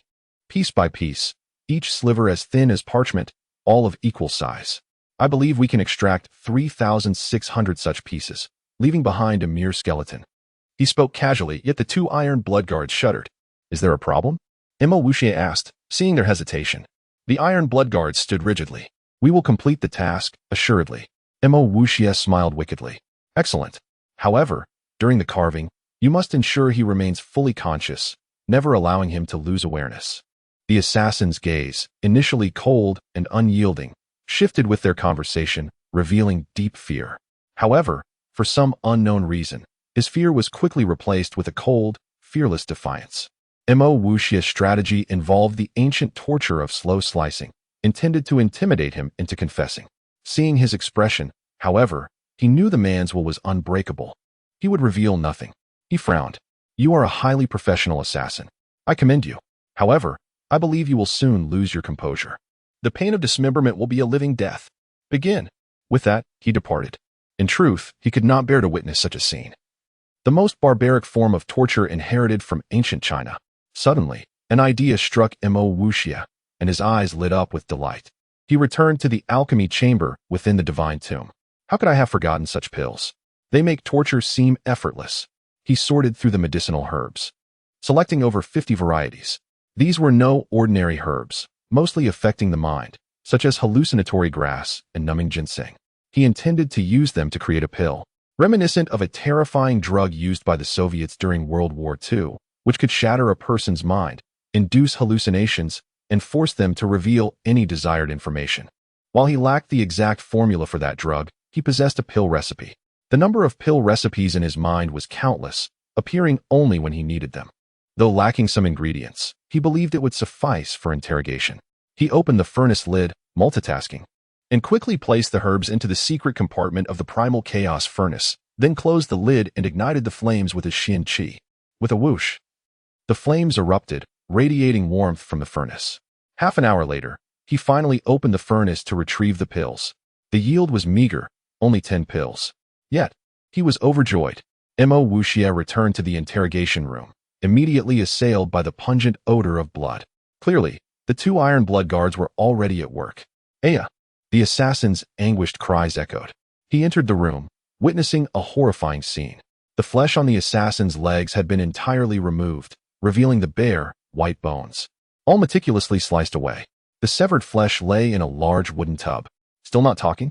Mo Wuxia asked, suppressing his nausea, staring at the assassin. The assassin remained silent, his gaze fixed on Mo Wuxia, sending a chill down his spine. "Ugh!" One of the Iron Blood Guards retched, dropping the boning knife. Chapter 58. The sixth servant Mo Wuxia instructed the Iron Blood Guard to cover the assassin's lower body, then extracted a coercive pill, declaring, "Administer this to him." The Iron Blood Guard took the pill, pried the assassin's mouth open, and placed the pill within, tilting his chin so that it slid down his throat and into his belly. The assassin's cold, resolute gaze gradually turned hazy, his head intermittently shaking and trembling. "Where is the secret location where you harm children?" Mo Wuxia inquired. Although the assassin's eyes were clouded and his head swayed, he remained silent. The assassin's indomitable will even moved Mo Wuxia, who ultimately produced another coercive pill and forcibly stuffed it into his mouth. This time, the assassin's defenses crumbled entirely. He erupted into wild laughter, his head shaking as if he had lost his sanity. His face became flushed, and the red gleam in his eyes signaled to all that he was like a beast. Frothing at the mouth, Mo Wuxia repeated his question. This time, the assassin divulged everything. Mo Wuxia then asked, "Where is your headquarters? Who was the mastermind behind this?" The assassin replied, "Fengyue Tower, nominally under the leadership of the first commander, but in reality, the second prince orchestrates everything from the shadows." Mo Wuxia pressed further. "Why does the second prince train you?" The assassin responded, "I do not know." Having achieved his objective, Mo Wuxia exited the room, leaving behind a command, "See him on his way." He paced back and forth in the courtyard, contemplating strategies to deal with Fengyue Tower. He meticulously recorded the assassin's confessions regarding the abuse of children on a piece of paper and dispatched a servant to deliver it swiftly to the eastern city captain, Qiao Qijiang. Initially, he intended to personally lead the Iron Blood to eradicate the threat, but now the Iron Blood would act independently. Thus, the prolonged case of missing children, which had lasted 6 months, would soon be brought to light, albeit the true culprits would escape justice, leaving only scapegoats to take the fall. Mo Wuxia's hatred for the second prince deepened, and he nearly succumbed to the urge to lead the Iron Blood to raise Fengyue Tower. However, recalling the formidable assassins, he restrained himself. From his previous encounter with the white-clad assassin, a warrior of emperor rank, it was evident that Fengyue Tower housed many skilled fighters. To eliminate them entirely, one would need strength surpassing theirs. Patience, Mo Wuxia could only endure. "Tai, where are the medicinal materials from the south?" Mo Wuxia summoned Tai. He had long tasked Tai with monitoring every movement regarding the materials. Tai replied, "Young master, their pace has suddenly slowed. In 4 days, the materials should arrive in the imperial capital." Mo Wuxia nodded, instructing, "Keep a close watch." Miao Xiong and Zhuoda were efficient in their duties. By the next day, they delivered the items Mo Wuxia required. Upon their meeting, Mo Wuxia rubbed his eyes in disbelief. Zhuoda was no longer the portly figure he once was, but had transformed into a slender young man, only slightly shorter than Mo Wuxia. Had he not spoken, Mo Wuxia would scarcely have recognized him. Miao Xiong appeared revitalized, striding with a newfound vigor. Their transformations were attributed to Mo Wuxia's elixirs, for which they expressed immense gratitude. With significant matters to attend to, Mo Wuxia did not linger. He returned to the third stone chamber. For today, he aimed to conquer the sixth. Since being summoned by the beam of light, the sixth had not vanished. Upon his entrance, the sixth turned towards him. "Ha! Today you are destined to lose." Mo Wuxia fixed his gaze on the sixth, stepping forward and transforming into a blur as he rushed towards him. The sixth remained motionless until the flicker of Mo Wuxia's sword light flashed before his chest, prompting him to act. The sixth did not evade. His skeletal hand reached for the sword. Mo Wuxia swiftly withdrew his sword and, pulling a water pouch from his bosom, hurled it towards the sixth while retreating rapidly. The sixth's grasp on the sword shifted, and he seized the water pouch. Upon impact, it burst, splattering liquid everywhere, most of it soaking the sixth. While some pooled at his feet, with a blank expression, the sixth pursued Mo Wuxia. At that moment, the liquid's effects manifested. After taking a step, the sixth found himself unable to lift his foot. His soul firmly adhered to the ground. How potent the glue was! Mo Wuxia rejoiced inwardly, waiting, unable to move. The sixth's hands flailed, seemingly striving to maintain balance. The sixth's misfortune unfolded further. In an unintentional motion, his flailing arm drew closer to his body, creating long strands of glue between his arm and torso. The glue's incredible stickiness and resilience pulled his arm back. Mo Wuxia understood that the glue could only temporarily restrain the sixth. With his strength, it wouldn't be long before he broke free. Now, he charged forward, defying gravity, spiraling around the sixth at high speed. He retreated beyond the glue's reach, teasingly observing the sixth. "This is golden silkworm thread. Even with your strength, it will take you some time to escape. You have lost." The sixth, resembling a zongzi, found the golden silkworm thread tightening with every struggle, ultimately collapsing to the ground. Immobilized. Suddenly, Mo Wuxia's expression shifted dramatically. A powerful energy surged from within the sixth's body, causing the golden silkworm thread to swell outward as if blown by a fan. Such potent inner energy. Mo Wuxia recognized it all too well. It was the internal force cultivated through martial practice. This energy was formidable, leaving Mo Wuxia awestruck. Equivalent to that of an emperor-level warrior. He could not allow the sixth to struggle again. Otherwise, the golden silkworm thread would surely yield. Gripping his sword, he became like a soaring dragon, spinning in the air as he plunged towards the grounded sixth. The sword, infused with all his inner energy, crackled through the air. The blade struck the energy barrier the sixth had formed, causing it to concave inward. Under normal circumstances, with his rank as a martial king, he would have been unable to breach the deliberate defense of an emperor-level warrior. However, the situation was exceptional. The sixth merely aimed to dispel the golden silkworm thread. Thus his energy lacked defensive properties. Moreover, the sword could penetrate with precision, and so, with a swift thrust, the blade pierced into the sixth's chest. The sixth possessed formidable self-healing abilities, and Mo Wuxia harbored no concerns about killing him with a single strike, especially considering the sixth's current state and whether he could even die. Since the sixth did not concede, Mo Wuxia continued his relentless assault. He transformed into a whirlwind, the sword's shadow raining down upon the sixth. Gradually, the sixth's body was riddled with numerous punctures, and only when the struggling ceased did Mo Wuxia withdraw his sword. "Master, you have won. The sixth servant will obey your every command." The sixth lay on the ground, his breath weaker than that of a mere martial artist. Mo Wuxia grinned slyly at the sixth, pondering that the sixth's intelligence seemed rather low. However, having such a powerful servant was undoubtedly advantageous. "How can I summon you from this stone chamber?" This was Mo Wuxia's primary concern. As a servant, the sixth's strengths needed to be utilized. He could not remain here as mere practice fodder indefinitely. "Master, you need only issue a command with your divine consciousness, and the sixth will appear by your side, regardless of the realm you inhabit." "What is divine consciousness? Is it akin to mental energy?" Mo Wuxia inquired. "Will you die?" The sixth servant replied, "Having been born in the divine tomb, as long as the tomb exists, the servant can return. I am immortal. Is it truly possible for one to live forever?" Mo Wuxia asked in astonishment, scrutinizing the skeletal sixth. Were he in the same position, he would prefer death. Chapter 59. The plight of the herbal materials at the tomb of the gods upon returning to the realm of reality. The first action Mo Wuxia took was to summon number 6. With a mere thought, number 6 appeared at his side, and with another thought, he was sent back. After several experiments, Mo Wuxia found himself increasingly intrigued by the stone chamber ahead. This was a truly formidable servant. Possessing such a servant would allow one to traverse any corner of the world. If number 6 existed, then surely there were number 5, number 4, number 3, number 2, and number 1 as well. It was evident that number 6 was merely the weakest among them. How powerful could number 1 truly be? His gaze flickered with curiosity, yet he dared not dwell on such thoughts, fearing that his own inadequacies might lead to disillusionment. Tai Yi, accompanied by the Iron Blood Guards, was currently engaged in rigorous training, their enthusiastic shouts echoing through the air. Mo Wuxia was exceedingly pleased with the performance of the Iron Blood Guards. This elite squad had been meticulously crafted for his purposes, and he could not allow them to remain confined to their current level of prowess. He had devised another type of elixir capable of enhancing their overall strength, promising a qualitative leap. Yet, his own abilities were insufficient at present to concoct such a potion. Tai Yi, where is the herbal materials escort team now? He inquired. They are expected to reach the Tomb of the Gods, 60 miles away, by tonight, Tai Yi reported. Mo Wuxia nodded resolutely, stating, "We cannot act within the Imperial City. We shall seize the herbal materials at the Tomb of the Gods. Mobilize the entire Iron Blood Guard tonight.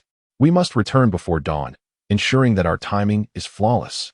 He then glanced at the twin prodigies, delighting in the fact that both had cultivated their internal energies, stepping into the realm of warriors. Consequently, he provided them with 2 cultivation elixirs, which elevated their skills to the realm of martial kings. Surviving in such harsh conditions spoke volumes about their potential. Thus, Mo Wuxia was not overly surprised by their rapid ascension. He assigned them no tasks, instructing them instead to solidify their foundations. Only with stable cultivation would he consider imparting the techniques of combat. As dusk descended, the Iron Blood Guards silently vanished from the Duke's manor. Their overall strength was formidable, and no ordinary horse could match their speed. They dispersed in groups, departing through the eastern city gates of the imperial city. Once outside, they gathered at a predetermined location and swiftly headed southward. In the darkness, they resembled mere shadows. An hour later, they arrived punctually at the Tomb of the Gods. The Tomb of the Gods was merely a vast necropolis, steeped in ancient legends of deities who had once roamed this land, hence the name. The tombs within were all ancient, with no modern graves present. Although it was a burial site, it had never been guarded, truly an area devoid of management. Nevertheless, no bandits dared to pillage here, for such an act would be an affront to the divine. The martial spirit of the continent held a profound respect for the gods, thus ensuring the safety of this place. However, Imo Wuxia paid little heed to the deities. He would do as he pleased. As he often remarked, gods were elusive entities, deserving of mere reverence in the heart, but not requiring hypocritical displays. The Iron Blood Guards, being soldiers at heart, now served as his personal squadron, yet they remained bound by their military ethos, obeying orders without hesitation. If commanded to dismantle the Tomb of the Gods, they would proceed without a second thought. The Tomb of the Gods did not exude a sinister aura. Rather, it was imbued with an ancient essence. The tombs varied in size, densely packed and interspersed with remnants of ancient structures. Upon arriving, Imo Wuxia was met with a curious sight. Tai Wu, having been previously assigned to track the herbal escort team, promptly reported, "Young master, they are at the ruined temple, 5 miles away. Proceed according to the original plan." Imo Wuxia commanded, "Remember, leave not a single survivor." With that, Tai Wu led the way, and soon they arrived at the so-called ruined temple. What is this? Imo Wuxia's gaze fixated on a minuscule tomb, deep in contemplation. This grave was diminutive, resembling a mere mound of earth, significantly smaller than any other in the vicinity, and its conspicuous presence beside the ruined temple was unsettling. Such a small tomb naturally piqued Imo Wuxia's interest. However, now was not the time for such distractions. He turned his attention to the ruined temple, where flickering lights illuminated the surroundings. Stealthily, he approached and observed everything. 4 horse-drawn carts were piled high with burlap sacks, labeled with the names of goods that bore no resemblance to herbal materials, yet exuded their aromatic essence. Clearly, this shipment was clandestinely entering the capital, intended to remain undisclosed to outsiders. This revelation emboldened Imo Wuxia to proceed with the heist. The loss of the herbal materials would leave the second prince in a predicament. Surrounding the carts were individuals who appeared to be merchants, gathered around a fire pit. The perimeter was encircled by a throng of mercenaries, equipped and numbering at least 100. Imo Wuxia made a slicing gesture with his hand. The Iron Blood Guards, having taken their positions, sprang into action. In an instant, the sky resonated with a mournful wail. A tempest akin to a swarm of locusts swept above the mercenaries, who were caught off guard and looked up in terror. At that moment, a green orb ascended into the sky, unleashing a radiant wave of sword light that shredded a flurry of arrows. Simultaneously, several red orbs ignited from all directions, further dismantling a portion of the oncoming barrage. The sheer volume of arrows rendered it impossible for the formidable opponents to evade entirely, resulting in many of the lower-tier mercenaries being struck. Cries of anguish echoed as numerous individuals were pierced by arrows. This initial volley had been prearranged by Imo Wuxia to incite chaos among the ranks of mercenaries. As anticipated, both the mercenaries and the imposter merchants became disarrayed. "Defend yourselves," the green orb roared. Only then did the mercenaries hastily raise their shields. As the first wave of arrows passed, a second barrage followed. For the elite, the arrows posed minimal threat, yet the 2 successive attacks inflicted grievous losses upon the lower-tier mercenaries. Some shields were shattered, and arrows pierced their bearers. "Kill!" Tai bellowed, and 50 Iron Blood Guards erupted into brilliant light, charging into the midst of the merchant caravan. Having undergone hellish training, the Iron Blood Guards possessed formidable strength, with many nearing the realm of martial kings. Among them were 5 martial kings, with 3 approaching the level of martial emperors. Their collective prowess was formidable, yet the adversaries boasted a numerical advantage in skilled fighters. The Iron Blood Guards, with strength below the martial king level, swiftly decimated the lower-tier mercenaries. In mere moments, cries of despair filled the air as the mercenaries suffered devastating losses, effectively controlling the entire merchant caravan. Tai Yi faced off against the martial king-level leader of the mercenaries. The Green Orb, Tai Air, Tai San, and Tai Si, all nearing martial emperor strength. Each engaged 2 martial kings without faltering. The remaining Tai Wu and Tai Lu naturally confronted a martial king each. On the ground and in the air, sword light and orbs danced ceaselessly, accompanied by the thunderous sounds of battle. Meanwhile, our young master Mo Wuxia remained leisurely, observing the unfolding spectacle. Chapter 60. The melody of the divine tomb in this battle. Speed is of the essence. One must come and go without leaving a trace. Mo Wuxia, light as a swallow, surged through the air like a dragon emerging from its lair, directly charging at one of the martial king mercenaries facing Tai Air. The mercenary felt a chill behind him, and, upon turning, his pupils immediately constricted.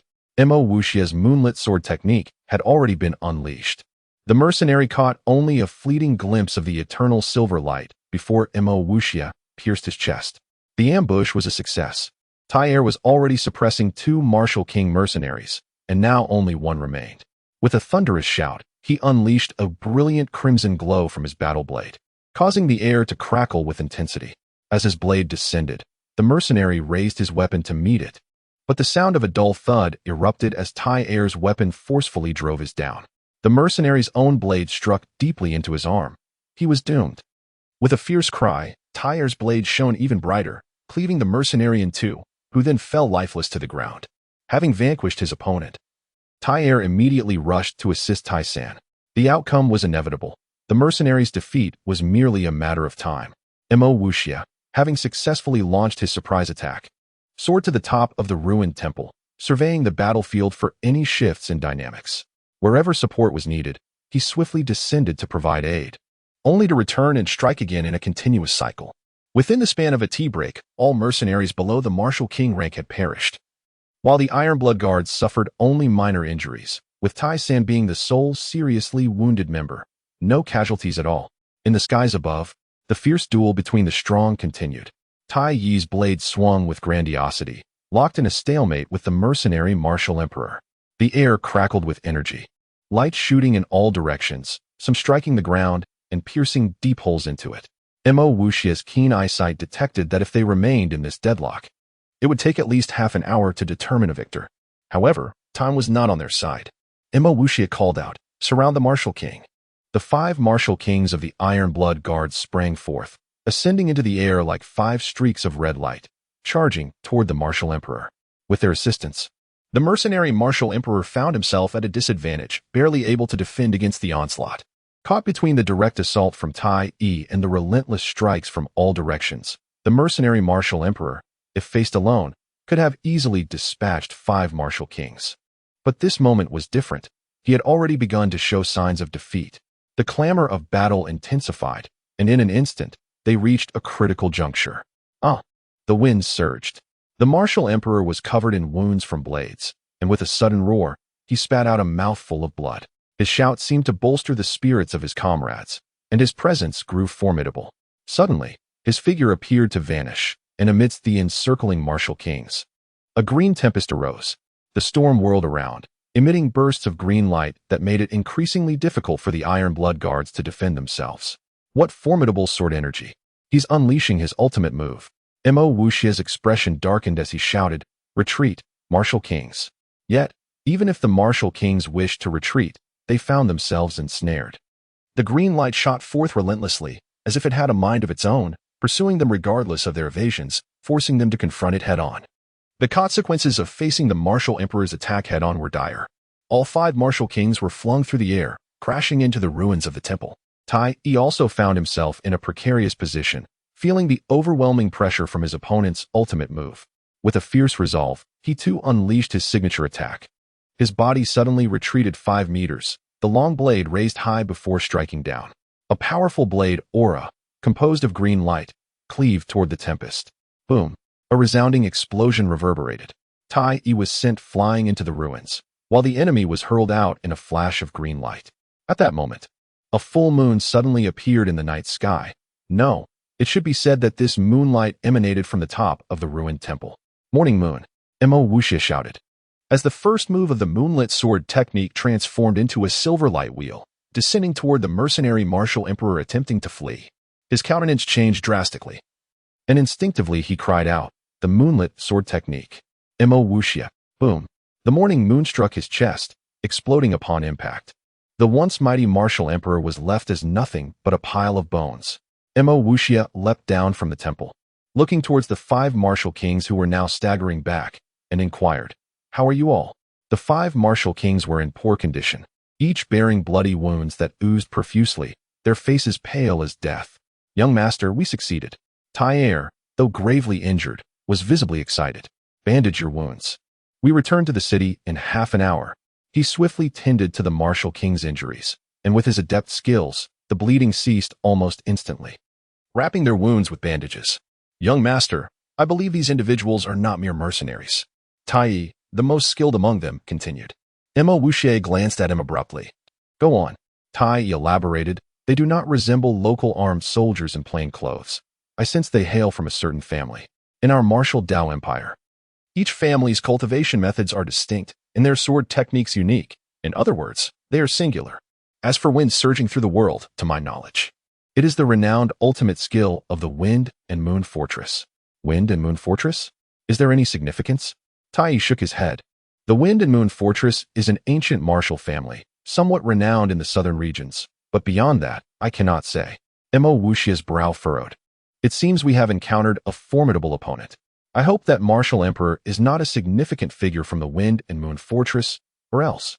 He refrained from completing his thought, glancing at the others, prepared to return to the imperial capital. "Haha, what a murderous plunder." A haughty voice echoed through the air, eluding detection, as if it were meant to drift in the atmosphere. Tai immediately positioned himself in front of Mo wuxia, demanding, "Who dares to lurk about? Show yourself." The Iron Blood Guards remained vigilant, scanning their surroundings. "Lurking? Perhaps you are the ones who are more so." Suddenly, a blue light burst forth from the sky, revealing a young man standing within it, appearing no older than 25. He had sharp eyebrows and eagle-like eyes, with a prominent nose. A martial saint. Mo wuxia's pupils constricted. If a martial saint intended to kill, none among them could resist. Mo wuxia pushed Tai aside and stepped forward, addressing the figure in the air. "May I inquire your esteemed name and purpose? Speak plainly." The young man coldly regarded Mo wuxia, sniffing the air as if he possessed an extraordinary sense of smell, and declared, "It is of no consequence to inform you. I am known as the little white dragon of the waves, the one who outshines all flowers with a single camellia. Chu Tong. Just now, I detected the scent of a single clavicle here. Hand it over, and I shall treat this matter as if it never occurred, sparing you from the sin of desecrating the divine." Mo wuxia had encountered shameless individuals before, but never one as audacious as Chu Tong, who crafted such absurd self-justifications. "You are a mere wilted flower in a pile of dung." He thought bitterly, but maintained a smile as he replied, "Ah, so it is young Master Chu. I apologize, but we do not possess the clavicle you seek. If there is nothing further, we shall take our leave." The clavicle was the final ingredient needed to heal his brother's disability. He would never surrender it, even at the cost of his life. "Presumptuous. You lowly scoundrels dare to defy my wishes, seeking death." Chu Tong raised his sleeve, and a blue light needle shot from his fingertips, hurtling directly toward Mo wuxia. Condensing energy into a needle, Mo wuxia's expression shifted dramatically as an overwhelming sense of inevitability washed over him. Chapter 61. One mountain higher than another. How swift is the needle of condensed chi released by the martial saint? It surpasses even the speed of lightning. As soon as the Iron Blood Guards caught sight of the needle, they instinctively moved to shield Mo wuxia. However, the light needle was too fast before they could react. It had already reached Mo wuxia's chest. Even Tai, with his martial emperor cultivation, was unable to intercept it in time. Just when everyone believed Mo wuxia was doomed, a figure suddenly appeared before him. Number 6. The blue needle pierced into Number 6's body with a soft thud, causing a burst of blue electric patterns to radiate outward from his chest. "Impossible." Chu Tong stared in astonishment at Mo wuxia, and upon recognizing Number 6, he instinctively exclaimed, "What on earth is that?" No one answered him. Instead, it was Number 6's swift movements that provided the response. In a single motion, Number 6 was already before Chu Tong, delivering a powerful punch aimed at his chest. Humph, a mere speck of light. Chu Tong, being a martial saint himself, possessed formidable willpower and quickly regained his composure, retaliating with a similar punch. Boom! The blue light erupted, resembling blue fireworks against the night sky, filled with an eerie and magical aura.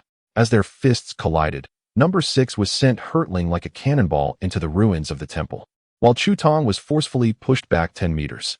What overwhelming strength and mysterious energy is this? Chu Tong was astonished, hoping for an explanation from Mo Wuxia. This time, the answer came again from number 6, who once more launched himself at Chu Tong from the ruins. Still alive? For the first time, Chu Tong was visibly shaken. He knew all too well the terrifying power of his own punch. Even a martial emperor would be blown away by it. What? Chu Tong's once arrogant gaze instinctively narrowed as he witnessed something that shattered his understanding.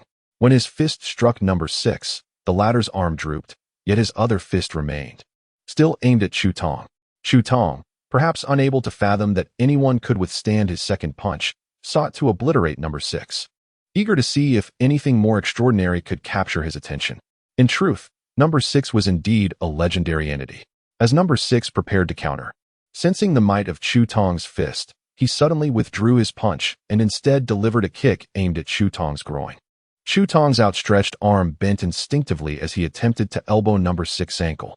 The moment he glimpsed the skeletal-like foot, a look of horror crossed his face. So-called zombies wield martial arts, and the world has gone mad. Number 6's kick was merely a feint.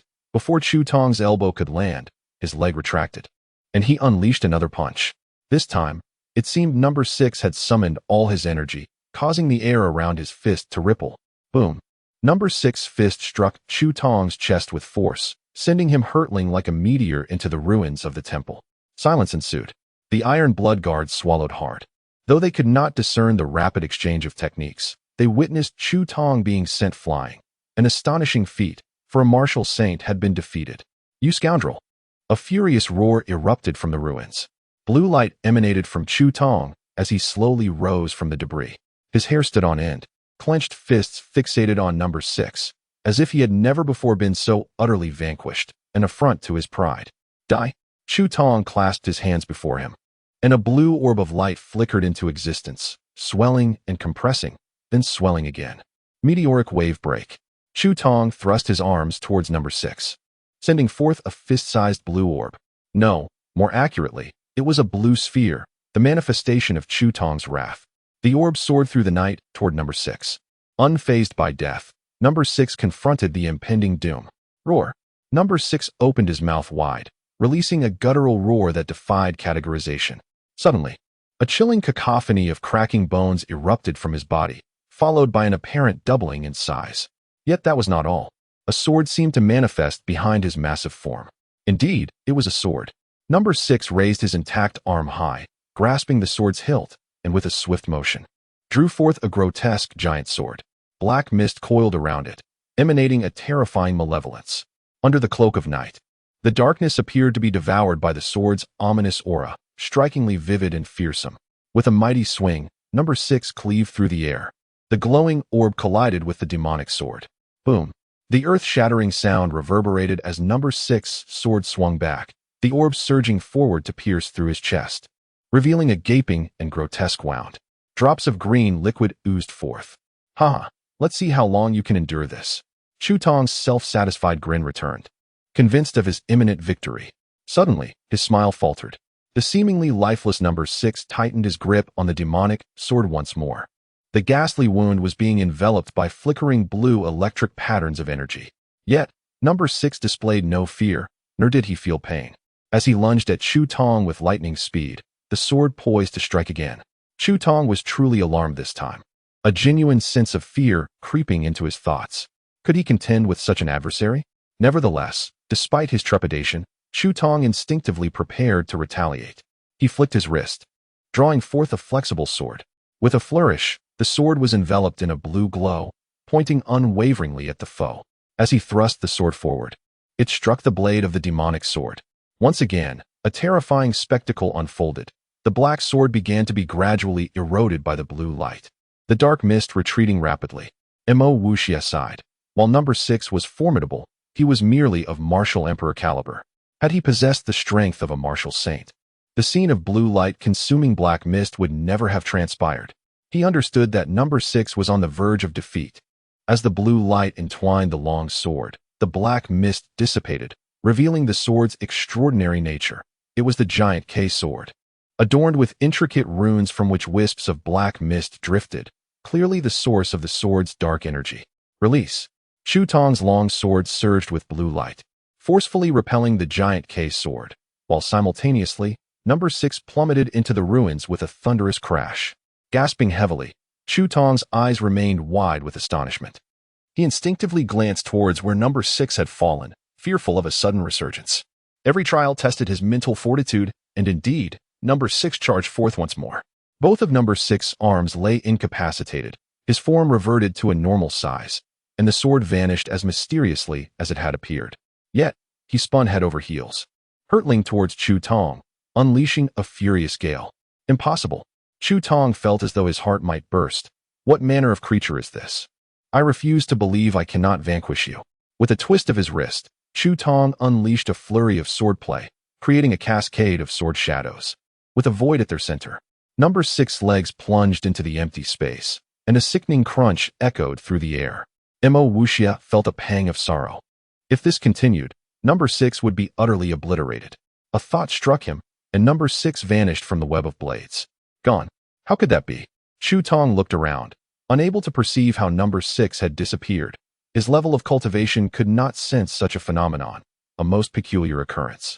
Chu Tong turned to Mo Wuxia again, his disdain transforming into a complex expression.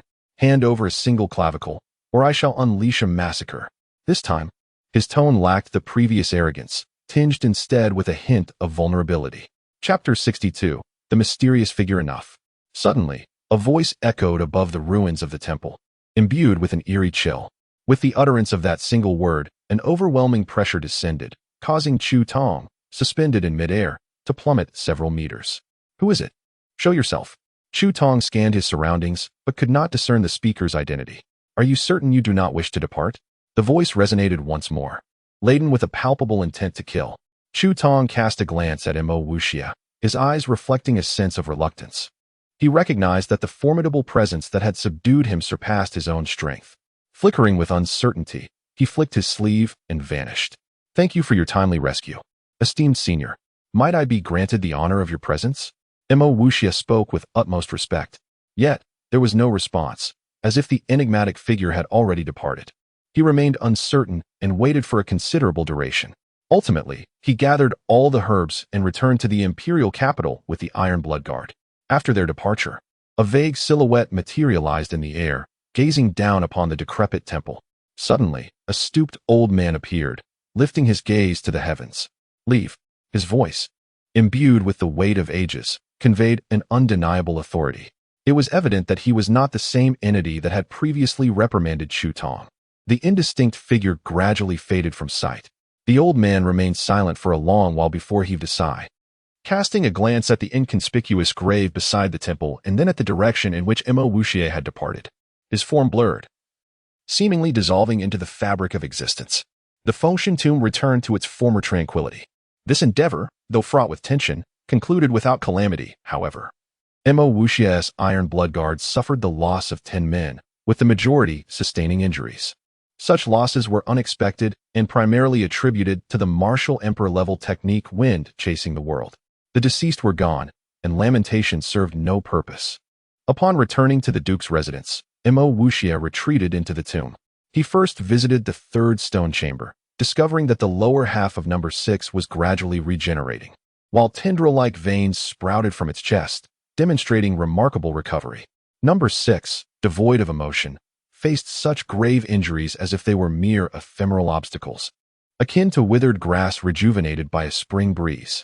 What astonishing self-healing abilities, Mo Wuxia mused. Not out of sorrow for number 6, but in frustration at his own lack of such formidable regenerative powers. He refrained from considering whether he could endure the agony of such a monstrous ability if it were his own. After completing 3 hours of cultivation in the first stone chamber, he returned to the second. Today, he intended to concoct the Sanyuan pill, a remedy for Mo Yan's leg injury. The requisite ordinary herbs had already been procured by Qing He. He retrieved a large bag of herbs from a corner of the chamber, categorizing them meticulously. Upon recounting, the herbs were precisely as needed. He could not help but reflect on the meticulous nature of women, contrasting it with the often careless tendencies of men. Wuxia then gingerly extracted the 3 primary herbs, a single collarbone, a millennium ginseng, and a purple-backed celestial flower. Once he had organized the herbs, he cautiously placed them into the Hunyuan Qianquan furnace. Now, possessing the cultivation of a martial king, he deftly maneuvered the herbs into the furnace's dark slot. After securing the lid, he sat quietly before the furnace, feeling a surge of nervousness. This was, after all, a matter of great import concerning his elder brother, Mo Yin. A moment of carelessness could render all efforts void. Moreover, he had invested significant resources to acquire these 3 essential herbs. Failure was not an option. Half an hour passed, and he took a deep breath, allowing his restless heart to calm. He meticulously revisited the alchemical process in his mind before sending forth a stream of mystical energy into the 2 circles of the furnace. With a whoosh, the flames ignited, and he began to regulate their intensity. Waves of warm air emanated from the Hunyuan Qianquan furnace, enveloping him in a soothing embrace, lulling him into a dreamlike state. Wuxia dared not indulge in any distraction, pouring all his focus into the concoction. An hour later, based on his perception, he sensed that the herbs had been completely refined and had entered the phase of fusion. He adjusted the flames accordingly to facilitate this process. This phase was crucial. Even a slight excess in heat could lead to failure. Having crafted numerous batches of pills, he was adept at navigating these fluctuations. As the lid of the furnace began to emit wisps of white mist, it created an ethereal atmosphere reminiscent of a celestial dream. Another half-hour elapsed, and the flames he generated grew longer and more gradual. Suddenly, he ceased the output of mystical energy, anxiously rising to the side of the furnace. According to the alchemical process, he knew that, barring any mishaps, a pill should be forming within the elixir sphere. He believed he had succeeded this time, for any failure would have been readily apparent to him. With trepidation, he lifted the lid, and a fragrant aroma wafted forth, clearing his mind. Peering inside, he beheld the luminous sphere at the top radiating a pearly glow. Witnessing this color transformation and the delightful fragrance, he could not suppress a surge of joy. Success! He swiftly removed the lid entirely, and the sphere suddenly opened a small orifice, from which a radiant light burst forth. Wuxia, quick as a flash, had the jade box ready above the furnace, and with a snap, the luminous essence was captured within. Upon opening the box once more, a pill emitting a resplendent glow lay nestled inside, releasing waves of delightful fragrance. He secured the pill and, after restoring his full cultivation within the alchemical chamber, exited the tomb. At this moment, the sun approached its zenith. Wuxia strode purposefully to Mo Yan's door, where he found his brother. Mo Yan's face radiated happiness, accompanied by a charming presence at his side. "Fifth brother, you seem to be in good spirits today," Mo Yan remarked, smiling at Wuxia. Wuxia nodded. "Elder brother, today is indeed a momentous occasion for you." Mo Yan pondered for a moment, curiosity evident in his expression. "What do you mean by that?" Wuxia presented the box before Mo Yan's nose. Mo Yan inhaled deeply, exclaiming, "What a delightful fragrance! I feel invigorated. What is this marvelous item?" "Of course, it is the remedy that will allow you to stand once more," Wuxia replied. A sudden silence enveloped them, followed by the sound of Mo Yan's heavy breathing. Juing embraced Wuxia, tears streaming down her cheeks. After a step back, she asked excitedly, "Is this true? Please tell me it is not a jest." Wuxia chuckled, "I would never deceive my dear sister-in-law. Soon, you shall be together at last, ha." Juing released Wuxia, her small steps transforming into a joyful sprint as she dashed into Mo Yan's embrace, exclaiming, "This is wonderful, truly wonderful." Witnessing the relation, Wuxia felt a profound joy.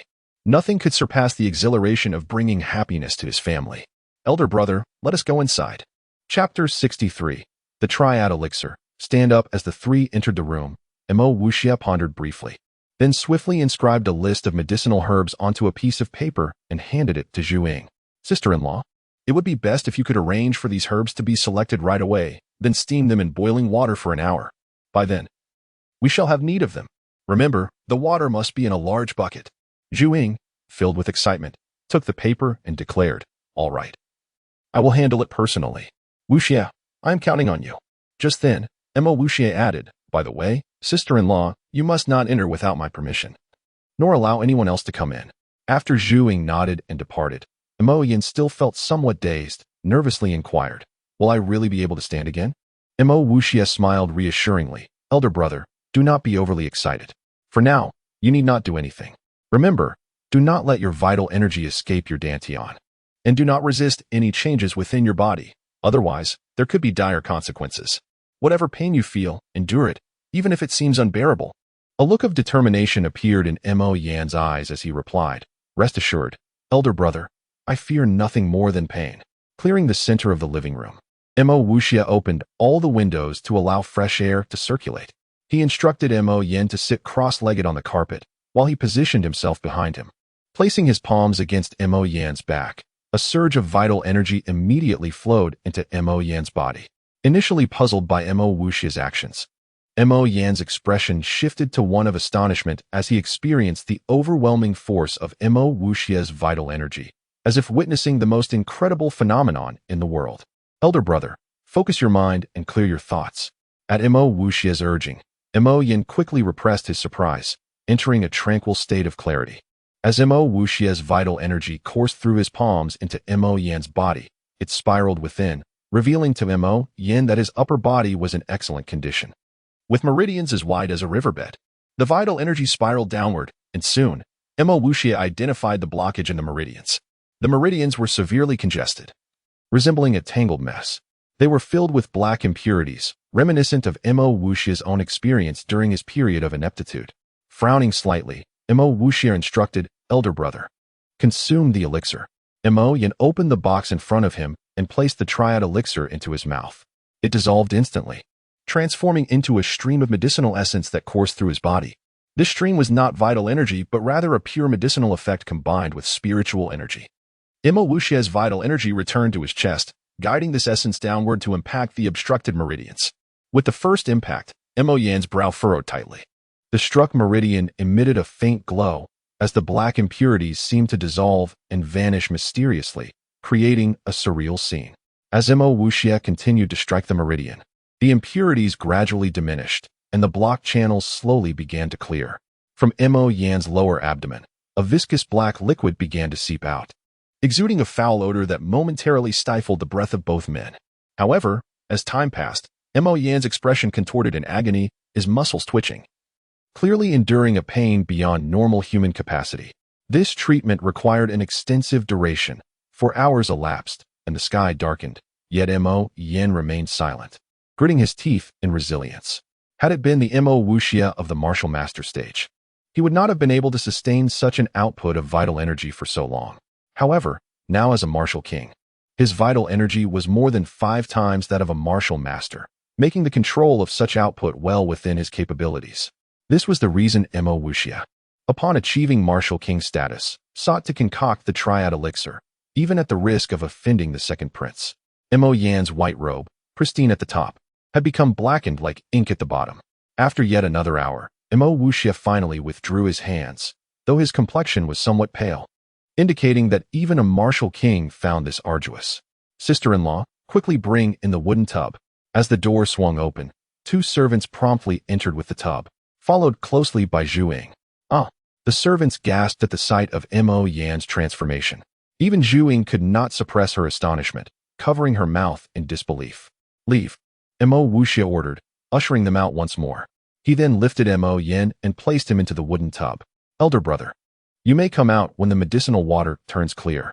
Mo Wuxia sat beside the tub, meditating to restore his energy. Under the influence of the elixir, Mo Yin gradually relaxed, his brow easing. Suddenly, a look of joy crossed his face. He sensed his lower limbs, meaning he could now control his movements. A strong impulse surged within him to leap out of the tub and take a few steps, but seeing Mo Wuxia's pale face, he restrained himself. Mo Wuxia opened his eyes, fully restored, as the color of the medicinal water began to lighten. After 2 additional hours, the water became clear. "Elder brother, now you can circulate your vital energy to clear your lower limbs, and then emerge." Mo Wuxia smiled. Following his guidance, Mo Yin soon leaped out of the tub, letting out a triumphant roar. He transformed into a streak of light, moving like the wind within the room, laughing exuberantly. "Ha ha, ha ha, ha ha."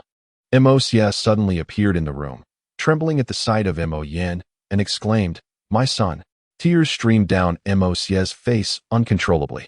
The next to enter was Zhu Ying, who was already teary-eyed, a sight to behold.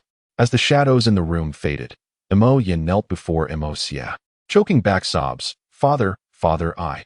It seemed that a decade of grievances erupted in that moment, as Mo Yin clung to Mo Xie's leg, weeping uncontrollably. Mo Xie, trembling, placed his hands on Mo Yin's head, caressing him. "My son, you have finally emerged from the darkness, my son." Yin Gu. Zhu Ying embraced Mo Yin once more. "Elder brother, remember not to become overly excited. You should now attempt to walk slowly until you regain your normalcy." Mo Wuxia, though equally exhilarated, retained a semblance of composure, concerned whether Mo Yin's legs could still function as they once did after such a long period. With Zhu Ying's assistance, Mo Yin stood up and approached Mo Wuxia, expressing his gratitude. "Fifth brother, thank you. I feel much better, even if I cannot walk normally. It is still an improvement over before, is it not?" With that, Mo Yin pushed away Zhu Ying's support and began to take slow steps unaided. Indeed, as Mo Wuxia had anticipated, Mo Yin experienced some difficulty in walking, yet witnessing his progress reassured Mo Wuxia. In less than a month, Mo Yin would surely regain his full capabilities, astonishing the world once more. At that moment, Mo Yin resembled a limping figure, each step uneven. Yet his face could not conceal his exhilaration. Mo Xie looked at Mo Wuxia with pride gleaming in his eyes, saying, "Wuxia, you have brought great joy to your father. Speak, what is it that you desire?" Mo Wuxia shook his head, replying, "With you all, I desire nothing more." Chapter 64. A promissory note for a hefty sum that Mo Yin could walk was a closely guarded secret within the Duke's manor, unknown to the outside world. In public, he remained confined to his wheelchair. However, only discerning individuals could perceive the remarkable transformation he had undergone. With this matter resolved, Mo Wuxia found himself at loose ends. Yet, the thought of the second prince invariably stirred a murderous intent within him. The second prince's repeated attempts on his life necessitated vigilance and action. Mo Wuxia needed to continue his cultivation. Only upon reaching the martial emperor level could he concoct another miraculous elixir, one that would elevate the Iron Blood Guard's overall strength. He possessed an abundance of medicinal ingredients, save for the rarest ones. Lost in thought, he was interrupted by a servant announcing the arrival of the 7 young masters from the Gongsun family. Puzzled by their visit, Mo Wuxia couldn't help but feel resentment towards their sister, Gongsun Ying, and resolved to fleece them.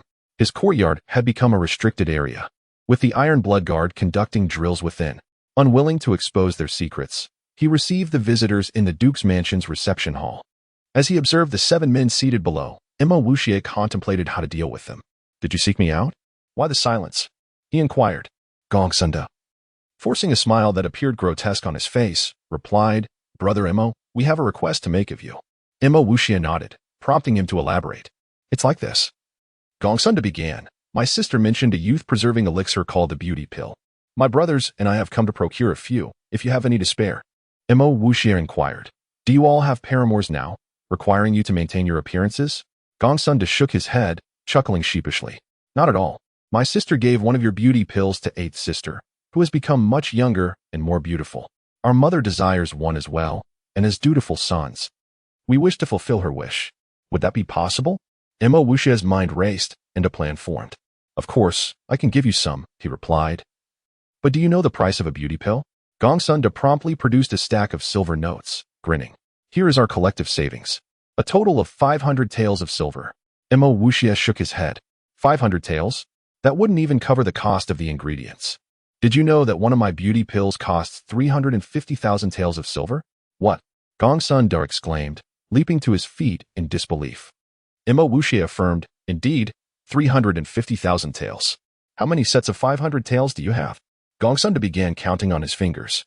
1 5 is 5, 5 7s are 31, 5 8s are 85, 7 8s are 99. Mo Wuxia's forehead creased. These fellows were truly a treasure trove. So, this was how arithmetic was done. Ahem. Mo Wuxia coughed, nearly choking on his saliva. "All right, so each of you 7 wants one, correct?" Gongsunda, abandoning his calculations, nodded. Mo Wuxia stated, "That makes 2,450,000 taels of silver. Hurry home and gather the funds." Gongsunda stared blankly at his 6 brothers, asking, "How much is 2,450,000 taels?" The 6 brothers simultaneously shook and nodded their heads. It shouldn't be too much, right? But I don't think we have that much silver. Mo Wuxia shook his head. All right, stop calculating. Here's what we'll do. Write me an IOU, and I'll give you 7 beauty pills. He produced a vial from his robes and handed it to them. Here are 7. Take them. He then produced a piece of paper, wrote down their debt, and had them sign and affix their fingerprints. The 7, fortunate to be able to write their names, eagerly complied and returned home, elated. Hee, Gongsun Ying, old man Gongsun Quan. Let's see how you repay this debt. How much do you have? Even selling your manor wouldn't be enough. Haha.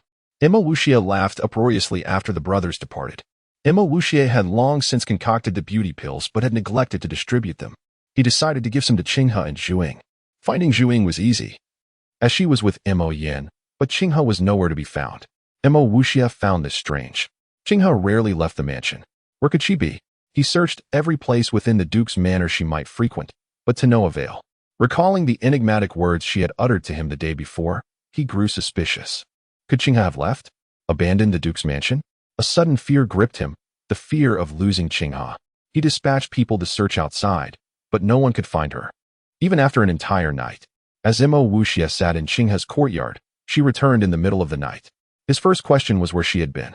Qinghe, seeing his concern, smiled contentedly. I was out with some friends, admiring the moon. I didn't mean to worry you, brother. Mo Wuxia didn't doubt her words, as Qinghe did have many friends. He gave her a beauty pill and a vial of vitality pills before leaving her courtyard. Standing in his room, he looked up at the sky, a puzzled expression on his face. There was no moon tonight. Qinghe is definitely hiding something from me. Mo Wuxia frowned, then relaxed. Qinghe was now his father's adopted daughter and his future wife. She deserved her own space. He dismissed the matter and went to check on the black and white demons. The black and white demons were veritable cultivation fanatics. According to the servants, they did nothing but cultivate, save for meal times. They devoted nearly all their time to cultivation. Deliberately making his footsteps heavy, White Demon immediately turned towards the door, while Black Demon held his breath and listened. Only after Mo Wuxia entered did they relax. Young master, the 2 children said respectfully, standing before him. Mo Wuxia was pleased with their progress. They had both consolidated their martial king cultivation. Mo Wuxia said, you are both diligent, and I am heartened by your efforts. The 2 children stood rigidly, without speaking. Mo Wuxia asked, now, I ask you, do you wish to become assassins feared by all? In unison, they replied, we will become whatever young master desires. Mo Wuxia nodded. Very well. Now, I will impart to you the skills of assassination. He gathered his thoughts and continued, what is an assassin? An assassin is one who accepts payment to kill a specific target. Of course, I will not give you any payment. If you are willing to kill for me, I would be pleased. If not, I will not force you. The 2 children interrupted Mo Wuxia, stating firmly, young master, we are your shadows, and we will do anything for you, even die. Mo Wuxia was extremely pleased with their attitude. He continued, your loyalty will be your greatest asset in dominating the martial soul continent. Now, I will explain the rules and techniques of assassination. Mo Wuxia lectured for a long time, until daybreak. He then taught them simple assassination techniques. With everything taught, the 2 children began practicing their assassination skills. As they embraced the life of assassins, a faint aura of murder began to emanate from them. Chapter 65. The moon is indeed the princess today. As Mo Wuxia practiced his swordsmanship in the courtyard, someone he had nearly forgotten arrived. It was none other than I Ching, who had performed the 3 bows and 9 prostrations. Upon seeing Mo Wuxia, I Ching naturally paid his respects as a disciple. Since their last parting, I Ching now regarded Mo Wuxia with intense adoration. He exclaimed, Master, your musical artistry is truly of epic proportions. My sister was deeply impressed upon hearing it. She has requested that I invite you over for a discussion today. Mo Wuxia inquired with bewilderment. You have a sister? You never mentioned this before.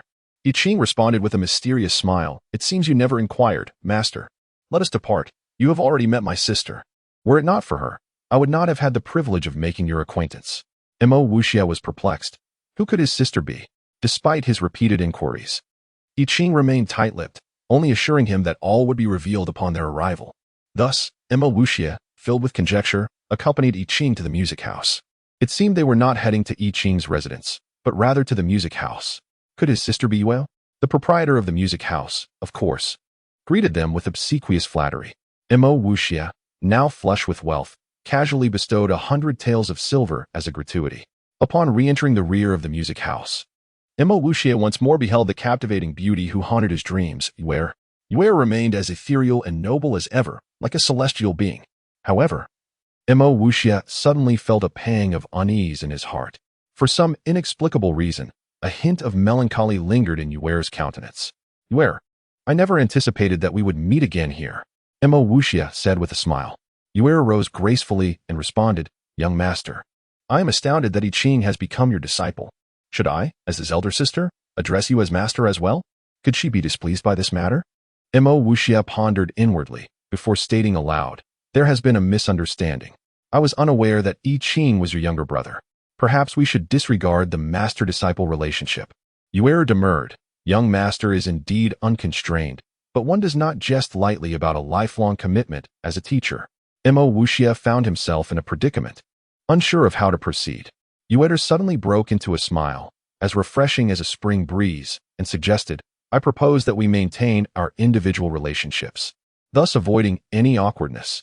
Emma Wuxie gave a thumbs up and said, That is precisely what I had in mind, Lady Yue. Let us proceed accordingly. Abruptly, Yue furrowed her brow and inquired, I have heard that you are betrothed to a princess. Is this true? This is dire. Could Yue be incensed by this matter? If so, does it signify that she harbors affection for me? But the emperor's verbal betrothal was not supposed to be publicly announced. How did she come to know of it? His previously apprehensive heart now surged with excitement as he replied, Your news is indeed well informed. But that is a matter of the past. It has been rescinded. Yue scrutinized him intently and asked, A sovereign does not retract his words lightly. How could his majesty so easily break his imperial decree? Emma Wuxie offered an awkward smile, naturally refraining from disclosing the incident involving the aphrodisiac. He fabricated an excuse, stating, I am a man accustomed to freedom and dislike the constraints of the palace. Moreover, I have never met the princess and am unaware of her appearance. Therefore, I requested that my father annul the engagement. Yue pressed further, asking, Do you detest the princess? Emma Wuxie paused for contemplation, then shook his head before nodding, replying, Perhaps. These are matters of the past, best left unmentioned. Yue's countenance suddenly clouded over, and she fell silent.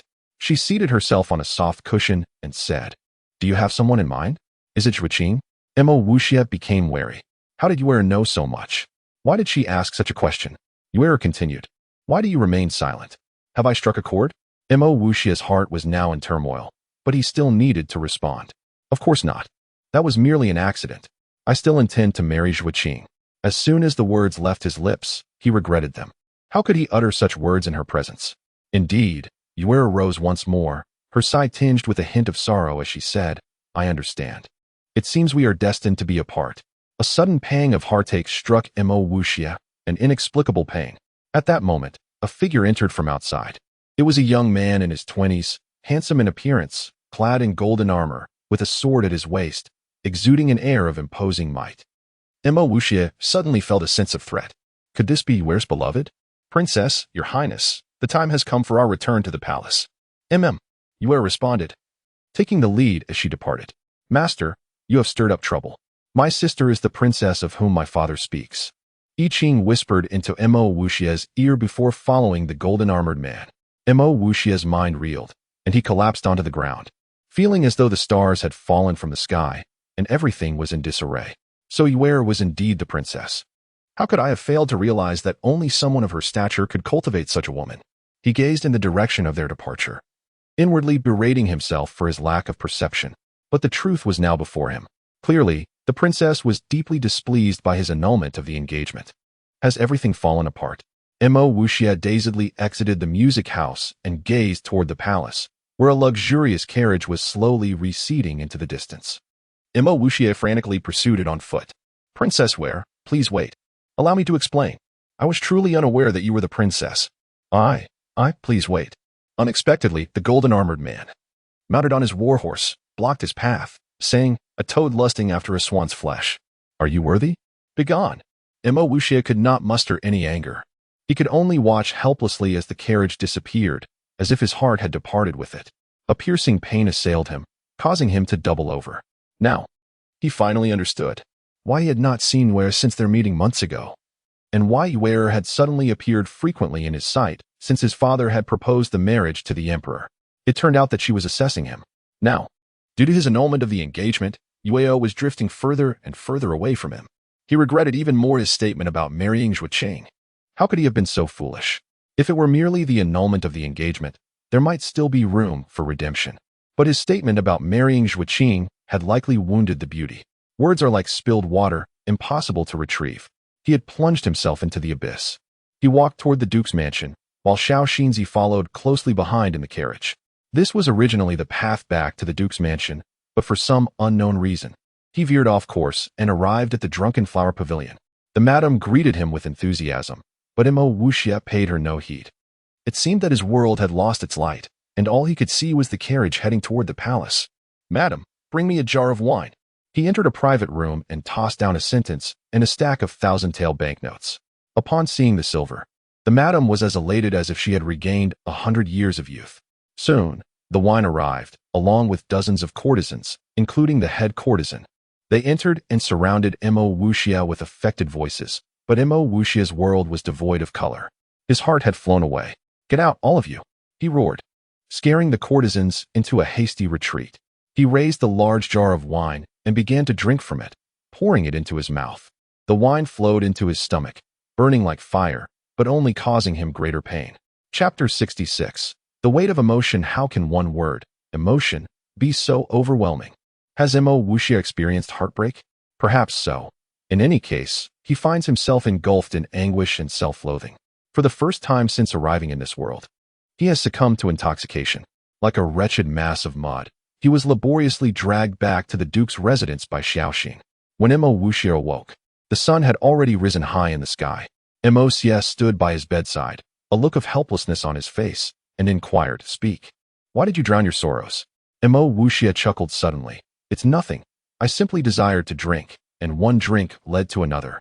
Mo Xia scrutinized him closely and asserted, "You have met the princess, haven't you?" Mo Wuxia nodded, replying, "That's all in the past. Let us not dwell on it. The sunlight is quite delightful today." Mo Xia gazed at his younger brother in surprise, increasingly perplexed by this son of his, this carefree, sunny disposition. Mo Wuxia mounted the dragon steed and galloped out of the Duke's residence, racing toward the Wanbao Pavilion.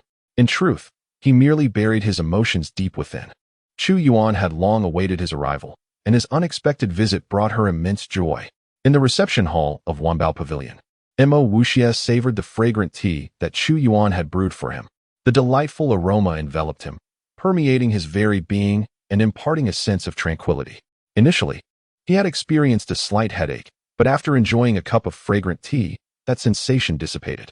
He set down his teacup, looked toward Chu Yuan and Ruo Ling, and smiled. "I never anticipated the tea at Wanbao Pavilion to be so fragrant and refreshing. It seems I shall have to visit you ladies more often. Perhaps it will even extend my lifespan." Ruo Ling responded with a smile. "Wanbao Pavilion welcomes you at any time. Young master, whenever you wish for tea, both Ruo Ling and my sister will gladly prepare a fine brew for you." Mo Wuxia felt a surge of emotion. Ruo Ling's words were like those of a benevolent deity, calming his restless spirit. Of course, the people of this world were unfamiliar with the concept of a benevolent deity. But Mo Wuxia had grown accustomed to it. In his previous life, he had dreamt of one day achieving enlightenment through martial arts and encountering this legendary figure. "Then I shall trouble you ladies henceforth."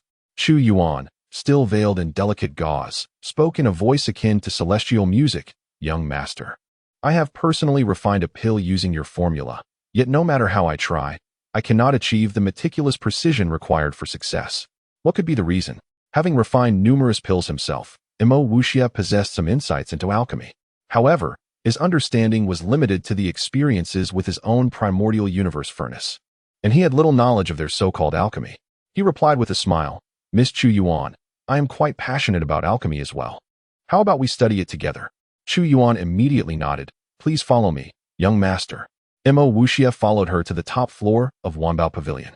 There, he observed a seemingly ordinary furnace placed in the center, surrounded by a plethora of medicinal herbs. Naturally, Mo Wuxia was intrigued by the alchemical furnace and examined its exterior carefully. This furnace stood about a meter tall, resembling a large porcelain vase with a curved neck, adorned with intricate carvings. Its material appeared unique, not resembling porcelain or iron, but rather akin to a mysterious silver. This sizable furnace rested atop a half-meter-tall iron grid. It was evident that this iron structure was meant for fueling the fire. Chu Yuan chuckled. The equipment is quite simple. I hope it does not amuse you too much. While this alchemical furnace could not compare to Mo Wuxia's primordial universe furnace, it certainly piqued his interest. He lifted the lid and peered inside, discovering various compartments and vessels. This furnace was too simplistic. If the herbs were abundant, they would undoubtedly fail to blend and refine perfectly, thus limiting its capabilities. Mo Wuxia shook his head. Chu Yuan, however, wore a look of astonishment, while Ruo Ling's eyes widened in disbelief, as if this was the most incredible criticism they had ever encountered. Though this furnace could not be deemed a treasure, it was still one of their family's prized possessions. Chu Yuan smiled. Young master, this is a legendary Linglong furnace. Mo Wuxia inquired, perplexed. Is it well known? The two women fell silent. Chu Yuan's veil obscured her expression, but her hands suddenly froze in front of her chest. Ruo Ling's eyes nearly bulged out of their sockets, her gaze akin to that of someone staring at a fool. Fearing she might lose her composure and call him an idiot, Ruo Ling took a deep breath and asked, Do you not know that there are 3 legendary treasures in the realm of alchemical furnaces? Our Linglong furnace ranks 3rd among them. Mo Wuxia responded, Oh, but the Linglong furnace is truly quite mediocre. Every word he uttered was destined to astonish, but it was understandable, having possessed the supreme primordial universe furnace. No other furnace could capture his interest. However, outsiders were unaware of this. At that moment, a chilling aura suddenly surged from below Wanbao Pavilion, sending a shiver down Mo Wuxia's spine. Could it be that you consider the Linglong furnace to be worthless? A figure transformed into a streak of blue light and abruptly appeared on the top floor, causing Mo Wuxia's expression to change dramatically. It's you. Mo Wuxia and the newcomer pointed at each other in unison. Mo Wuxia's expression was a mix of surprise and confusion, while the newcomer, filled with dread, was none other than Chu Tong. The two girls turned their gazes toward the newcomer, and Ruo Ling asked in astonishment, Cousin, do you know young Master Mo? Chu Tong's eyes glimmered with a cold light as he clenched his fists, inquiring, What on earth was that thing last time? Mo Wuxia shook his head and replied, Perhaps it was a corpse from the grave. You should investigate that further. Chu Tong regarded him with curiosity before suddenly stating, You can leave now. A surge of anger welled up within Mo Wuxia as he fixed his gaze on Chu Tong, enunciating each word. Martial Saint? Do you think you can seize what is mine? Do you believe this world belongs to you? Today, I refuse to leave. What can you do to me? Blue light erupted from Chu Tong's body as he levitated, exuding an imposing presence, and declared, Had it not been for my carelessness and pity at the time, you would have long since perished. Since that thing is from the grave, what support do you have? I don't believe you have anyone protecting you at all times. With a sharp sound, Mo Wuxia drew his sword and glared at Chu Tong, stating, If enemies appear, I shall draw my sword. I have never been a coward. As the tension escalated and no one intervened, a clash seemed imminent. While Chu Tong may have been unaware of Mo Wuxia's background, Chu Yuan and her sister certainly were. If Mo Wuxia fell to Chu Tong, they too would surely be reduced to ashes in an instant. Chu Yuan interjected. It is better to resolve enmity than to escalate it. I believe there is a misunderstanding here. Can we not discuss this calmly? Absolutely not. They both retorted in unison. Mo Wuxia's anger surged. Had it not been for this wretch, 6 would not be lying in the stone chamber nursing wounds, nearly leading to his demise. More terrifying was the thought that if this fellow spread word of his pill materials being stolen, the second prince would not let it rest. Meanwhile, Chu Tong, a proud scion of heaven, had been spurred to murderous intent by Mo Wuxia's blatant disregard. If they were to engage in battle, Chu Yuan believed Mo Wuxia would surely meet his end, for even now, they still perceived him as a mere waste. The only one aware of Mo Wuxia's extraordinary nature was Chu Tong. Cousin, could you please refrain from using your aura for my sake? Chu Yuan turned to Chu Tong. Chu Tong glanced at Chu Yuan, then at Mo Wuxia, before finally flicking his sleeve, allowing the blue light to dissipate. Young Master Mo, I humbly ask you to avoid confronting my cousin. Though I know my influence is limited, please do not let this escalate. Chu Tong could no longer contain himself. Cousin, why do you defend him so fervently? Allow me to eliminate him once and for all. Mo Wuxia fixed his gaze on Chu Tong and suddenly smiled. Very well. Since you are so eager to kill me, I shall grant you your wish. On this day, 6 months hence, let us meet at the old place for a duel. Will you dare to come? Chu Tong suddenly laughed heartily. 6 months? Even if it takes a year or a decade, as long as you don't abscond when the time comes. Chapter 67. Tai Chi Mo Wuxia had initially intended to delve into the intricacies of alchemy with Chu Tong, but their encounter dissolved into acrimony. As Mo Wuxia departed from Myriad Treasure's pavilion, 2 maidens trailed silently behind him. Young master, I am truly sorry for the embarrassment, Chu Yuan expressed with contrition. Ruo Ling, her brow furrowed, interjected, Sister, I find cousin utterly reprehensible, devoid of the comportment befitting a scion of a noble house. He is naught but a scoundrel and a rogue. Fortunate it is that you escaped his clutches, lest you had fallen prey to his designs. Chu Yuan sighed. Sister, hold your tongue. At the very least, we remain kin. Ruo Ling retorted indignantly, but why did father consent to this? Before Ruo Ling could finish, Chu Yuan admonished, Sister, silence. Tears welled in Ruo Ling's eyes, and Chu Yuan sighed once more, lamenting, Fate is a fickle mistress, leaving us with scant control. Mo Wuxia, sensing the discord between them and Chu Tong, promptly dispelled his initial displeasure. It was evident that these 2 maidens possessed a distinguished lineage, fraught with tribulations and discontent. Life is precious, but love is more so, yet for freedom, both may be forsaken. Farewell. With these words, Mo Wuxia mounted his unique horned steed, and with a gentle nudge of his legs, the steed vanished from before the Myriad Treasure's pavilion like a streak of crimson light. The 2 maidens pondered Mo Wuxia's words, and Ruo Ling exclaimed with fervor, Sister, young master Mo speaks with undeniable truth. Freedom is your true pursuit. Chu Yuan mused, Young master Mo is indeed an extraordinary individual. His words possess not only profound meaning, but also stir the depths of one's heart. In the ensuing days, Mo Wuxia remained within the confines of the Duke's manor, even turning away Zhuoda and Miao Xiong. He devoted himself to cultivation, spending 3 hours within the divine graveyard and the remainder in the mortal realm. Sword practice, sword practice, sword practice. With each iteration, he gradually grasped the essence of the second stage of the Crescent Moon sword play. After 10 days, Mo Wuxia ceased his practice and instead immersed himself in contemplation. What if, one day, his sword were to fail him? Retreating to the divine graveyard was not a sustainable solution. Suddenly, his eyes lit up with inspiration. Why not cultivate a close-quarters combat style?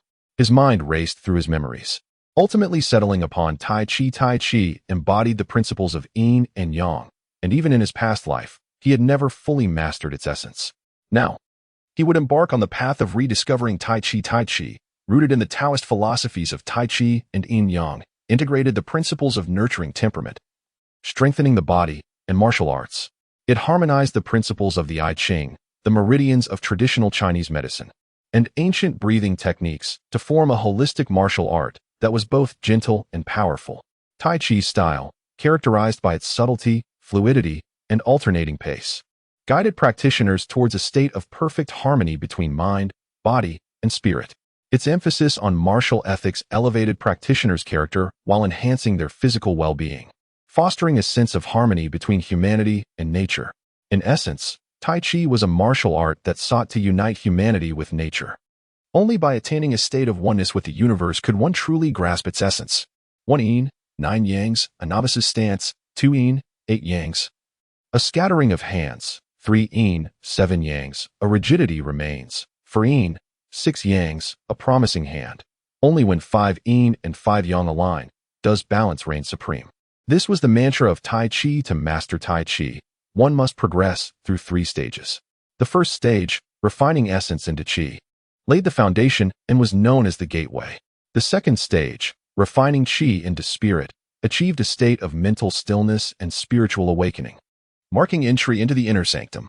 The third stage, the union of spirit and Qi, formed a state of primordial chaos akin to oneness with the universe.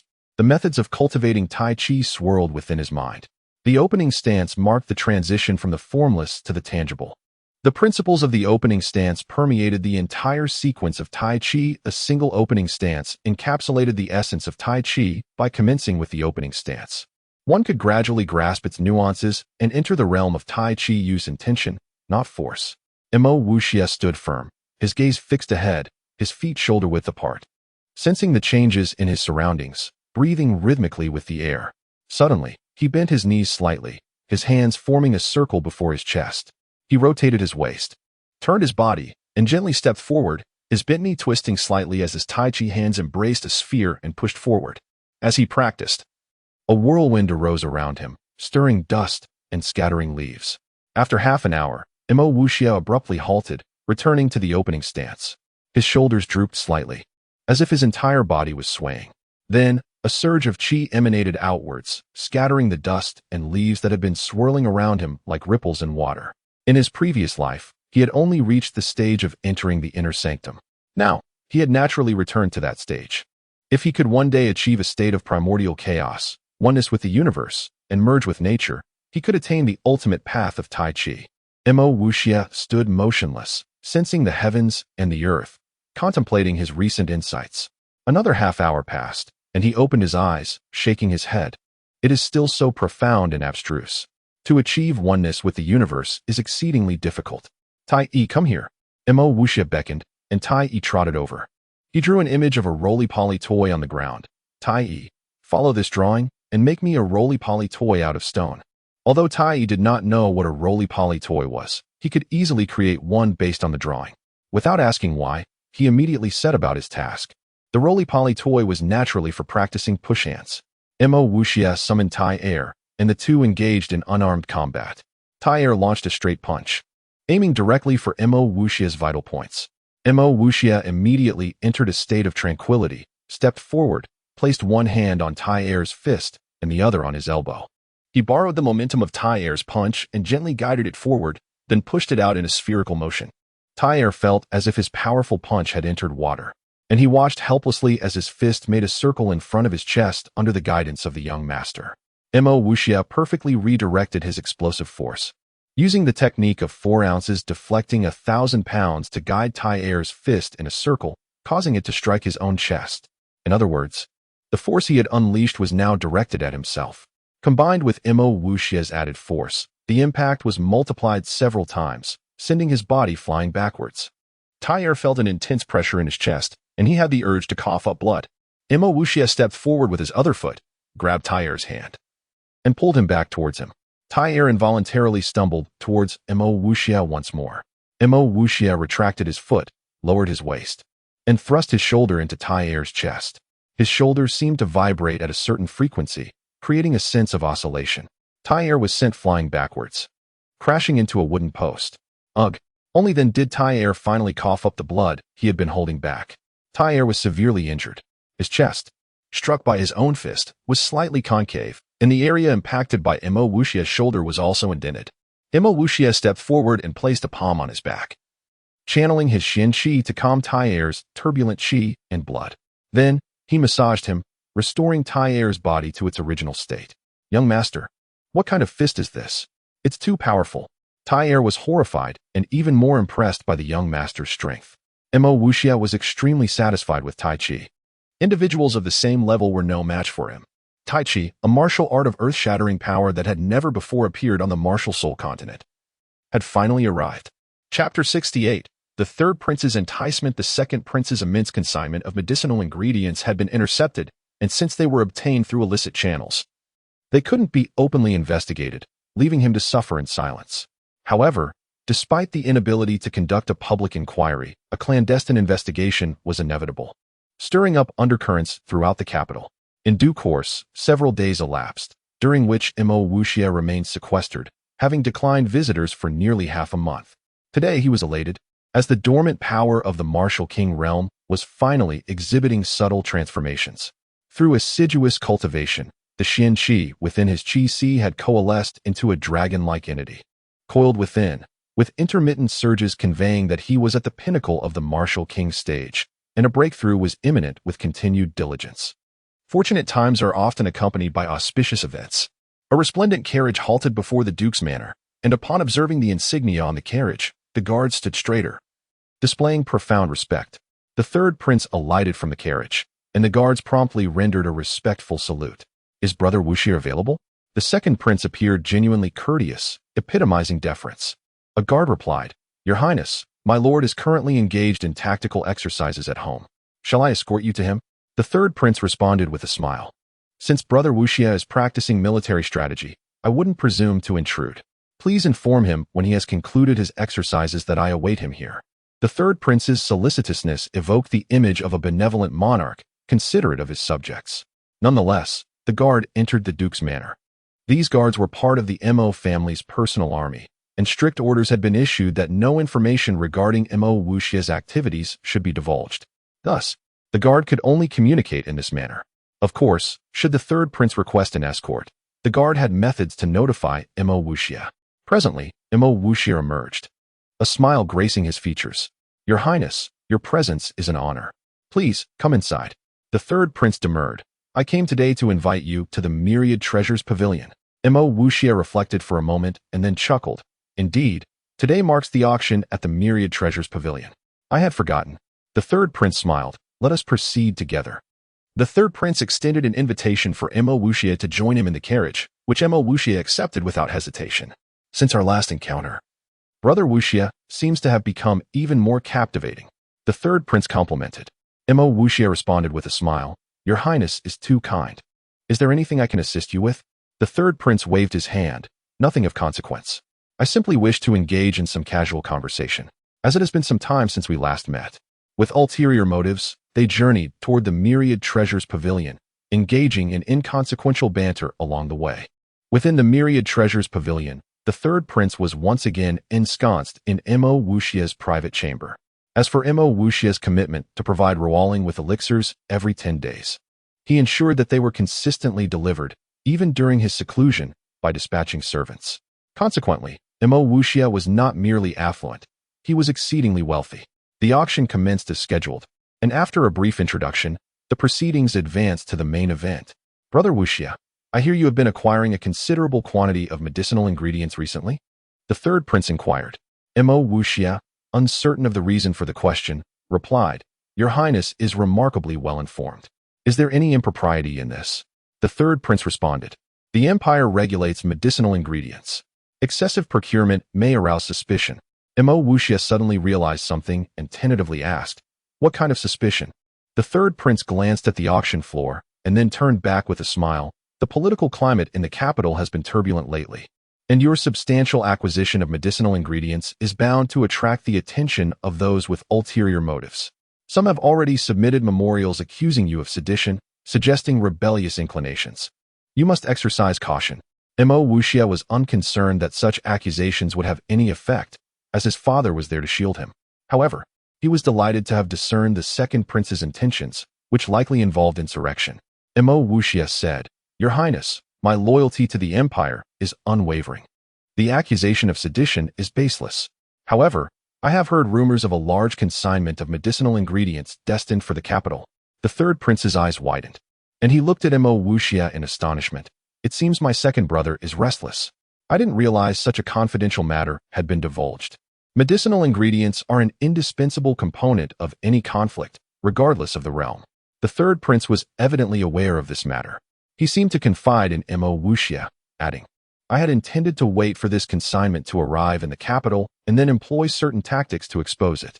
Unfortunately, fate was not on my side, and the consignment vanished before it reached the capital.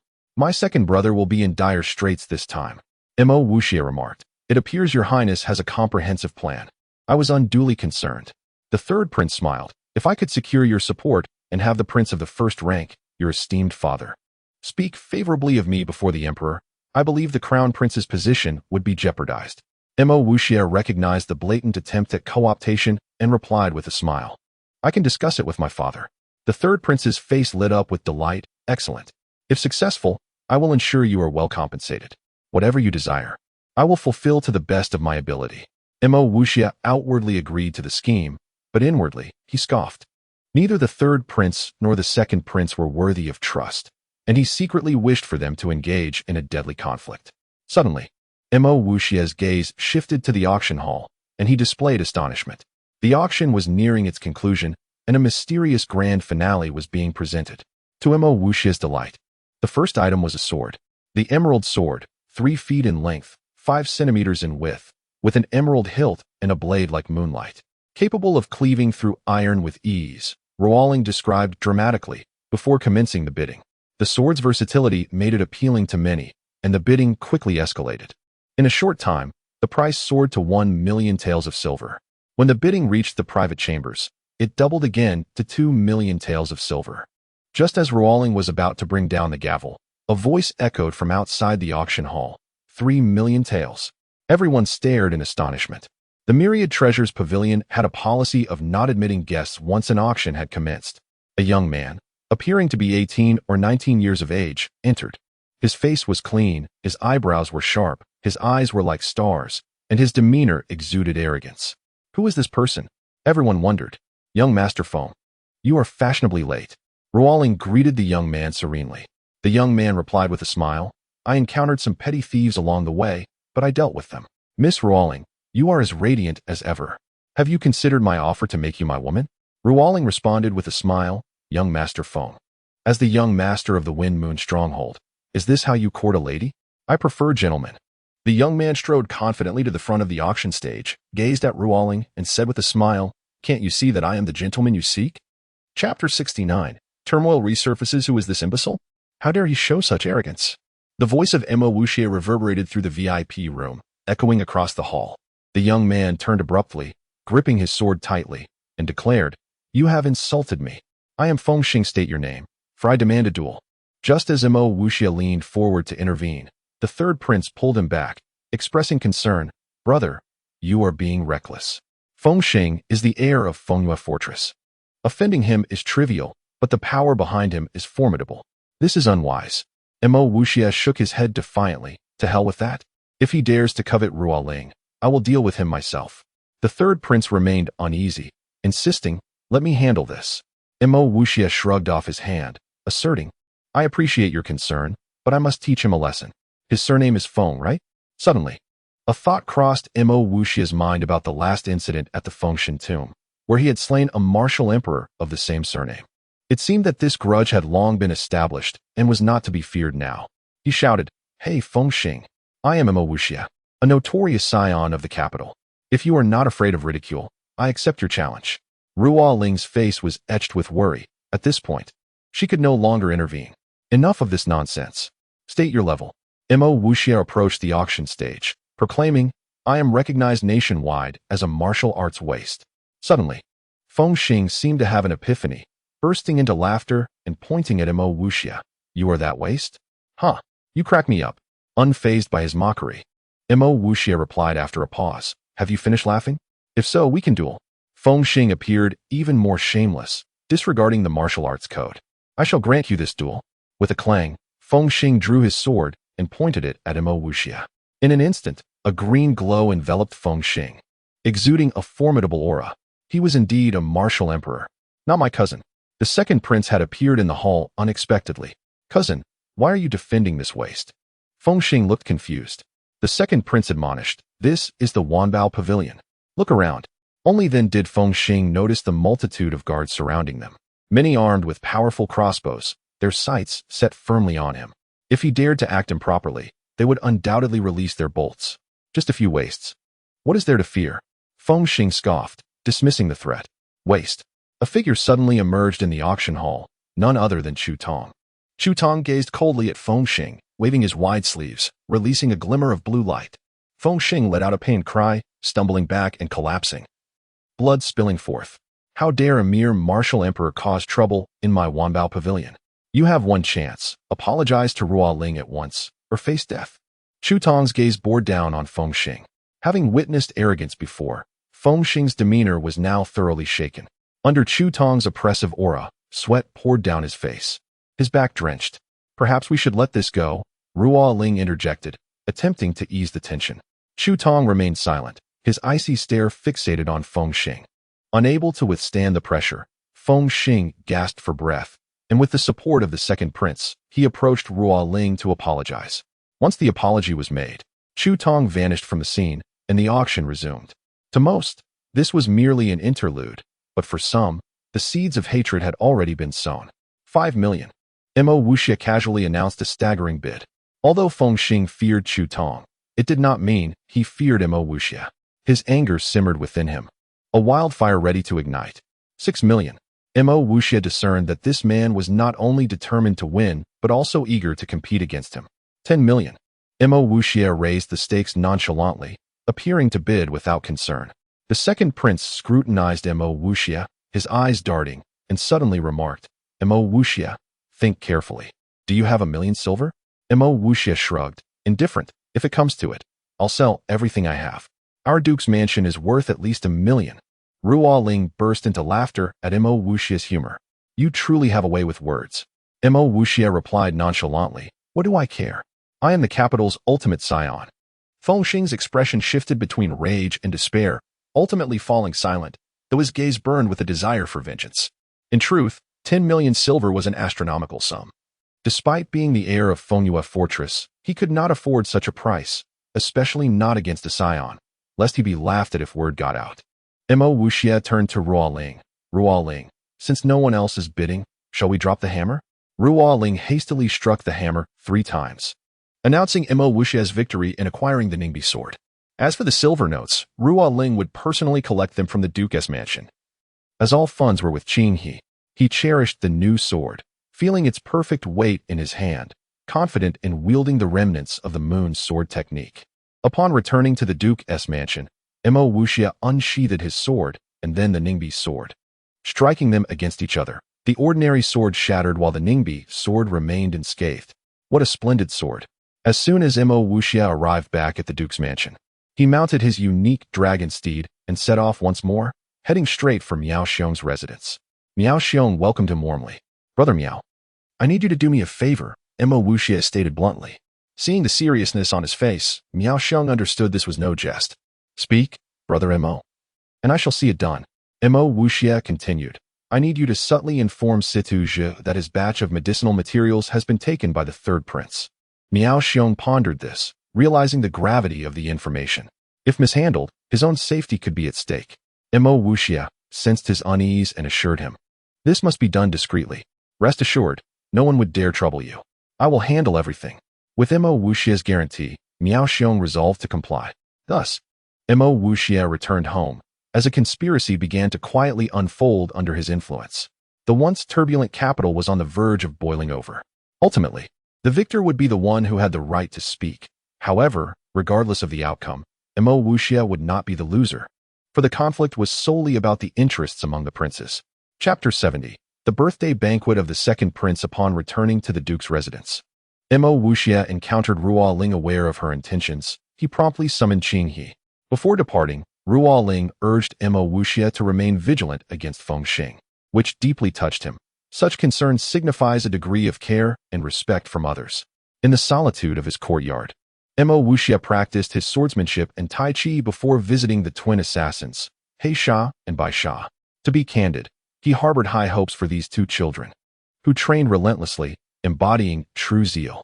As they engaged in their practice, an unexpected clash occurred. Although He Sha was blind, his heightened senses enabled him to launch the first attack.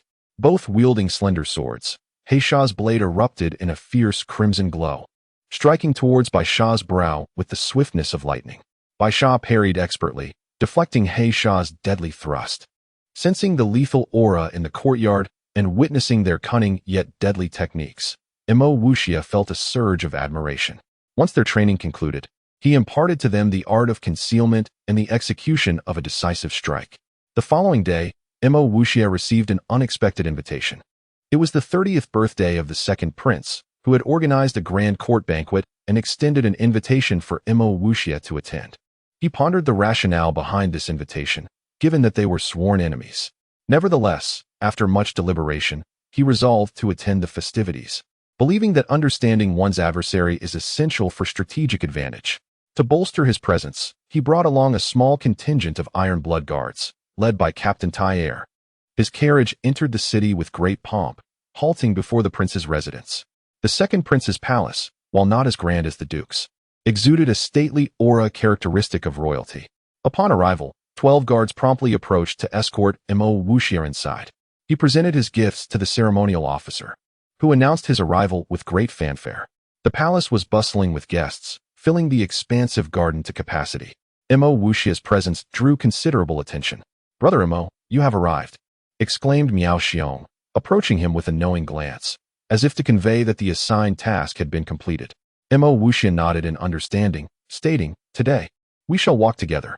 A sense of foreboding lingered in Mo Wuxia's mind, as if numerous unforeseen events were destined to unfold. Observing the crowd, he noted a significant presence of other prince's retainers alongside the second prince's entourage, indicating potential complications. Mo Wuxia's concerns were not unfounded, for he alone knew of the second prince's formidable trump card, the assassins from the Fengyue Tower. With their arrival in the imperial capital, he understood the necessity of treading cautiously, as every step could lead to peril.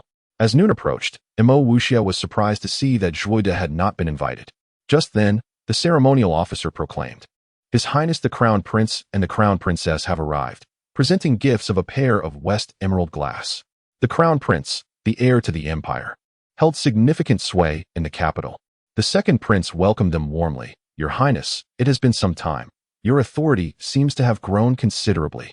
This seemingly innocuous exchange resonated differently with Mo Wuxia, who perceived an underlying threat in the Crown Prince's words. Such authority was a privilege reserved for the Crown Prince alone. Moments later, the ceremonial officer called out again, "The 8th Prince and Princess, you have arrived, bringing gifts of a piece of wind-white jade and a painting titled 8 Horses Galloping in the West Wind." Mo Wuxia smiled as he observed Yu Er and I Ching enter, yet he refrained from greeting them, as the second prince promptly guided them into the hall. Gradually, other princes made their appearances. The emperor had 8 sons, with I Ching being the youngest, and Princess Yu the sole princess. Eventually, the head eunuch arrived to convey the emperor's blessings, signaling that all expected guests were now present. Under the second prince's invitation, everyone entered the grand hall, which comfortably accommodated 200 guests without feeling cramped.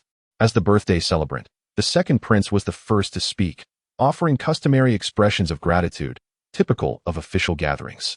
The banquet commenced, and all guests extended their congratulations to the second prince.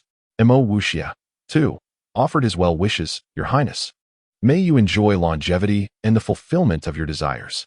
His words bore a unique significance, understood only by those with insight. The second prince smiled in response. "Thank you, Brother Wuxia. I also wish you success in your endeavors and fortune in your career." The well-wishing continued until evening. Following the banquet, a lively ball commenced as musicians played, and the hall transformed into a dance floor. "Master, how have you been lately?" I Ching inquired, approaching Mo Wuxia and bowing respectfully. "I am well," he replied, then leaned closer to whisper in her ear, "Today is special. Do not call me master or stand too close, for it may not bode well for you." Despite her royal upbringing, I Ching appeared innocent, failing to grasp his warning. "Brother, you should invite my sister to dance." I Ching nudged Mo Wuxia before departing. After a moment's hesitation, he extended an invitation to Princess Yu, who politely declined. Feeling awkward, Mo Wuxia remarked, "Princess Yu, your beauty rivals that of celestial beings. Perhaps I am unworthy to be your dance partner." Uncertain why he felt compelled to utter such words, he was nonetheless troubled by her rejection, akin to a slighted child experiencing discontent. Choosing to ignore Princess Yu, he retreated to a corner, drowning his discomfort in fiery liquor. The scene resembled that of quarreling lovers. Princess Yu merely shook her head, her expression revealing a hint of complexity, leaving others to wonder about her thoughts. As the music played on, the dignitaries swayed with their partners, lost in the rhythm of the melodies. Suddenly, Mo Wuxia felt a weight on his shoulder. Turning, he found himself face to face with the third prince. "You should not drink in such a manner. It is likely to lead to inebriation. Do you have something on your mind?" the third prince remarked. Chapter 71. The butterfly's affection. The timely reminder from the third prince jolted him awake, as if he had been doused with cold water. Had he truly succumbed to inebriation, he might have remained oblivious to whatever transpired that night.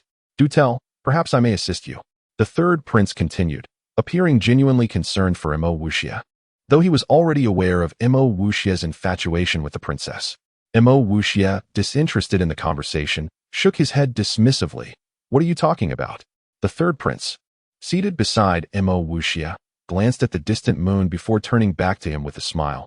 "Could it be that you harbor feelings for my sister?" At that moment, Mo Wuxia wished to avoid discussing the moonlit maiden altogether, responding, "How could that be?" The third prince seemed able to discern the innermost thoughts of others. "Would you like me to lend you a hand?" "No need," came Mo Wuxia's curt reply. "To be frank, my sister is not only wise, but also has a penchant for music and poetry. If you were to invest effort in those areas, you might surely win her heart." The third prince advised, however, be forewarned, her standards are quite high. Not just anyone can enter her world.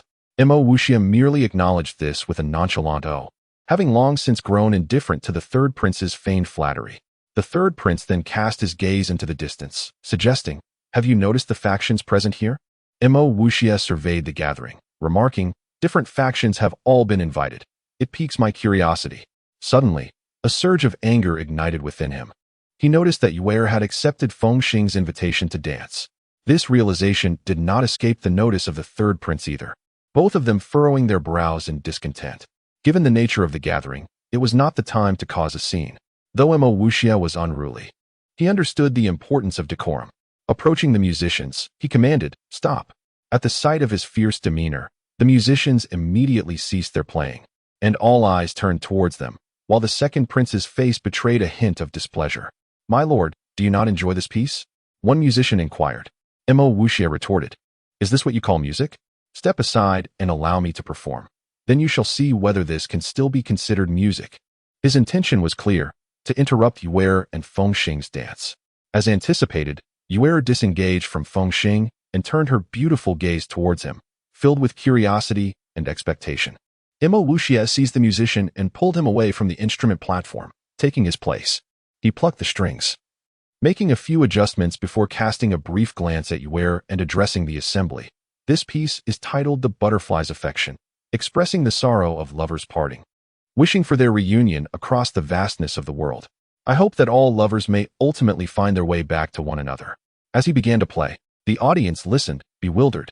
Although the piece was originally a song, he chose not to sing. Those attuned to melody would grasp its essence. The notes resonated, weaving a poignant tale of separation throughout the hall. Those who were initially perplexed began to feel an unusual emotion as the sorrowful melody enveloped them. Life is filled with youthful emotions, particularly for those who have loved and lost. Listening to the music, they found themselves moved to tears. Though this piece seemed ill-suited for the occasion, inexplicably, everyone listening unearthed the feelings they had buried deep within, and the atmosphere in the hall thickened with melancholy. The prince's brows unfurled and furrowed, wrestling with their emotions. Upon the conclusion of the piece, Yue appeared to comprehend his sentiments, recognizing what he sought to convey. She became momentarily flustered, even sensing a twinge of compassion and pain within herself. When the performance ended, a long silence ensued as the guests regained their composure, each gaze directed at Mo Wuxia, filled with gratitude, as if this piece had liberated them from their inner turmoil. Suddenly, the somber atmosphere transformed into one of joy, with a single applause sparking a cascade of clapping throughout the hall. What a splendid piece! It reminds me of the first girl I ever knew, and it strengthens my resolve to find her, exclaimed a middle-aged man, his expression resolute. Mo Wuxia, however, remained indifferent to their thoughts. Unbeknownst to him, as he played this piece, he felt a sense of liberation flooding through him. Perhaps he was yet unaware of emotions like jealousy, competition, childishness, or the paradox of possession through letting go. The ball resumed, yet no one was fortunate enough to be Yue's partner. Following the conclusion of The Butterfly's Affection, Mo Wuxia found his heart both expanded and strangely indifferent. It seemed Yue's lack of a dance partner was no longer of concern to him. Was this the elevation of the spirit? Mo Wuxia shook his head. As the ball drew to a close, signaling the end of the second prince's banquet, he expressed his gratitude once more, and the guests began to disperse. At the entrance, the third prince insisted on escorting Mo Wuxia, who declined, citing pressing matters. Their burgeoning camaraderie caught the attention of the second prince, who merely smirked with a hint of malice. Miao Xiong sat within Mo Wuxia's carriage, which slowly made its way towards the duke's manor. Stay alert. Mo Wuxia cautioned Taier. The night had deepened, shrouded in darkness and accompanied by a chilling wind. As Mo Wuxia passed through the imperial square, he halted before a familiar alley. This alley, seemingly ordinary, held significance as the site of his first assassination attempt. Today, an ominous premonition loomed over him, as if a ferocious beast lurked within its shadows. After a moment's hesitation, he commanded, Tai Yi, take a detour. This alley served as a shortcut to the duke's manor, yet veering off course would mean an additional 3 miles. Suddenly, a torrential downpour cascaded from the heavens, disrupting their auditory senses. A wave of cold air swept into the carriage, rendering the interior damp. At that moment, Mo Wuxia seized Miao Xiong. using his legs to propel himself upward and burst through the carriage's top. In the instant before his ascent, a relentless rain of arrows fell, riddling the carriage with holes. In the following moment, a series of piercing sounds echoed as the arrows pursued Wuxia like venomous serpents. "Assassins! Defend yourselves!" Tyre barked. And the iron bloodguards formed a protective circle around the carriage, their bodies radiating brilliant light that illuminated the inky night. Tyre leaped into the air, wielding his blade, creating a whirlwind that deflected a portion of the incoming arrows. The rain intensified, and under the glow of their spiritual energy, it sparkled like 1,000 stars. The arrows, slick in appearance, stood out starkly, their dark tips glistening with deadly poison. Wuxia exhaled in relief as the Qingbi's sword was unsheathed with a sharp hiss. With a flick of his wrist, a wave of sword light emerged, shredding the arrows to pieces. Upon landing, he tossed Miao Xiong aside, only to be met with a sudden transformation of his expression. From the houses lining the street, dozens of cloaked figures surged forth, each brandishing slender blades. As they burst from their hiding places, they unleashed a volley of prepared projectiles, sending a flurry of gleaming daggers hurtling towards Wuxia. He could not retreat into the divine tomb at that moment. Doing so would turn Miao Xiong into a mere pincushion. In a flash, Tai reached Wuxia's side, moving faster than the incoming daggers. He swung his blade, producing a series of metallic clangs as the daggers were deflected, scattering in all directions. Wuxia breathed a sigh of relief, but his expression shifted abruptly.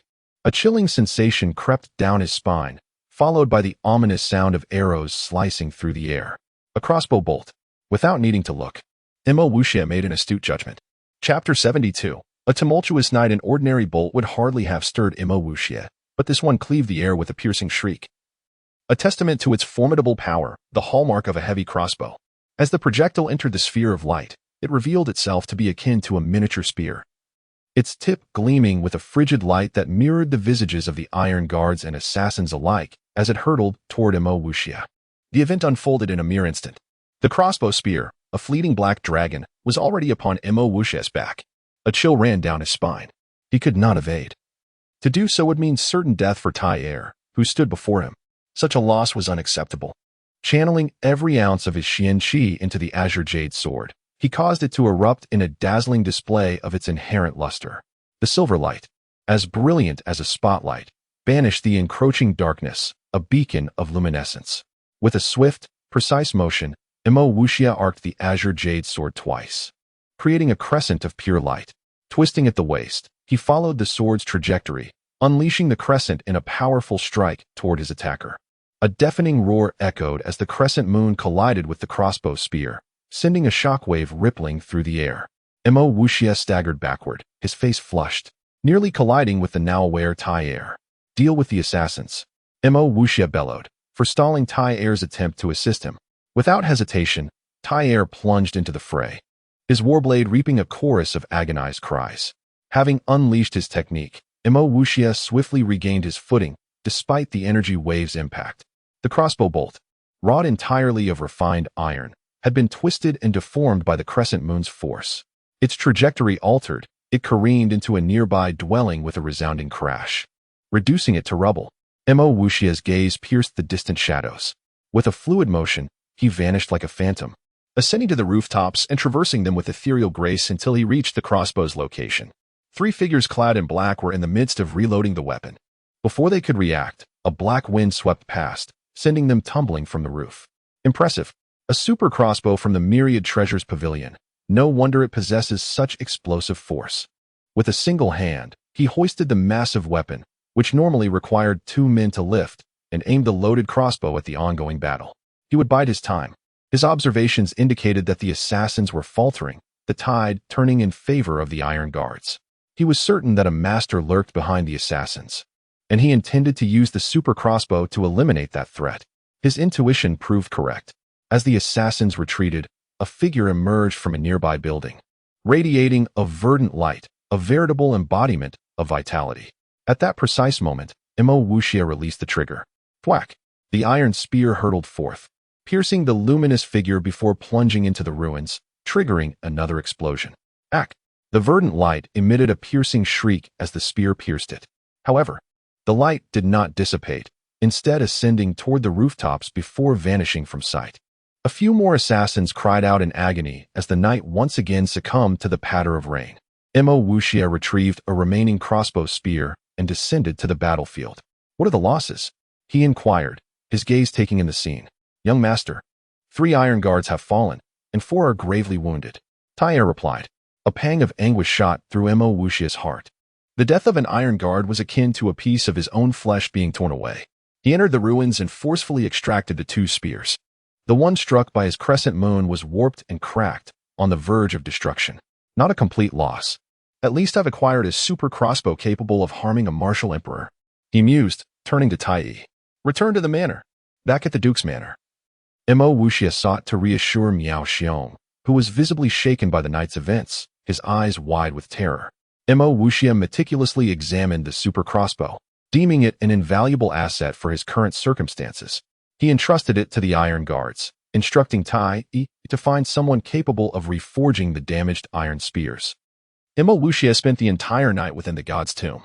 After a night of contemplation, he had reached a conclusion. The imperial city was on the precipice of upheaval. The following morning, Mo Xia summoned Mo Wuxia to examine a confidential report.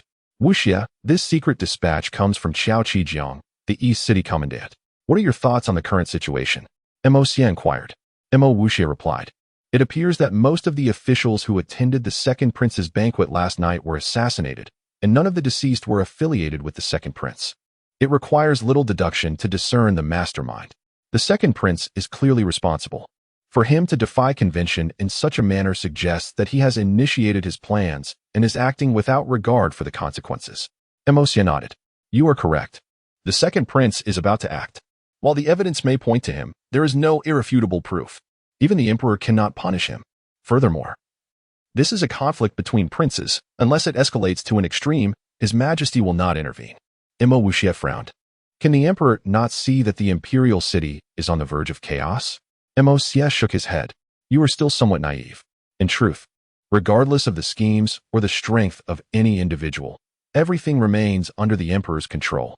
He possesses a secret weapon, unknown to most. However, I believe he will not use it, reserving it for the next emperor. None of his 8 sons are fit to rule the country, a fact that he is well aware of. He believes that whoever assumes power will be the same, and that whoever can eliminate opposing factions possesses the greater strength. Even if they lack the ability to govern, they will not necessarily lead the country to ruin. The victor of the struggle will be the true sovereign, capable of eliminating dissent and establishing true centralized power." Mo Wuxia's frown deepened, and he sighed.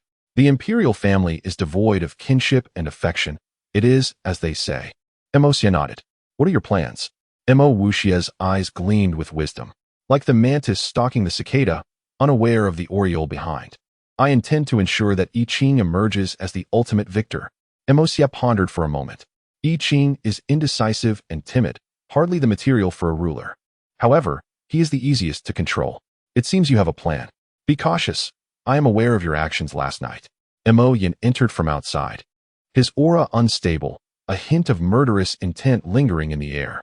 "Fifth brother, I support you, but I will personally slay the first prince." Chapter 73. United brothers can cut through metal. Mo Wuxia inquired. "Could it be that you, elder brother, are aware that the one responsible for your paralysis is the crown prince?" Mo Yin slammed his hand on the table and declared, "Initially, the emperor wavered in his decision to establish an heir, coinciding with incursions at the borders. Thus, the crown prince sought to gain the emperor's favor by leading the army into battle. However, the crown prince had never fought before.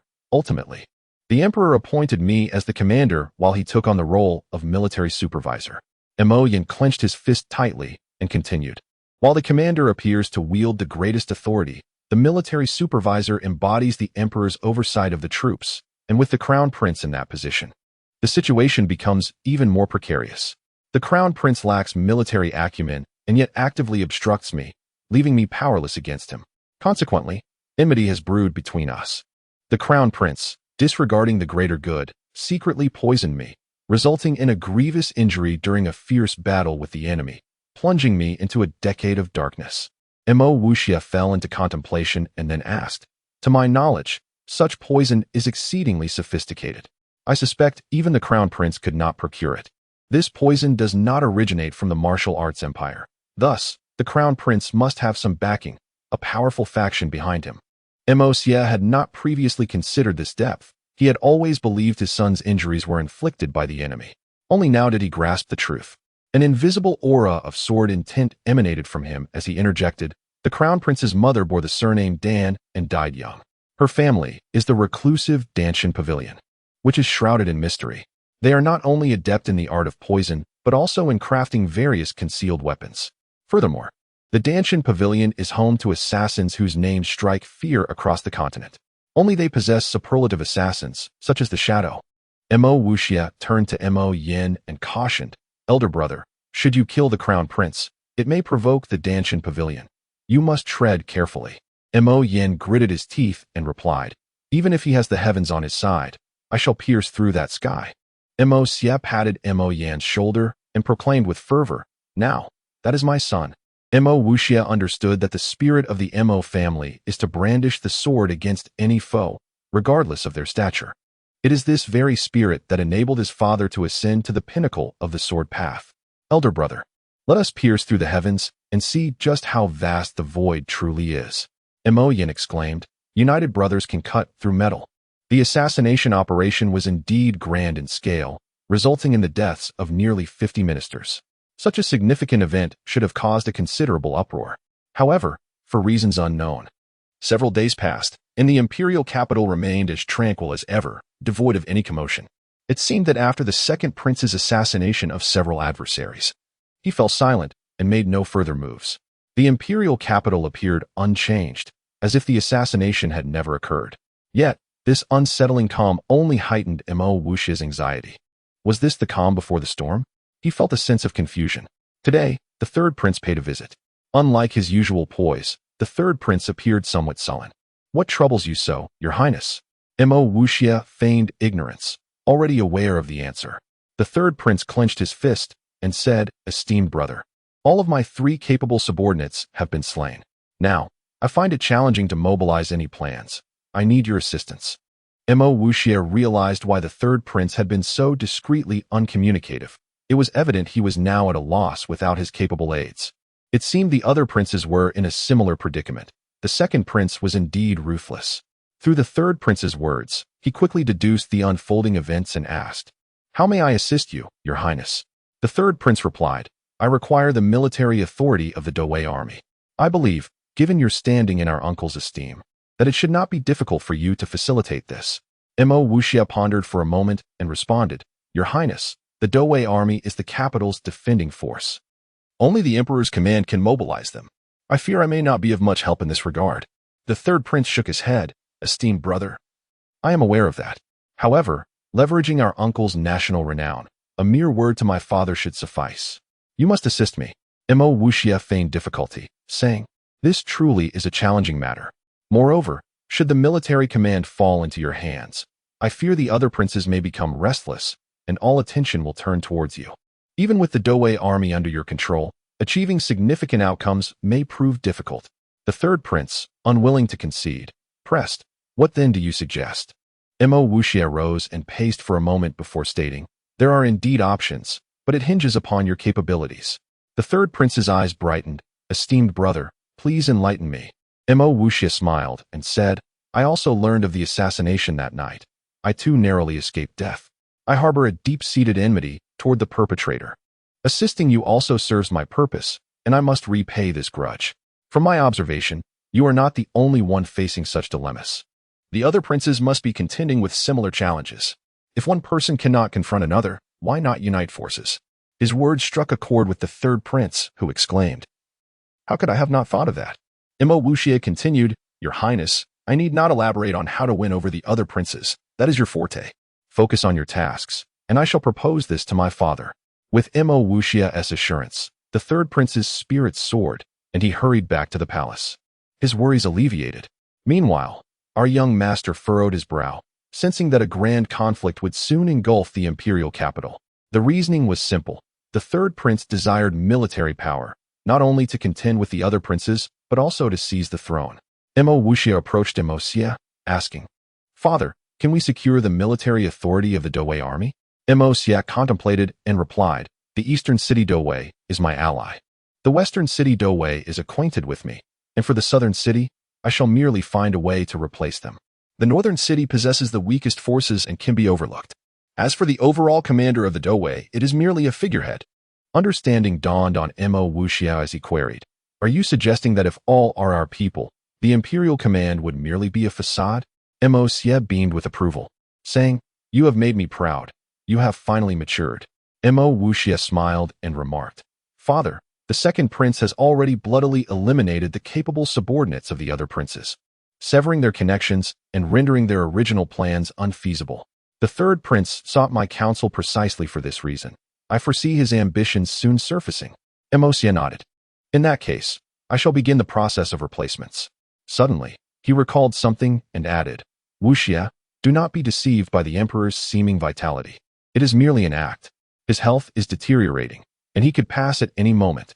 If you wish to support a clear successor, you must hasten your steps.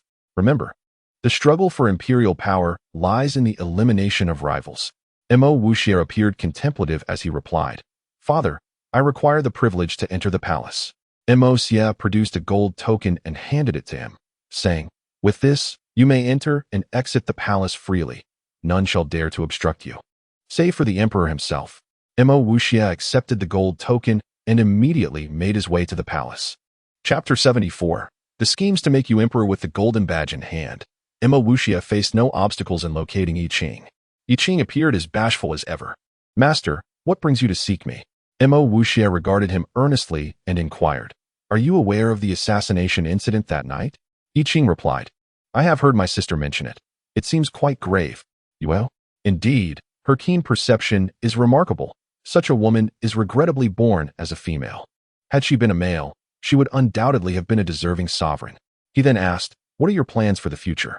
I Ching chuckled, "I do not know. My sister advises me to steer clear of the power struggles, and truthfully, I have no fondness for political machinations. I would much prefer to play the lute and aspire to be a master of melody." Suddenly, Mo Wuxia's demeanor shifted to one of seriousness, his expression shadowed by an icy demeanor that startled I Ching into retreat. He pressed forward, stating, "I ask you, if the crown prince ascends to the throne, what fate awaits the other princes?" I Ching found himself cornered against the wall, unable to meet Mo Wuxia's gaze, and lowered his head, murmuring, "I do not know." Mo Wuxia responded, "Let me enlighten you. Should the crown prince become emperor, the first to face his wrath will be the second and third princes. They will meet a fate most dire. And you, despite your lack of ambition, will likely end up imprisoned. Would you wish to witness such an outcome?" I Ching shook his head, fear evident in his eyes, as though he beheld a grim vision of the future. Mo Wuxia continued, "Conversely, if the second prince claims the throne, all princes, including you, shall be slain. For he is the mastermind behind that knight's assassination, and he will stop at nothing to achieve power, likely emerging as the ultimate victor.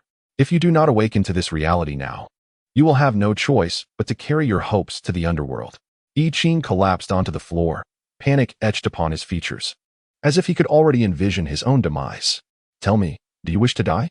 This time, Mo Wuxia unleashed his profound energy, causing a resounding echo in I Ching's head. "What must I do? What can I do? I possess no power, no influence. What can I achieve?" Suddenly, I Ching sprang to his feet, his face flushed with indignation as he shouted at Mo Wuxia. Mo Wuxia was deeply satisfied with this reaction. If one is not made to fear or understand the gravity of their situation, they will not resist. Only through resistance and aspiration can one find aid.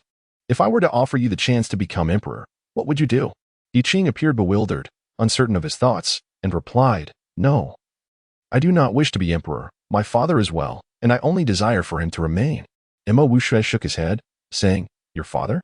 You may not yet realize that following his grave injuries, he has never fully recovered. Now, in his advanced age, coupled with the resurgence of old ailments, he may pass at any moment. If you do not make a decision now, I will not be able to assist you later." I Ching dismissed his words, shouting, "My father has always been well. How could he possibly have old injuries?" Mo Wuxia replied, "Your father merely feigns wellness. If he had shown any signs of distress, the realm would have already descended into chaos." I Ching sank back to the ground, his gaze vacant. "It cannot be. My father is perfectly fine. You must be deceiving me." At that moment, Mo Wuxia turned his attention to the door, recognizing the faint sound of footsteps approaching. He knew without looking that it was Yue. Brother, Mo Gongzi speaks the truth. Father is nearing the end. Yue entered, her countenance shadowed by concern. I Ching turned to her, hoping for clarification. Yue continued, Father is already 98 years old. 6 months ago, his old ailments returned. If not for Uncle Mo's assistance with his profound skills, he may have already departed this world. I Ching understood that Yue would not lie to him. Yet his anxiety deepened. Sister, let us flee. After all, you do not wish to be a princess, and I have no desire to be a prince. Yue sighed. Stroking his head, you still do not comprehend. From the moment we entered this world, we were destined for anything but the ordinary. Within the royal family, it is either your demise or mine. Regardless of where we may wander, we carry the blood of royalty, and peace shall elude us as long as we live. As a princess, I need not fear what my brothers may do to me. At worst, I could be wed off to a foreign land. But you are different. Your existence poses a constant threat to them. Given their cruel nature, you cannot escape. I heard everything Mo Gongzi said. He is not exaggerating. Sister, I too am curious. What will you do? I Ching suddenly clenched his fists, rising resolutely. Sister, I will protect you. I will not allow anyone to bully you. Nor will I let anyone bully me. I shall become emperor. Yue gazed at the newfound determination radiating from I Ching, a single crystalline tear escaping her eye. My carefree brother, should you truly resolve to become emperor, you must endure sufferings beyond the comprehension of ordinary men, including the act of fratricide. I Ching nodded firmly, declaring, as long as I do not perish, and as long as you are not harmed, I can bear the weight of the world, aside from our father and master. Mo Wuxia silently approved, surprised that the one who comprehended the palace intricacies most clearly was the great princess before him. I Ching knelt before Mo Wuxia, saying, Please, master, teach me. Mo Wuxia helped him to his feet. Very well. This is the mark of a true man. From now on, you need only follow my guidance. I Ching inquired, Must I not seek to win over the ministers? Mo Wuxia shook his head. The ministers have already been divided. Any attempts to garner their support would be futile. However, I can sway some neutral ministers to your side, thus providing you with leverage. Ultimately, power speaks volumes in this world, and what is power? It is military might. That power rests in my father's hands, which serves as your most solid foundation. Yue regarded Mo Wuxia with gratitude, saying, Young master, thank you. I entrust my brother's affairs to you. Mo Wuxia smiled. This is my first disciple. Would I not assist him, rather than aid those treacherous individuals? Yue chuckled. You remain as amusing as ever. Suddenly, Yue asked, You do not intend to assist my brother without any ulterior motive, do you? What do you seek in return? My goodness. A woman who eschews politics truly squanders her talents. He laughed. Would you believe me if I said I had no demands? Yue scrutinized Mo Wuxia, her eyes shimmering with wisdom, before finally responding, I believe you. Mo Wuxia was uncertain whether her belief was genuine or feigned. Nonetheless, it mattered little. What was significant was that if I Ching were to become emperor, the presence of Yue might complicate his control over her. Mo Wuxia took his leave from the residence of the 8th prince, first returning home before heading towards the residence of Gongsun Quan. He harbored no concerns that the other princes would suspect his intentions for visiting the 8th prince. Perhaps he need not even explain. For it was well known he ventured there for the sake of beauty, and no one would doubt his scheming nor care for the inconsequential 8th prince. Chapter 75. The Alliance. Gongsun Quan's most cherished possession was his youngest daughter, Gongsun Ying. By winning her favor and joining the ranks of persuasion, it was believed that Gongsun Quan would not refuse to support the 8th prince, I Ching. The Gongsun residence, while not as grand as the duke's manor, still boasted a respectable stature, for Gongsun Quan held a title and served as the esteemed General Wei Yuan.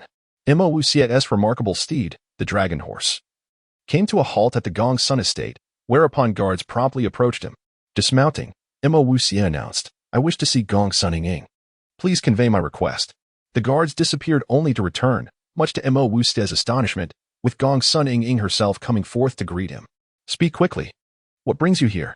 I have many matters to attend to, she demanded, hands on her hips, scrutinizing Mo Wuxia while pondering. What is this lecherous rogue want in broad daylight? Mo Wuxia smiled. Since our last parting, you have grown even more enchanting, Ying. Gongsun Ying circled around him, retorting, Have you sweetened your words? Are you here to ask something of me, perhaps for Sister Yue? Mo Wuxia shook his head. Clearly, This girl was far sharper than his wooden-headed brothers, having nearly guessed his intentions. However, he did not wish to reveal his thoughts to her. Ying, is it impossible for me to simply visit you without ulterior motives?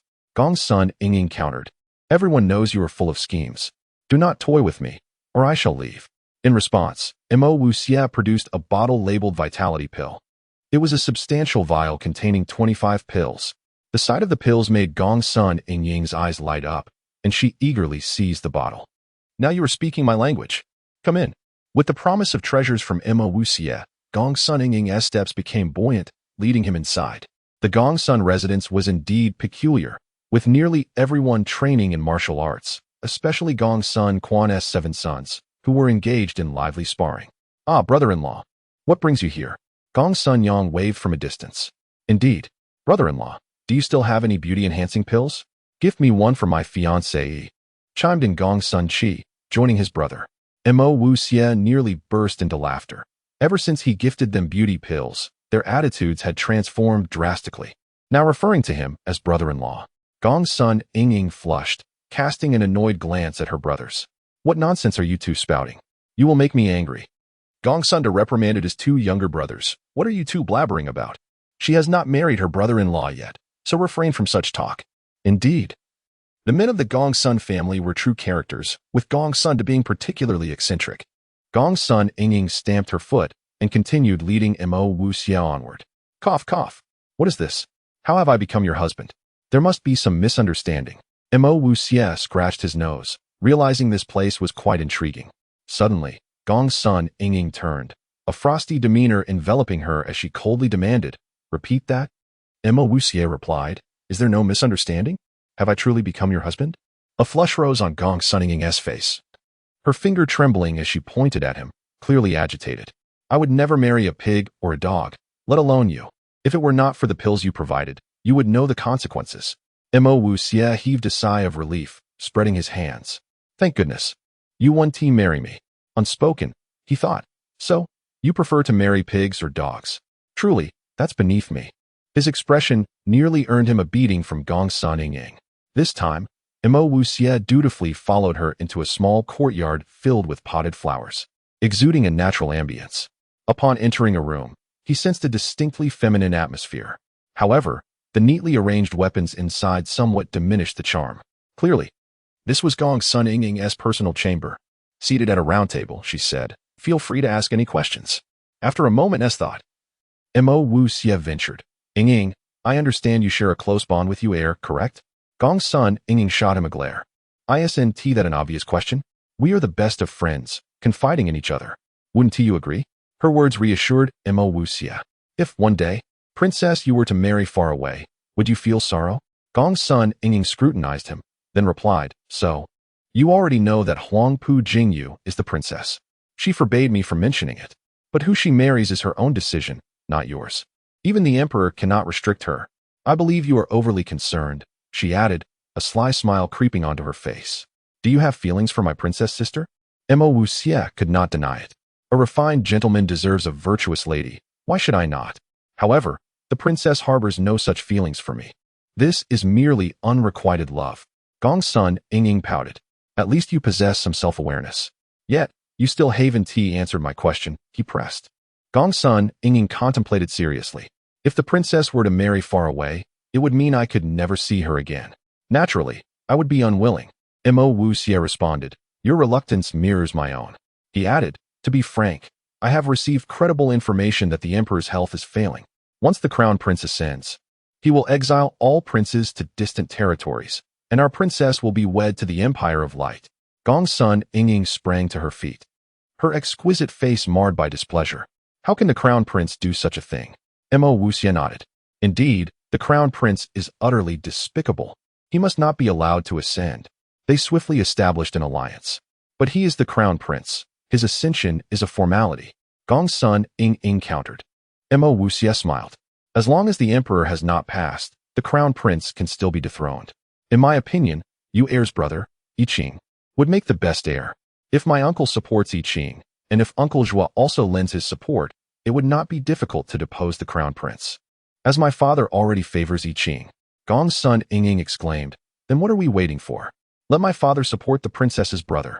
Mo Wuxia replied with a smile. Your father dotes on you the most, and will heed your words. It should be no trouble. Mo Wuxia understood that merely relying on Gongsun Yingying's influence would not sway Gongsun Quan on such a significant matter. Nevertheless, he had his own strategies. With his thoughts settled, Mo Wuxia took his leave, mounting his dragon horse to head towards the Zhuo estate. Naturally, his first stop was to find Zhuode, for if Zhuode could persuade his mother, Zhuochun would likely capitulate. Recently, Zhuode had been flourishing, not only becoming a dashing young man, but also gaining Zhuochun's favor. Initially, Zhuochun had harbored disdain for him, but now she found him much more agreeable. Chapter 76. The Alliance. Upon his arrival at the Zhuo residence, Mo Wuxia found not Zhuode, but rather his mother. Although Zhuo Mu was in her 40s, she maintained her elegance and charm in conversation. Unlike Zhuochun, she was not rigid. Instead, she held a favorable opinion of Mo Wuxia. During his previous visits, Zhuo Mu would engage him in conversation as if he were her son-in-law. Zhuo Qing had been fond of Mo Wuxia since childhood, and now that she had matured, Zhuo Mu understood her daughter's feelings even better. Following the recent turmoil, Zhuo Qing returned home not in distress or despair, but seemingly more composed. How fortunate, Wuxia, that you have come. Your uncle is out, Zhuo Mu stated, her meaning clear. Had Zhuochun been present, Mo Wuxia would certainly have faced misfortune. Mo Wuxia smiled and inquired, Aunt, is Qing not at home? A maternal glow appeared in Zhuo Mu's eyes as she replied, Of course she is. But it seems she does not wish to see you. Tell me, do you truly intend to marry my daughter? I wish to hear the honest truth. Mo Wuxia nodded earnestly. Aunt, I will take responsibility for my actions. I must marry Zhuoqing. Zhuo Mu felt relieved, saying, Then I am at ease. I know my daughter well. She is merely shy and unsure of how to face you. She is in the back garden with her brother. You should go see her. The Zhuo residence was familiar territory for Mo Wuxia. Upon reaching the back garden, he found Zhuode engrossed in a book while Zhuoqing gazed vacantly at the blooming flowers. They seemed oblivious to Mo Wuxia's presence. Observing the lost innocence in Zhuoqing's eyes, Mo Wuxia felt a weight settle in his heart. Qing, fatty, what are you up to? Mo Wuxia asked, his feelings complicated. Zhuode looked up with delight, exclaiming, Ha, Wuxia, you rascal. You finally made it. If you hadn't come soon, I would have suffocated from boredom. Zhuoqing's dazed expression flickered with a glimmer of life before fading once more as she lowered her gaze in silence.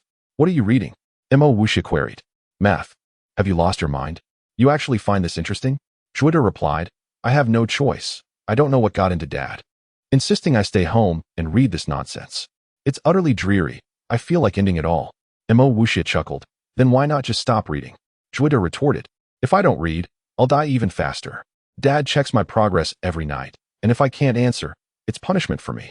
Feeling sympathy for his plight, Mo Wuxia remarked, If only you didn't have that extra weight. Then perhaps the whip wouldn't sting so much. Zhuode lamented, Exactly. I wish I could gain weight again. As they chatted, Mo Wuxia's gaze often drifted to Zhuoqing, unsure of how to broach the subject. Their brotherly bond was strong. And Zhuode whispered, You should talk to my sister. I won't disturb you. With a sly grin, he left. As the two were alone, Zhuoqing grew noticeably tense, fidgeting with the hem of her clothing. Qing, do you hate me? Mo Wuxia asked, taking a seat beside her, but she shifted away slightly. What brings you here? She replied.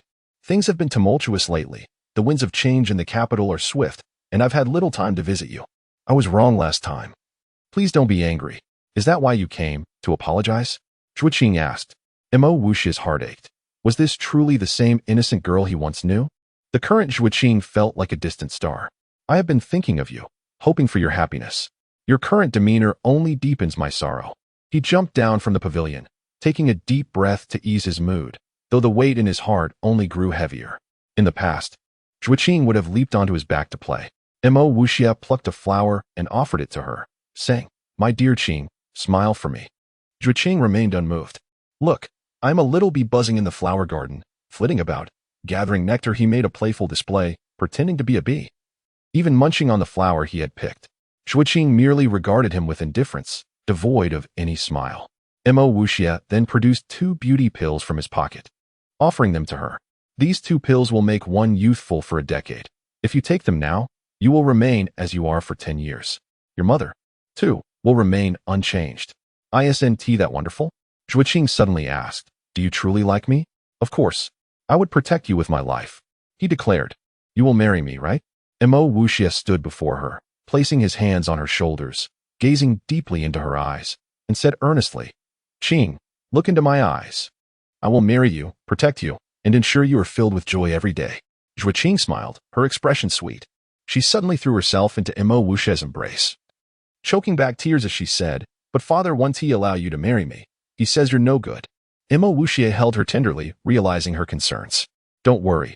I will prove to your father that I am a true man worthy to be his son-in-law. In a moment of boldness, Zhuo Qing lightly brushed her lips against his, blushing fiercely, and said, I knew brother Wuxia would treat me the best. You must behave well. Overcome with emotion, Mo Wuxia instinctively leaned in to kiss her soft lips, but Zhuo Qing suddenly pushed him away. What's wrong? He asked, perplexed by her sudden retreat. Burying her face in his chest, she murmured, We aren't married yet. We can't do this. She gently pushed his hand away, and the softness he had felt vanished, but he held her tighter. After this storm passes, I will come to marry you openly, he thought, while internally grappling with the notion that what they had done might feel even more thrilling than marriage itself. Zhuo Qing looked up at him, saying, I will wait for you. At that moment, applause erupted, and unbeknownst to them, Zhuo Da had returned, wearing a mischievous grin that made one want to tease him. Should I call you brother-in-law or young master Mo?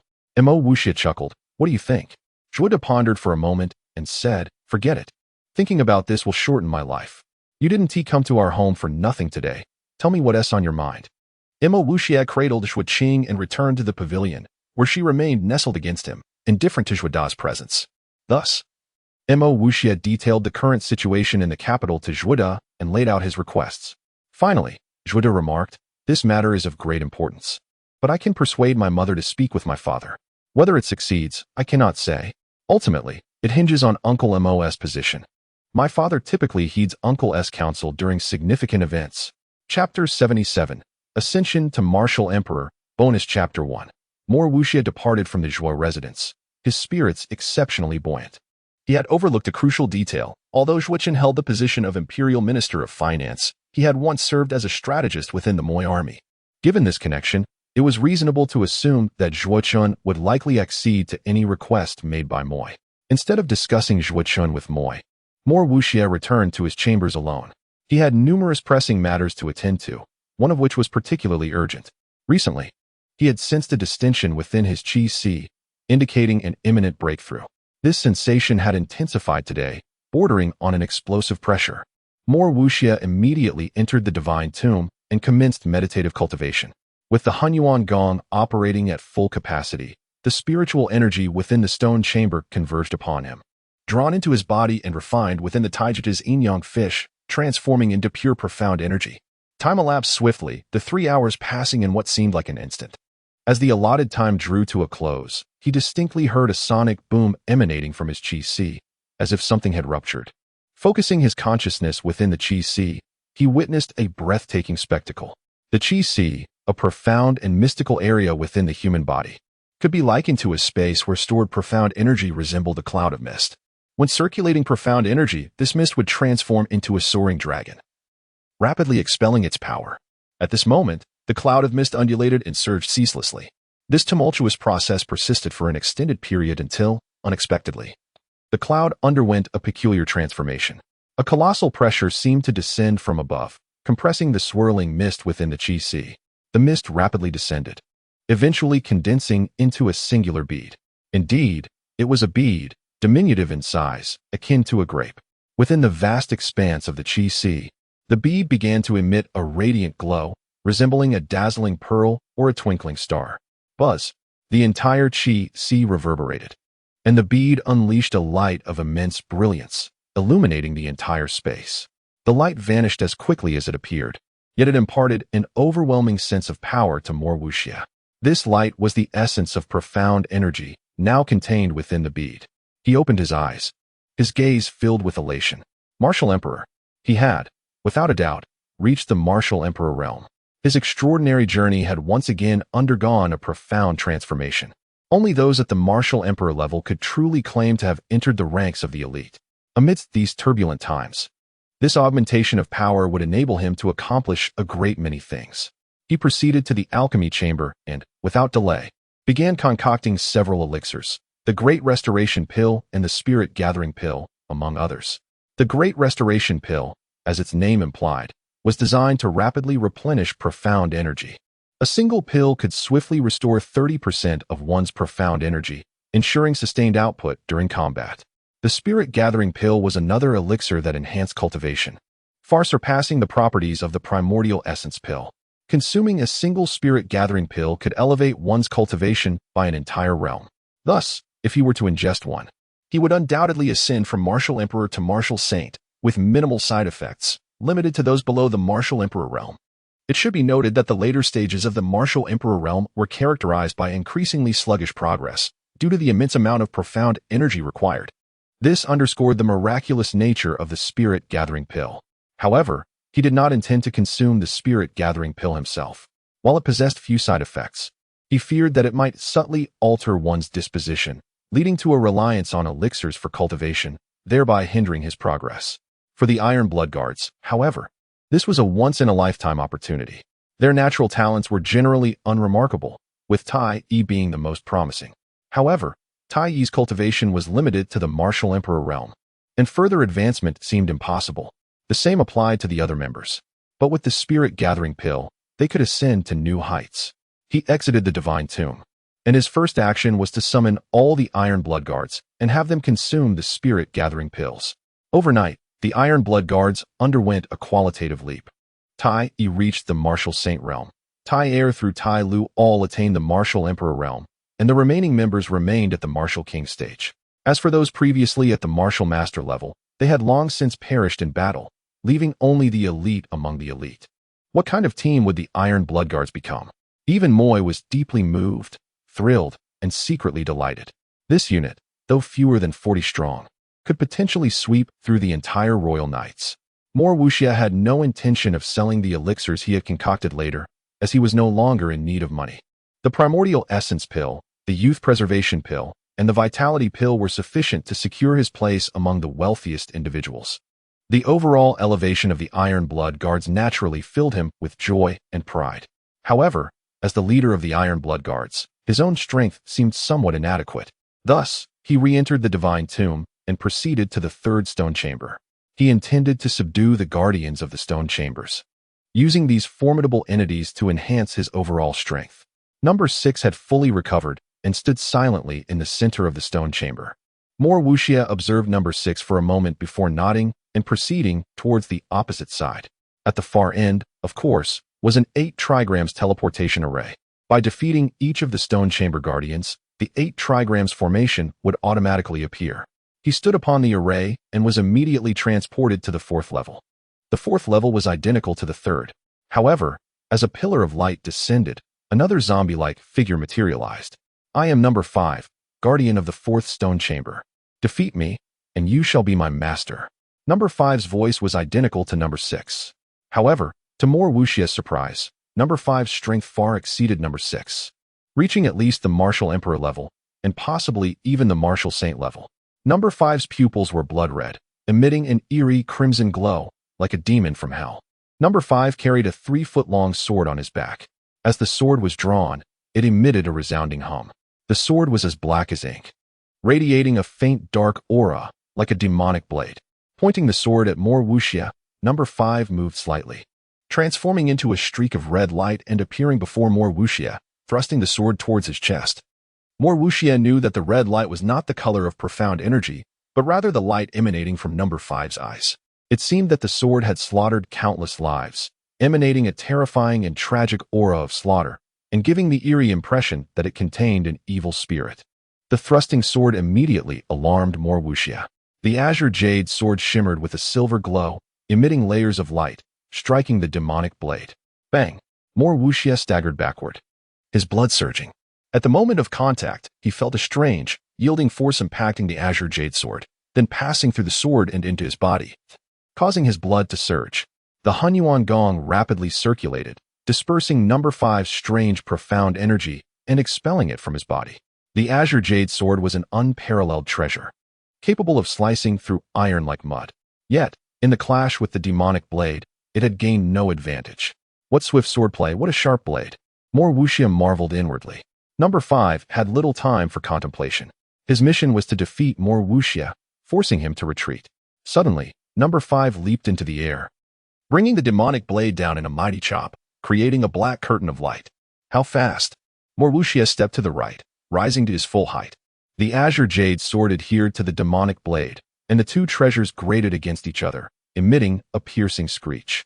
Buzz! The azure jade sword slid upward along the demonic blade, and upon reaching the hilt, the azure jade sword suddenly leaped, executing a graceful arc, slashing at Number 5's wrist. Chapter 78. Subduing Number 5. Number 5 retrieved his severed arm and lunged, his remaining hand reaching for the azure jade sword. Mo Wuji was taken aback by this audacious move. Could his hand truly rival the blade's sharpness? In a sudden flourish, he unleashed a cascade of sword blossoms, ensnaring Number 5's massive palm in a whirlwind of light. A grating, teeth-jarring cacophony ensued. Abruptly recoiling, Mo Wuji's face flushed crimson, and he involuntarily coughed up a mouthful of blood. Number 5, too, retreated, his left hand drooping, the palm now gone, a trail of verdant fluid dripping in its wake. No wonder he dared to seize my azure jade sword barehanded. It seems his hands are harder than steel. Fortunately, the azure jade sword prevailed, severing his palm. Now, let's see what other tricks he has up his sleeve. Oblivious to pain, Number 5 immediately charged at Mo Wuji, the demonic sword sweeping towards his waist. Mo Wuji dared not engage in a direct confrontation. Their initial exchange had revealed Number 5's profound Xianqi, far surpassing his own, coupled with overwhelming strength that could not be resisted head-on. In the presence of a master, retreat is not an option. It invites a relentless onslaught, culminating in inevitable defeat. Or worse, a fatal blow. He soared into the air, conjuring a mirage of figures, obscuring his true form. Yet, Number 5 seemed to discern the real Mo Wuji. The demonic sword descended from above, instantly revealing Mo Wuji's location. As the blade aimed for his chest, he executed an uncanny mid-air twist, evading the strike. His sword lashed out, targeting Number 5's brow. Employing some unknown technique, the demonic sword, its momentum spent, arced back in an impossible arc, intercepting the azure jade sword. Once more, Mo Wuji was subjected to a crushing force, sent hurtling through the air. Pooh!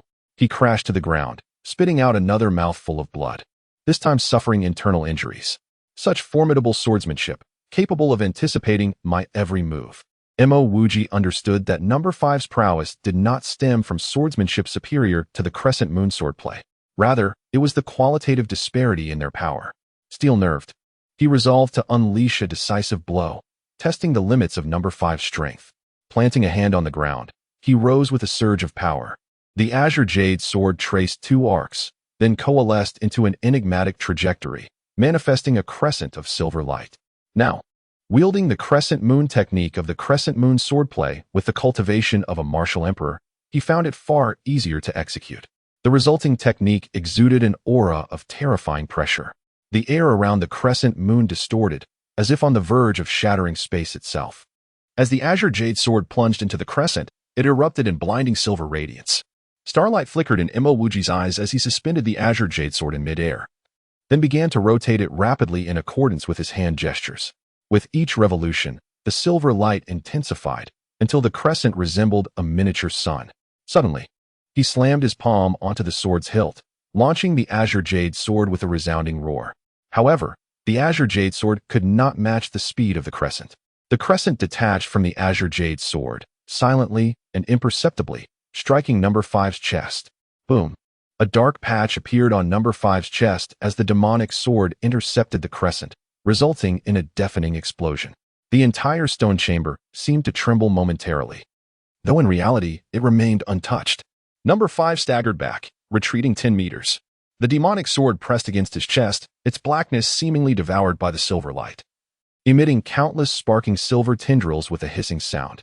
The demonic sword appeared to contain limitless dark energy, which immediately counterattacked, obliterating all traces of the crescent moon. As the demonic sword parted from Number 5's body, his chest caved inward, protruding towards his back. Though it seemed like an eternity, it all transpired in an instant. As the demonic sword left Number 5's body, the azure jade sword transformed into a streak of cold light, piercing his chest.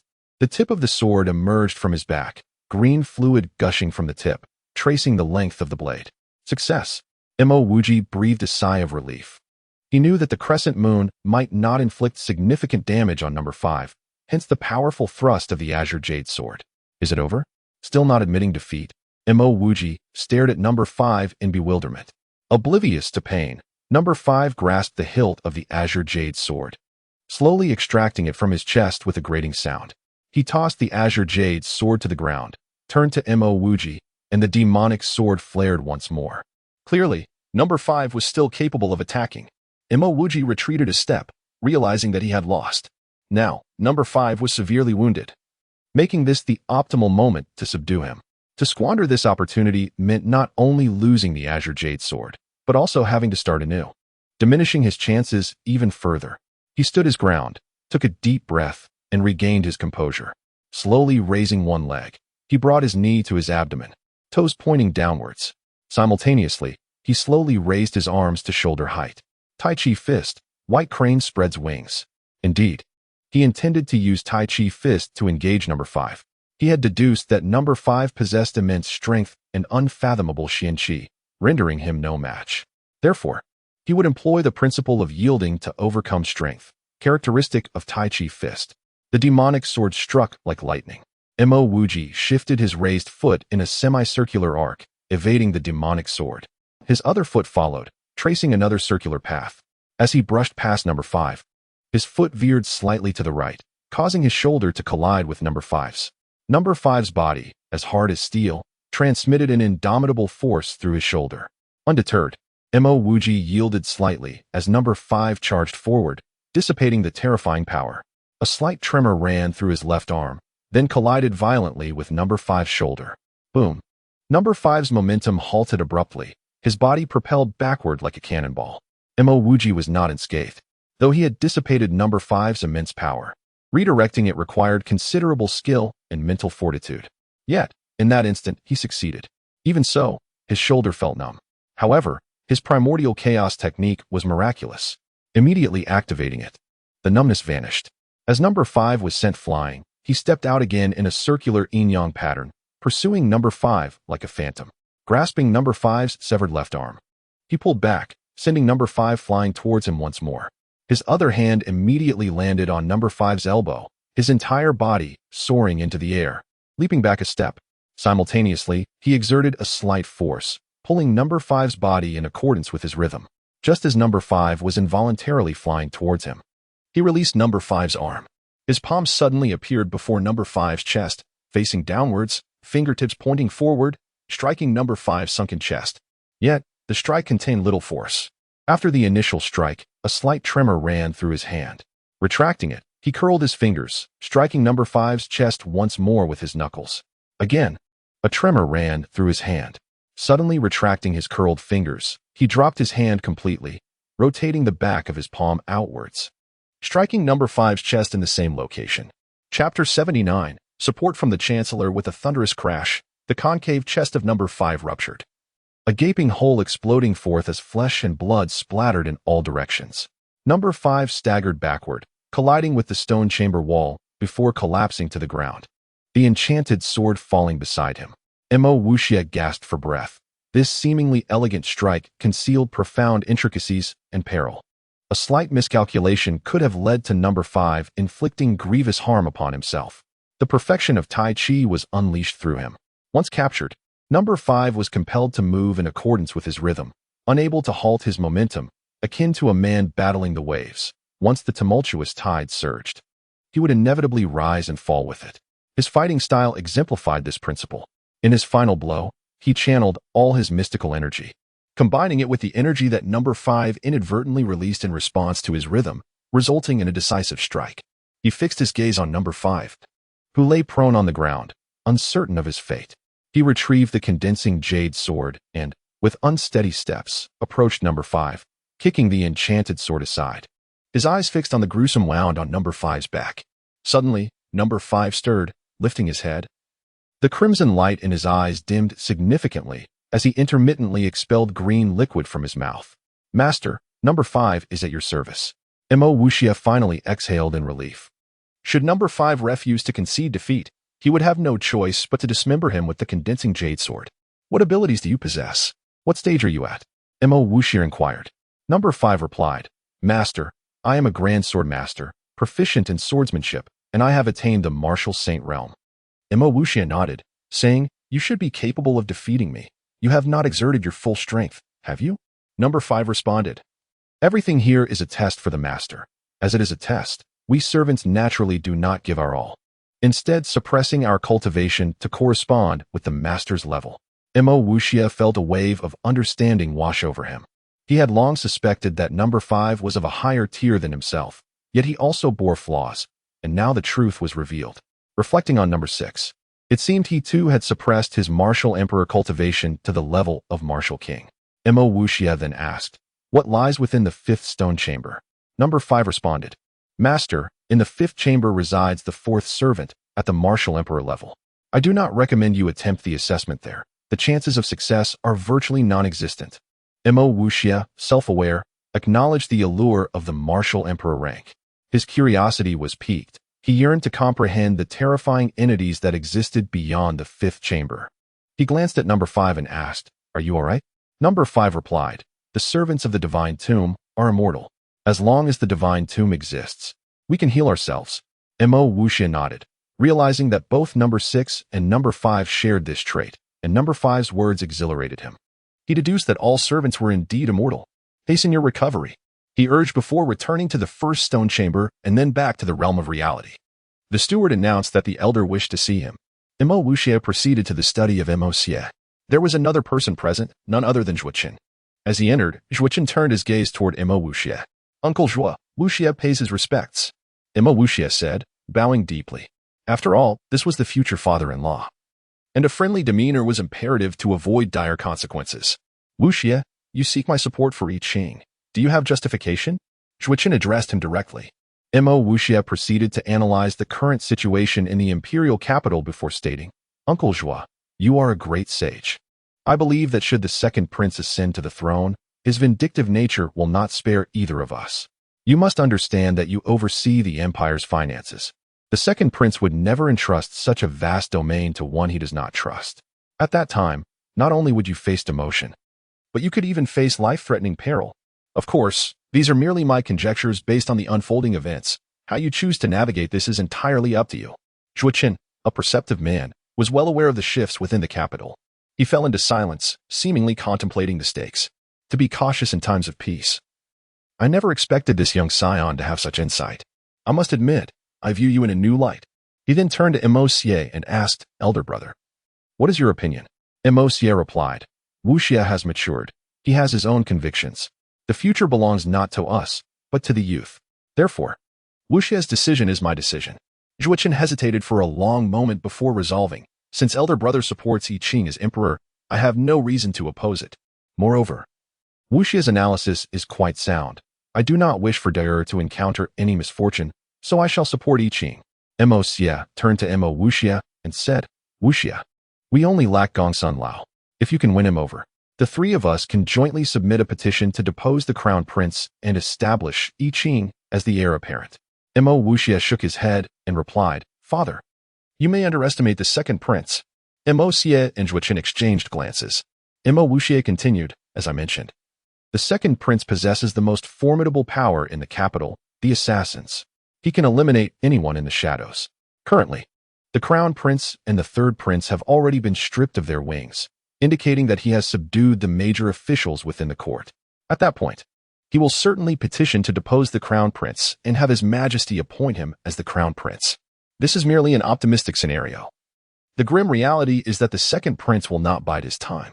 He will stage a coup. With the arrival of Fengwei Fortress, if we elevate I Ching now, it would be akin to pushing him into the flames, inviting the 2nd prince's wrath. We cannot intervene in the royal power struggle. The 2 men fell silent. Zhuochen suddenly remarked, It seems elder brother is correct. This world belongs to the young. We are growing old. Wuxia, I must reevaluate my perception of you. Well done. Mo Wuxia shook his head and retorted, Uncle Zhuo, your praise is unwarranted. To put it plainly, it is a matter of self-preservation. I must devise a way to extricate myself from this impending conflict. Zhuochen nodded and asked, What should we do? Mo Wuxia smiled and said, We need not do anything.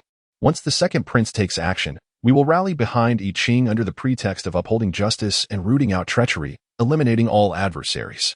Shuichen laughed heartily, saying, Elder brother, you once claimed this young man lacks political acumen. I see now that you have truly aged. Mo Xie wore a bitter smile, admitting that he now found it challenging to fathom his younger son's intentions and ambitions. Mo Wuxie added, Father, Uncle, you need not worry about Gongsun Uncle. I have a plan. As long as Gongsun Uncle is swayed to our side, with his command over the Imperial Guards and my father's control over the Duwei army, everything will not be overly difficult. Their eyes brightened, and Mo Xie clapped his thigh in laughter, exclaiming, Gongsun Lao commands over 20,000 Imperial Guards. Once the gates of the royal city are closed, I can already envision Gongsun Lao's imposing figure. The Duwei army is responsible for maintaining public order and defense in the imperial capital, but the Imperial Guards are different. The palace is a city within a city, entirely guarded by the Imperial Guards, with Gongsun Quan serving as their general, appointed personally by the emperor. Chapter 80. The marriage scam also involves Yu Shuichen's favorable view of Mo Wuxie undoubtedly delighted our young master to no end. It seems that Shuiqing's matter has been resolved unbeknownst to us, haha. He mounted his unique dragon steed and galloped towards the Gongsun residence. Upon arriving, he sought out Gongsun Yingying without delay. Sister Yingying, how has the matter I asked you to discuss with Uncle Gongsun progressed? Gongsun Yingying paced anxiously, replying, I did mention it, but my father is quite stubborn and refuses to support I Ching. I am utterly distressed. If anything were to happen to Princess Jingwei, I would be devastated. It was evident that Gongsun Yingying held the safety of Huangpu Jingwei in high regard. One couldn't help but admire the bond between the sisters. Mo Wuxie inquired, What did your uncle say? Gongsun Yingying replied, Father said he is a soldier and will only obey military orders. Whatever the emperor commands, he shall follow. Mo Wuxie chuckled. It appears that the emperor holds Uncle Gongsun in high favor. Yet, it seems the emperor has not prohibited him from aligning with anyone. Gongsun Yingying, somewhat perplexed, asked, And what of it? With a mischievous smile, Mo Wuxie asked, Is Uncle home? Gongsun Yingying informed him that her father had just returned from the palace. Mo Wuxie continued, Let us go see your father. Regardless of what I say, you must comply. This is all for wear. Even if I utter some nonsensical words, it will merely be our act. Please be attentive and do not refuse my inquiries. Though Gongsun Yingying was unsure of his intentions, her concern for the princess compelled her to agree. Thus, Mo Wuxie led her to the Gongsun family's martial arts hall. Gongsun Quan was vigorously wielding a battle blade, the wind from his strikes creating an impressive display. Mo Wuxie observed silently, refraining from interrupting Gongsun Quan's training. However, Gongsun Yingying could not contain herself and exclaimed, Father, cease your practice. Will you support Prince I Ching or not? Gongsun Quan halted and noticed Mo Wuxie. A sudden pang of concern struck him. Could it be that his daughter has taken a liking to him? The closeness of their stance was rather alarming. Young nephew, what brings you here today? Gongsun Quan inquired, his beard bristling and his face slightly flushed, lending him an amusing appearance. Mo Wuxie had already entertained thoughts of mocking him 100 times and replied, Uncle, I have come to collect a debt. Gongsun Quan furrowed his brow, asking, A debt? Do I owe you money? Mo Wuxie shook his head, You owe me nothing, but your sons do owe me a considerable sum. As the saying goes, a son's debt is the father's responsibility. So, you see, perhaps. Gongsun Quan tossed his battle blade aside, which landed perfectly on its rack, and pressed. How exactly do my sons owe you money? How much is it? Mo Wuxie smiled. Recently, your sons purchased some beauty elixirs from my residence, totaling 245,000 taels of silver. Here is the promissory note for your review. Initially thinking it was a trivial matter, Gongsun Quan was momentarily struck dumb upon hearing the figure. Soon after, his beard stood on end, looking quite fearsome. Mo Wuxie merely stood there, watching Gongsun Quan with no trepidation of him defaulting on the debt. Fuming, Gongsun Quan shouted, Come here at once. Within moments, all 7 of his sons stood before him. Trembling, after inquiring about the situation, he learned that the matter was indeed true and that he could not deny the existence of the promissory note. Gongsun Quan was no rogue merchant, and he lacked the qualifications to be one. Finally, he asked Mo Wuxie, Are those beauty elixirs truly worth that much? It was Gongsun Yingying who responded, That is the market price. Gongsun Quan felt his vision darken. The once great warrior nearly fainted. He had wondered why the women in his household had suddenly blossomed in beauty. It was indeed the elixir's efficacy. Yet, 245,000 taels was an astronomical sum. Selling all his wives, even one son and one daughter, along with the entire estate, would yield no more than 100,000 taels. And now, what was he to do? His family had always upheld integrity, and their total assets barely reached 100,000 taels. Mo Wuxia, with his hands folded before him, watched them with amusement. Gongsun Quan's face turned crimson, panting heavily. Indeed, a single tael can bring down a heroic figure, he thought, and Mo Wuxia was lost in fantasy. Suddenly, Gongsun Quan seemed to have an epiphany and said, I propose, dear nephew, that we opt for an installment plan. I shall pay you 1,000 taels each month until the debt is cleared. To Mo Wuxia's astonishment, this old fellow had actually grasped the concept of installment payments. How ingenious! How had he come upon such a notion? Mo Wuxia couldn't help but admire this gorilla. It was a concept from his era, yet here it was. Conceived by Gongsun Quan. Clearing his throat, Mo Wuxia replied, Uncle, let me calculate. At 1,000 taels a month, you would only repay 12,000 taels a year. That means you would need 204 years and 1 month to clear the debt. Assuming an average lifespan of 150 years, you would be long gone before you could settle this debt. Wait, perhaps your sons could never repay it in their lifetime. This installment plan simply will not work. Oh, but if you can pay me 10,000 taels a month, you would clear the debt in 20 years. I shall not charge you interest. I can accept 10,000 taels a month. Gongsun Quan felt faint, his legs wobbling. Had he not been holding onto a pillar, he would have collapsed to the ground. His throat dry, he felt an overwhelming desire to perish. It was worth noting that his monthly salary was only 5,000 taels, and after household expenses, he would be left with merely 2,000 taels. Gongsun Quan's 7 sons, terrified by their father's fury, dared not raise their heads nor utter a word. Gongsun Ingying, the cherished daughter, felt compelled to comfort her father. However, just as she was about to act, Mo Wuxia halted her. Confused, she looked at him. And upon seeing him shake his head yet nod simultaneously, she refrained from approaching. Uncle Gongsun, do you truly require an installment plan? Mo Wuxia pressed.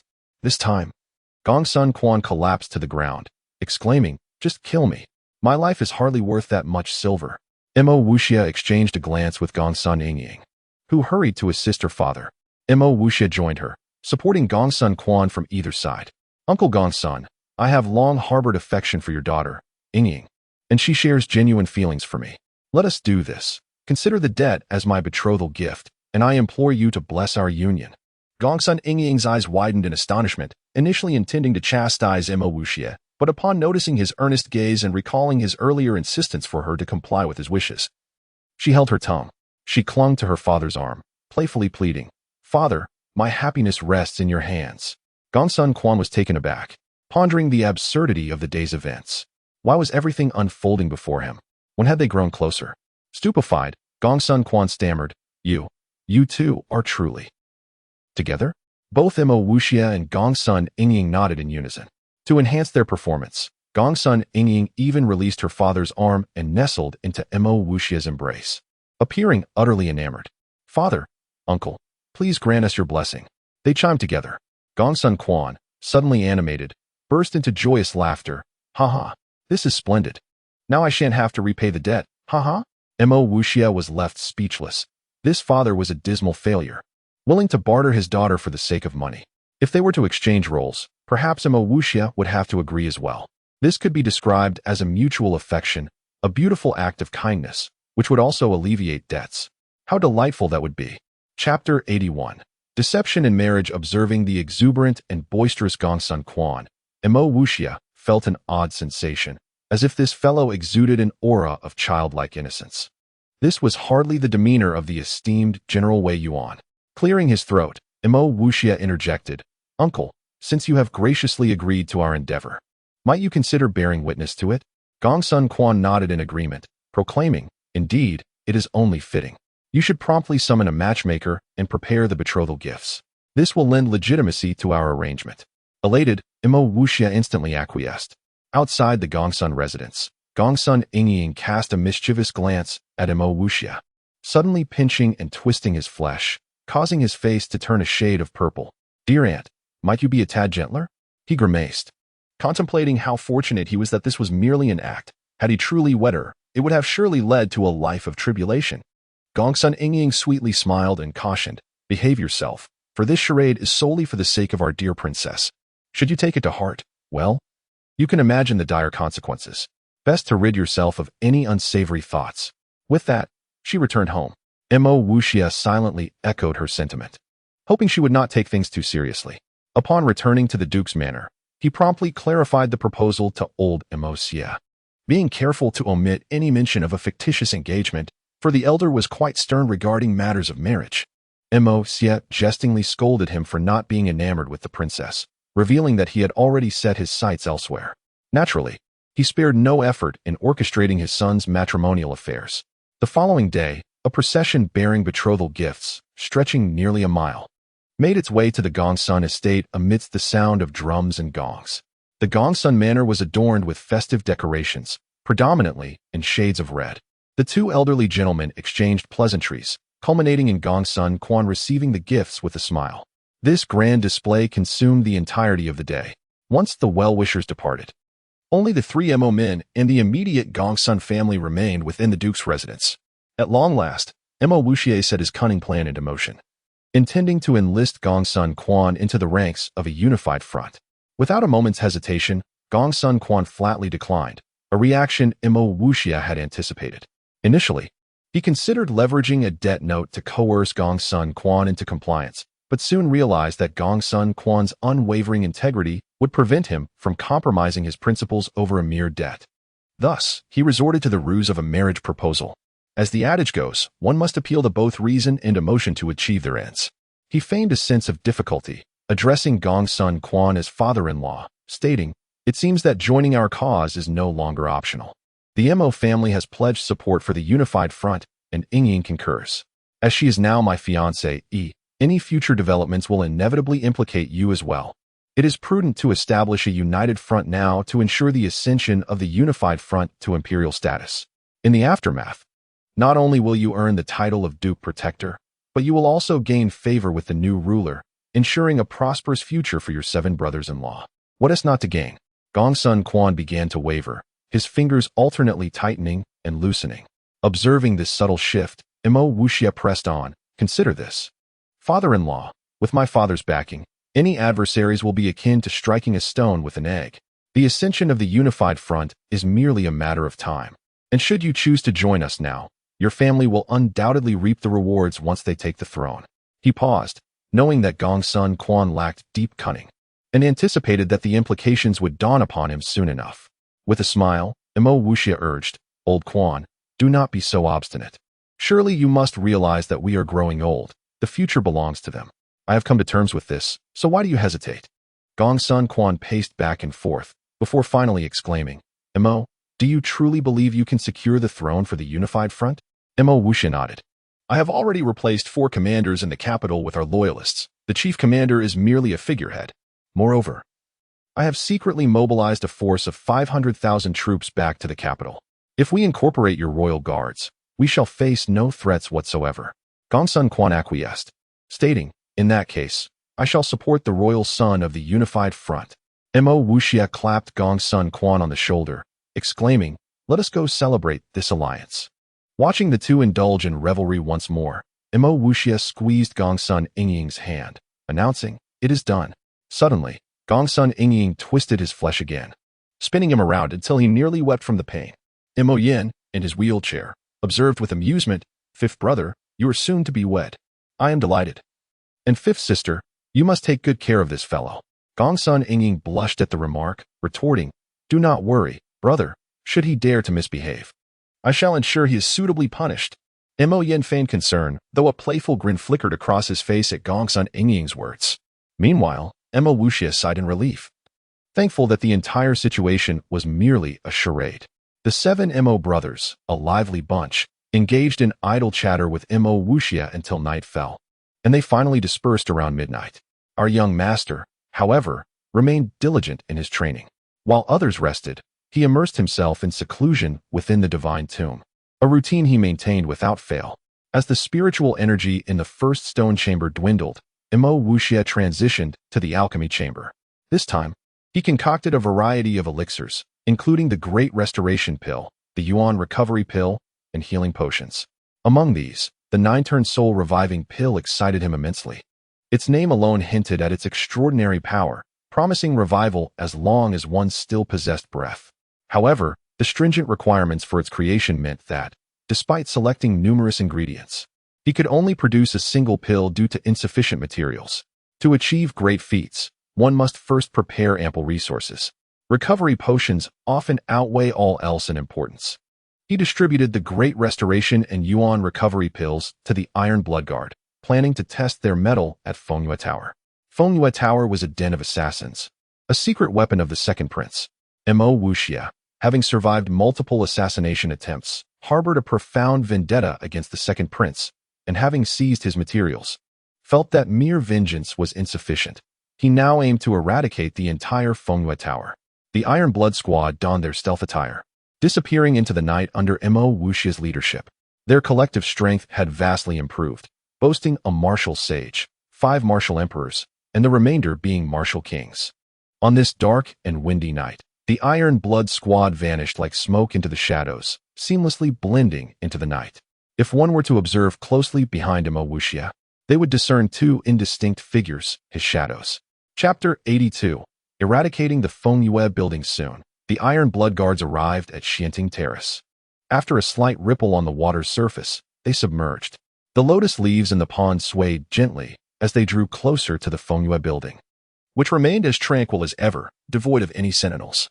Suddenly, a head emerged silently from the water behind the building. Mo Wuxia listened intently and then sprang into action. With a splash, the Iron Blood Guards surged from beneath the water, encircling the Water Moon Pavilion.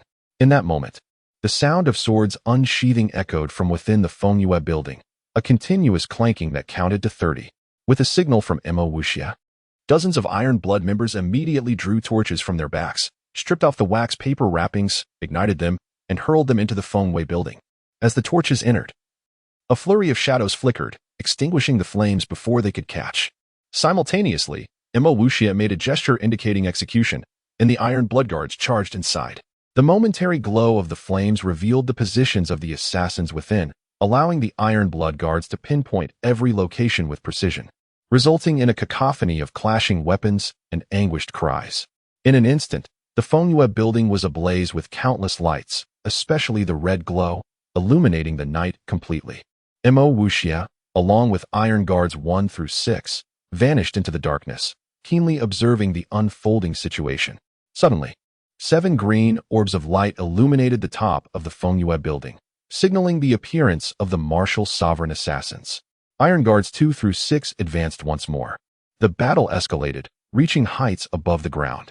The clash of martial sovereigns generated shockwaves that reverberated through the air, agitating the waters of the Lotus Pond, which crashed against the shore with a thunderous roar. The moment the assassins were exposed, their strength diminished drastically. Despite their numerical superiority, they found themselves at a disadvantage as the 7 martial sovereign assassins were besieged by the nameless Iron Blood Guards, in a perilous predicament. The screams from within the Fengyue building persisted, while the toll of casualties began to manifest in the sky. With a cry, one martial sovereign assassin had his arms severed by Iron Guard 2's broadsword, teetering on the brink of falling into the Lotus Pond. However, at that moment, a red orb of light shot forth from within the Fengyue building, cleaving the martial sovereign assassin in 2. With the cessation of the slaughter within, it became evident that the assassins had been eradicated.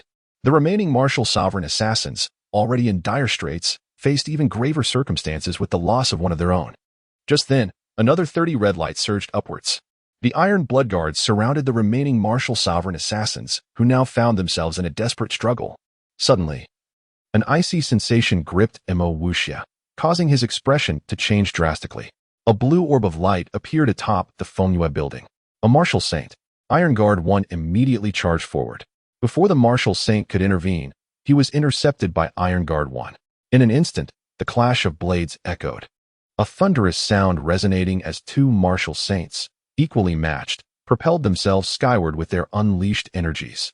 Mo Wuxia wasted no time and retrieved the super crossbow. This crossbow was a spoils of war obtained during an earlier confrontation with assassins after the Second Prince's banquet, a mysterious weapon that had failed to sell at the Wanbao Pavilion. He positioned the crossbow atop the roof and retrieved a specialized golden arrow. With a series of clicks, it was finally loaded. Since the beginning of the battle, no more than a brief interval had passed. Moments later, one by one, the martial sovereign assassins fell to the ground.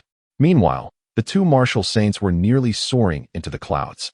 At that moment, a brilliant blue light surged from afar, racing toward the Fengyue building like lightning, strikingly conspicuous in the night sky. Here they come. Mo Wuxia was anxious about the potential appearance of another martial saint. If that were to happen, despite the day's significant gains, he would have to pay a heavy price, as the prowess of a martial saint far surpassed that of a martial sovereign. In fact, a single martial saint could effortlessly defeat 3 martial sovereigns. Without hesitation, Mo Wuxia aimed the super crossbow at the blue light in the sky and decisively pulled the trigger. Whoosh! The arrow, infused with the brilliance of gold, shot toward the martial saint like a meteor. The martial saint's speed remained unbroken until the moment the golden arrow approached, at which point he reached out to grasp it. Naturally, a martial saint possesses a sense of pride. In his eyes, the notion that a mere arrow could inflict harm upon him was laughable. Yet, there are always exceptions. The super crossbow, capable of slaying martial sovereigns, undoubtedly held sufficient power to wound a martial saint. As the martial saint caught the arrow, his expression shifted dramatically, and he retreated swiftly, performing a spin that sent the arrow soaring into the sky, disappearing like a shooting star. However, through the blue light surrounding the martial saint, it was evident that his right hand trembled slightly, leaving a line of blood behind. In a moment of carelessness, it was clear that the martial saint had been injured. The martial saint glared in the direction of Mo Wuxia, letting out a roar as he transformed into a blue streak, charging forward once more. Without hesitation, Mo Wuxia fired a second arrow, swiftly loading a third. The second and third arrows were unleashed in rapid succession, with scarcely a pause in between. With a cold grunt, the martial saint flicked his left-hand sword, aiming at the tip of the second arrow. Bang! The martial saint deflected the first arrow, yet his entire body was forced back several meters, his sword recoiling as well. The second arrow was poised to pierce the martial saint's chest. Furious, the martial saint erupted with an overwhelming aura of killing intent, chilling the night air. His right hand, enveloped in blue light, seized the arrow. Nevertheless, the force of this arrow was extraordinary, propelling him backward through the air. The arrow continued to press toward his chest, his face reddening as he employed some method to diminish its power. Thud! The arrow finally penetrated his chest, but only the tip managed to lodge itself inside. The martial saint's expression contorted as he forcefully extracted the arrow, blood gushing forth. A mere arrow could wound me. Very well. This arrow clearly did not damage his internal organs, for he could still speak with vigor. Even so, it considerably diminished his strength. In a swift motion, the martial saint hurled the arrow back toward Mo Wuxia. Mo Wuxia's countenance changed dramatically, for the arrow was enveloped in blue light. Its momentum and power amplified beyond its original state. His energy had been locked onto, rendering him unable to evade the arrow. He finally grasped the vast difference in power between a martial saint and a martial sovereign. Without a moment's hesitation, he vanished from his position, and the arrow pierced through the rooftop, entering the room. Subsequently, a surge of blue light erupted, engulfing the entire house in a wave of blue radiance. To outsiders, it appeared as though the arrow had penetrated Mo Wuxia's chest.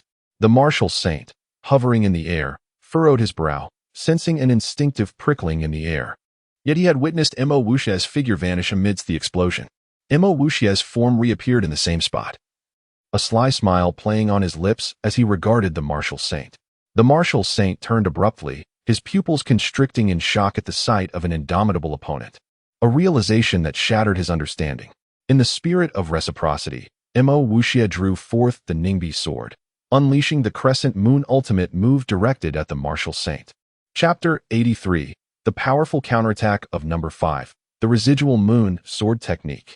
The martial saint exclaimed, his long sword arcing gracefully, unleashing a crescent-shaped blade of light that struck the residual moon. A thunderous roar ensued, and the sky erupted in a rain of blue light, imbued with a rich, dreamlike quality.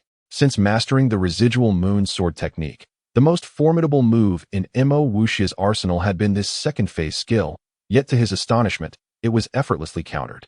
After dispelling the residual moon, the martial saint's body trembled slightly, a fleeting flush of color gracing his face. The more powerful the adversary, the more keenly Mo Wuxia observed, knowing that even the martial saint, despite his strength, had suffered from the backlash of the attack. Suddenly, the martial saint thrust his sword again, releasing another wave of sword energy. This blue light seemed to carry the essence of death, steeped in melancholy and silence. Mo Wuxia felt himself ensnared once more, the encroaching blue light evoking the chilling call of the Reaper. The martial saint's sword energy, brimming with destructive force, posed a grave threat to any who dared to confront it head-on. Yet, within the realm of humanity, legendary turning points often arise. In a flash, the azure sword slipped from Mo Wuxia's grasp, spinning into the air, emitting a mournful wail akin to the weeping of souls. The sword's rotation accelerated, conjuring a vortex that harmonized the forces around it. Outside this whirlwind, powerful ripples undulated through space, as if reality itself were melting away. With renewed determination shining in his eyes, Mo Wuxia stepped into the void, adopting a forward stance as he embraced the azure sword within a circular motion. He executed the yin-yang step, his hands cradling the circle while it spun, releasing a silvery radiance.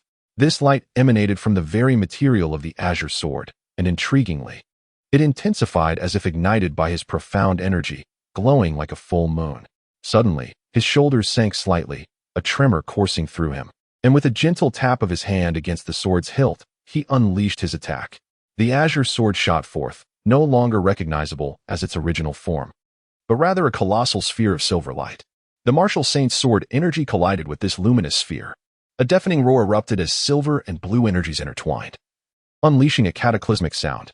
A wave of light, blue and silver, rippled outward in all directions. Mo Wuxia gasped, blood spilling from his lips, his eyes wide with astonishment.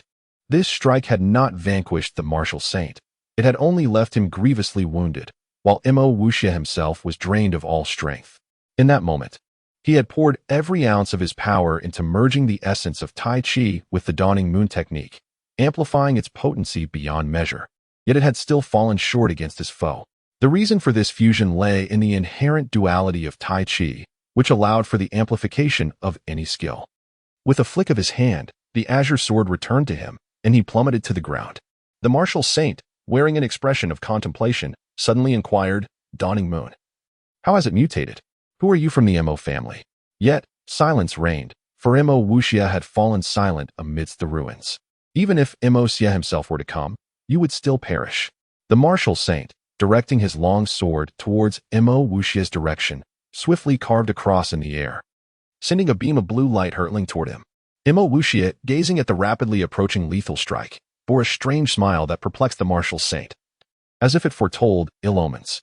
In an instant, a figure emerged before Mo Wuxia. It was number 6, with blood-red eyes and emaciated fingers resembling desiccated bones.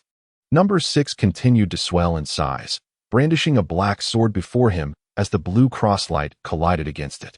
A thunderous explosion reverberated through the night, as black mist and blue light danced eerily in the darkness, sending shockwaves radiating outward, obliterating everything in their path. Mo Wuxia's throat tinged with sweetness, and he coughed up more blood, yet his gaze shone with an unusual brightness, brimming with excitement.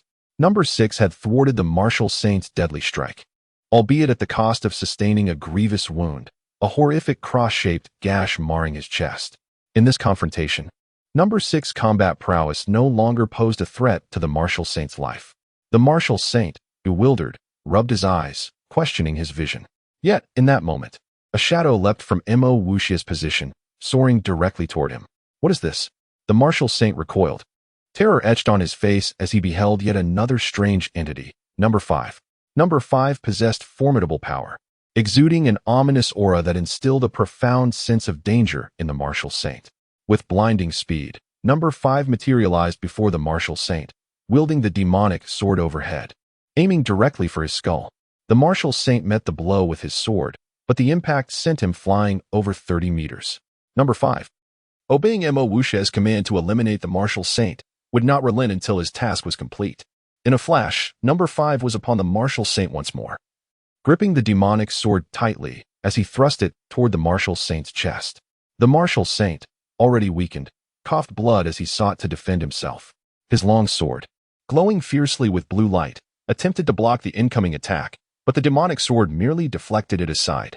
The sound of steel-piercing flesh rang out clearly as the demonic sword penetrated the martial saint's kidney, emerging on the other side, still bearing remnants of the organ. Ah! The martial saint cried in agony as the blue sword was forcefully dislodged, blood spraying into the air. Despite the excruciating pain, he struggled to flee. Yet, Number 5 would not grant him the luxury of escape. The demonic sword inexplicably elongated in Number 5's grip, and with a savage downward sweep, a terrifying scene unfolded. A dark arc, reminiscent of a bridge from heaven, descended upon the martial saint, striking him once more. Amidst the black mist, a flash of blue light ensued, and all fell silent. Emma Wuxia, witnessing Number 5's confirmation, realized the martial saint was no more. Swallowing hard, he murmured, "He died just like that?" Suppressing his astonishment, he directed Number 5 to assist Tai Yi. Tai Yi, in turn, instantaneously vanished into the horizon, the earth trembling with renewed intensity. Emma Wuxia gazed skyward, gesturing for the battlefield to be cleared, commanding an immediate retreat. The Iron Blood Guards sprang into action, igniting the Wind and Moon Tower. Emma Wuxia understood that with Number 5's formidable emergence, the already beleaguered martial saint, entangled with Tai Yi, would soon meet his end. He silently rejoiced, grateful that Number 5 had initially suppressed his cultivation to match Emma Wuxia's level. Otherwise, with Number 5's true power, victory would have been unattainable.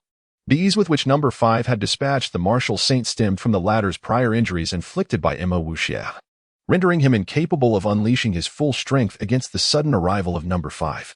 The sky erupted in a dazzling display, the blue-black hues shimmering like ribbons across the heavens, vanishing in an instant. Accompanied by a resounding roar, Number 5 landed first, while Tai Yi appeared pale and disheveled, clearly injured.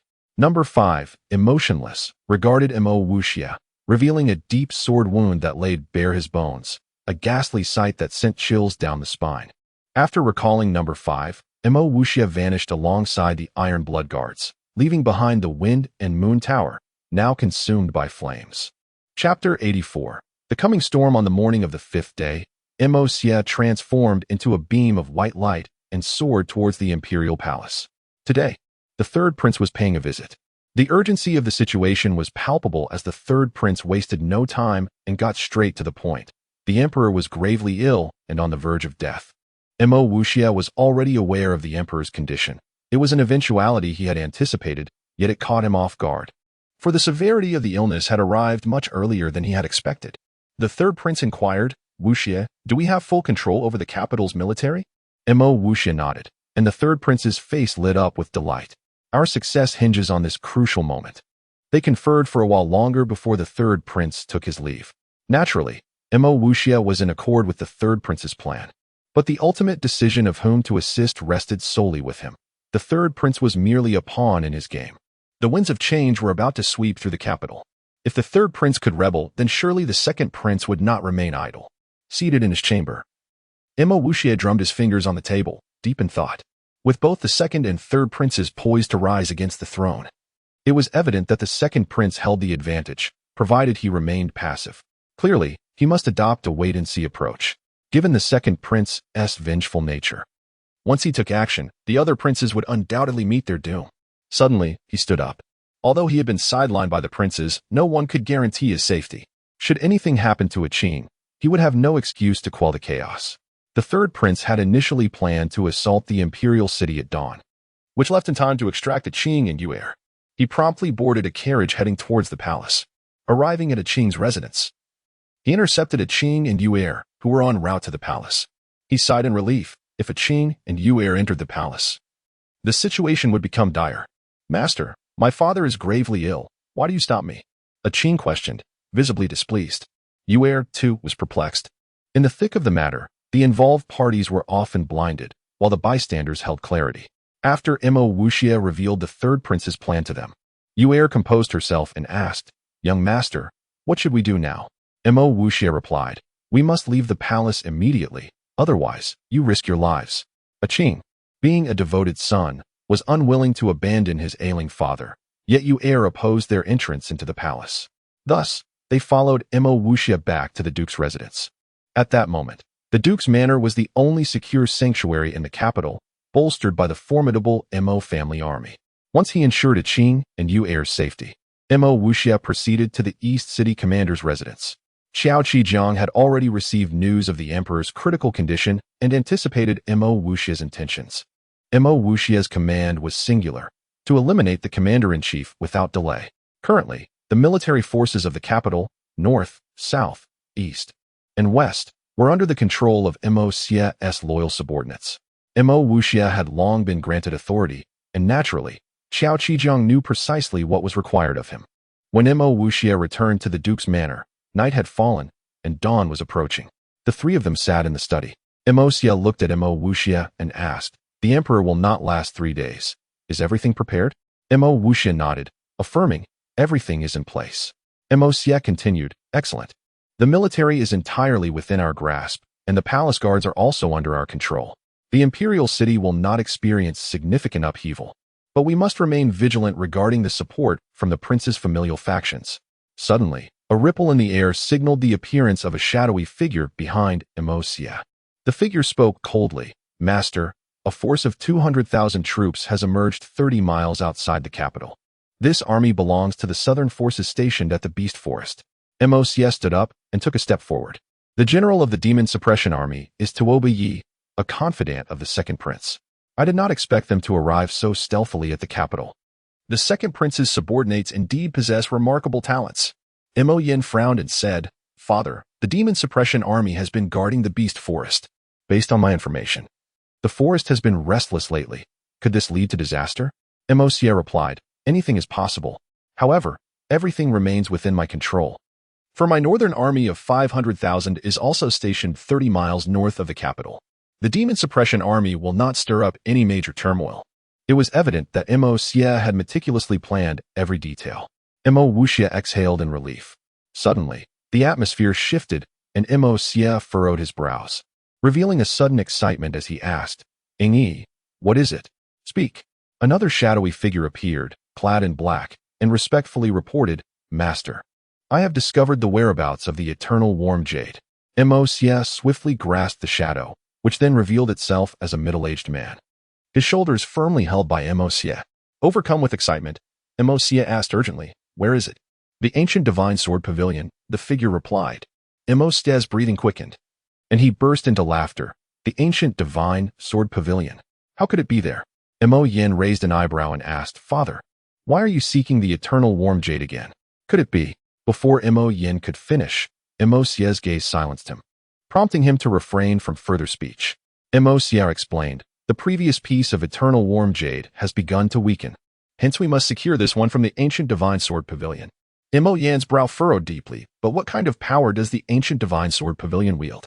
Mo Xia lifted his foot, as if imbued with immense strength. After a moment, he placed it down and leaned on the table, stating, "The ancient divine sword pavilion is an ancient lineage, filled with experts, with martial gods aplenty. The pavilion master is known as the Storm Surger, and it is rumored that he has transcended the realm of martial arts to reach the legendary heavenly domain." Mo Yin clenched his fists tightly before releasing them. "Father, even if it costs me my life, I must obtain the eternal warm jade." Mo Xia nodded. "I must acquire the eternal warm jade. But there is no need for haste. We still have time. First, we must resolve the matters in the capital." Mo Wuxia, unable to comprehend their discussions regarding the eternal warm jade, sensed its significance. He recognized his father's reluctance to elaborate and chose not to press the matter. When his father was ready to speak, he would share the details.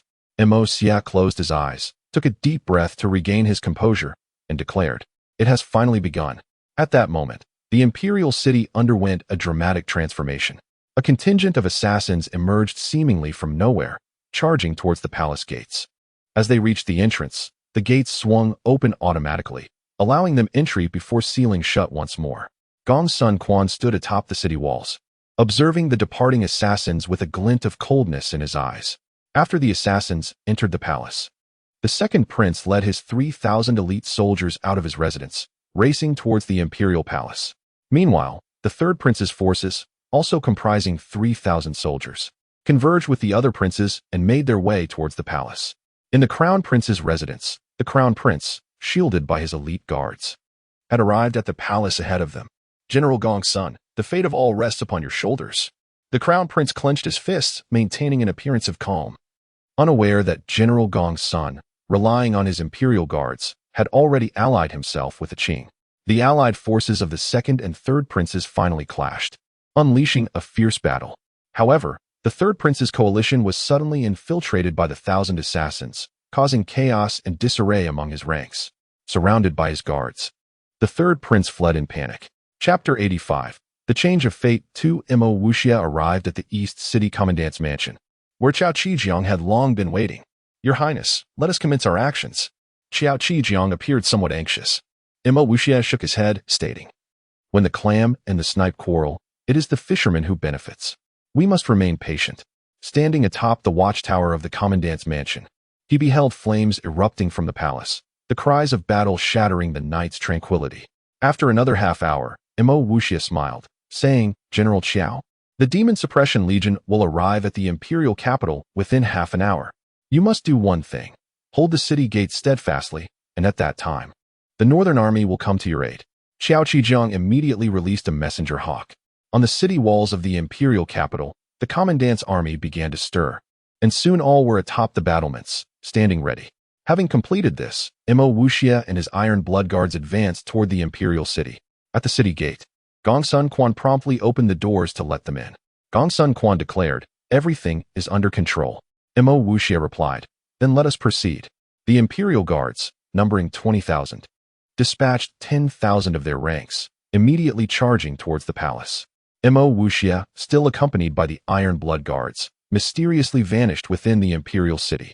The third prince, like a rat fleeing the street, hurriedly escaped alone. A wicked smile crept onto Imo Wuxia's lips. He had inadvertently caught sight of the third prince. At this moment, the third prince's once valuable garments had become mere rags, his previously composed demeanor now marred by panic, even his golden crown askew. Upon spotting Imo Wuxia, he revealed a look of excitement, as if grasping a lifeline, exclaiming, "Brother Wuxia, you have finally arrived. Has the commandant's army reached? Have they attacked the imperial city?" Imo Wuxia shook his head. "Plans have changed. The Demon Suppression Legion, with an army of 200,000, has completely besieged the imperial capital. The commandant's army can now only defend the city gates." The third prince staggered back, exclaiming, "How is this possible? 200,000 troops?" Imo Wuxia replied, "The city gates of the imperial capital will soon fall. I fear our plans have failed." The third prince stumbled back once more, terror evident in his eyes. Suddenly bursting into laughter, Imo Wuxia urged, "You must flee quickly." After saying this, he and the Iron Blood Guards maneuvered through the structures of the imperial city. As for the third prince, he drew his precious sword and slashed it across his own neck, collapsing to the ground. Imo Wuxia shook his head.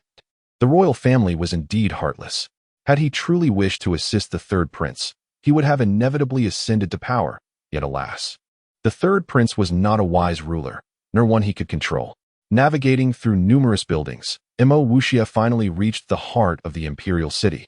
In front of the Hall of Supreme Harmony, the stone steps leading up to the hall were already littered with corpses, blood pooling on the ground. The stench overwhelming and nauseating. He frowned and concealed himself. Moments later, the imperial guards rushed into his view, circumventing the Hall of Supreme Harmony and charging directly into the palace. Inside the palace, the imperial guards had already been withdrawn by Gongsun Quan, leaving only the crown prince's household troops and the second prince's army engaged in combat, the sounds of battle echoing thunderously. As Imo Wuxia entered the palace, he beheld the second prince and his troops. The second prince's forces numbered fewer than 1,000, all of his death warriors having perished, leaving only the elite. Among this 1,000, each individual exhibited extraordinary strength, the weakest at the realm of martial masters, with the strongest being a martial emperor, their overall power relatively uniform, unleashing terrifying might that forced the royal knights into retreat. The defeat of the royal knights was merely a matter of time. Suddenly, his pupils constricted slightly. He noticed that the second prince's troops bore a crescent-shaped mark on their chests. Fengwei Fort. No wonder these men were so formidable. They were the elites of Fengwei Fort.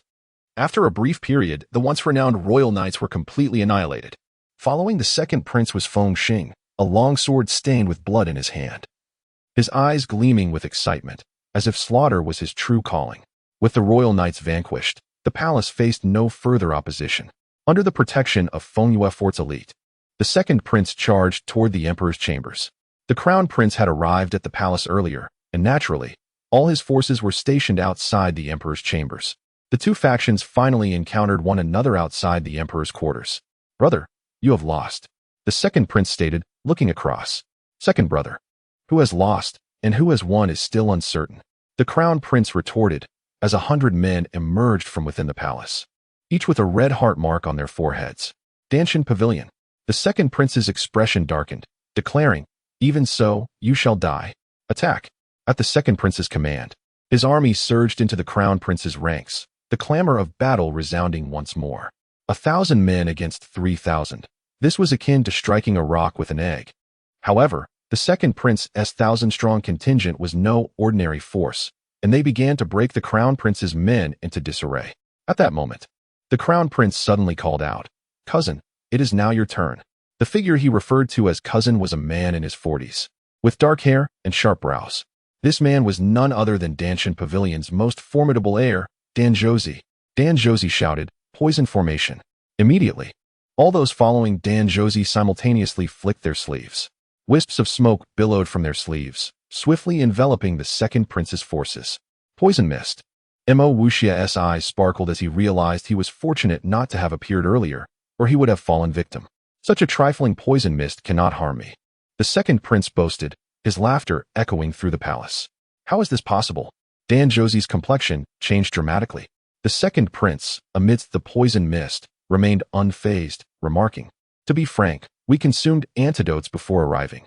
A mere poison mist cannot affect us." "Huh, kill them all." Although the second prince's 1,000-strong army now numbered less than 500, they charged once more. Danjozi exclaimed, "Arrogant."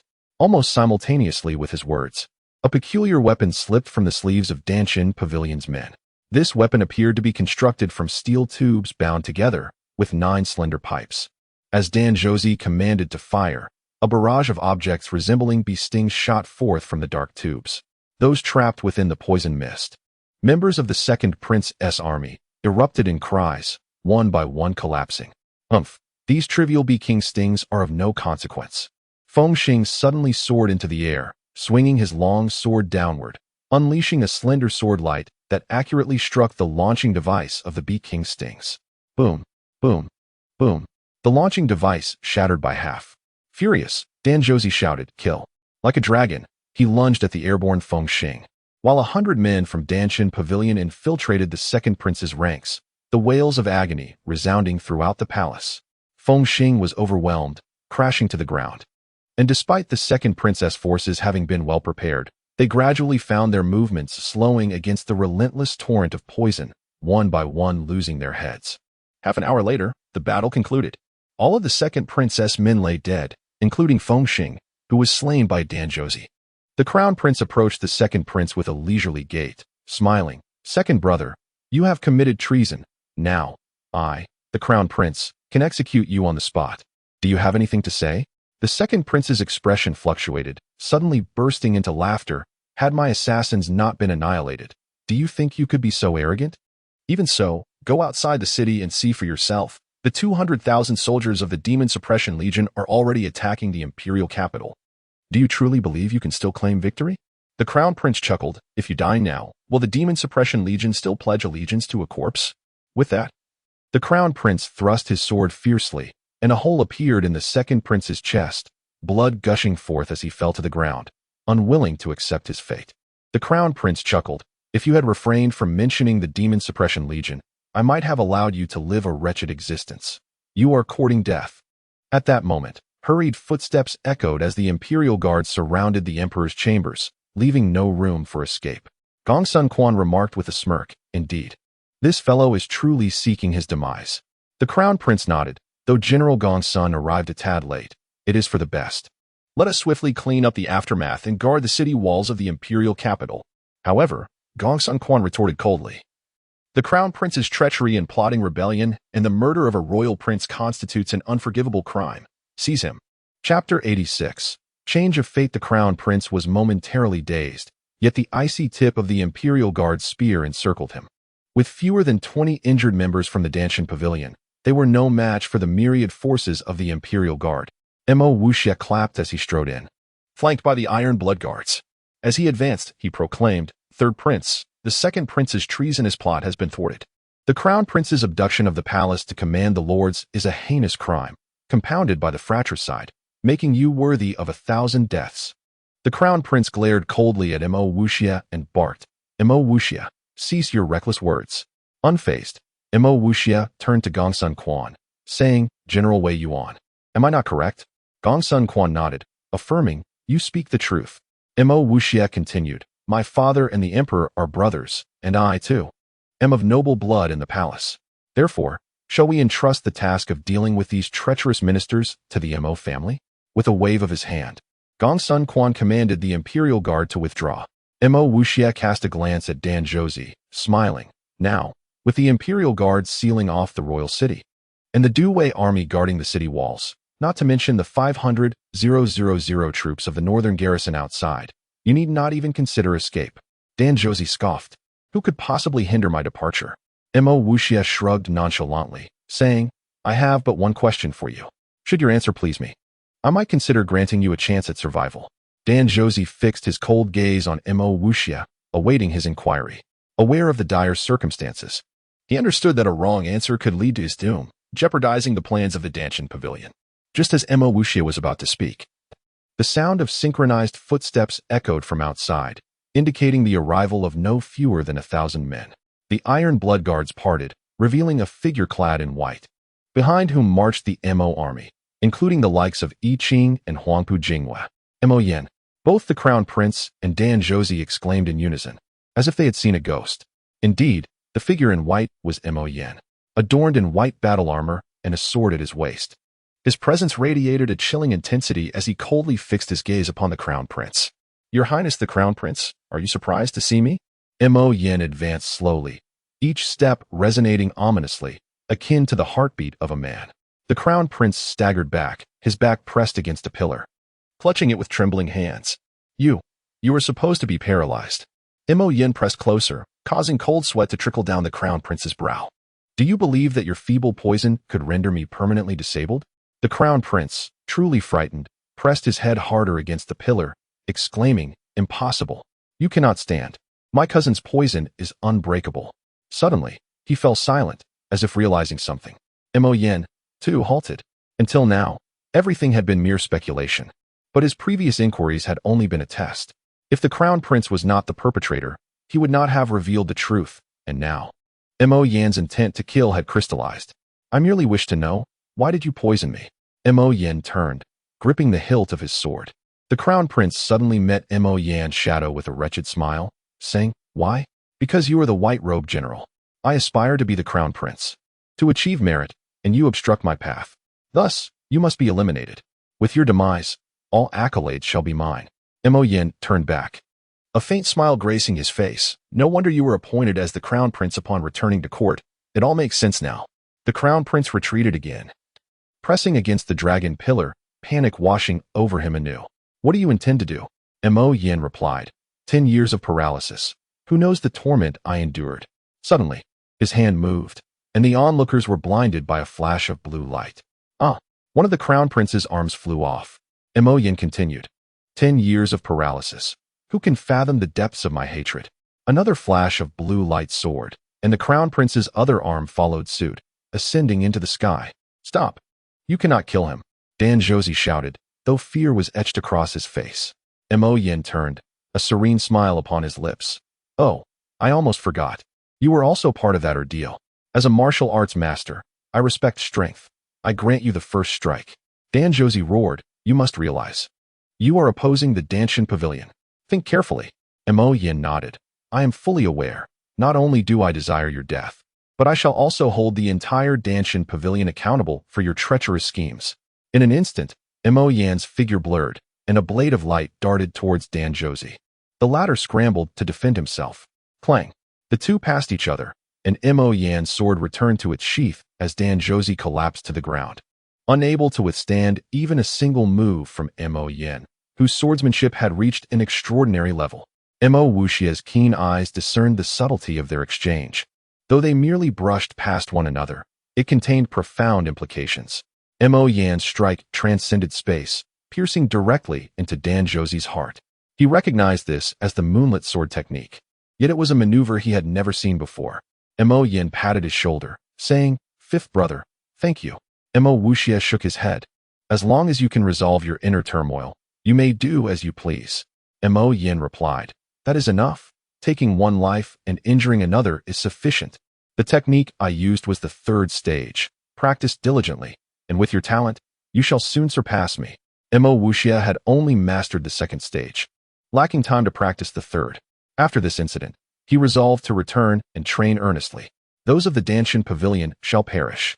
As his words fell, the Iron Blood Guards swiftly dismantled the remaining members of the Danshan Pavilion, who had no chance to retaliate. Now, only the Crown Prince remained on the ground. Writhing in agony, Mo Wuxia advanced, delivering a kick to the Crown Prince's groin, simultaneously declaring, "I shall confine you in a jar and carry you away." The Crown Prince howled like a slaughtered pig as the Iron Blood Guards dragged him off, his fate sealed within the cruel plan left unfinished by the second prince. At this moment, I Ching and Huangpu Jingyue suddenly retched, spewing yellow bile onto the ground. Mo Wuxia patted I Ching's shoulder, saying, "I Ching, you are now the sole heir of the royal family. Act like a man." I Ching nodded but immediately bent over to vomit again. Mo Wuxia shook his head in exasperation. Supporting Huangpu Jingyue, he asked gently, "Are you all right?" Huangpu Jingyue, more mature than I Ching, lifted her head, pale-faced, and nodded. "I am fine. Do not feel burdened. This is entirely his own doing." Finally, Mo Wuxia breathed a sigh of relief, his greatest worry being that, having disabled the Crown Prince, Yue might harbor animosity towards him. "Let us enter the palace." He guided Jingyue, with I Ching trailing behind, followed by Gongsun Quan, as they collectively made their way to the emperor's chambers. Upon entering the chambers, Mo Wuxia's expression darkened. All the emperor's concubines had hanged themselves from white silks, lifeless, and the emperor lay with a long sword plunged into his chest. "Father!" I Ching and Jingyue collapsed before the emperor's bed, weeping uncontrollably. It was evident that all this devastation had been wrought by the Crown Prince. Chapter 87. Qinghe's silent departure initially. The actions of the Mo family towards the Crown Prince had indeed sowed discord between the siblings Qing and Jie. However, upon witnessing the current scene, it became abundantly clear to them who the true culprit was. A sense of gratitude filled Mo Wuxia, who had been perplexed until now. Huangpu Jingyue, who had intended to plead for the Crown Prince, now harbored an intense desire to see him suffer 1,000 deaths. Qing, overcome with sorrow, fainted. The palace master, Yue, suddenly collapsed against Mo Wuxia's chest, weeping silently, her fragrant shoulders trembling intermittently. In that moment, it seemed that only this sturdy chest was worthy of her reliance. Mo Wuxia gently patted Yue's back, offering solace. "The deceased have departed. We must allow them to rest in peace." Yue replied, "Everything depends on you, my lord." With that, she too succumbed to her grief and fainted. Cradling Yue in his arms, Mo Wuxia felt an overwhelming tenderness as he turned to General Gongsun Quan, saying, "General Gongsun, it is time to clear the scene." He then carried Yue through the crowd towards the duke's residence. Upon their return to the duke's estate, he checked Yue's pulse and found that her condition was merely a result of her sorrow. He felt relieved. After pressing on her acupoint, she awakened. Huangpu Jingyue, her eyes swollen with tears, appeared suddenly aged, reminiscent of a begonia flower battered by a storm. "My lord, you have saved both my brother and me. I am willing to devote my life to repay you, to serve you like a beast of burden.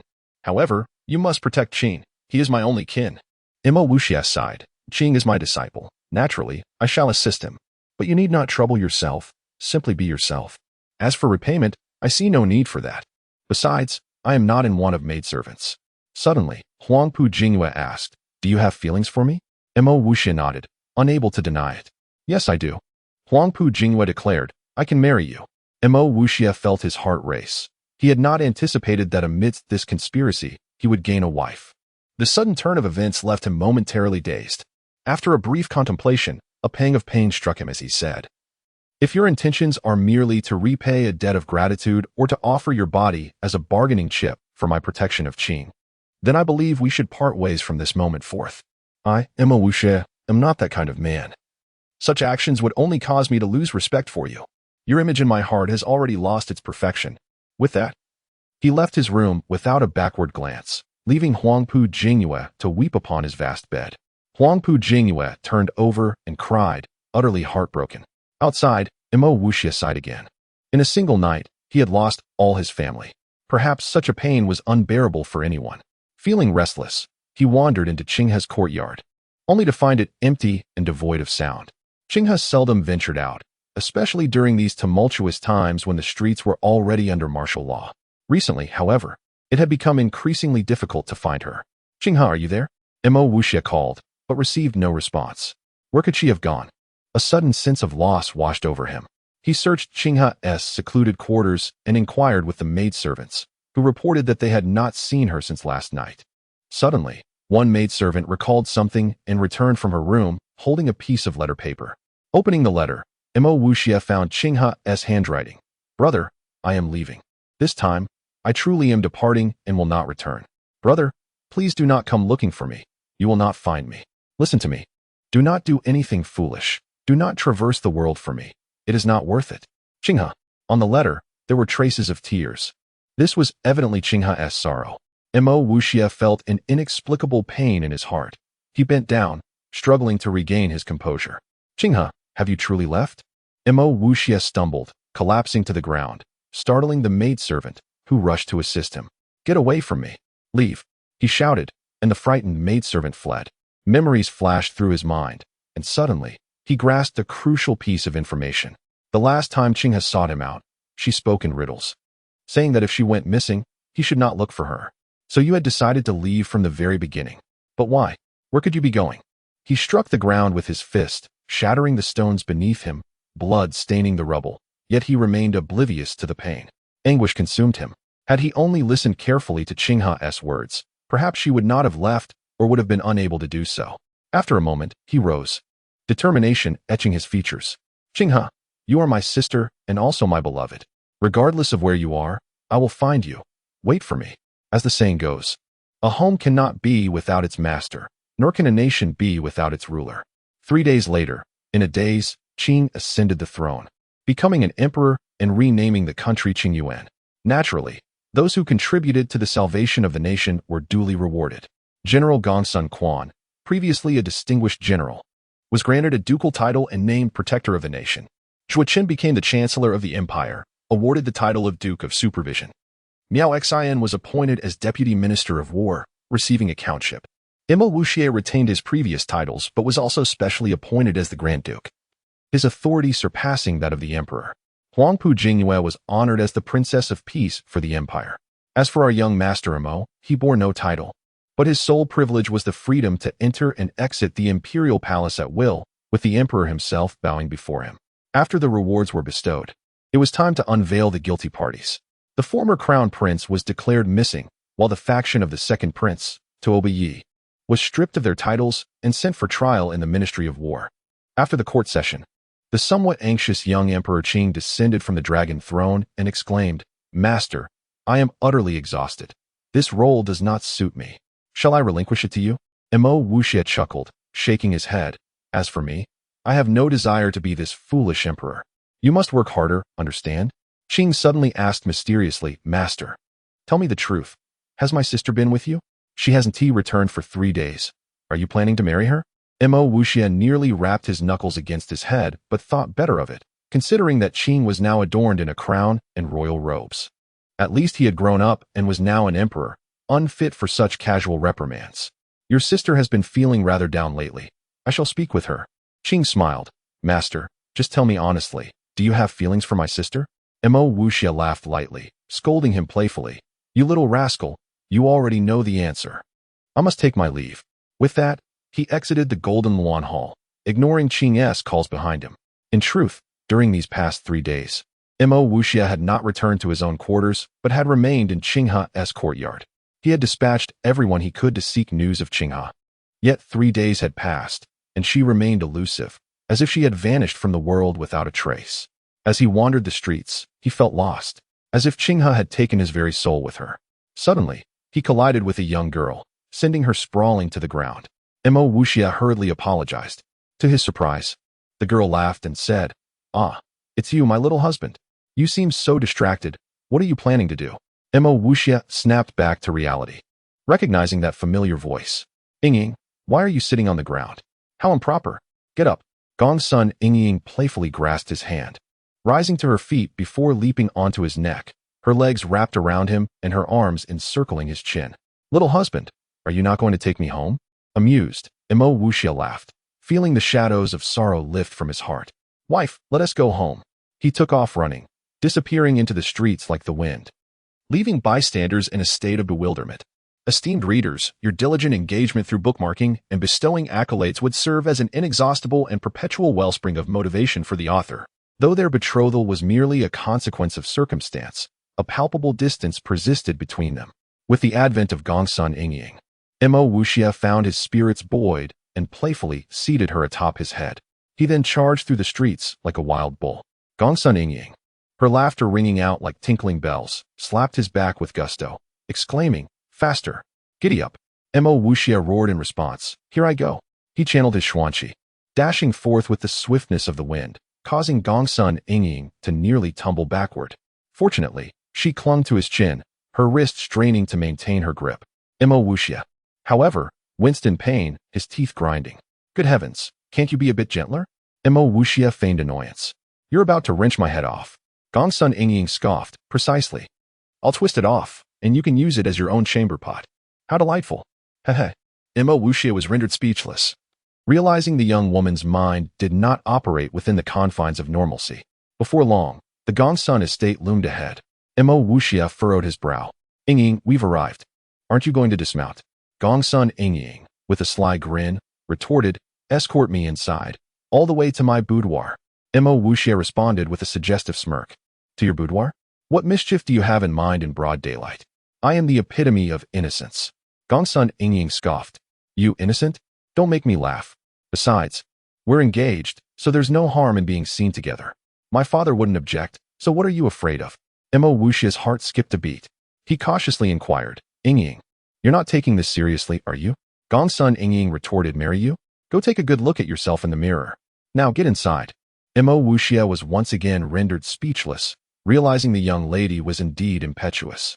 As they entered the Gongsun estate and traversed a garden, they happened upon the 7 Gongsun brothers engaged in martial practice. They hastily bowed in greeting.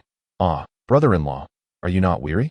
Before Imo Wuxia could respond, Gongsun Ingying seized his head, placed her hands on her hips, and bellowed, "Brothers, are you itching for a beating?" The 7 stalwart men, who feared nothing, cowered and dared not utter a word. A virago. The term involuntarily surfaced in Imo Wuxia's mind. Imo Wuxia escorted Gongsun Ingying to her boudoir, where she nonchalantly leaped from his head, declaring, "You performed adequately today. Now be gone." "Be gone?" Imo Wuxia pointed at himself, incredulous. "Unless you have other intentions?" Gongsun Ingying scrutinized Imo Wuxia. Imo Wuxia inhaled deeply. "I concede that you are indeed alluring. However, all of this is a charade. Now that the matter has passed, let us discuss the annulment of the engagement." Gongsun Ingying's delicate brows furrowed. "Annulment? How can we? The entire imperial capital is aware of our betrothal. How am I to live if you annul it? I am but a mere maiden." Imo Wuxia inquired anxiously, "You're serious?" Gongsun Ingying rolled her eyes. "If anyone is to annul the engagement, it will be me, not you. However, now is not the opportune moment. I shall inform you when I have determined the appropriate time. Now depart." Imo Wuxia was at a loss for words. Did it truly matter who initiated the annulment? The engagement was a sham, regardless. Gongsun Ingying watched his retreating figure and chuckled, trying to annul the engagement. "Are you? Not a chance. I intend to have my fun with you. You have yet to experience my true capabilities." Imo Wuxia was utterly dispirited. He dared not broach the subject of annulment lightly, nor did he dare act unilaterally. The old master held those who treated marriage frivolously in utter contempt. If he were to annul the engagement without her consent, he would first have to contend with the old master, and might even face the lash. He had attempted to outsmart her, only to be outwitted himself.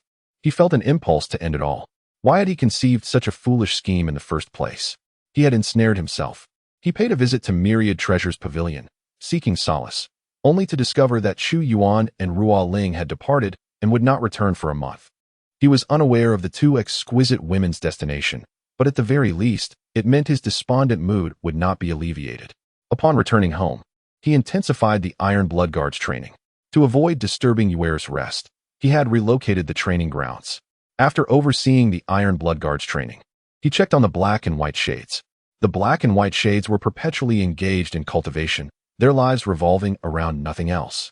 Mo Wuxia, after a moment's contemplation, provided them with spirit-gathering pills, which propelled them to the martial emperor level. Two martial emperor assassins, a pair with a subtle connection, possessed an assassination prowess that could instantly claim the life of a martial emperor, and even a martial saint would be hard-pressed to emerge unscathed. Upon reaching the martial emperor realm, their vitality had also increased significantly. Mo Wuxia observed that they could now live to at least 200 years of age. The average lifespan on the martial soul continent was 150 years. As one's cultivation progressed, so did one's lifespan. Each advancement extended life, and it was said that those who reached the late stages of the martial god realm could live for over 1,000 years, becoming veritable ancient monsters. Having completed these tasks, and after careful consideration, he resolved to visit Princess Yu. Huangpu Jingwei remained in his chamber. Mo Wuxia had also provided her with 2 maids, ensuring her needs were met. As he entered his courtyard, a maid greeted him. "How is she?" Mo Wuxia inquired. "Young master, Her Highness's spirits have improved considerably. She was inconsolable for the past few days." Mo Wuxia nodded and entered the chamber, where he found Huangpu Jingwei reclining against the headboard, her eyes vacant and fixed on the opposite wall. Mo Wuxia approached and sat on the edge of the bed, offering comfort. "The past is behind you. You must look to the future. After all, it is in the past, and life must go on." Huangpu Jingwei's eyes flickered, and she turned to Mo Wuxia. "Thank you." Mo Wuxia knew that such pain would not dissipate instantly, and his heart ached for her. "Shall we go for a stroll?" Huangpu Jingwei shook her head. Mo Wuxia persisted. "Nature has its own laws. There is birth, and there is separation. It is an immutable principle. Moreover, your father would be saddened to see you so distressed. Come, let us go." Huangpu Jingwei remained silent for a moment, then nodded. Mo Wuxia assisted her in standing, but her body weakened, and she nearly collapsed. Her strength was failing. He hesitated, then swept her into his arms. Huangpu Jingwei, who had never been held by a man other than her father, blushed faintly, buried her face in his chest, and instinctively wrapped her arms around his waist. Mo Wuxia felt the softness in his arms and the slight tremor in her body.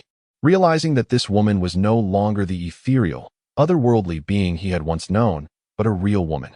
Suddenly, Huangpu Jingwei asked, "Why did you annul our engagement?" Chapter 89. The thoughts of the moon. Mo Wuxia was engrossed in her beauty and said, "If I told you that I initially had no idea you were a princess, would you believe me?" Huangpu Jingwei nodded and replied, "I believe you. I feel so warm right now. Would you be willing to hold me forever? Could it be that she has feelings for me?" Mo Wuxia pondered her words and responded, "If it were possible, I would gladly cherish you for a lifetime. Now, let us not dwell on it any longer. Let's venture outside the city." Huangpu Jingwei tightened her embrace around his strong back, tears streaming down her face, soaking his garments, enveloped by an unprecedented sense of security. A carriage approached under the urging of Xiao Xinzi. Mo Wuxia attempted to place her inside, but she clung to him, refusing to let go. "Hold me." After a moment's thought, Mo Wuxia embraced her and stepped into the carriage, which set off toward the outskirts of the city. Inside, he shared a few jokes, and by the time they reached the outskirts, Huangpu Jingwei's mood had brightened considerably, as if a lingering shadow had been swept away. The carriage came to an abrupt halt, and Mo Wuxia realized they had arrived at their destination. He carried Huangpu Jingwei out, revealing an expanse of shimmering lake water, surrounded by lush green grass and vibrant red leaves. Nearby stood a quaint thatched cottage. He held Huangpu Jingwei as they approached the cottage and sat on a stone bench. The sunlight danced upon the water's surface, and as the sun began its descent, the scenery became breathtaking. The hues of the sky reflected the deepening colors of the lake. As dusk approached, Huangpu Jingwei softly mused, "I wish to play a melody." Mo Wuxia shook his head. "We have no instruments. How about I sing you a song instead?" A look of pure happiness spread across Huangpu Jingwei's face as she gazed at him. Thus, Mo Wuxia sang a tune from the Sword of the Immortal, this time in an unaccompanied voice. Upon finishing, Huangpu Jingwei suddenly asked, "When did you start liking me?" Mo Wuxia pondered for a moment and replied, "From the very first time we met, I was fond of you.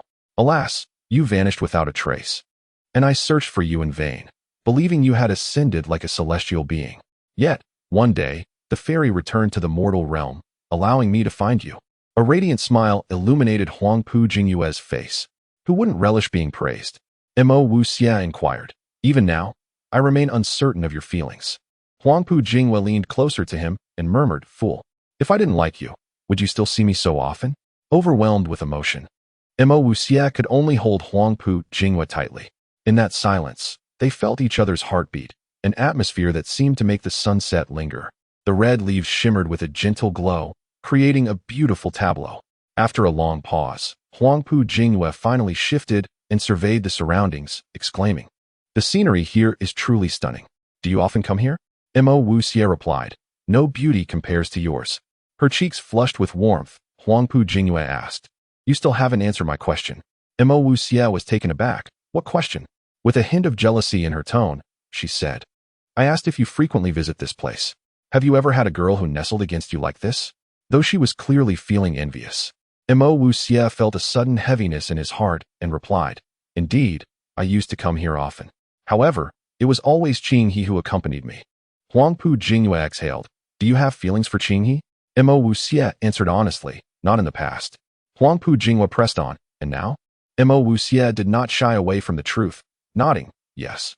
Her expression dimmed momentarily before brightening again. "You are a good man, destined to achieve great things. Regardless, I hope to remain the only one in your heart. I don't mind how many women you have, but I want you to understand that I love you the most." Mo Wuxia, filled with excitement, asked, "You don't mind?" This had always been his concern, and it seemed he had worried for naught. As time passed, the rigid notion of monogamy from his past life had been dismantled. To thrive in this world, one must adapt to its rules. Subconsciously, he desired that every woman he cherished would remain close to him. Huangpu Jinghua said, "As a woman, who wouldn't wish for her beloved man to hold only her in his heart?" Yet, the laws of this world remain unchanged. The more exceptional women who follow a man, the greater his accomplishments. I once impose restrictions on you regarding women, but you must maintain a measure of propriety. Furthermore, any woman you wish to marry must pass my assessment, or else it's out of the question." Mo Wuxia was elated.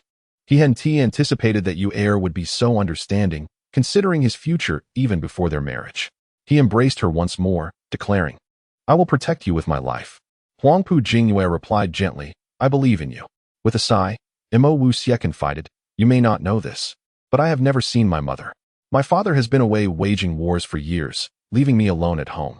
Many times, I felt lost and yearned for my mother, yet I cannot even recall her face. In those moments, I would come here, with only Qinghe silently accompanying me. But now, she has vanished, and I feel heartbroken. I long to find her." Huangpu Jinghua, stepping away from his tender embrace, gazed at the lake and asked, "Why did she leave?" Mo Wuxia shook his head, "I do not know. However, I am certain of one thing.